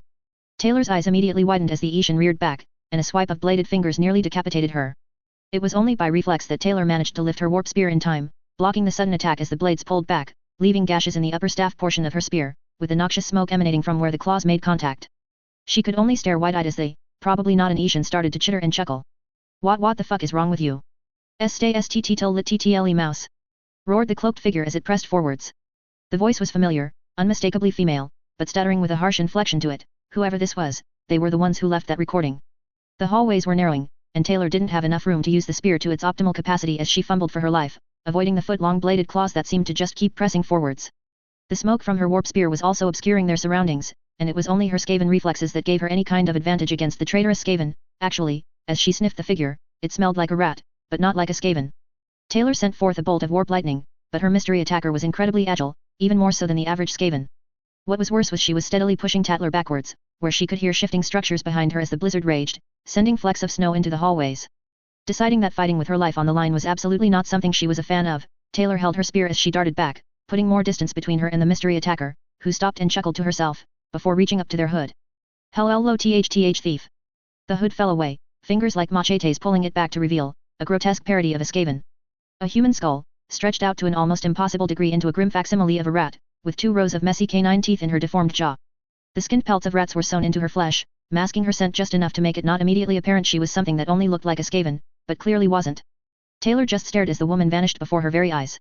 At the same time her slowly rusting and rotting warp spear produced a truly ridiculous amount of smoke where her claws had previously made contact, before those same claws came out of the smoke being expelled from her own spear. Taylor tossed it just as the long-bladed claws slashed out, nearly taking her head off as she dropped her warp fuel tank and put distance between herself and the woman forced into the image of a rat thing. The grotesque not-rat thing rose high, revealing that even its toes were replaced with metal machete blades that scraped across the floor, producing a teeth-rattling sound as they did. USTT tol my, our gimmick. What? That is what this is about. The not-rat thing merely gave a shaky nod in return as she chuckled. We are the LL ladies of cheese, our tit title, not tea yours. Actually, for something that was obviously not a Skaven, that was a very Skaven motive she had right there. Completely nonsensical and perfectly selfish. Would you like an application? I think you'd make a great good Skaven. Hut up, YUT took it from MMEUS, took it T from us, and M murder rat TT does not TT like T that. No. Andy, you know who's SE coming for you. Taylor ducked beneath the swiping claws as the sound of growing architecture started to crack and splinter into being behind her, but she couldn't afford to look as Murder Rat moved with a clumsy, yet oddly fluid grace despite its monstrous visage. Murder Rat TTS gonna get T-cha. Murder Rat swiped as Taylor stumbled back, the misshapen thing's machete-like claws scraped across the metal walls producing sparks as Taylor shuffled backwards to avoid each and every impaling strike, wishing she didn't toss her warp spear right about now. Murder Rat TS gonna got T-cha. Claws barely nicked her armor, right at her shoulder and already that small chink was beginning to smoke and rust, but only just. Even still Taylor removed the pauldron and threw it at Murder Rat, who laughed and easily dodged it. Hey diddle, this rat TTS gonna split your middle. Taylor ducked beneath another swing, watching the machete-like claws passed above her. Something jump peeped over the moon and AITH think there was a SPP poon. Impaling claws shot towards Taylor's stomach, only for her to quickly twist and press her back to the wall, before the murderous thing perpered another swipe, only for Taylor to borderline fumble her way out of danger and continue backtracking. Slippery lit TTLE rodent T Aaron TTTU. Can we maybe speak about this? Asked Taylor as she rose her hands in a placating manner. Nope. DDITH thief. Cried Murder Rat as she lashed out with a kick. Taylor overextended trying to avoid it and fell flat on her ass. Taylor grunted as she hit the ground, right as Murder Rat stalked closer. Taylor shuffled back, frightful as the murderous Frankenstein's monster of a rat lifted its machete claws. Taylor shuffled away, glancing around for something, until something caught her eye. Warp lightning. The baleful bolt of lightning tore from Taylor's hand. Without her spear, she felt the jolt of energy shoot up her arm as it shot forth, only for Murder Rat to easily sidestep it. You missed DD. Wasn't aiming for you. Murder Rat froze for but a moment, before she turned around right as the bolt hit Taylor's discarded warp fuel tank. Taylor was already braced as the explosion all but deafened her. She was pushed back from the sheer force of it, but sprawled on the floor as she didn't go far. Murder Rat on the other hand all but soared over Taylor, flailing as the flames passed over Taylor. Her suit took most of the damage, but even still she could feel the heat and energy as it passed over her, before it quickly died down. Slowly, Taylor moved her arms from over her head and glanced down the hallways murder rat had flown down. Slowly, and carefully she got to her feet as she saw a cobblestone path and fencing begin to rise from the walls.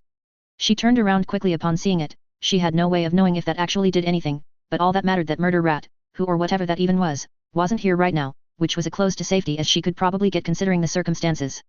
Running faster, Taylor started to see familiar sights, and went back down the path she recognized, going down hallways and leaping over debris as the cold air continued to drop in temperature. She could hear shuffling Skaven in the distance, and after a few minutes more of running, came across a small group, but Taylor herself ran past them, heading towards the security office, where upon arriving, noticed that Regent was looking very nervous as Tattletale was cursing, and because today was apparently Fuck Taylor Day the console was sparking. Taylor glanced at the cameras, and watched as the skyscraper grew taller and taller out of the ocean, lengthening to impossible heights as Vista preformed her own tricks to the spatial geometry of the fucking thing, before it started to bend, metals creaking and singing as it wrapped around the PHQ like the coils of a giant architectural serpent, before cathedrals and castles began springing from it, encroaching deeper into the rig as Snowflake continued assaulting them with a freezing blizzard. Funking shakers! Screamed Taylor as she started to shiver as the temperature continued dropping. Then, something incredibly stupid happened. Yo! Yo-ho! Oh what fucking now? Yo! Yo-ho! Master, is that boat ship, walking? Taylor turned, looking at one of the outdoor camera feeds pointed roughly towards the ship graveyard and... Oh. Oh no. Hey. I didn't know suspect you could make a necrofex colossus out of a yacht. Tattletale, who watched as a giant boat literally wadded through the seas towards the boat graveyard, before it stopped, Tattletale just turned to Taylor, and blinked. Necro what now? Ah the blood runs cold. We take our loot but don't get old. It's the undead. Boom. And they have boom boom cannons. Zombie pirates. Screamed Alec as the cannonball tore into the graveyard, specifically the boat graveyard they had claimed as their territory along with the train yard. Miraculously it didn't seem to hit anyone important, mostly because it wasn't aimed at her, not that Alec let that stop him from immediately panicking. Every rat for himself. Yup. Taylor thought as she glared at the walking boat using dead bodies like glue to hold the damn thing together. Today was really stupid. Especially as she could see the helicopters seemed to be very confused at what to do next. Not surprising considering it appeared as if the necromancer was looking to get his own territory now while everyone else was distracted.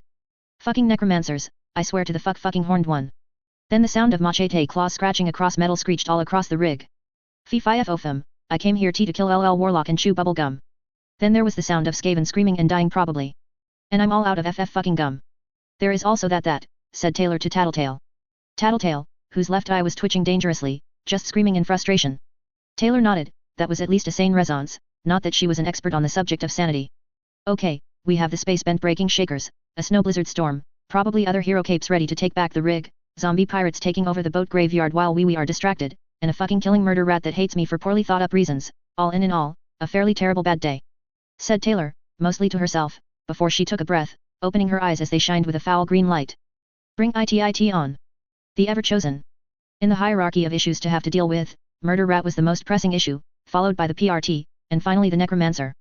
Beyond that, there was the still ongoing project of bringing the rig down into the sea, which Faultline was taking care of, and out of everyone who Taylor had working for her, Faultline was probably the most capable, so that task was well underway. There was also the question as to what the necromancer actually wanted. The boat graveyard was for the most part inferior to the train yard in terms of potential tinker resources, though it was still her territory, and she had no intentions of letting it go without a fight. It would be nice if she knew where Strider was, but for now, this was fine, it's fine. Why wouldn't it be fine? Taylor put it out of her mind as she took stock of who she did have. While currently she was semi-trapped in this room with murder rat on the loose, and the console was slowly dying by what she presumed was tinker bullshit, it was still a heavily fortified room.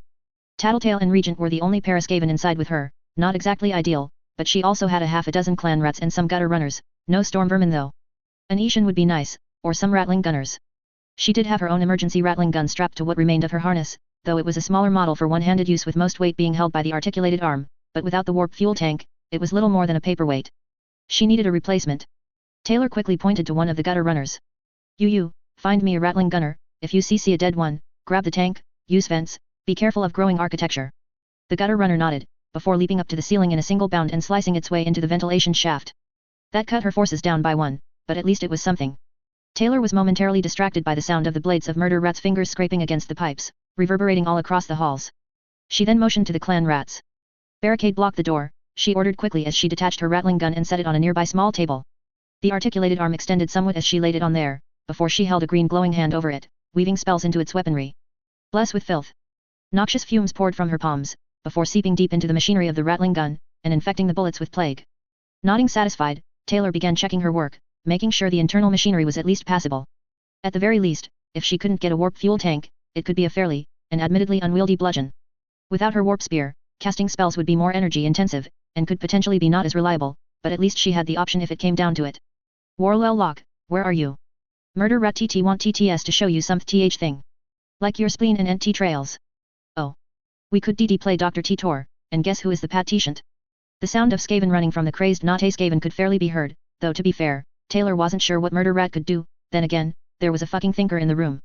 Tattletale, have you ever heard of a cape called Murder Rat? Tattletale slowly turned to Taylor, before shaking her head. It's the intruder, who left the recorder.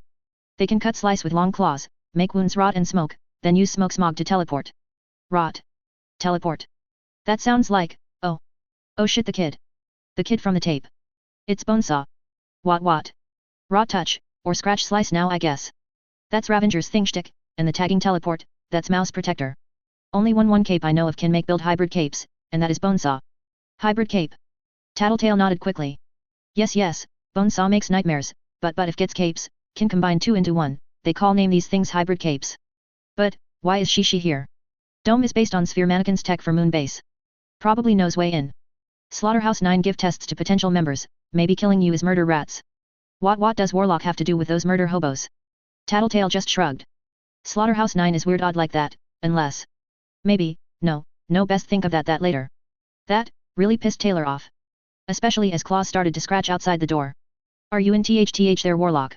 Taylor promptly ignored that as she glanced back to Tattletale. No hiding stuff from me. I am the boss, now tell me what you think, or I will force make you. Tattletale glanced back at the door, as the sounds of claws on the metal of it grinned against it. Based on the slight change in tone, Tattletale knew the surface of the door on the other side became rough, which was a fairly good indication the other side of the door was starting to rot, at least that's what her powers told her. Look, not important, might be a distraction from this. We already have distractions. Zombies and hero capes, tell me now. Tattletale sighed. Murder Rat might not be the one nominated, you were. Taylor paused at that declaration, staring wide eyes at Tattletale for just a moment, before her hands balled into a fist. Warlock does not serve. Immediately, the door began to decay as the tips of Murder Rat's blades began to peek out. Taylor however ran towards the door, a strange manic hate and anger permeating throughout her very being as she pressed her hand to the surface and felt the magic within her pulse, as she deliberately overcast her next spell. She rules. Warp Lightning. The problem with overcasting spells was while it made the spell always much stronger, everything about the spell increased tenfold, everything. The energy requirements, the raw power and strength of the spell, and the dangers that came with it all amplified to truly ridiculous levels. It was not something to do sparingly, but at this moment, all Taylor saw was red. That numbing sensation from before, when she shot her own warp fuel tank, had returned 1,000-fold, her muscles locking up as the chaotic energies within her traveled from her shoulder, down her arm, and into her hand as sparks danced around her fingers, until finally, the lightning exited her body. Even as it tore through her, and her body jerked around against her will, she held her hand in place, her teeth locking as the warp lightning screwed with her own nervous system, but that was nothing compared to what was happening on the other side. Multiple greenish-black bolts shot from the door like a Tesla coil, and Murder Rat screamed as Taylor's eyes dilated, her body twitching as the tingling turned into a painful vibration all through her arm. Each second felt like it was dragged out and stretched into minutes, muscles contracting violently as it felt like millions of needles were repeatedly jabbed into her, but she held it in place, eyes sparking with a fury at the mere idea that any of those filthy serial-killing hobos dared to think she was anywhere on their pitiful level. Die. Taylor could feel as her arm burned with a fiery intensity, and at some point it even began to smoke as more and more raw warp lighting poured into the metal door, and subsequently into Murder Rat.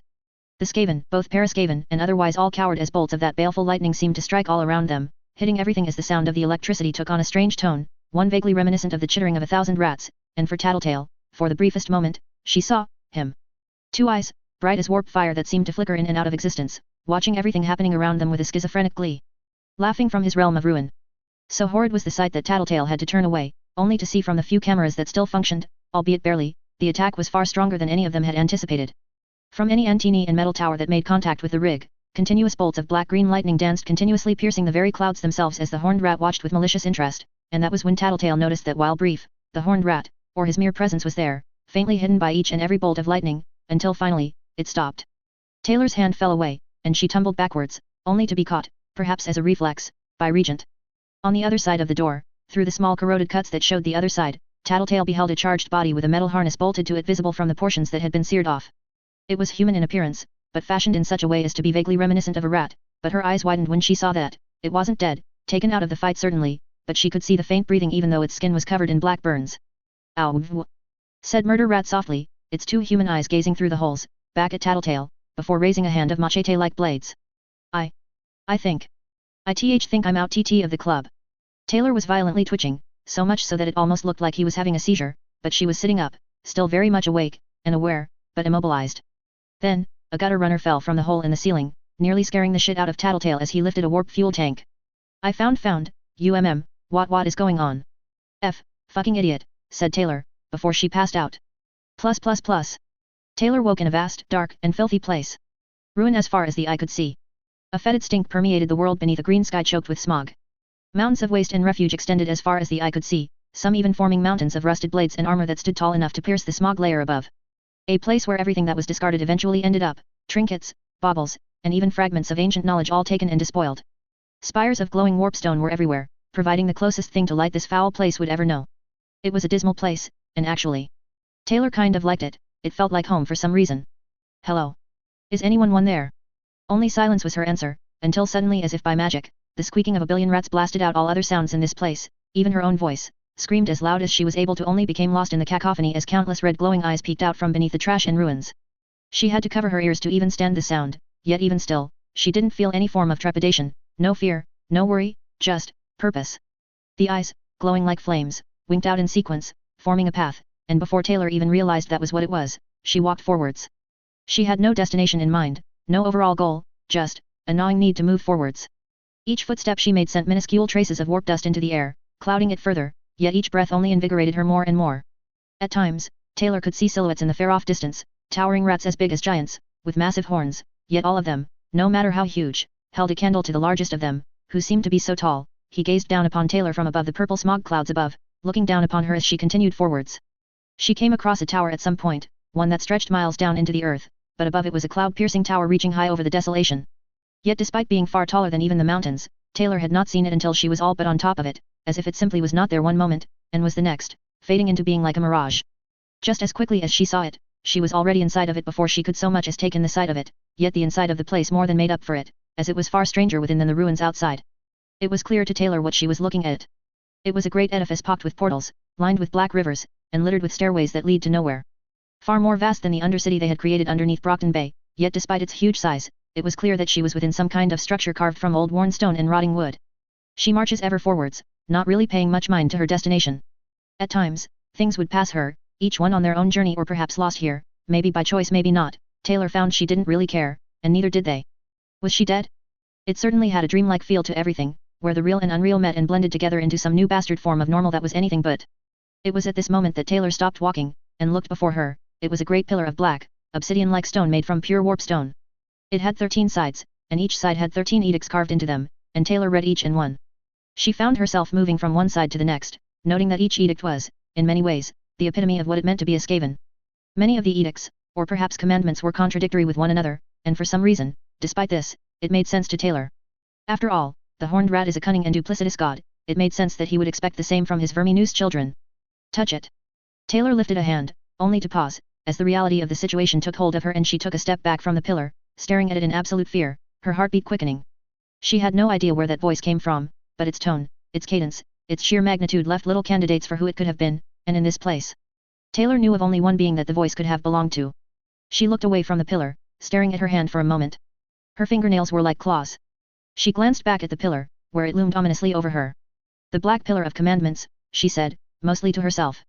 Gifted to the Skaven by the horned rat himself, few items were as sacred to the Skaven as the pillar. Touching the stone is almost always spectacularly fatal for any Skaven that would attempt it, but surviving such an attempt is a requirement for any Skaven wishing to ascend to become a member of the Council of 13. Aside from the original council members, the number of Skaven to have survived this ordeal may be counted on one paw, but those who survived touching were gifted with unnatural longevity and imbued with dark power. A strange secondary anticipation ran through Taylor as she stepped slightly closer to the pillar. The end times are upon us, but no matter what, there will always be Skaven somewhere. You will ensure this to be so, for you are my ever-chosen. The voice was harsh and sounded more like a chorus than anything a singular entity could produce. Yet its words, they filled Taylor with determination, or perhaps it was a lust for power. Well, I guess fuck it. Taylor reached out, and pressed her hand against the black stone. Slight miscalculation. Taylor woke somewhat groggily. There were others over her.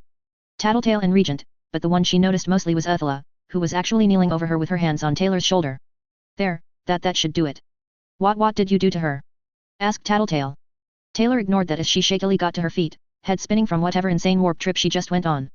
She felt like she had spent an inappropriate amount of time stuck in a spinning centrifuge and reputedly hit in the head with a hammer. That's not me, not sure what happened, said Uthula. What are you talking about? Asked Taylor as her hand went to her head, and immediately felt the long horns. She paused as soon as her fingers made contact, following them back with her hand. They started on either side of her forehead, piercing through her gas mask and swept back, arched and coiling like those of an alpine ibex. They were large, backwards curving horns with numerous ridges along their length. After nearly a foot, Taylor noticed that the horns were fanning out to the left and right respectfully, but only just. On a hunch, Taylor also grabbed at her hair, bringing it into view, and saw that the black dye had been burned away, leaving only a light slate gray color. Then she pulled back, looking at her hands. Her claws, previously just sharper and longer than average nails, were now curved and pointed with a black-green color to them reminiscent of pure polished warpstone. They could almost be called lustrous. Well, that might be a problem later, said Taylor as she rose to her feet.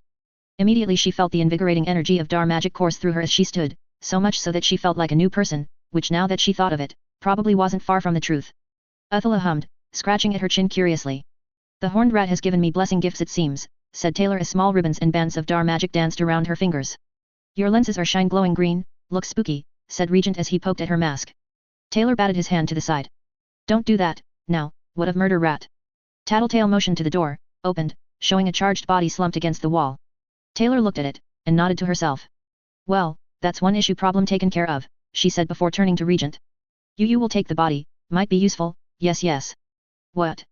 Why me? Because I said so, get clan rats to help if you must, said Taylor as she looked down the halls, where a small group of clan rats was watching her with some interest.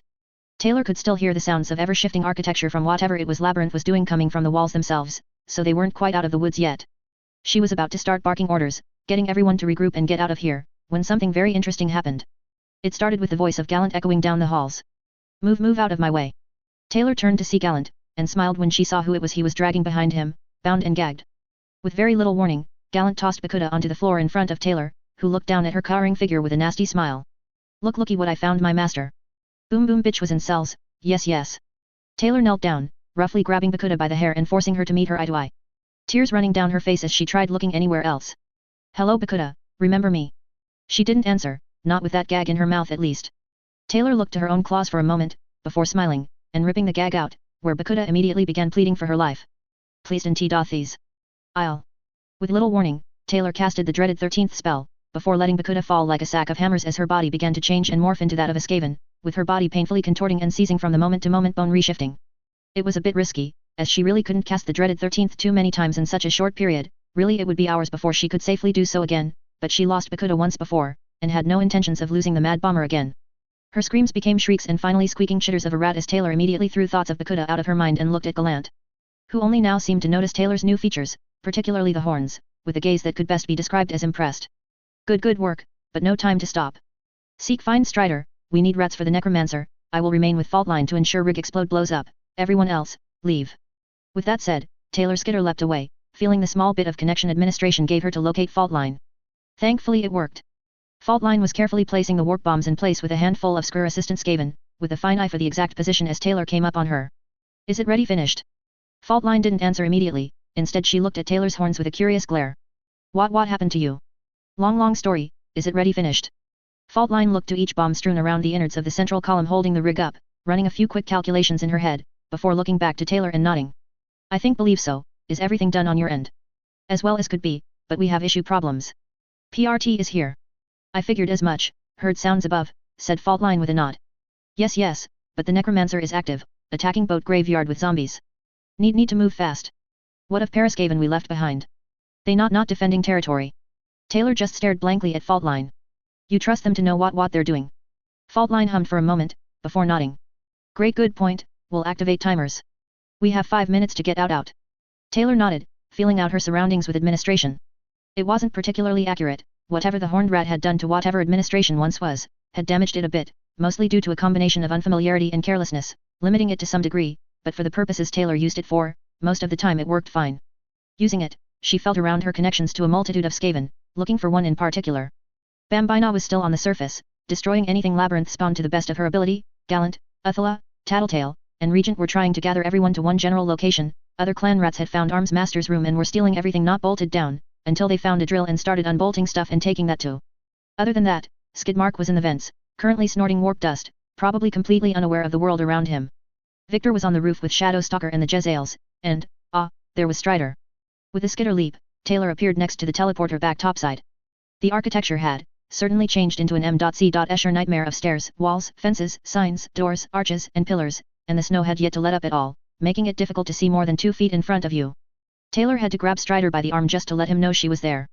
He panicked only for a moment, before Taylor skitter leapt again, grabbing Victor and Shadowstalker, before skitter leaping one final time back inside near the others. Both Victor and Shadowstalker looked dazed as Taylor brushed the snow off her, shivering before catching a fist from Strider, who only just now got his bearings. Immediately he froze, as did the others when they caught sight of Taylor's new look, not that she cared for giving them time to behold her majesty, they could do that later. In fact, Taylor made a mental note of it.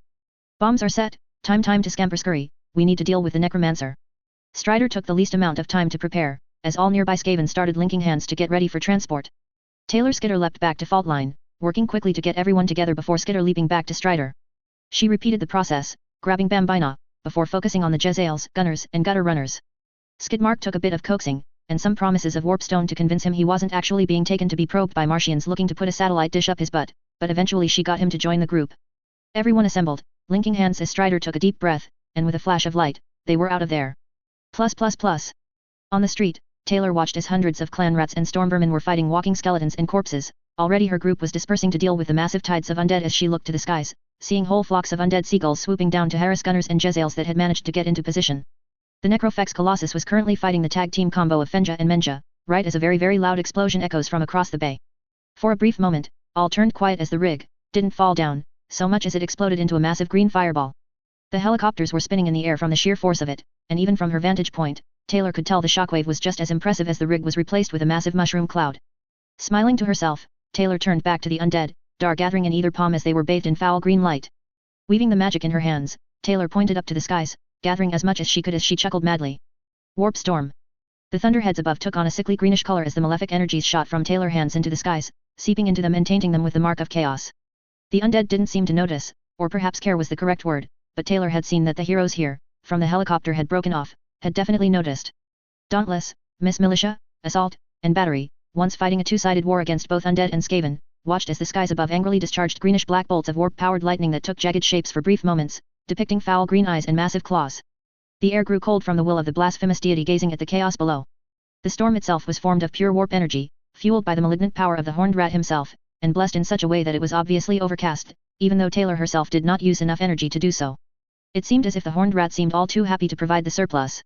Dar continued to form around Taylor as she pushed more power into the storm, right as the screaming bells began to play their haunting melody of ruin.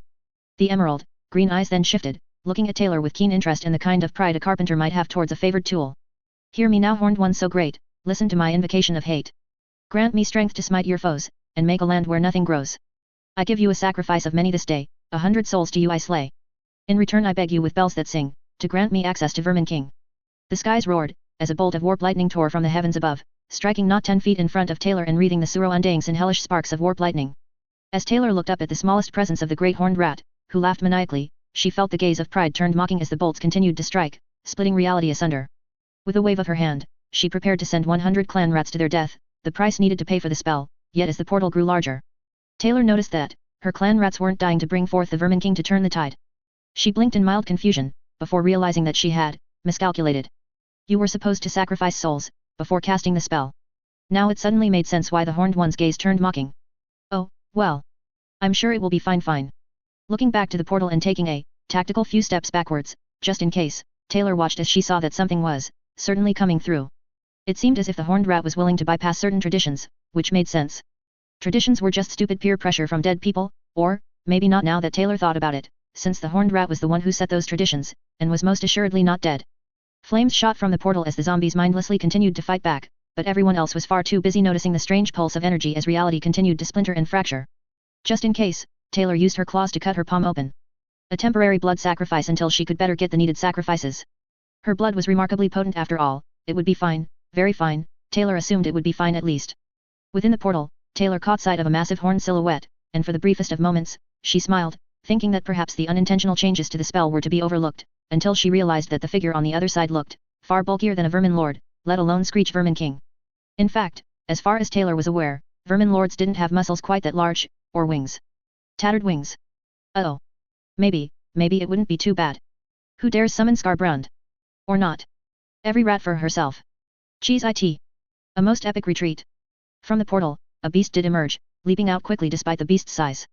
Despite how much she wanted to, Taylor could not run away, not for lack of trying mind you, but because a giant hoof that all but burst from the portal had somehow landed directly behind her, on her fucking tail.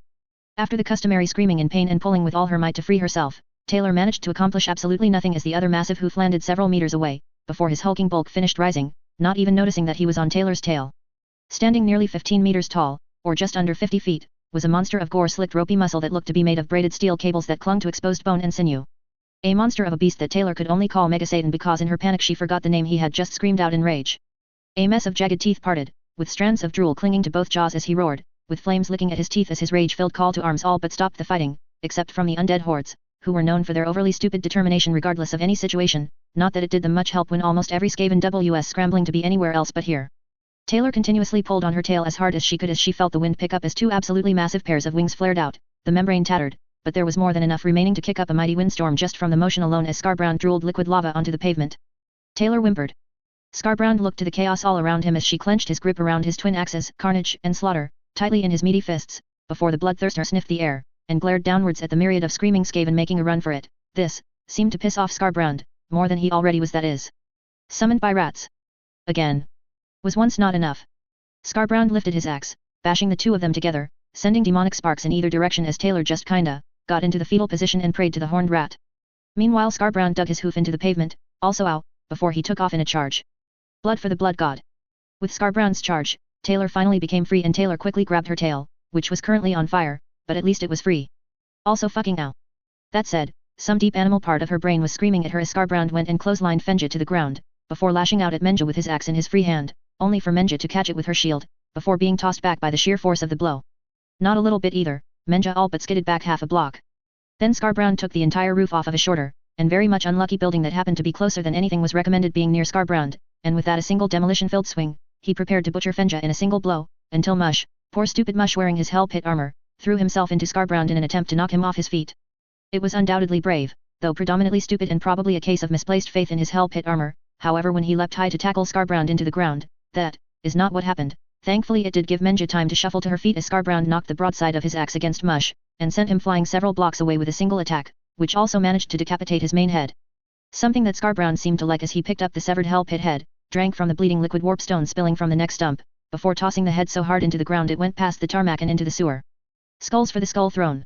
And like that, every single Skaven got the message that it was probably not a good idea to fight against Mega Satan, except Mush. Mush was dazed without his primary head, but at least he was several blocks away.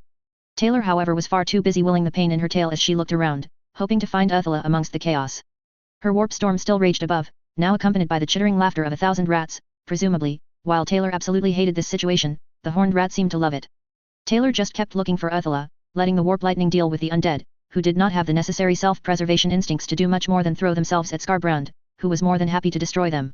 When Taylor finally saw Uthula, her sight was immediately broken when a Necrofex Colossus randomly fell out of the sky, presumably after deciding it could take Skarbrand. Oh how wrong it was. Who among you can challenge me? Not Taylor, that was for sure, who summoned the last of her energy to skitter leap right in front of Uthula, who herself was running alongside Regent until Taylor appeared in front of her to grab her by the hair and toss her to the ground, an action that also resulted in Regent tripping ass over tea kettle. It may have been a bit rough to do that to her white mage, but at the moment, Taylor couldn't care less if she tried as she pointed to her tail. Fix heal it now. What the fuck is that thing? Asked Regent the exact opposite of calmly. Uthula meanwhile just did her thing, healed Taylor and ran off like a coward. At least it was on brand for the Skaven, not that Taylor particularly cared as the Necrofex went in for round 2. Skarbrand, exiled bloodthirster of the Chaos Godkern, we need to run. Now. Regent was about to say something, before Taylor's eyes widened as she shot her hand forwards towards a blade heading right towards him.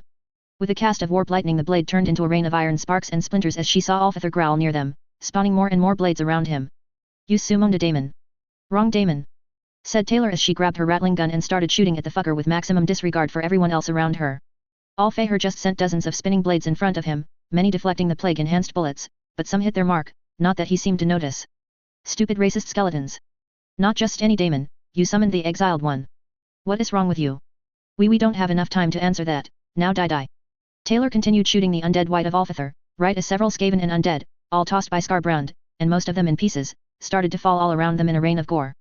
That was when they heard yelling. Taylor turned, wiping the blood and guts from her eyes as she saw Dauntless lifting his hammer, and run, not just run, but put even velocity, may he rest in pieces, to shame. With a single step he exploded into speed so powerful, that loose cars and debris was sent flying in the same direction from the sheer focus of it, almost like they were shot out of a cannonball. Taylor could only watch in absolute astonishment as Scarbrand was hit repeatedly by multiple flying cars traveling at insane speeds, before Dauntless leapt up into the sky, yelling like a berserker as he slammed his hammer right into Scarbrand's butt-ugly face, and the daemon staggered back. Sure, Scarbrand had only taken a single step back from the attack, and sure it only counted as a stumble by technicality as he didn't even lose footing or so much as wobble, but it was far more impressive than anything else that everyone was throwing at Megasadon. Having said that, Scarbrand paused for a moment, staring down upon Dauntless as he landed, and it was a superhero landing at that. Then, Scarbrand smiled. It was not a nice smile. Finally, some worthy blood. That was awesome, said Regent.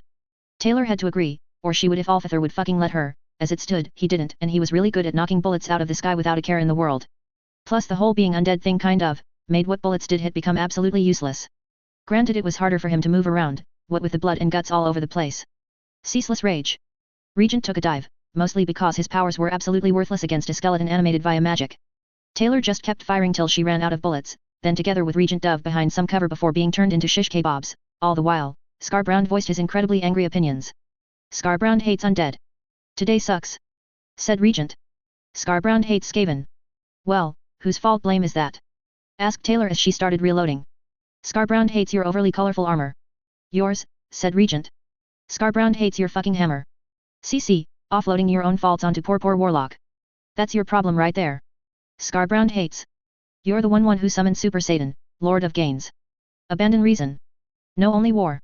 It's Megasadon, the permanently irate, get it fucking right correct. Maim.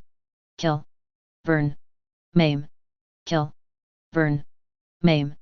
Kill. Burn. Maim. Kill. Burn. And who made you queen bitch of naming things? Regent's nickname better best. Murder. Carnage. Slaughter. The horned rat made me name title giving queen bitch, therefore I win succeed. Archaon. He devolved into screaming and single one-word sentences, must be exceptionally mad angry today, not that that is much of a shock surprise, said Taylor. Rage ha ha gog rack. With her piece said, Taylor let the barrels spin, before aiming at Alfethor. Regent was right about one thing though, today was an absolute shit show. Taylor peeked over, watching as Scarbrand took a hammer to the knees from Dauntless while Miss Militia finally got into position and just kinda hit the everything button. Scarbrand seemed to be having fun though, which was probably a bad thing. Well, at least the heroes are having fun, said Taylor. Somehow I doubt that very much, said Regent. Taylor just glanced to Regent with a raised brow. No one asked you, Captain Snuffle Snuggle the Adorable. Hey. I am Scary Skaven. Not adorable. Fuck you. Taylor just rolled her eyes, trying to figure out what was the best way out of this situation with her magical reserves as low as it was. In hindsight, maybe she shouldn't try her hand at daemon summoning for a while. Then, heavy metal music seemed to come from absolutely nowhere.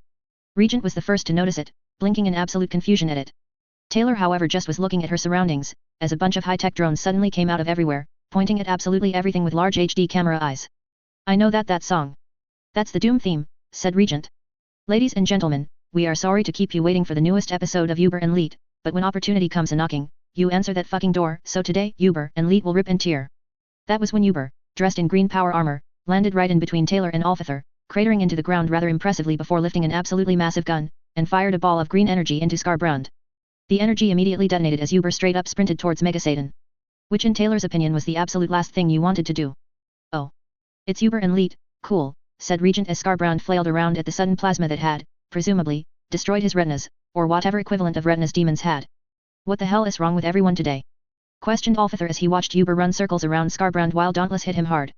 Taylor just assumed that everyone was going crazy from the isolation within the dome, or maybe it was the warpstone that was growing under the city, either / or at this rate, regardless, Alfethor was not distracted for very long as he sent more flying blades towards Taylor, which made running away something of a hassle, which was bad because the other Skaven were scurrying back underground, and which meant less bodies to put between her and everyone else. All she had to do was get back home, and this would no longer be her problem, and the music was the kind that got your blood pumping, so at least it would be an epic retreat. With little warning, Taylor leapt over her cover, began shooting at Alfethor, and retreated like she never retreated before. Interlude 7. Dauntless. Dauntless was winded, while this giant thing just kept coming. None of this made any sense. Warlock was capable of a lot of very strange abilities, but at least they seemed to follow a theme of sorts, rats. Yet here he was, fighting a giant rage-filled daemon as large and powerful as Behemoth, yet with a kind of ferocity that went beyond the pale, and weirder still, it could speak. It was also clear Warlock did not have any control over it at all, if her immediate reaction to its presence was any indication. So much had gone wrong in a very short period of time, and not a single one of them flowed with any sort of logic. First Warlock attacks the rig, which was bad enough as it was, and initially at least, it looked like with help from Labyrinth, Vista, and Snowflake, they could have turned the tide, and then zombies and skeletons attacked the boat graveyard and its immediate outskirts with a giant ship held together with necrotic flesh, and it was absolutely insane, a borderline legitimate zombie apocalypse with the added fact that a vast majority of the undead were dressed like pirates, for no real reason.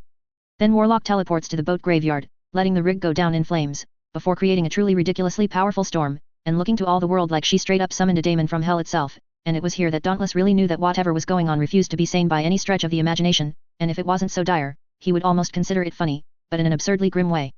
It got to the point where there was no real thinking about the situation, for that path only led to ruin. No, now was the time to act, in the face of the madness to stand against it, and then think about it after the fact. Dauntless sidestepped the daemon's swing, letting its axe crash into the ground as he shot up with great speed, sending another hammer attack right into its teeth, managing to send a few flying, but otherwise doing very little. With a quick jump back, he allowed continuous mortar fire from Miss Militia to pelt the monster, before Uber shot the beast again with several shots from his strange blaster weapon that showered highly volatile energy across the monstrous beast. Assault and Battery both tried looking for openings, which of course there were very few, as despite being a beast that all but exuded rage, it was surprisingly tactical in its decision-making. Leaving little room for openings, as such they mostly concerned themselves with the undead, which included resurrected parahumans, including Iron Rain and Fleur, both still with their powers. There was also Alfather, but Dauntless paused he didn't have time to dwell on it. Dauntless pulled the energy from his shield, tossing it aside, and pushed half of it into his boots, and the other half into his hammer, causing it to morph into a two-handed warhammer emit electricity and burn white-hot, before taking a breath, and charging forwards. The world became a blow as he aimed low, right towards the demon's knee, and with a single leap, moved far faster than the beast could react, bypassing the swing mere moments before it would have hit, and with all his might, hit the demon's knee, which managed to stagger the beast. While it didn't break skin, Scarbrand fell onto one knee, howling in rage more than pain, as Dauntless landed, quickly turned around, and prepared to do it again as more mortar fire began raining on the beast as it raised its axe. Blood for the blood god. With a mighty swing, the axe head ignited, heading right towards a charging Dauntless, who with one hand, slammed his hammer into the broadside of the axe, not enough to knock it from the greater demon's hand, but more than enough to send the strike off course, and with the backswing slammed the hammer once more into the beast's chest. His muscles ached as he pushed his all into the attack, and Scarbrand grunted as Dauntless landed before the beast, who exploded into motion despite the attack, sending his other axe towards the hero. Skulls for the Skull Throne. Dauntless pulled energy from his hammer, leaving it as it was before quickly shunting it into his armor as he braced himself. Despite the blade hitting him, it did not cut through, so much as it sent Dauntless flying, and flying far. The wind was immediately knocked from him as he struggled to inhale, flying over buildings as he quickly redirected the energy from his armor and into his boots, causing him to slow down very slowly as he suddenly developed flight, but a moment too late as he crashed through the side of Medhall, and emerged out of the other side, nearly spent, but concentrating as best he could despite the unimaginable pain it took just to finally start to breathe once more, and inches from the ground. Dauntless stopped, hovering mid-air for a split second, before falling into a sprawl, eyes barely able to focus as he breathed in gulp after gulp of air, until his vision went black, and he passed out. Arms Master. After whatever strange winds Warlock created that made flying the helicopters borderline impossible finally ended, Arms Master turned from Vista and Labyrinth as Snowflake stuck her head out of the side, watching as the boat graveyard was engulfed in chaos. Strangest of all, to Arms Master's eyes however, was the daemon. Fighting Dauntless and some figure he did not recognize wearing what appeared to be green power armor, and it was here Arms Master knew, this could only be Warlock's doing. Nothing about Warlock made any sense, the wide variety of abilities at her disposal was insane, and before they could even fully come up with a plan of action against her, undead horrors of all things spring up out of nowhere, and Arms Master knew that his nagging feeling about what was happening was looking more and more probable as the daemon screamed in incandescent rage. It was impossible, a fleeting thought at most, but it just kept happening. After examining the shards of strange material Warlock used as bullets, the continuous scans from his HUD of the strange energies that transmuted every time she used a different ability, matched both the strange energies exuded by the daemon and the skeletons and corpses, and the sheer insanity of both demons and the undead attacking was its own kin of worms without there apparently being some overlying energy that all of them utilized. Arms Master was beginning to reconsider his throwaway theory that what he was witnessing was legitimate magic. Yes, it was illogical, and yes it was impossible, but even from a brief scan of that daemon and the undead came up with similar readings to Warlock's abilities, it certainly fit, and that was something he had never in his life assumed he would think, but what else could it be? Powers had a logic to them, a certain theme or flow that was consistent across the board. It was certainly possible for one singular ability to have numerous uses, if someone was creative enough, and there were grab bags, but this went against a vast majority of parahuman research. Even Murden, one of the few parahumans who had such a vast amount of abilities that he could get away with his claims of magic, followed a theme of opening portals to other universes with vastly different physical laws. This was something else entirely, and try as he might, he couldn't stop thinking of that, but there had to be something else to it. It couldn't be magic, he knew that for sure, but did it have to look so much like magic? As the helicopter flew lower, Arms Master threw the thoughts aside for now, before looking to Snowflake, who nodded before jumping off, then looking back to Vista and Labyrinth. You two will run interference against the undead and the demon. Occupy its time any way you can, he said, to which they both nodded. Arms Master then turned to the pilot. Keep them at a safe distance. If anything happens to either of them, it will be on your head and I will personally see to it that you will regret it, understood? The pilot, perhaps used to such platitudes, merely sent a thumbs up before Arms Master turned back. Be careful out there, said Vista. With a nod, Arms Master leapt out, his suit's systems activated, dampening his fall as he landed hard, before the tension of his newly developed synthetic musculature released the energy, allowing him to take off as he held his halberd to his side. He darted around the battlefield, faster than all but the fastest Olympic sprinters, swinging his halberd, beheading and eviscerating skeletons and zombies with ease as the nanothorns all but split their atomic bonds as his helm locked onto the daemon, who was lifting a foot to stomp on the downed Necrofex Colossus. Rerouting his systems, Arms Master put the surplus of power into his boot systems, and leapt far, halberd spinning as he impaled it right into the demon's forehead as its foot came in contact with the Necrofex Colossus. Immediately the beast roared as Arms Master pushed deeper, bending his knees as he pulled the spear back with all his might, and leapt again, boosted by his armor. He soared backwards just as the daemon would have bashed his own head against the broadside of his own axe, an act that did not seem to faze him as his burning eyes immediately looked to Arms Master, and his grip on his blades tightened. Even as mortar and rocket fire from Miss Militia hit him, doing damage, he did not register it nor the energy attacks from Uber, who likewise seemed to be using his suit to amplify his natural abilities. Arms Master was more than happy for the help from the villain. When he finally landed he prepared to charge forwards again, only for the daemon to beat him to it, barreling like a freight train his way. Blood for the blood god. Thinking quickly, Arms Master leapt to the side, right as the axe would have buried itself where he stood. Before he even had a chance to land, Scarbrand tore his axe out from the ground, spun on his hoof, preparing a strike with his other axe. Skulls for the skull throne. The blade seemed to move slowly, its trajectory heading right for Arms Master's neck, mid-air, incapable of maneuvering at all. It's funny, he thought, how the brain seems to process what looked to be his last moments when you had nothing at all you could do to stop it or fight against it. It was amazing really how something so large could move so fast. Sure, it wasn't as fast as Leviathan, but it was far larger, even larger than Behemoth by a small margin. There was also the skill of the wielder, Scarbrand, who despite the relatively smaller size, was accurate enough with his swing to go right for the neck. Arms Master raised his spear to block. It was a futile gesture really. His polearm was made of steel with a silicon carbide ceramic coating. It could withstand a lot of damage, but the axe no doubt held a lot of power being pushed into it. Yet, despite that, just before contact, Arms Master suddenly was surrounded. A field of hard light bars surrounding him that flared out to a bubble, a familiar design. This was the cage, the specific device Dragon had developed for the explicit purpose of capturing Warlock, and sure enough, the energy tether behind him went taut, and he was rapidly pulled as the only Dragon flight drone in Brockton Bay flew into Scarbrand, hitting him with various energy attacks simultaneously.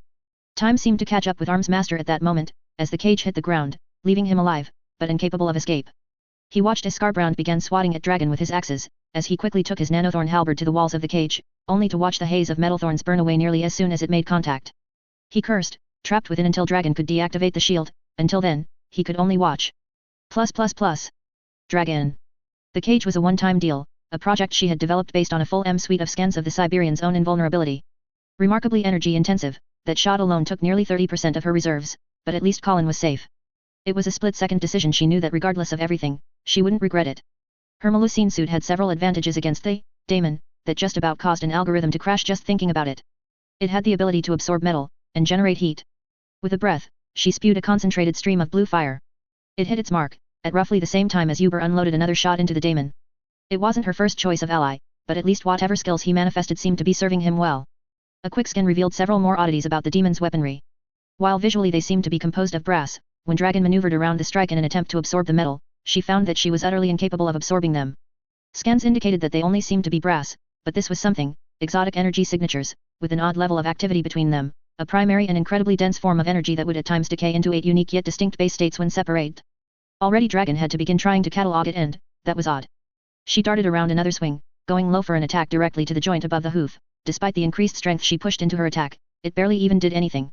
She flew to the other side, heading to the joint where the wings met the back, only for the wing to lash out absurdly quickly, sending Dragon flying into a, thankfully empty, building.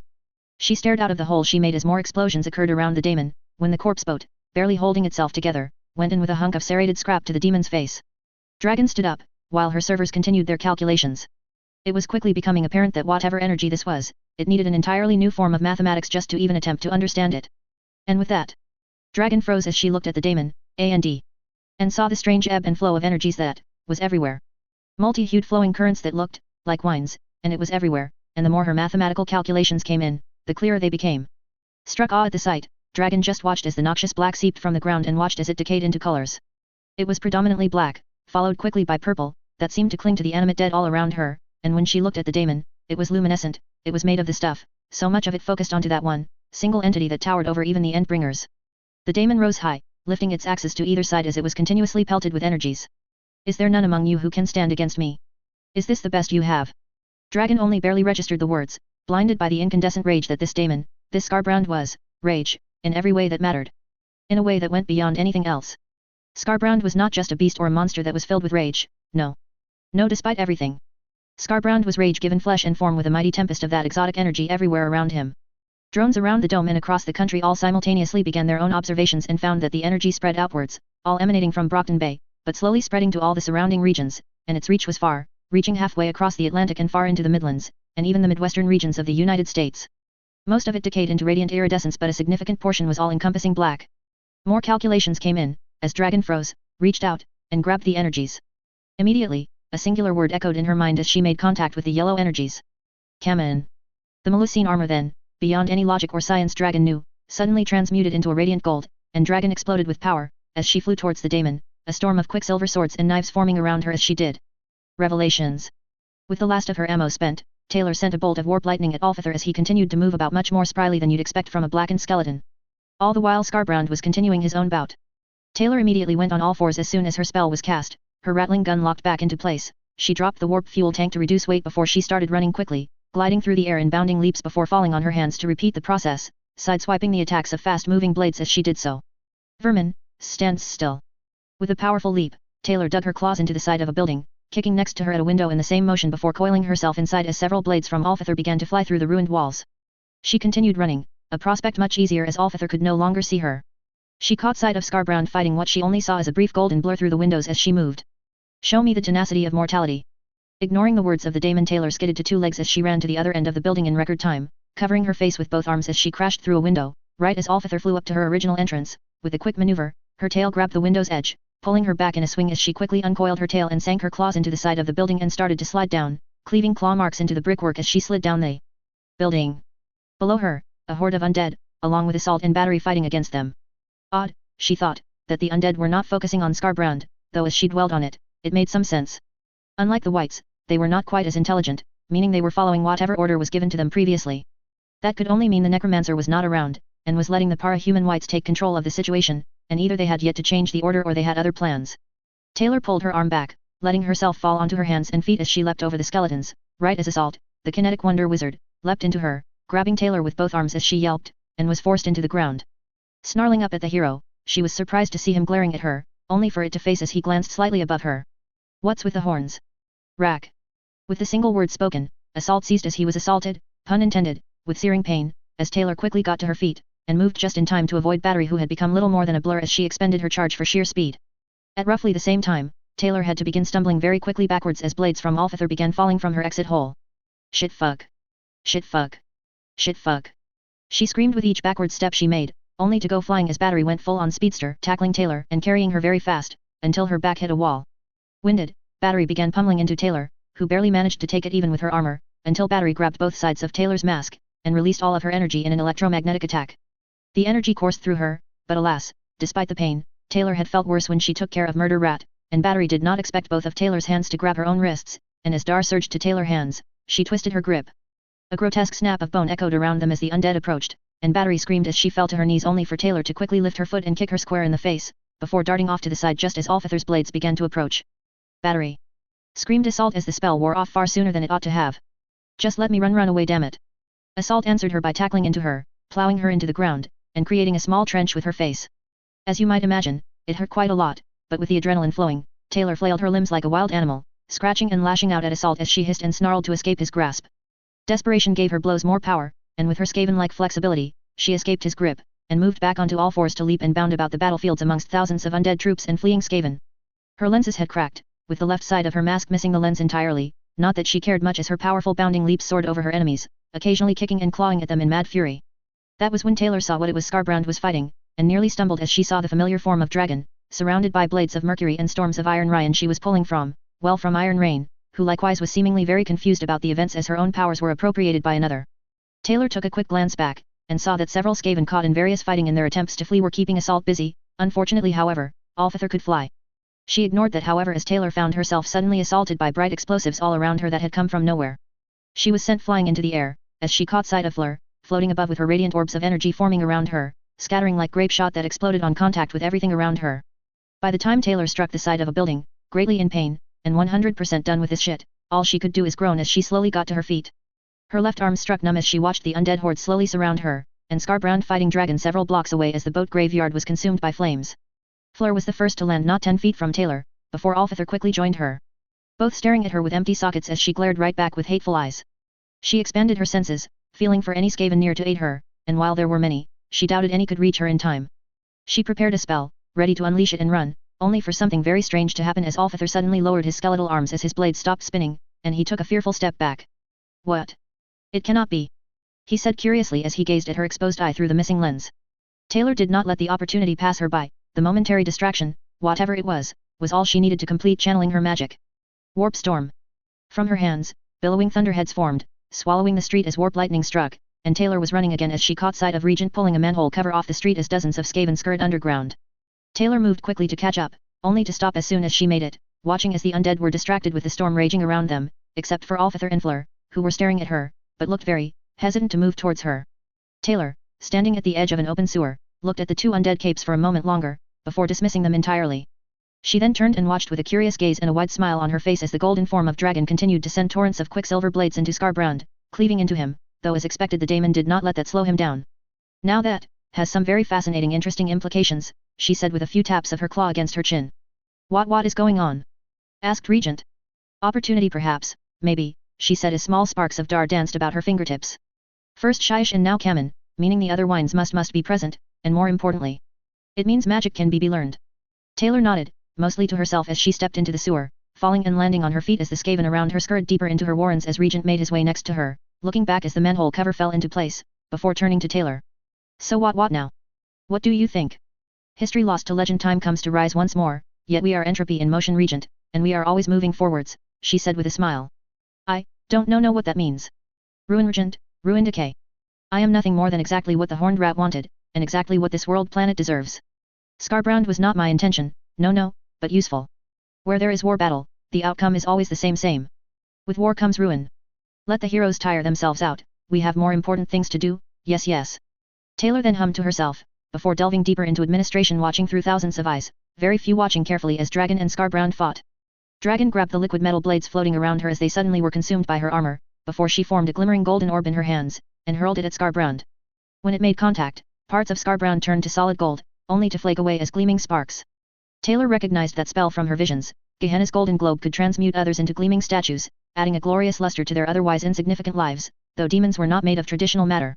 Still, it was a very high-level spell for someone who only just learned the art, which begged the question of how. Taylor herself had to be gifted by the Horned One to learn that, and while magic was leaking into the world, there were no hints of outside influence for cache magic.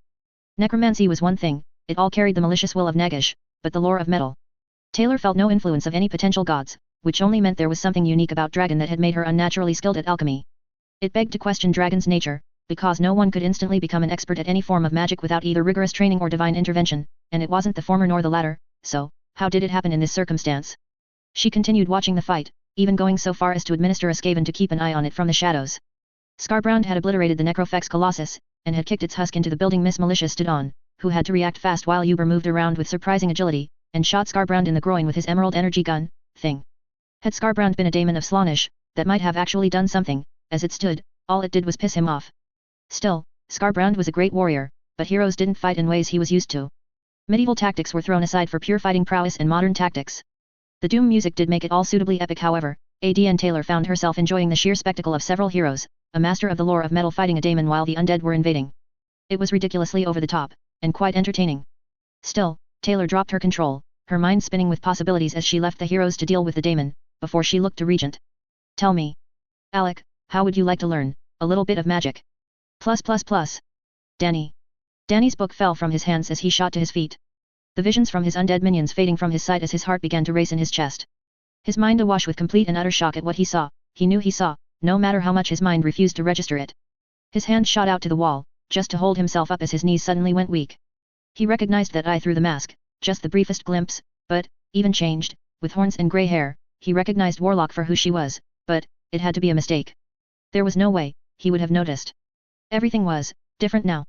It couldn't have been true, and he refused to believe it, even as the niggling doubt slowly flowed through his mind, questioning everything that was happening. This was not supposed to be how it ended. He was going to take back the docks, starting with the boat graveyard, and hopefully from there limit the Skaven's influence, and hopefully manage an offensive against them. From there, the dome would open, allowing him to get the rest of the ingredients he needed that couldn't be found in the bay. But now, Danny looked to the slab at the far end of the basement, and the body tightly wrapped in cloth and linen.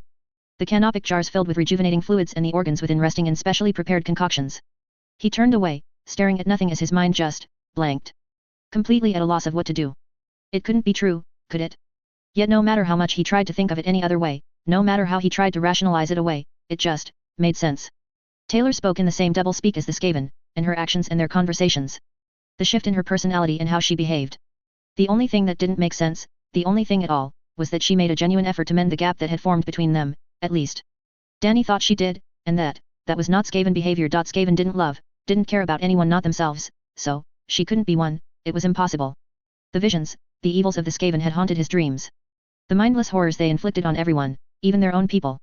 They used up resources, exhausted them over and over again, letting them dwindle and taking from everyone else with no forethought at all.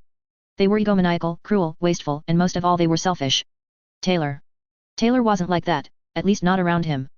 But, at the same time Danny knew what he saw, and even changed as she was, it occurred to him just how similar to them she was, and in the end, defeated by realization as he trudged up the stairs, Danny had to confront the one fact of life that he never thought of, never could have conceived of in a million years. Taylor was Warlock. And he didn't know what to do next. Counterattack. Teaching magic was going to be a struggle in and of itself, but to Taylor, it could be just the push she needed. She used magic liberally, and it worked well for her. Granted, Skaven didn't teach everyone, only Grey Seers, Eshin sorcerers, and Plague Priests knew any magic at all, and giving such a power to really would no doubt be an issue that could bite her in the ass. Even with administration Taylor knew better than to hand out that kind of power to just anyone. Thankfully however, there was already a bunch of Paraskaven that could already do what may as well have been magic, and a little supplement could go a long way to turning the tide. A distant rumble echoed through the sewers. That would also be a problem. Skarbrand was still at it. It had been nearly 6 hours since Taylor finally retreated, and Dragon was the only one able to keep up somehow. Dauntless and Arms Master also rejoined the fight as it went on after the former woke up and the latter was freed during a brief reprieve. Taylor expected the battle would probably either die down eventually or just be a permanent feature of Brockton Bay forever, neither option would shock her either way.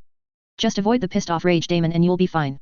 Regardless, it was good fun, because the first thing she did after gathering all her Paraskaven together was to teach them the absolute basics and a bit of showy nonsense, and to do so by telling them how it worked correctly, but when demonstrating she did so by showing them how to do so deliberately wrong. Creek immediately accidentally lit himself on fire. It was quite the entertaining spectacle, really it was his fault for learning by watching instead of listening. It served a surface, the first thing to do was to humble them on the power of magic, and Creek aided there beautifully. Graded she expected Skidmark to be the one to fuck up, but he was far too busy tripping balls. From there, after that little demonstration, Taylor went to her usual tasks, ergo to grind down her horns and dye her hair. The claws would be harder to hide, but, she's sure it would be fine. There was just one little issue. Taylor roared as she threw her sander hard enough to embed it into the wall as she hyperventilated in what could only be called pure absolute rage, and she was only like 20% certain Skarbrand, who was still fighting above, was at fault. For some fucking reason, her horns were borderline indestructible. The sandpaper was ground down to nothing, a smooth piece of paper, and it didn't even make a dent on her horns. Slowly she got her breath under control. This was not what she needed right now, and it started horribly and only went downhill. First, before she even had a chance to try, as she pulled at her mask, trying, and failing to get the damn thing off with her horns currently in the way. In the end she had to take it apart, no doubt resign it in such a way to actually wear the fucking thing. Add her suddenly indestructible horns to the equation, and it was looking like her comfortable life was over. Her only real option was to now remain amongst her Skaven, as even though she looked mostly human, the horns were something of a giveaway. She drummed her fingers on the table before her vanity mirror, glaring at her own form in the mirror. Thinking it over, there were very few options available to her to hide the massive curled horns. However, as she racked her brain, a thought came to mind. The lore of stealth, utilized by the Eshin, could potentially hold some form of aid. Yet there were still issues. While the lore of stealth is focused upon the strategies of deception, concealment, and swift death favored by Clan Eshin, it was not really designed for long-term illusion. It was designed to augment stealth, speed, and strength, and even for spells of stealth it was more about hiding in the shadows, not really in plain sight. You could easily change the color of skin and fur to match your surroundings, but not really much beyond that. This spell, known as the Pelt of the Assassin, aided in going from place to place unseen. Taylor froze, watching her form carefully as she casted the spell, becoming all but invisible, allowing her to see nothing in the mirror, before she hummed to herself, her mind whirling with possibilities. Was it possible to cast Pelt of the Assassin selectively? Could it be used to hide just her horns and claws, hell maybe even her tail? Well, there was only one way to find out. As she ended the spell, Taylor began to experiment. +++. Crawling out of the sewers, Taylor brushed herself off as she turned to see the flames in the distance as Dragon and Scarbrand continued fighting, which was impressive considering they had been at it for well over 24 hours. If there wasn't a dome around the city, it would probably be quite the tourist attraction. Come and watch an actual eternal fight against a foe who will never stop and a golden woman who apparently suffered familial fatal insomnia allowing her to just keep up with a fucking daemon. Why won't you die? At least Scarbrand was having fun, and as long as their fight went on, it effectively took Dragon out of the picture for the duration, plus whoever decided to join her in her hardcore stall of a greater daemon of Kern. It was actually genius if you could do it. Key ornate demons love to fight, and if you could do it indefinitely, well they were not the kind to retreat. I will destroy you, alchemist. Taylor even got word of a few people sneaking around to film it and put it on faux for the world to see. All in good fun of course. That said, a few things had changed since then. The retreat of the undead for whatever reason was somewhat surprising, as they all maneuvered away from the northern section of the boat graveyard and were currently in control of the southern section away from the fight. If Taylor had to guess, either they were waiting for Scarbrand to be dealt with to take the rest of the graveyard, or move eastwards and hold the market since the most direct path to her own territory in the train yards was currently being blocked by Mega Satan and the Robo-Wizard. Actually that begged the question, how did Dragon manage to use the lore of metal through her drones? Taylor would have to look into that. Maybe see if she could use camera feeds to cast spells at a distance. It was a potential application she never would have considered otherwise. Taylor looked at her surroundings, seeing no one around, she casually walked to a nearby building, some store or office building or whatever, Taylor couldn't tell, but it had windows. In the reflective surface, Taylor's horns were not visible. The Pelt of the Assassin spell lasted longer this way, making long-term continuous usage of the spell somewhat manageable, she just had to recast this lesser variant of it whenever it was in danger of ending. Nodding to herself, Taylor walked home, looking at the ruin all around her. It was beautiful. Most of the city was in tatters, only the commercial district and residential areas had more standing buildings than not. The city was in turmoil, all thanks to her and her genius tactics, and had nothing to do with the recent battles or Leviathan, nope, it was all her. Getting home required going through enemy territory, which wasn't much of a problem when one could skid or leap whenever needed. While there was a range issue with it, cutting out a few blocks was more than worth it in her humble opinion. After the customary glaring at the tree flamingo, and threatening to end its family, Taylor moved inside. Curiously, the house felt ominous, and as she made her way to the porch, she found herself frozen at the lack of lights within. Almost as if no one was home. She turned to the parking lot, and confirmed her father was indeed here. She tapped her chin at that, before looking back to the windows. The lightless window. She glanced down at the doorknob, and turned it, listening to the door creak as it slowly pushed in. With a strange hesitancy that came over her, Taylor stepped inside, flipping the light switch, and seeing that no one was home. She closed the door behind her. Now the most logical idea was that her father was sleeping, a possibility for sure. It even fit with everything, and yet, what was this strange feeling? Almost like a premonition fell on her, not a vision, but an inkling. One that gnawed at her as she went deeper into her home, glancing upwards at the stairs idly, before stopping for some reason. She heard something, so faint she almost missed it, but there was a sound around her just now, and it sent her on edge. She peeked her ears, and realized, the sound was coming from the basement. Then it all ended as her window was suddenly smashed and a flashbang went off. Taylor was already diving for cover when the window broke, and while she avoided the blinding light, the loud bang all but deafened her as canisters of tear gas came into her home, and she scrambled up the stairs as beams of light started firing everywhere around her. With a quick cast of skid or leap, Taylor ran through the house, managing to end up in a closet, where she grabbed a pair of goggles and a scarf. She immediately put on the goggles, before wrapping the scarf tightly around her face, and casted Pelt of the Assassin as she left the room, and saw men running in the haze, each one wielding Tinkertech rifles and firing beams of light. All of them were well armored, with jetpacks? Right, coilhead chariot. Well shit. At least that answered who it was that was attacking, though it really did beg the question why. Had she slipped up, or perhaps, wait, what were they saying? Command, no sign of Warlock, searching for the asset. Taylor froze, they didn't know she was here? Check the basement, remember the boss wants him alive. They weren't here for Warlock, they were here for Denny. They knew who she was, and from what she could tell, they wanted leverage against her. Taylor's hands immediately balled into fists as she skitter leapt directly into battle, immediately grabbing the first merc she saw by the throat as her claws sank in, and relieved him of it with one swift pull, only to skitter leap again as they started shooting at her. Warlock is here. Repeat, Warlock is here. Taylor paid it no mind as she appeared above the stairs, hands outstretched as she gathered her dar in her hands, and overcast her spell. Black whirlwind. A putrid whirlwind of black ash and stinging ash billowed violently through the house, seeping into any minute flaw in their armor, burning into their skin and igniting any fat reserves they had, cooking them from the inside out. While many were more airtight, and began shooting at her, Taylor was already skitter leaping down to them, snarling as she went for the jugular. She would have been at it for a very long time at that, had the entire side of the house not been rapidly torn asunder, freeing the ash as a mess of blades and hooks shot into her home. Taylor leapt quickly, avoiding the storm of blades as a portion of it morphed before her into the snapping jaws of a wolf. Taylor barely had time to skitter leap into the basement as she fell onto her knees as a sudden noxious sound echoed all around her. She stumbled, covering her ears to no avail as her vision swam, and wind like razors began flying throughout the house. Taylor struggled to her feet, righting herself as she swayed. It wasn't just Coil, it was the Empire too, Hook Wolf, Cricket, and Storm Tiger for sure, but who knows who else was here. She had to get Danny out of here, even if it exposed her, she had to do it. Slow the disorientation left her, and she managed to at least be able to stand up straight and begin yelling. Dad! Dad, are you? Taylor froze as she stared up, barely able to right herself as the corpse of Alfithor gave her a single glance, before looking away, and walking up the stairs like she wasn't even there. She could only stare in confusion at it, as it darted out of the basement and the sound of fighting echoed all around them, and Taylor turned to see Iron Rain and Fleur each preparing quickly to join Alfithor, as Taylor just, mentally checked out as two very familiar arms wrapped around her. Oh God! Taylor! You're here! Why are you here? No. No, not yet. We can talk later. How did they know who?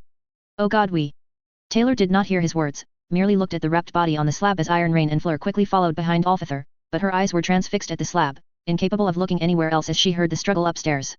Yet, none of that mattered, everything else just fell to the wayside as her father held her tighter, saying something that did not register, because for this brief moment, there was only Taylor, and the familiar corpse, and everything else it represented, even as her mind told her it was impossible, but, she was not feeling very logical at that moment. Mom. The corpse, the animated corpse of Annette Hebert, turned to Taylor. Taylor. With that single word from a voice she had not heard in years spoken, it all became too much as her eyes rolled in the back of her head, and she passed out. Cold rage.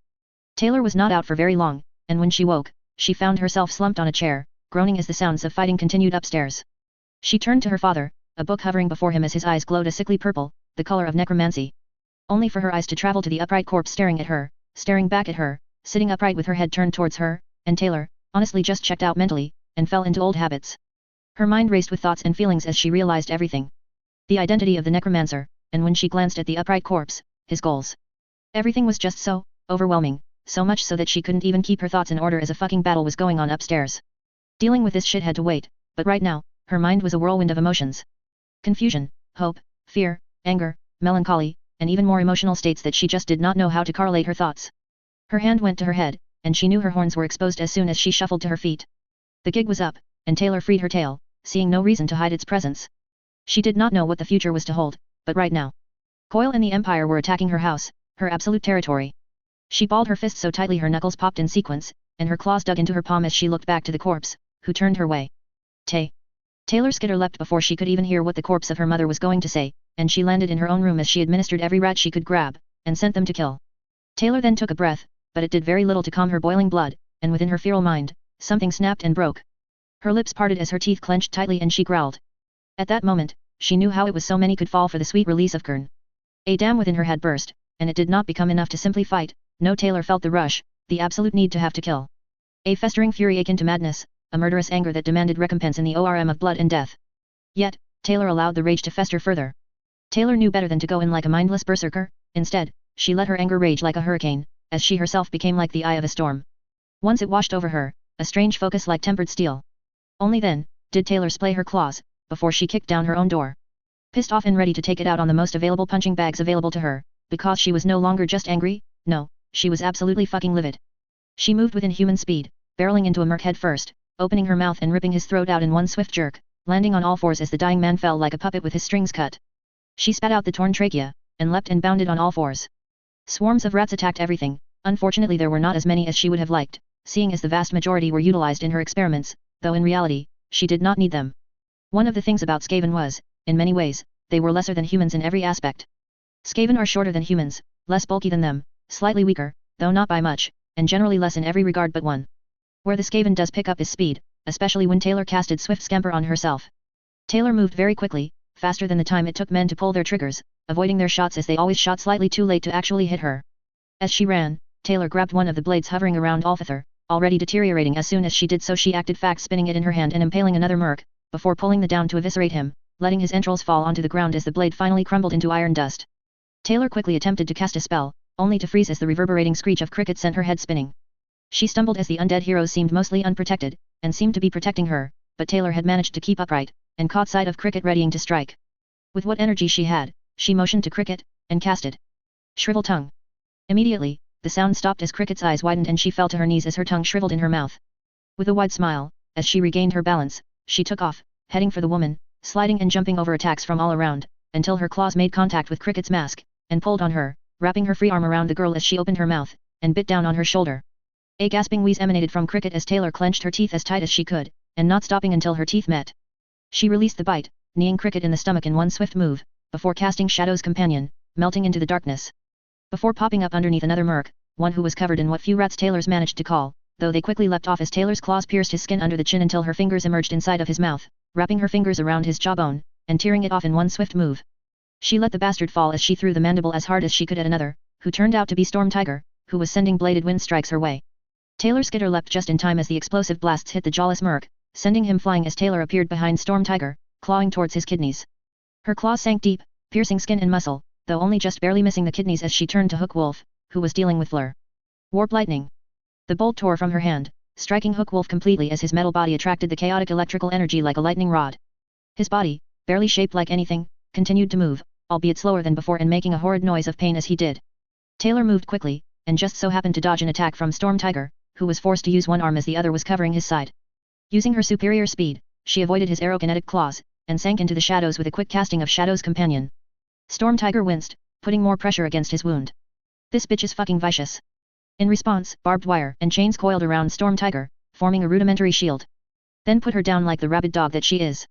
Came the twanging voice of Hook Wolf as Cricket, getting to her feet, struck out in wrathful anger, heading towards Iron Rain to get some of the pressure off Hook Wolf.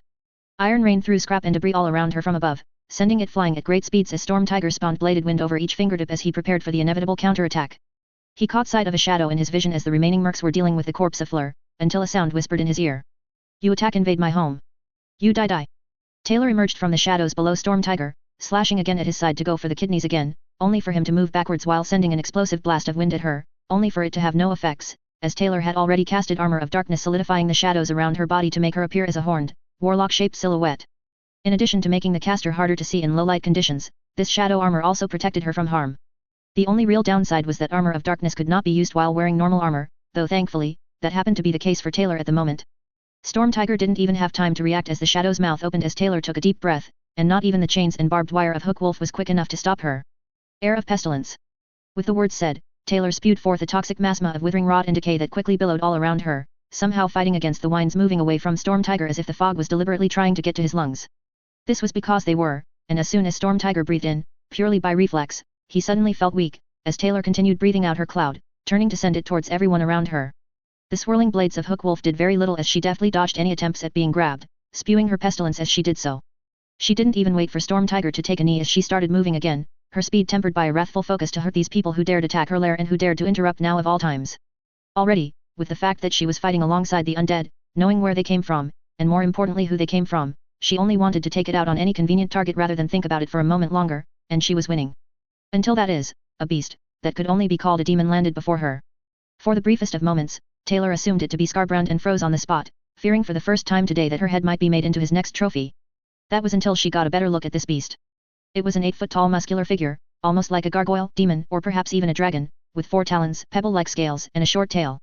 It extended its broad bat-like wings that sprouted from its shoulders and breathed out a dark smoke that caused Taylor to begin to cough immediately as the monster screeched and with its massive arms, took advantage of Taylor's momentary frozen state, and sent her flying with a single hit.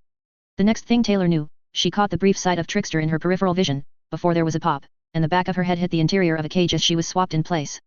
She groaned as she tried to get sight of her surroundings, seeing that the only thing inside was a wheelchair, and Taylor placed her hands against the smooth glass, clawing and scratching at it with rage, as she saw Trickster holding a sleeping girl in his arms, looking at her as he nodded. Well, it's not her old man, but I think this is an upgrade. I'd say we did good at Genesis. Genesis did not answer as Trickster moved fast. Taylor just had enough time to see the blackened skeleton of Fleur attack where Trickster once was, until she turned to Taylor with as close to a face of fear a skeleton could make, before the doors closed before Taylor, and she was plunged in darkness, followed by the hiss of gases, before her head spun again.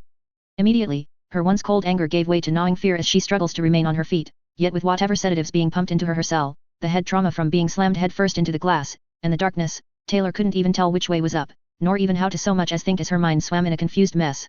She tried casting one of her spells, but she couldn't focus as everything that had happened just came crashing onto her all at once as she fell to her knees, breathing far too rapidly to be healthy, and a moment later she passed out. The chittering mindfuck. One of the first things Taylor noticed when she woke up was a camera pointed squarely at her face. She blinked at it for a moment, before looking at her cell. She'd seen worse. The bed was comfortable at least. The second thing Taylor noticed was that she was tripping balls. It was a nice feeling, leaving her giggling to herself as she swayed left to right, humming to herself. She was vaguely aware she was restrained, and being force-fed drugs, but they were very nice drugs, could have used a bit of warpstone, but it was nice all the same. Her ear twitched as the sound of microphone feedback was heard for a moment, before a voice came up over the intercom connected to the camera. Comfortable, I take it. Is comfy soft bed, so nice for me, yes. I can't feel face. A standard side effect of the drugs, a rudimentary Tinkertech truth serum. You know, Warlock, you were not the intended target, none of the others were meant to get involved unless something like this were to happen, an opportunity like this so rarely arises. Thankfully I had prepared for the possibility, but where are my manners? I am Coil, and you Warlock are confined. Confabled? Uza confiliated me. Indeed I have. I think, regardless, there is a few recent revelations I would be very interested in learning while your true quarters are being constructed. First and foremost, can you reverse the process by which you turn others into these Skaven? Reversage? Nah, Skavens no care about servant slaves Coil aid. Why would we make backwards reversible spells? I feared as much. Regardless, I am very curious as to the nature of your abilities. Dragon is still fighting that entity in the graveyard. Scarbrand has fun? That's so nice, am happy for him. Right, regardless, your myriad of abilities fall far outside the standard scope for para-human abilities. And a little birdie told me that while you are 100% a para-human, these abilities are not the result of that, which really begs the question of what you even are, Warlock. Any ideas? Me Skaven, better best race to ever live. Superior to human things. It's only natural, naturable. Naturable, normal for me to be great at everything I do. But that's just normal cool snake thing, it's not your fault you suck. Perhaps I should adjust the dosage. I can has warpstone. No. But I really like my warpy warpstone. It makes me feel fuzzy. That does bring up an interesting question. What exactly is warpstone? Every analytical technique brings up nothing. What? Oh, silly Billy, warpstone is the bestest thing to ever exist since the Skaven. Crystal chaos, yes. That really doesn't answer my question, care to elaborate? But I don't want to elevate, I'm relaxed comfy now thank you. I meant would you like to speak more on warpstone? Taylor nodded, snorting to herself, the Cool Ranch Dorito man made sense, warpstone was a fun topic to talk about. It's great it is like someone took uranium and crack, and smushed it together, smush. Smoosh is a fun word. Your mind must be an exceptionally fun place. I'll get the whole world, in my hands. I want the whole world, in my hands. I'll have the whole world, in my hands. And then I'll smash it good. Please don't do that. MK. But only because you asked nice goodly. Mama always said that was import. Oh, Warlock is sad now. Speaking of dead people, you were fighting alongside the reanimator, did you two come to an alliance since the battle at the boat graveyard? Taylor sobered up a bit at that, but not because of the implications, no, it was because of the name. You named him after the Lovecraft book. I didn't name him, answer the question please. Herbert West wasn't a necromancer, he was a necrologist when you think about it. But the necromancer is a necromancer. I'll have to remember to lessen the dosage next time. Add warpstone, it makes everything better best. Plus. Coil. Coil cut the feed, placing a hand on his head as Warlock started to ramble on and on about some inane topic or another. This really wasn't how the snatch and grab was supposed to go. The mercenaries were supposed to kidnap a simple middle-aged man, Hook Wolf, and his merry band were just there in the event that Warlock did show up, a precaution that was quite warranted considering how it went down. When Coil learned that Glory Girl and Panacea had encountered Warlock out of costume, he worked very fast to figure out if any files survived Leviathan's rampage. While most of the files were confined to a local network that was destroyed via water damage, some of the physical paperwork still remained with one of the more recent students. This included a name he was able to follow up on, one Taylor Hebert. From there it was simple to confirm that the eccentric girl who had arguments with a plastic flamingo was probably Warlock based on her speech patterns. From there, he ran a few experiments. The first being was to confirm in an alternate timeline if Warlock really did have a dead man's switch. As it turned out, she very much did. The infection spread far and wide, infecting everyone within a certain range of her after her death, and a large range at that. Everyone within 2 blocks were immediately infected regardless of where they were, or what they were wearing. If that wasn't bad enough, the infection racked them with pain and gave them a compulsion to spread it far and wide. Anytime someone infected died, the next nearest person was automatically infected, even in full PPE or hazmat suits, it didn't matter, they were infected. Burning them alive did nothing but spread infectious ash everywhere. Coil however did the experiment several times, and each time, the exact mechanics of the infection changed. Sometimes it led to pustules and sometimes it didn't. Sometimes it caused internal hemorrhaging and sometimes it caused muscular contractions. Sometimes the skies would turn green, which made very little sense, and sometimes plague rats would crawl out of the infected to spread it further. It was hard to tell as Warlock just willingly infected herself with so many pathogens, or if perhaps, his timelines were not as absolute as he believed. No two experiments on her plagues matched, each time was so different that he just gave up any plans that involved her death. He moved on to basic observation. Initially, he dismissed Warlock's father. He had a fairly detailed report on her psychology, and it was clear that Warlock did not seem to put any real value in human life. Even her relationship with her father was called into question, but as Coyle studied her more and more, it slowly became clear that if there was only one person Warlock cared of in the least, it was Taylor Hebert. So it was only logical to capture him. Coyle created two timelines, one where Hookwolf went in for the capture, and another where his mercs went in. Warlock showed up in both, and had killed Storm Tiger and Cricket very fast, leaving only Hookwolf and the mercenaries to deal with, which lasted very shortly when the undead showed up. The timeline where the mercenaries went in however was marginally better, as he only lost a few, but at least the fight was lasting longer as he quickly mobilized Trickster and Genesis for a rough change of plans that they only had minimal time to prepare for. While the loss of mercenaries was regrettable, in the timeline where Cricket and Storm Tiger died, Warlock was already finished with the other mercenaries without the other two para-humans to stall long enough for Kraus to prepare using Genesis as the target for a swap. They just had to do it right. Since Warlock could teleport, it would require her to be knocked unconscious very quickly. Thankfully Chariot had already developed a cage in the event Warlock could be captured. It went beautifully. From there, Coyle called an immediate retreat as he let the Empire deal with the undead as he quickly went to work preparing for Warlock's imprisonment. He would have to find a way around the plagues, but he was working on that already, and the city still had communication with the outside world. He had to call in a few favors with Accord to get the ball rolling, both for his services, and his assistance. It would be simple from there to convince one of the supply trucks to bring the resources to him. Still, until then he needed to keep Warlock in a state that made it difficult for her to use her powers, and he just so happened to have a surplus of various tinker-made drugs for just such an occasion. Most was for his pet, but he had a few others for various uses. The interrogation with the inebriated Warlock was interesting, though Coyle was hardly capable of getting anything of note beyond a few things he already suspected.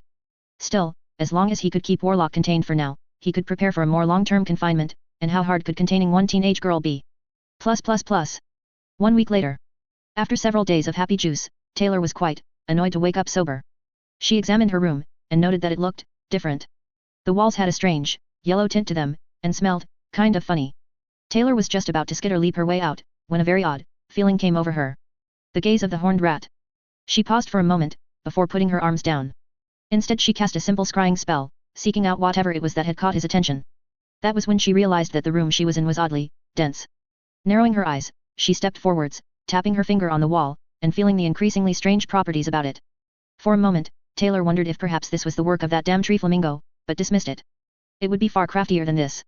Then Taylor looked at the camera in the corner of the room, the one implying that someone was watching her, which was creepy. She moved to it, raising a single finger as she raised a brow, before a very interesting thought came to mind. The chittering, she said simply, before she moved back to the bed, and took a seat. Until she looked back to the wall, and tapped at it once more. All she had to do now was wait. Out of all her spells, the chittering was a unique spell, one that warped the mind. While it could beguile others, having them devolve into mindless beasts who followed any command the spellcaster could give, it also rendered them borderline feral. No, Taylor preferred a light touch for this one. Her modification would lead to a more subtle madness that would primarily just result in whoever was on the other side of this camera to see things that weren't really there. Her plan hinged on the fact that whoever caught her was probably not really equipped to deal with magic, and while she couldn't seem to leave the room, the camera was just what she needed. After all, if Dragon could cast her spells through her drones, why couldn't Taylor cast hers in reverse through a two-way feed? Granted she had no idea what the mind of the other one would result in. They could simply hallucinate, but she had some faith that the horned rat was gazing at her for a reason. Was this but another test? Or perhaps he was saying something else. Ah yes, Citron does very good work, does she not? Had to cash in a favor with Accord for that one. Taylor smiled as she put her hands behind her back, making various motions as she felt her magical reserves, and noted that she had quite the surplus from a whole week of confinement. She had many questions, but that could wait. For now, she just had to let the spell take hold of the kidnapper's mind. She did wonder how the imaginary her was handling the situation, until then she just leaned against the wall. That is none of your concern, my. Taylor raised a brow, she wondered what her imaginary variant said to prompt that sudden pause. Still, it was good to confirm that her spell apparently did work through technology, and that information was worth its weight in gold. She'd have to thank Coyle for the info. How do you know about them? Taylor just shrugged, allowing this man to have his hallucinogenic conversation with the imaginary version of herself as she moved to sit down. Examining the sheets. She had to admit, for a prison cell, Coyle had good taste in sheets. They were silky, she was going to keep them. Right. Taylor wasn't sure if that was a good sign or not. He sounded confused. I really wouldn't try. Citron can interfere with gravity, temperature variation, friction, light intensity, and the progression of time, among others. You're not getting out of there. She rolled her eyes. Blah blah blah, I'm Coyle, and I'm fucking stupid dumb, but at least my sheets are silky smooth. Who the fuck was Citron anyway? She sounded like she'd make a marvelous Skaven. She made sure to file that name away for later study. How did you do that? I was assured that the outside world doesn't exist from the perspective of anyone in that room when the door is shut. It shouldn't be possible. That was interesting, the voice took on a fearful quality. The mental illusions must be particularly potent, though it did explain how it was she was stuck in here at the moment. Effectively, the camera was the only window to the other side. Though did that imply she could skitter leap through it? Evidently not, though that was somewhat expected. Skitter leaping relied on the caster knowing where they would end up. Effectively, her only possible destination didn't have any visual feed on the other side, only on her side. Pity, still, the chittering proved that some spells leaked through, so long as they weren't targeted spells. After all, the chittering allowed the caster to spread webs of insanity around them, catching all within its influence. It had no set target, only targets of opportunity. Still, it meant she wasn't completely helpless. Do not insult my intelligence. Wait, why did you return to the room? This was however very entertaining, and she really wished to know the context of his supernaturally induced drug trip. She didn't even have to really do anything. Just let the spell do its own thing, and wait to see what happens. Apparently, the imaginary Taylor was something of a trickster, sounded fun. She really wished she could see it. Answer me, damn you. Fine, your sheets are good, nice, happy, she said with a smirk. She let him do his thing, seeing as he was back to screaming in impotent rage it seemed. Taylor at that moment opted to cast the chittering much more in the future. If only to see what would happen. A distraction. You're not even listening to me? The gall. Taylor then rolled her eyes. Imaginary her needed to step up her game. If Taylor ever found her, she'd give her a quick kick to the ass as a reminder to shift into high gear. What? Blah blah blah. Get on with the mad insanity already. I will not play your... Coyle stopped mid-sentence as Taylor just raised a brow waiting for him to say something. It took a while. I could kill you. Despite the threat implied in those words, there was a level of fear in them. Wow, imaginary Taylor was good. Taylor was almost jealous until she remembered that it was technically herself, or was it? That was a thought she'd have to look into later, just in case people started manifesting hallucinations of herself. It wouldn't be the dumbest thing to happen to the bae by a large margin. What the hell even are you? Taylor snickered. Oh wow, imaginary fake me must be doing very good to ask that question. She so did love to hear the sound of fear in that stupid wannabe Bond villain voice. She waited to see what would happen next, only for nothing to happen at all. She crossed her arms, before the horned rat gaze shifted towards her, and she had knowledge thrusted upon her. +++. Several minutes earlier. Timeline A from Coyle's POV. Taylor saw the room from before, only this time peering into the eyes of her illusionary double. Her vision tinted with muted colors as she beheld the other side of the conversation. Ah yes, Citron does very good work, does she not? Had to cash in a favor with a cord for that one. Who is this mysterious Citron? You say it like I should know. That is none of your concern, my. Do not talk to Warlock like that, answer me. Wait, is it one of those cauldron people? How do you know about them? Ah. Now you shall be the one not knowing the information I know, so ha. Right. Imaginary Taylor ignored that as she tapped back on the wall, brow raised. I really wouldn't try. Citron can interfere with gravity, temperature variation, friction, light intensity, and the progression of time, among others. You're not getting out of there. Imaginary Taylor raised a brow, and Skitter leapt outside the room. The fucking show-off. She began looking to either side as the guards were taken immediately off balance as the alarms blared, before Skitter leapt back into the room. Real Taylor found this highly amusing. Curse you, foul one, I can see no flaw in your prison. Truly you have bested one against me. Oh, the non-existent humanity. She would have to strive to be this obtuse in the future. As the alarms continued to go, Taylor, both real and imagined, waited until after a moment, they ceased their incessant ringing. Imaginary Taylor just looked into the camera with a smirk. How did you do that? I was assured that the outside world doesn't exist from the perspective of anyone in that room when the door is shut. It shouldn't be possible. Magic. The strained sound of silence as Coyle remained silent for far longer than he probably should have was as amusing as it was beautiful, also wow. Imaginary Taylor was a bitch. Real Taylor loved it. She'd have to remember this for the future. Do not insult my intelligence. Wait, why did you return to the room? Imaginary Taylor just shrugged, and left it at that. The COMM suddenly stopped as both Taylors chuckled a bit as she took a seat, gathering dar in her hands as she idly let the magic dance between her fingers. Answer me, damn you. To be honest, home was getting very hectic. Maybe perhaps you'd provide a good distraction. Yes? Don't need that shit right now. Real Taylor did not need to be reminded of that. It's official, she had to eliminate Imaginary Taylor before she became an issue. She just had to figure out how to kill figments of other people's imaginations. A distraction. Taylor smirked, until she let the dar fade as she leaned on her elbow. You know, it's funny. My under empire somehow missed hitting your base layer. The funny thing is, well, knock knock. What? It's a joke jest, yes. You're supposed to say who's there. Let's try again, knock knock. I will not play your... Before Coyle could finish, two loud bangs reverberated all throughout the base, the sounds died down as both Taylor's smiles became malicious. The joke is one of my tunnels missed the very bottom of your base layer by only 7 inches. Did you know? No, I can feel where my Skaven are if they are close enough. That was Menja knocking by the way. All she had to do was reach up and 2 more knocks were heard below their feet. The funny thing is, had you not captured me, I never would have known this was here, purely by chance happenstance. Should have done, well, anything else really. Real Taylor suddenly wondered if that was true. If it was, then all she needed was the briefest moment to administrate her hordes. That was a very useful piece of information, assuming it was accurate. Perhaps this is what the horned rat wanted her to see. Regardless, it opened up a few possibilities. I could kill you. Taylor smiled. Everyone's only as good as their last mistake. You would release the pestilent plagues. Even if you found a way around it, I control my Skaven perfectly. They will follow my last order. We will drop your base layer into the core of the earth before you even have a chance to stand against it, and they will chase you to the ends of the earth until you are dead. They'll even have your scent smell so no mask will save you. But by all means, go for it, see what happens. His silence spoke volumes. What the hell even are you? Exactly what the world planet deserves. The future ruler chief of Earth bet to use it until nothing remains but pure, beautiful ruin. +++. Several minutes earlier. Timeline B. Taylor suddenly found herself watching as Coil stayed off the comms. Instead he was just watching her through the monitor as she realized the exact movements she made matched perfectly with her casting the chittering earlier. To this, Taylor raised a brow in confusion as nothing seemed to be happening, which was weird because it wasn't long after casting that spell that Coil was supposed to talk, so why wasn't he? As Coil seemed to just be working for no real reason, until suddenly he stopped, and stared at the screen with confused eyes, and then he died when a bunch of rats fell from the ceiling for no real reason. Well, that was anticlimactic, at least it would have been if another Coil hadn't suddenly popped back into being. This was weird, and as far as she could tell did not happen previously. What was even weirder was her double was talking as if they were having a conversation that, to Taylor's knowledge, hadn't seemed to happen yet. What did you do? You did something, didn't you? Before Taylor could even answer, Coil was immediately clawed by a bunch of demons that appeared below him, and he was torn to ribbons in short order, dying yet again. Okay, that was slightly more funny.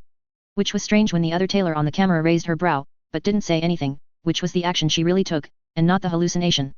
Still, Taylor stared at it in confusion, until she turned to see another Coil sitting at the desk, breathing heavily as if the event never happened, only this time, he was speaking into the mic. What the hell are you doing to me? Taylor did not remember Coil saying those words, but, why did they change? She turned back to the screen of herself, who seemed amused at the situation, and leaned against the walls with a smirk. Nothing at all. Taylor did not recall even the previous imaginary Taylor saying anything like that. In fact, it was as if the original "I could kill you" line stopped halfway through and was replaced with him saying something else. Then again, Taylor had no idea what was going on, so for all she knew maybe none of the previous vision happened. Coil suddenly was torn to ribbons again by a sudden convoy of Skaven that came out of nowhere, and this time, Taylor caught it. The sight of the malicious presence of dark magic spending Coil's mind. Oh, so that's what's going on. It seemed as if, somehow, the chittering was having a much more serious effect on him, or, Taylor supposed, on his, double. Though they were just supposed to be hallucinations, they shouldn't be able to kill, unless somehow all of this was a hallucination. Taylor did not have much time to dwell on it however as Coil stood up, panicked as he grabbed the microphone. What the hell are you? Exactly what the world planet deserves. The future ruler chief of Earth bet to use it until nothing remains but pure, beautiful ruin. Now that was familiar. It even answered a few questions. It seemed this dying Coil couldn't leave a lasting impression.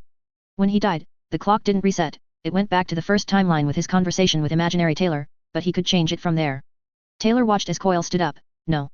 2 Coils stood up, each one superimposed over the other one for a moment, until one began rushing out of the room as the other stayed behind and shook as he started going through his computer.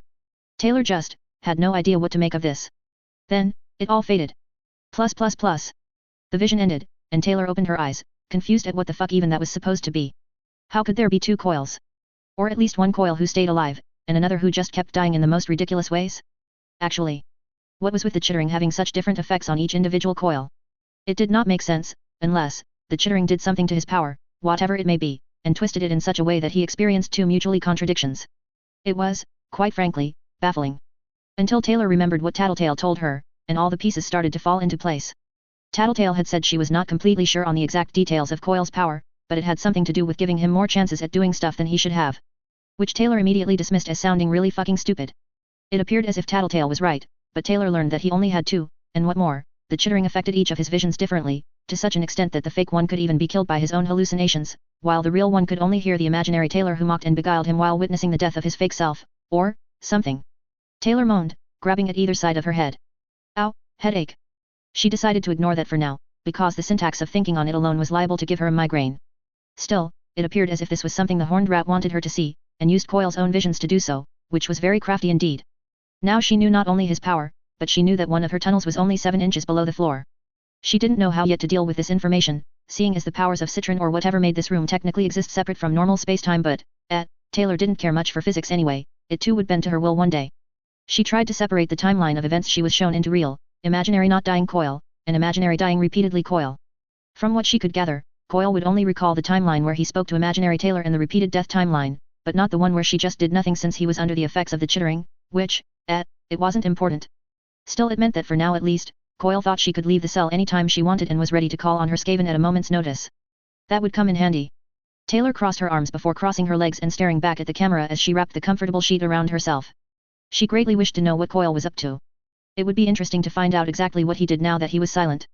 She couldn't be sure if the Coil who left was the real one or if it was the one who stayed, and the knowledge that her spell could affect both real and fake Coil in very different ways meant she'd have to be clever. Also ow. Fucking headache. This really hurt to wrap her head around. Still, Coil was supposed to be smart, and he apparently had 2 chances at doing stuff unless under the effects of the chittering, in which case he had only 1 chance to do everything while random bullshit happened to the other him for no real reason except chaos probably. Still, if he figured out she could cast spells through his camera feed, albeit limitedly, he might just get rid of them, and that would also get rid of her only window to the outside, and she couldn't have that, so she gathered her dar. It would have to be a spell that didn't target in any way, which limited her options somewhat, but not completely. Gnaw. All around Taylor, invisible things were conjured, and began to gnaw through everything, except the sheets. She held those tightly just in case. Meanwhile, in Coil's office, as the man himself left with utmost haste to speak with his pet precog, a sudden horde of spectral invisible rats began to chew through everything they could sink their teeth into. It was time to raise a little bit of hell, and hopefully, either force Coil to do something very stupid, or attract the attention of someone within the Under Empire.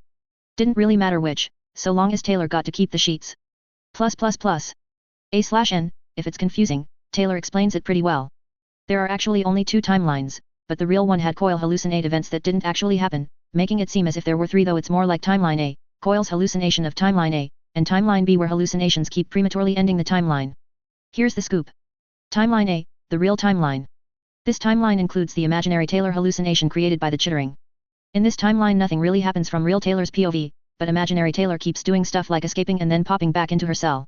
This is the real timeline. It just isn't what really happened, since what he saw was little more than a delusion brought on by Taylor's spell while she just listened to his one-sided conversation. In reality, Taylor really is stuck inside of that room and cannot get out as long as the door remains closed, but she can use some spells through the camera, and Coil was tricked by imaginary Taylor into believing she can just leave whenever she wants. Timeline B, the simulation. This is actually the timeline Coil intended to be the main timeline. He was in fact recording what Taylor was saying in preparation for an actual interrogation where he would use the knowledge gained for mind games. However, this timeline by chance defaulted to being the fake simulation timeline when the chittering made his minor chaos-induced madness caused by the spell to treat Timeline B as if it wasn't actually a simulation, but instead as if it was an extended and especially vivid hallucination where he kept dying even when he kept making new timelines. This is because the chittering causes a weird form of power interaction with his simulated timelines. Isn't magic mixed with thinker powers fun? Regardless, the basics is both timelines are affected by the chittering, since both share the same brain. The real timeline still happens, but Coil cannot trust anything he sees or hears as they are being deceived by the spell. Meanwhile, the simulated timeline is even more affected by the spell, since the chittering treats this whole timeline as if it was a part of the hallucination, like a dream or a nightmare where anything can happen, which usually include death, since his chaos-induced hallucinations are just as real as the timeline itself. Which is to say, it's all in his head. Even the shard isn't completely immune, since to it, the hallucinations are real. Basically, she mind-fucks Coil. Danny saw through the eyes of his whites as Taylor was taken away. For a brief moment, all was forgotten about everything else as he sent them to chase. Unfortunately, things rarely went as planned when he was thrust out of his visions when something impacted very hard against the basement door. His eyes ceased glowing as he took a breath and saw the door begin to crack and splinter.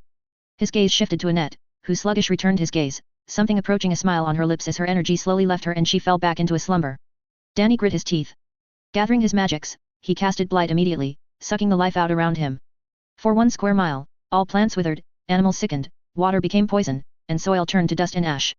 It had very little effect on the para-humans above, who likely didn't notice, but they didn't need to. Blighted lands were places where Dar could pool and gather with greater ease, vastly increasing the available spells of any practitioners, and with the warp stone seeded all throughout the house, the power localized around the area swelled.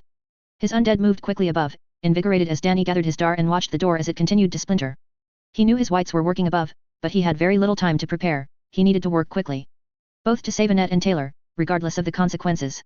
Finally, the door flew off its hinges, and Hook Wolf stood, a man-shaped mess of blades and spikes. Danny thrusted his hand forwards, casting Withering Wave. Devastating necromantic forces flew from his outstretched hand. As the wave passed over Hook Wolf, he took a knee as his knife-like fingers went to his chest. Withering Wave was a spell that drained the life from their opponents, shriveling their skin, turning their blood to dust, and shattering their bones. Had it been anyone else, Hook Wolf might have been instantly crippled, if not dead. Instead, he fell forwards down the stairs. Moaning as his body rusted, Danny took a step back, putting himself between Hook Wolf and the resting Annette, preparing to counter the para-human when he stood, and stand he did. Shakily, Hook Wolf stirred. His metallic protrusions so caked in rust that every movement ground against the metal, sending small particulates of rust falling to the floor. His left arm creaked loudly, before falling off, only for more blades to begin spawning, each one fresh, and free of desiccation. The rest of him however was just as old and decrepit, but it was clear that it wouldn't last.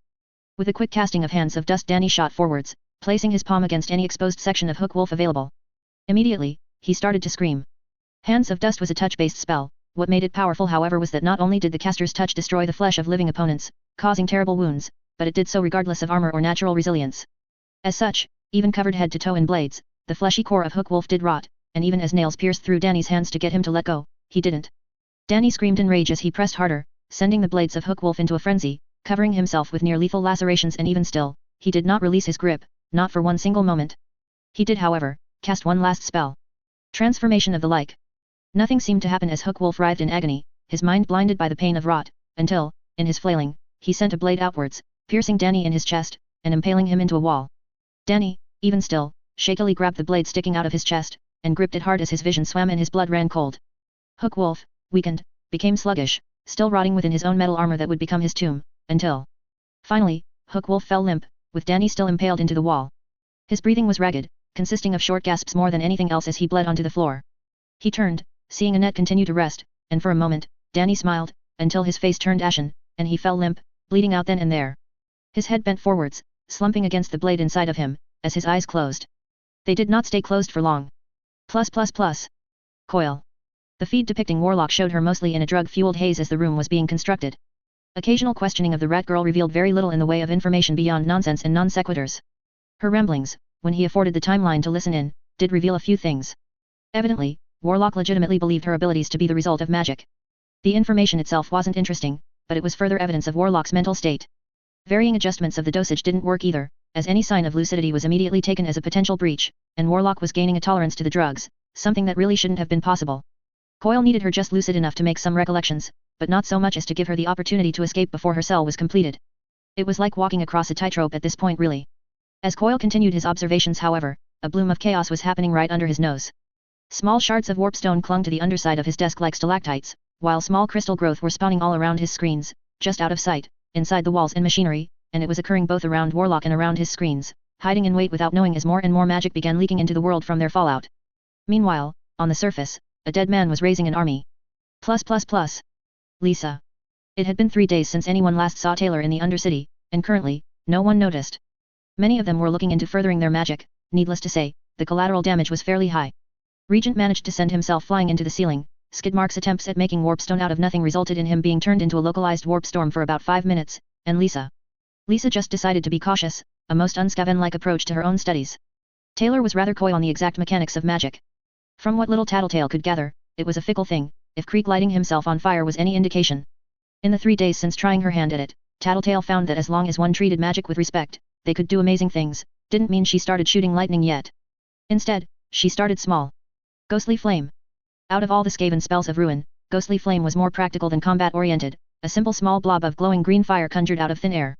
Lisa's eyes widened as somehow, it actually worked. The small green flame drips with a viscous fluid as it burned. It wasn't much, a simple petty spell that generates light equivalent to a torch and remains for 1 hour before sputtering out. Though it could be thrown if needed.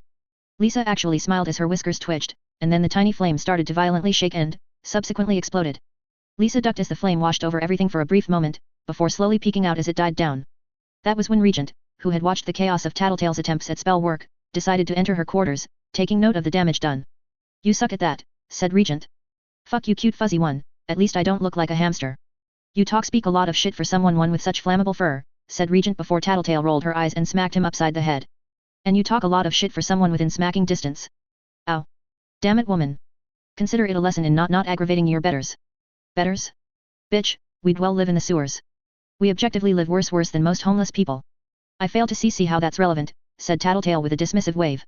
It was at that time a Skaven about 10 feet away vomited on the ground after attempting to eat spoiled moldy chicken. The Skaven in question then looked at the pile as he wiped off his law, before shrugging and bending down to eat it again. Lisa just blinked at the sheer shamelessness of eating one's own vomit, before turning to Regent. That proves nothing. I think it does. Will, you're wrong. You talk a lot of shit for someone within self-smacking distance. Wah, and that was about as far as Regent got as Tattletale immediately started slapping herself in the face, repeatedly. The resulting bickering turned into a 2-day-long civil war amongst the Skaven between the Master of Puppets, I'm pulling your strings, gang lead by Regent and Lisa's own crack squadron she named Tattletale's bitches. The fighting was chaotic with schizophrenic kill counts on either side, mostly due to friendly fire, and it only ended when one exceptionally high Skaven did something very stupid, speaking of Skidmark. Skidmark. It all started when Skidmark snorted a 7-foot line of warpstone in a single breath before his eyes rolled in the back of his head. 13 minutes later, he catapulted awake, eyes wide and manic as he stared forwards blankly, watching the pretty colors and demon fuckery happening in his less than sane mind. 5 minutes later, Skidmark ran off of the tallest tower in the Undercity, triple-wielding blades in each hand and tail, and proceeded to fuck shit up. Regent was behind cover as Tattletale's warp fire throwers got into position, before he yelled to Mush.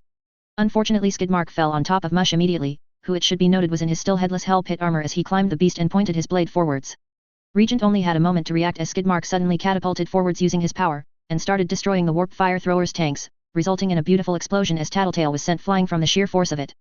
Skidmark however was far too busy fighting the flames to notice, slicing into the green fire with gusto, which had the unfortunate benefit to absolutely no one of spreading the fire rather than killing it. Then Squealer's angels came out on their doom flayers to join in the underground gang warfare. Unfortunately the flames put a damper on that as they immediately retreated, as did everyone else who, rather than fighting the flames, opted to flee and ignore it to hope they go away. With the temporary ceasefire in place, Regent, Tattletale and Squealer prepared for the upcoming wars over who talked the most shit in the case of Tattletale and Regent, and fun in the case of Squealer. And even still, no one realized Taylor was gone, though to their credit a sizable amount of them were on fire, and thus had slightly different priorities at the time. Coil. Thomas Calvert grasped at his head as the horrid whispers continued, followed by that incessant chittering, yet any time he tried to focus on it, it went away, only to return as soon as he wasn't paying attention. It was maddening, and he had no idea where it was coming from. He knew that Warlock had to be involved, it was the only thing that made sense. Was he infected with one of her plagues? He paused as he watched his alternate self suddenly fall to the razor-sharp teeth of 1,000 rats gnawing at his skin. How did that keep happening? It didn't make sense, nothing made sense. What fun is there in making sense? Such a concept and anathema to chaos. Shut up. The only reply he got in return was a raspy laugh akin to thousands of voices at once. You have no power over me, little man thing. I will enjoy chewing on your soul when you perish. Who is speaking? Show yourself. Coil continued looking at the empty room around him, suppressing the shaking fits as the room remained silent, only to sigh when nothing happened. He fell onto his knees, and cowered as the raspy laugh returned. His fingers curled into a fist as he looked around, trying to find the source of that voice. I am everywhere, Thomas. You will find me everywhere there is plague, deceit, and ruin, and there has been much ruin as of late. You cannot escape me any more than you can escape your own shadow or the cold hand of death. You have imprisoned my ever-chosen, yet I find your schemes interesting.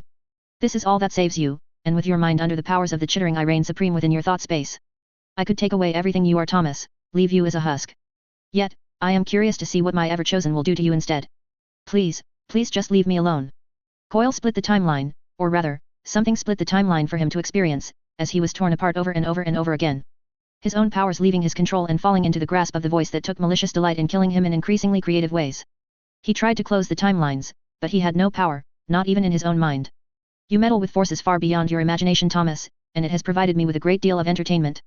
Yet that damn room of yours, whatever it is, limits my contact with my ever-chosen, and you are at fault. You will be made to suffer for it. Yet, you should feel grateful, for you are the first man-thing I have spoken to in a very long time, not counting my ever-chosen prior to her ascension. Coil screamed as his alternate self was disemboweled, with rats coming to nest in his entrails and chew at them, yet it happened in the most painful and nightmarish manner, keeping him alive as he was devoured slowly, with two great eyes gazing down at him with a malicious grin. Do you feel grateful yet?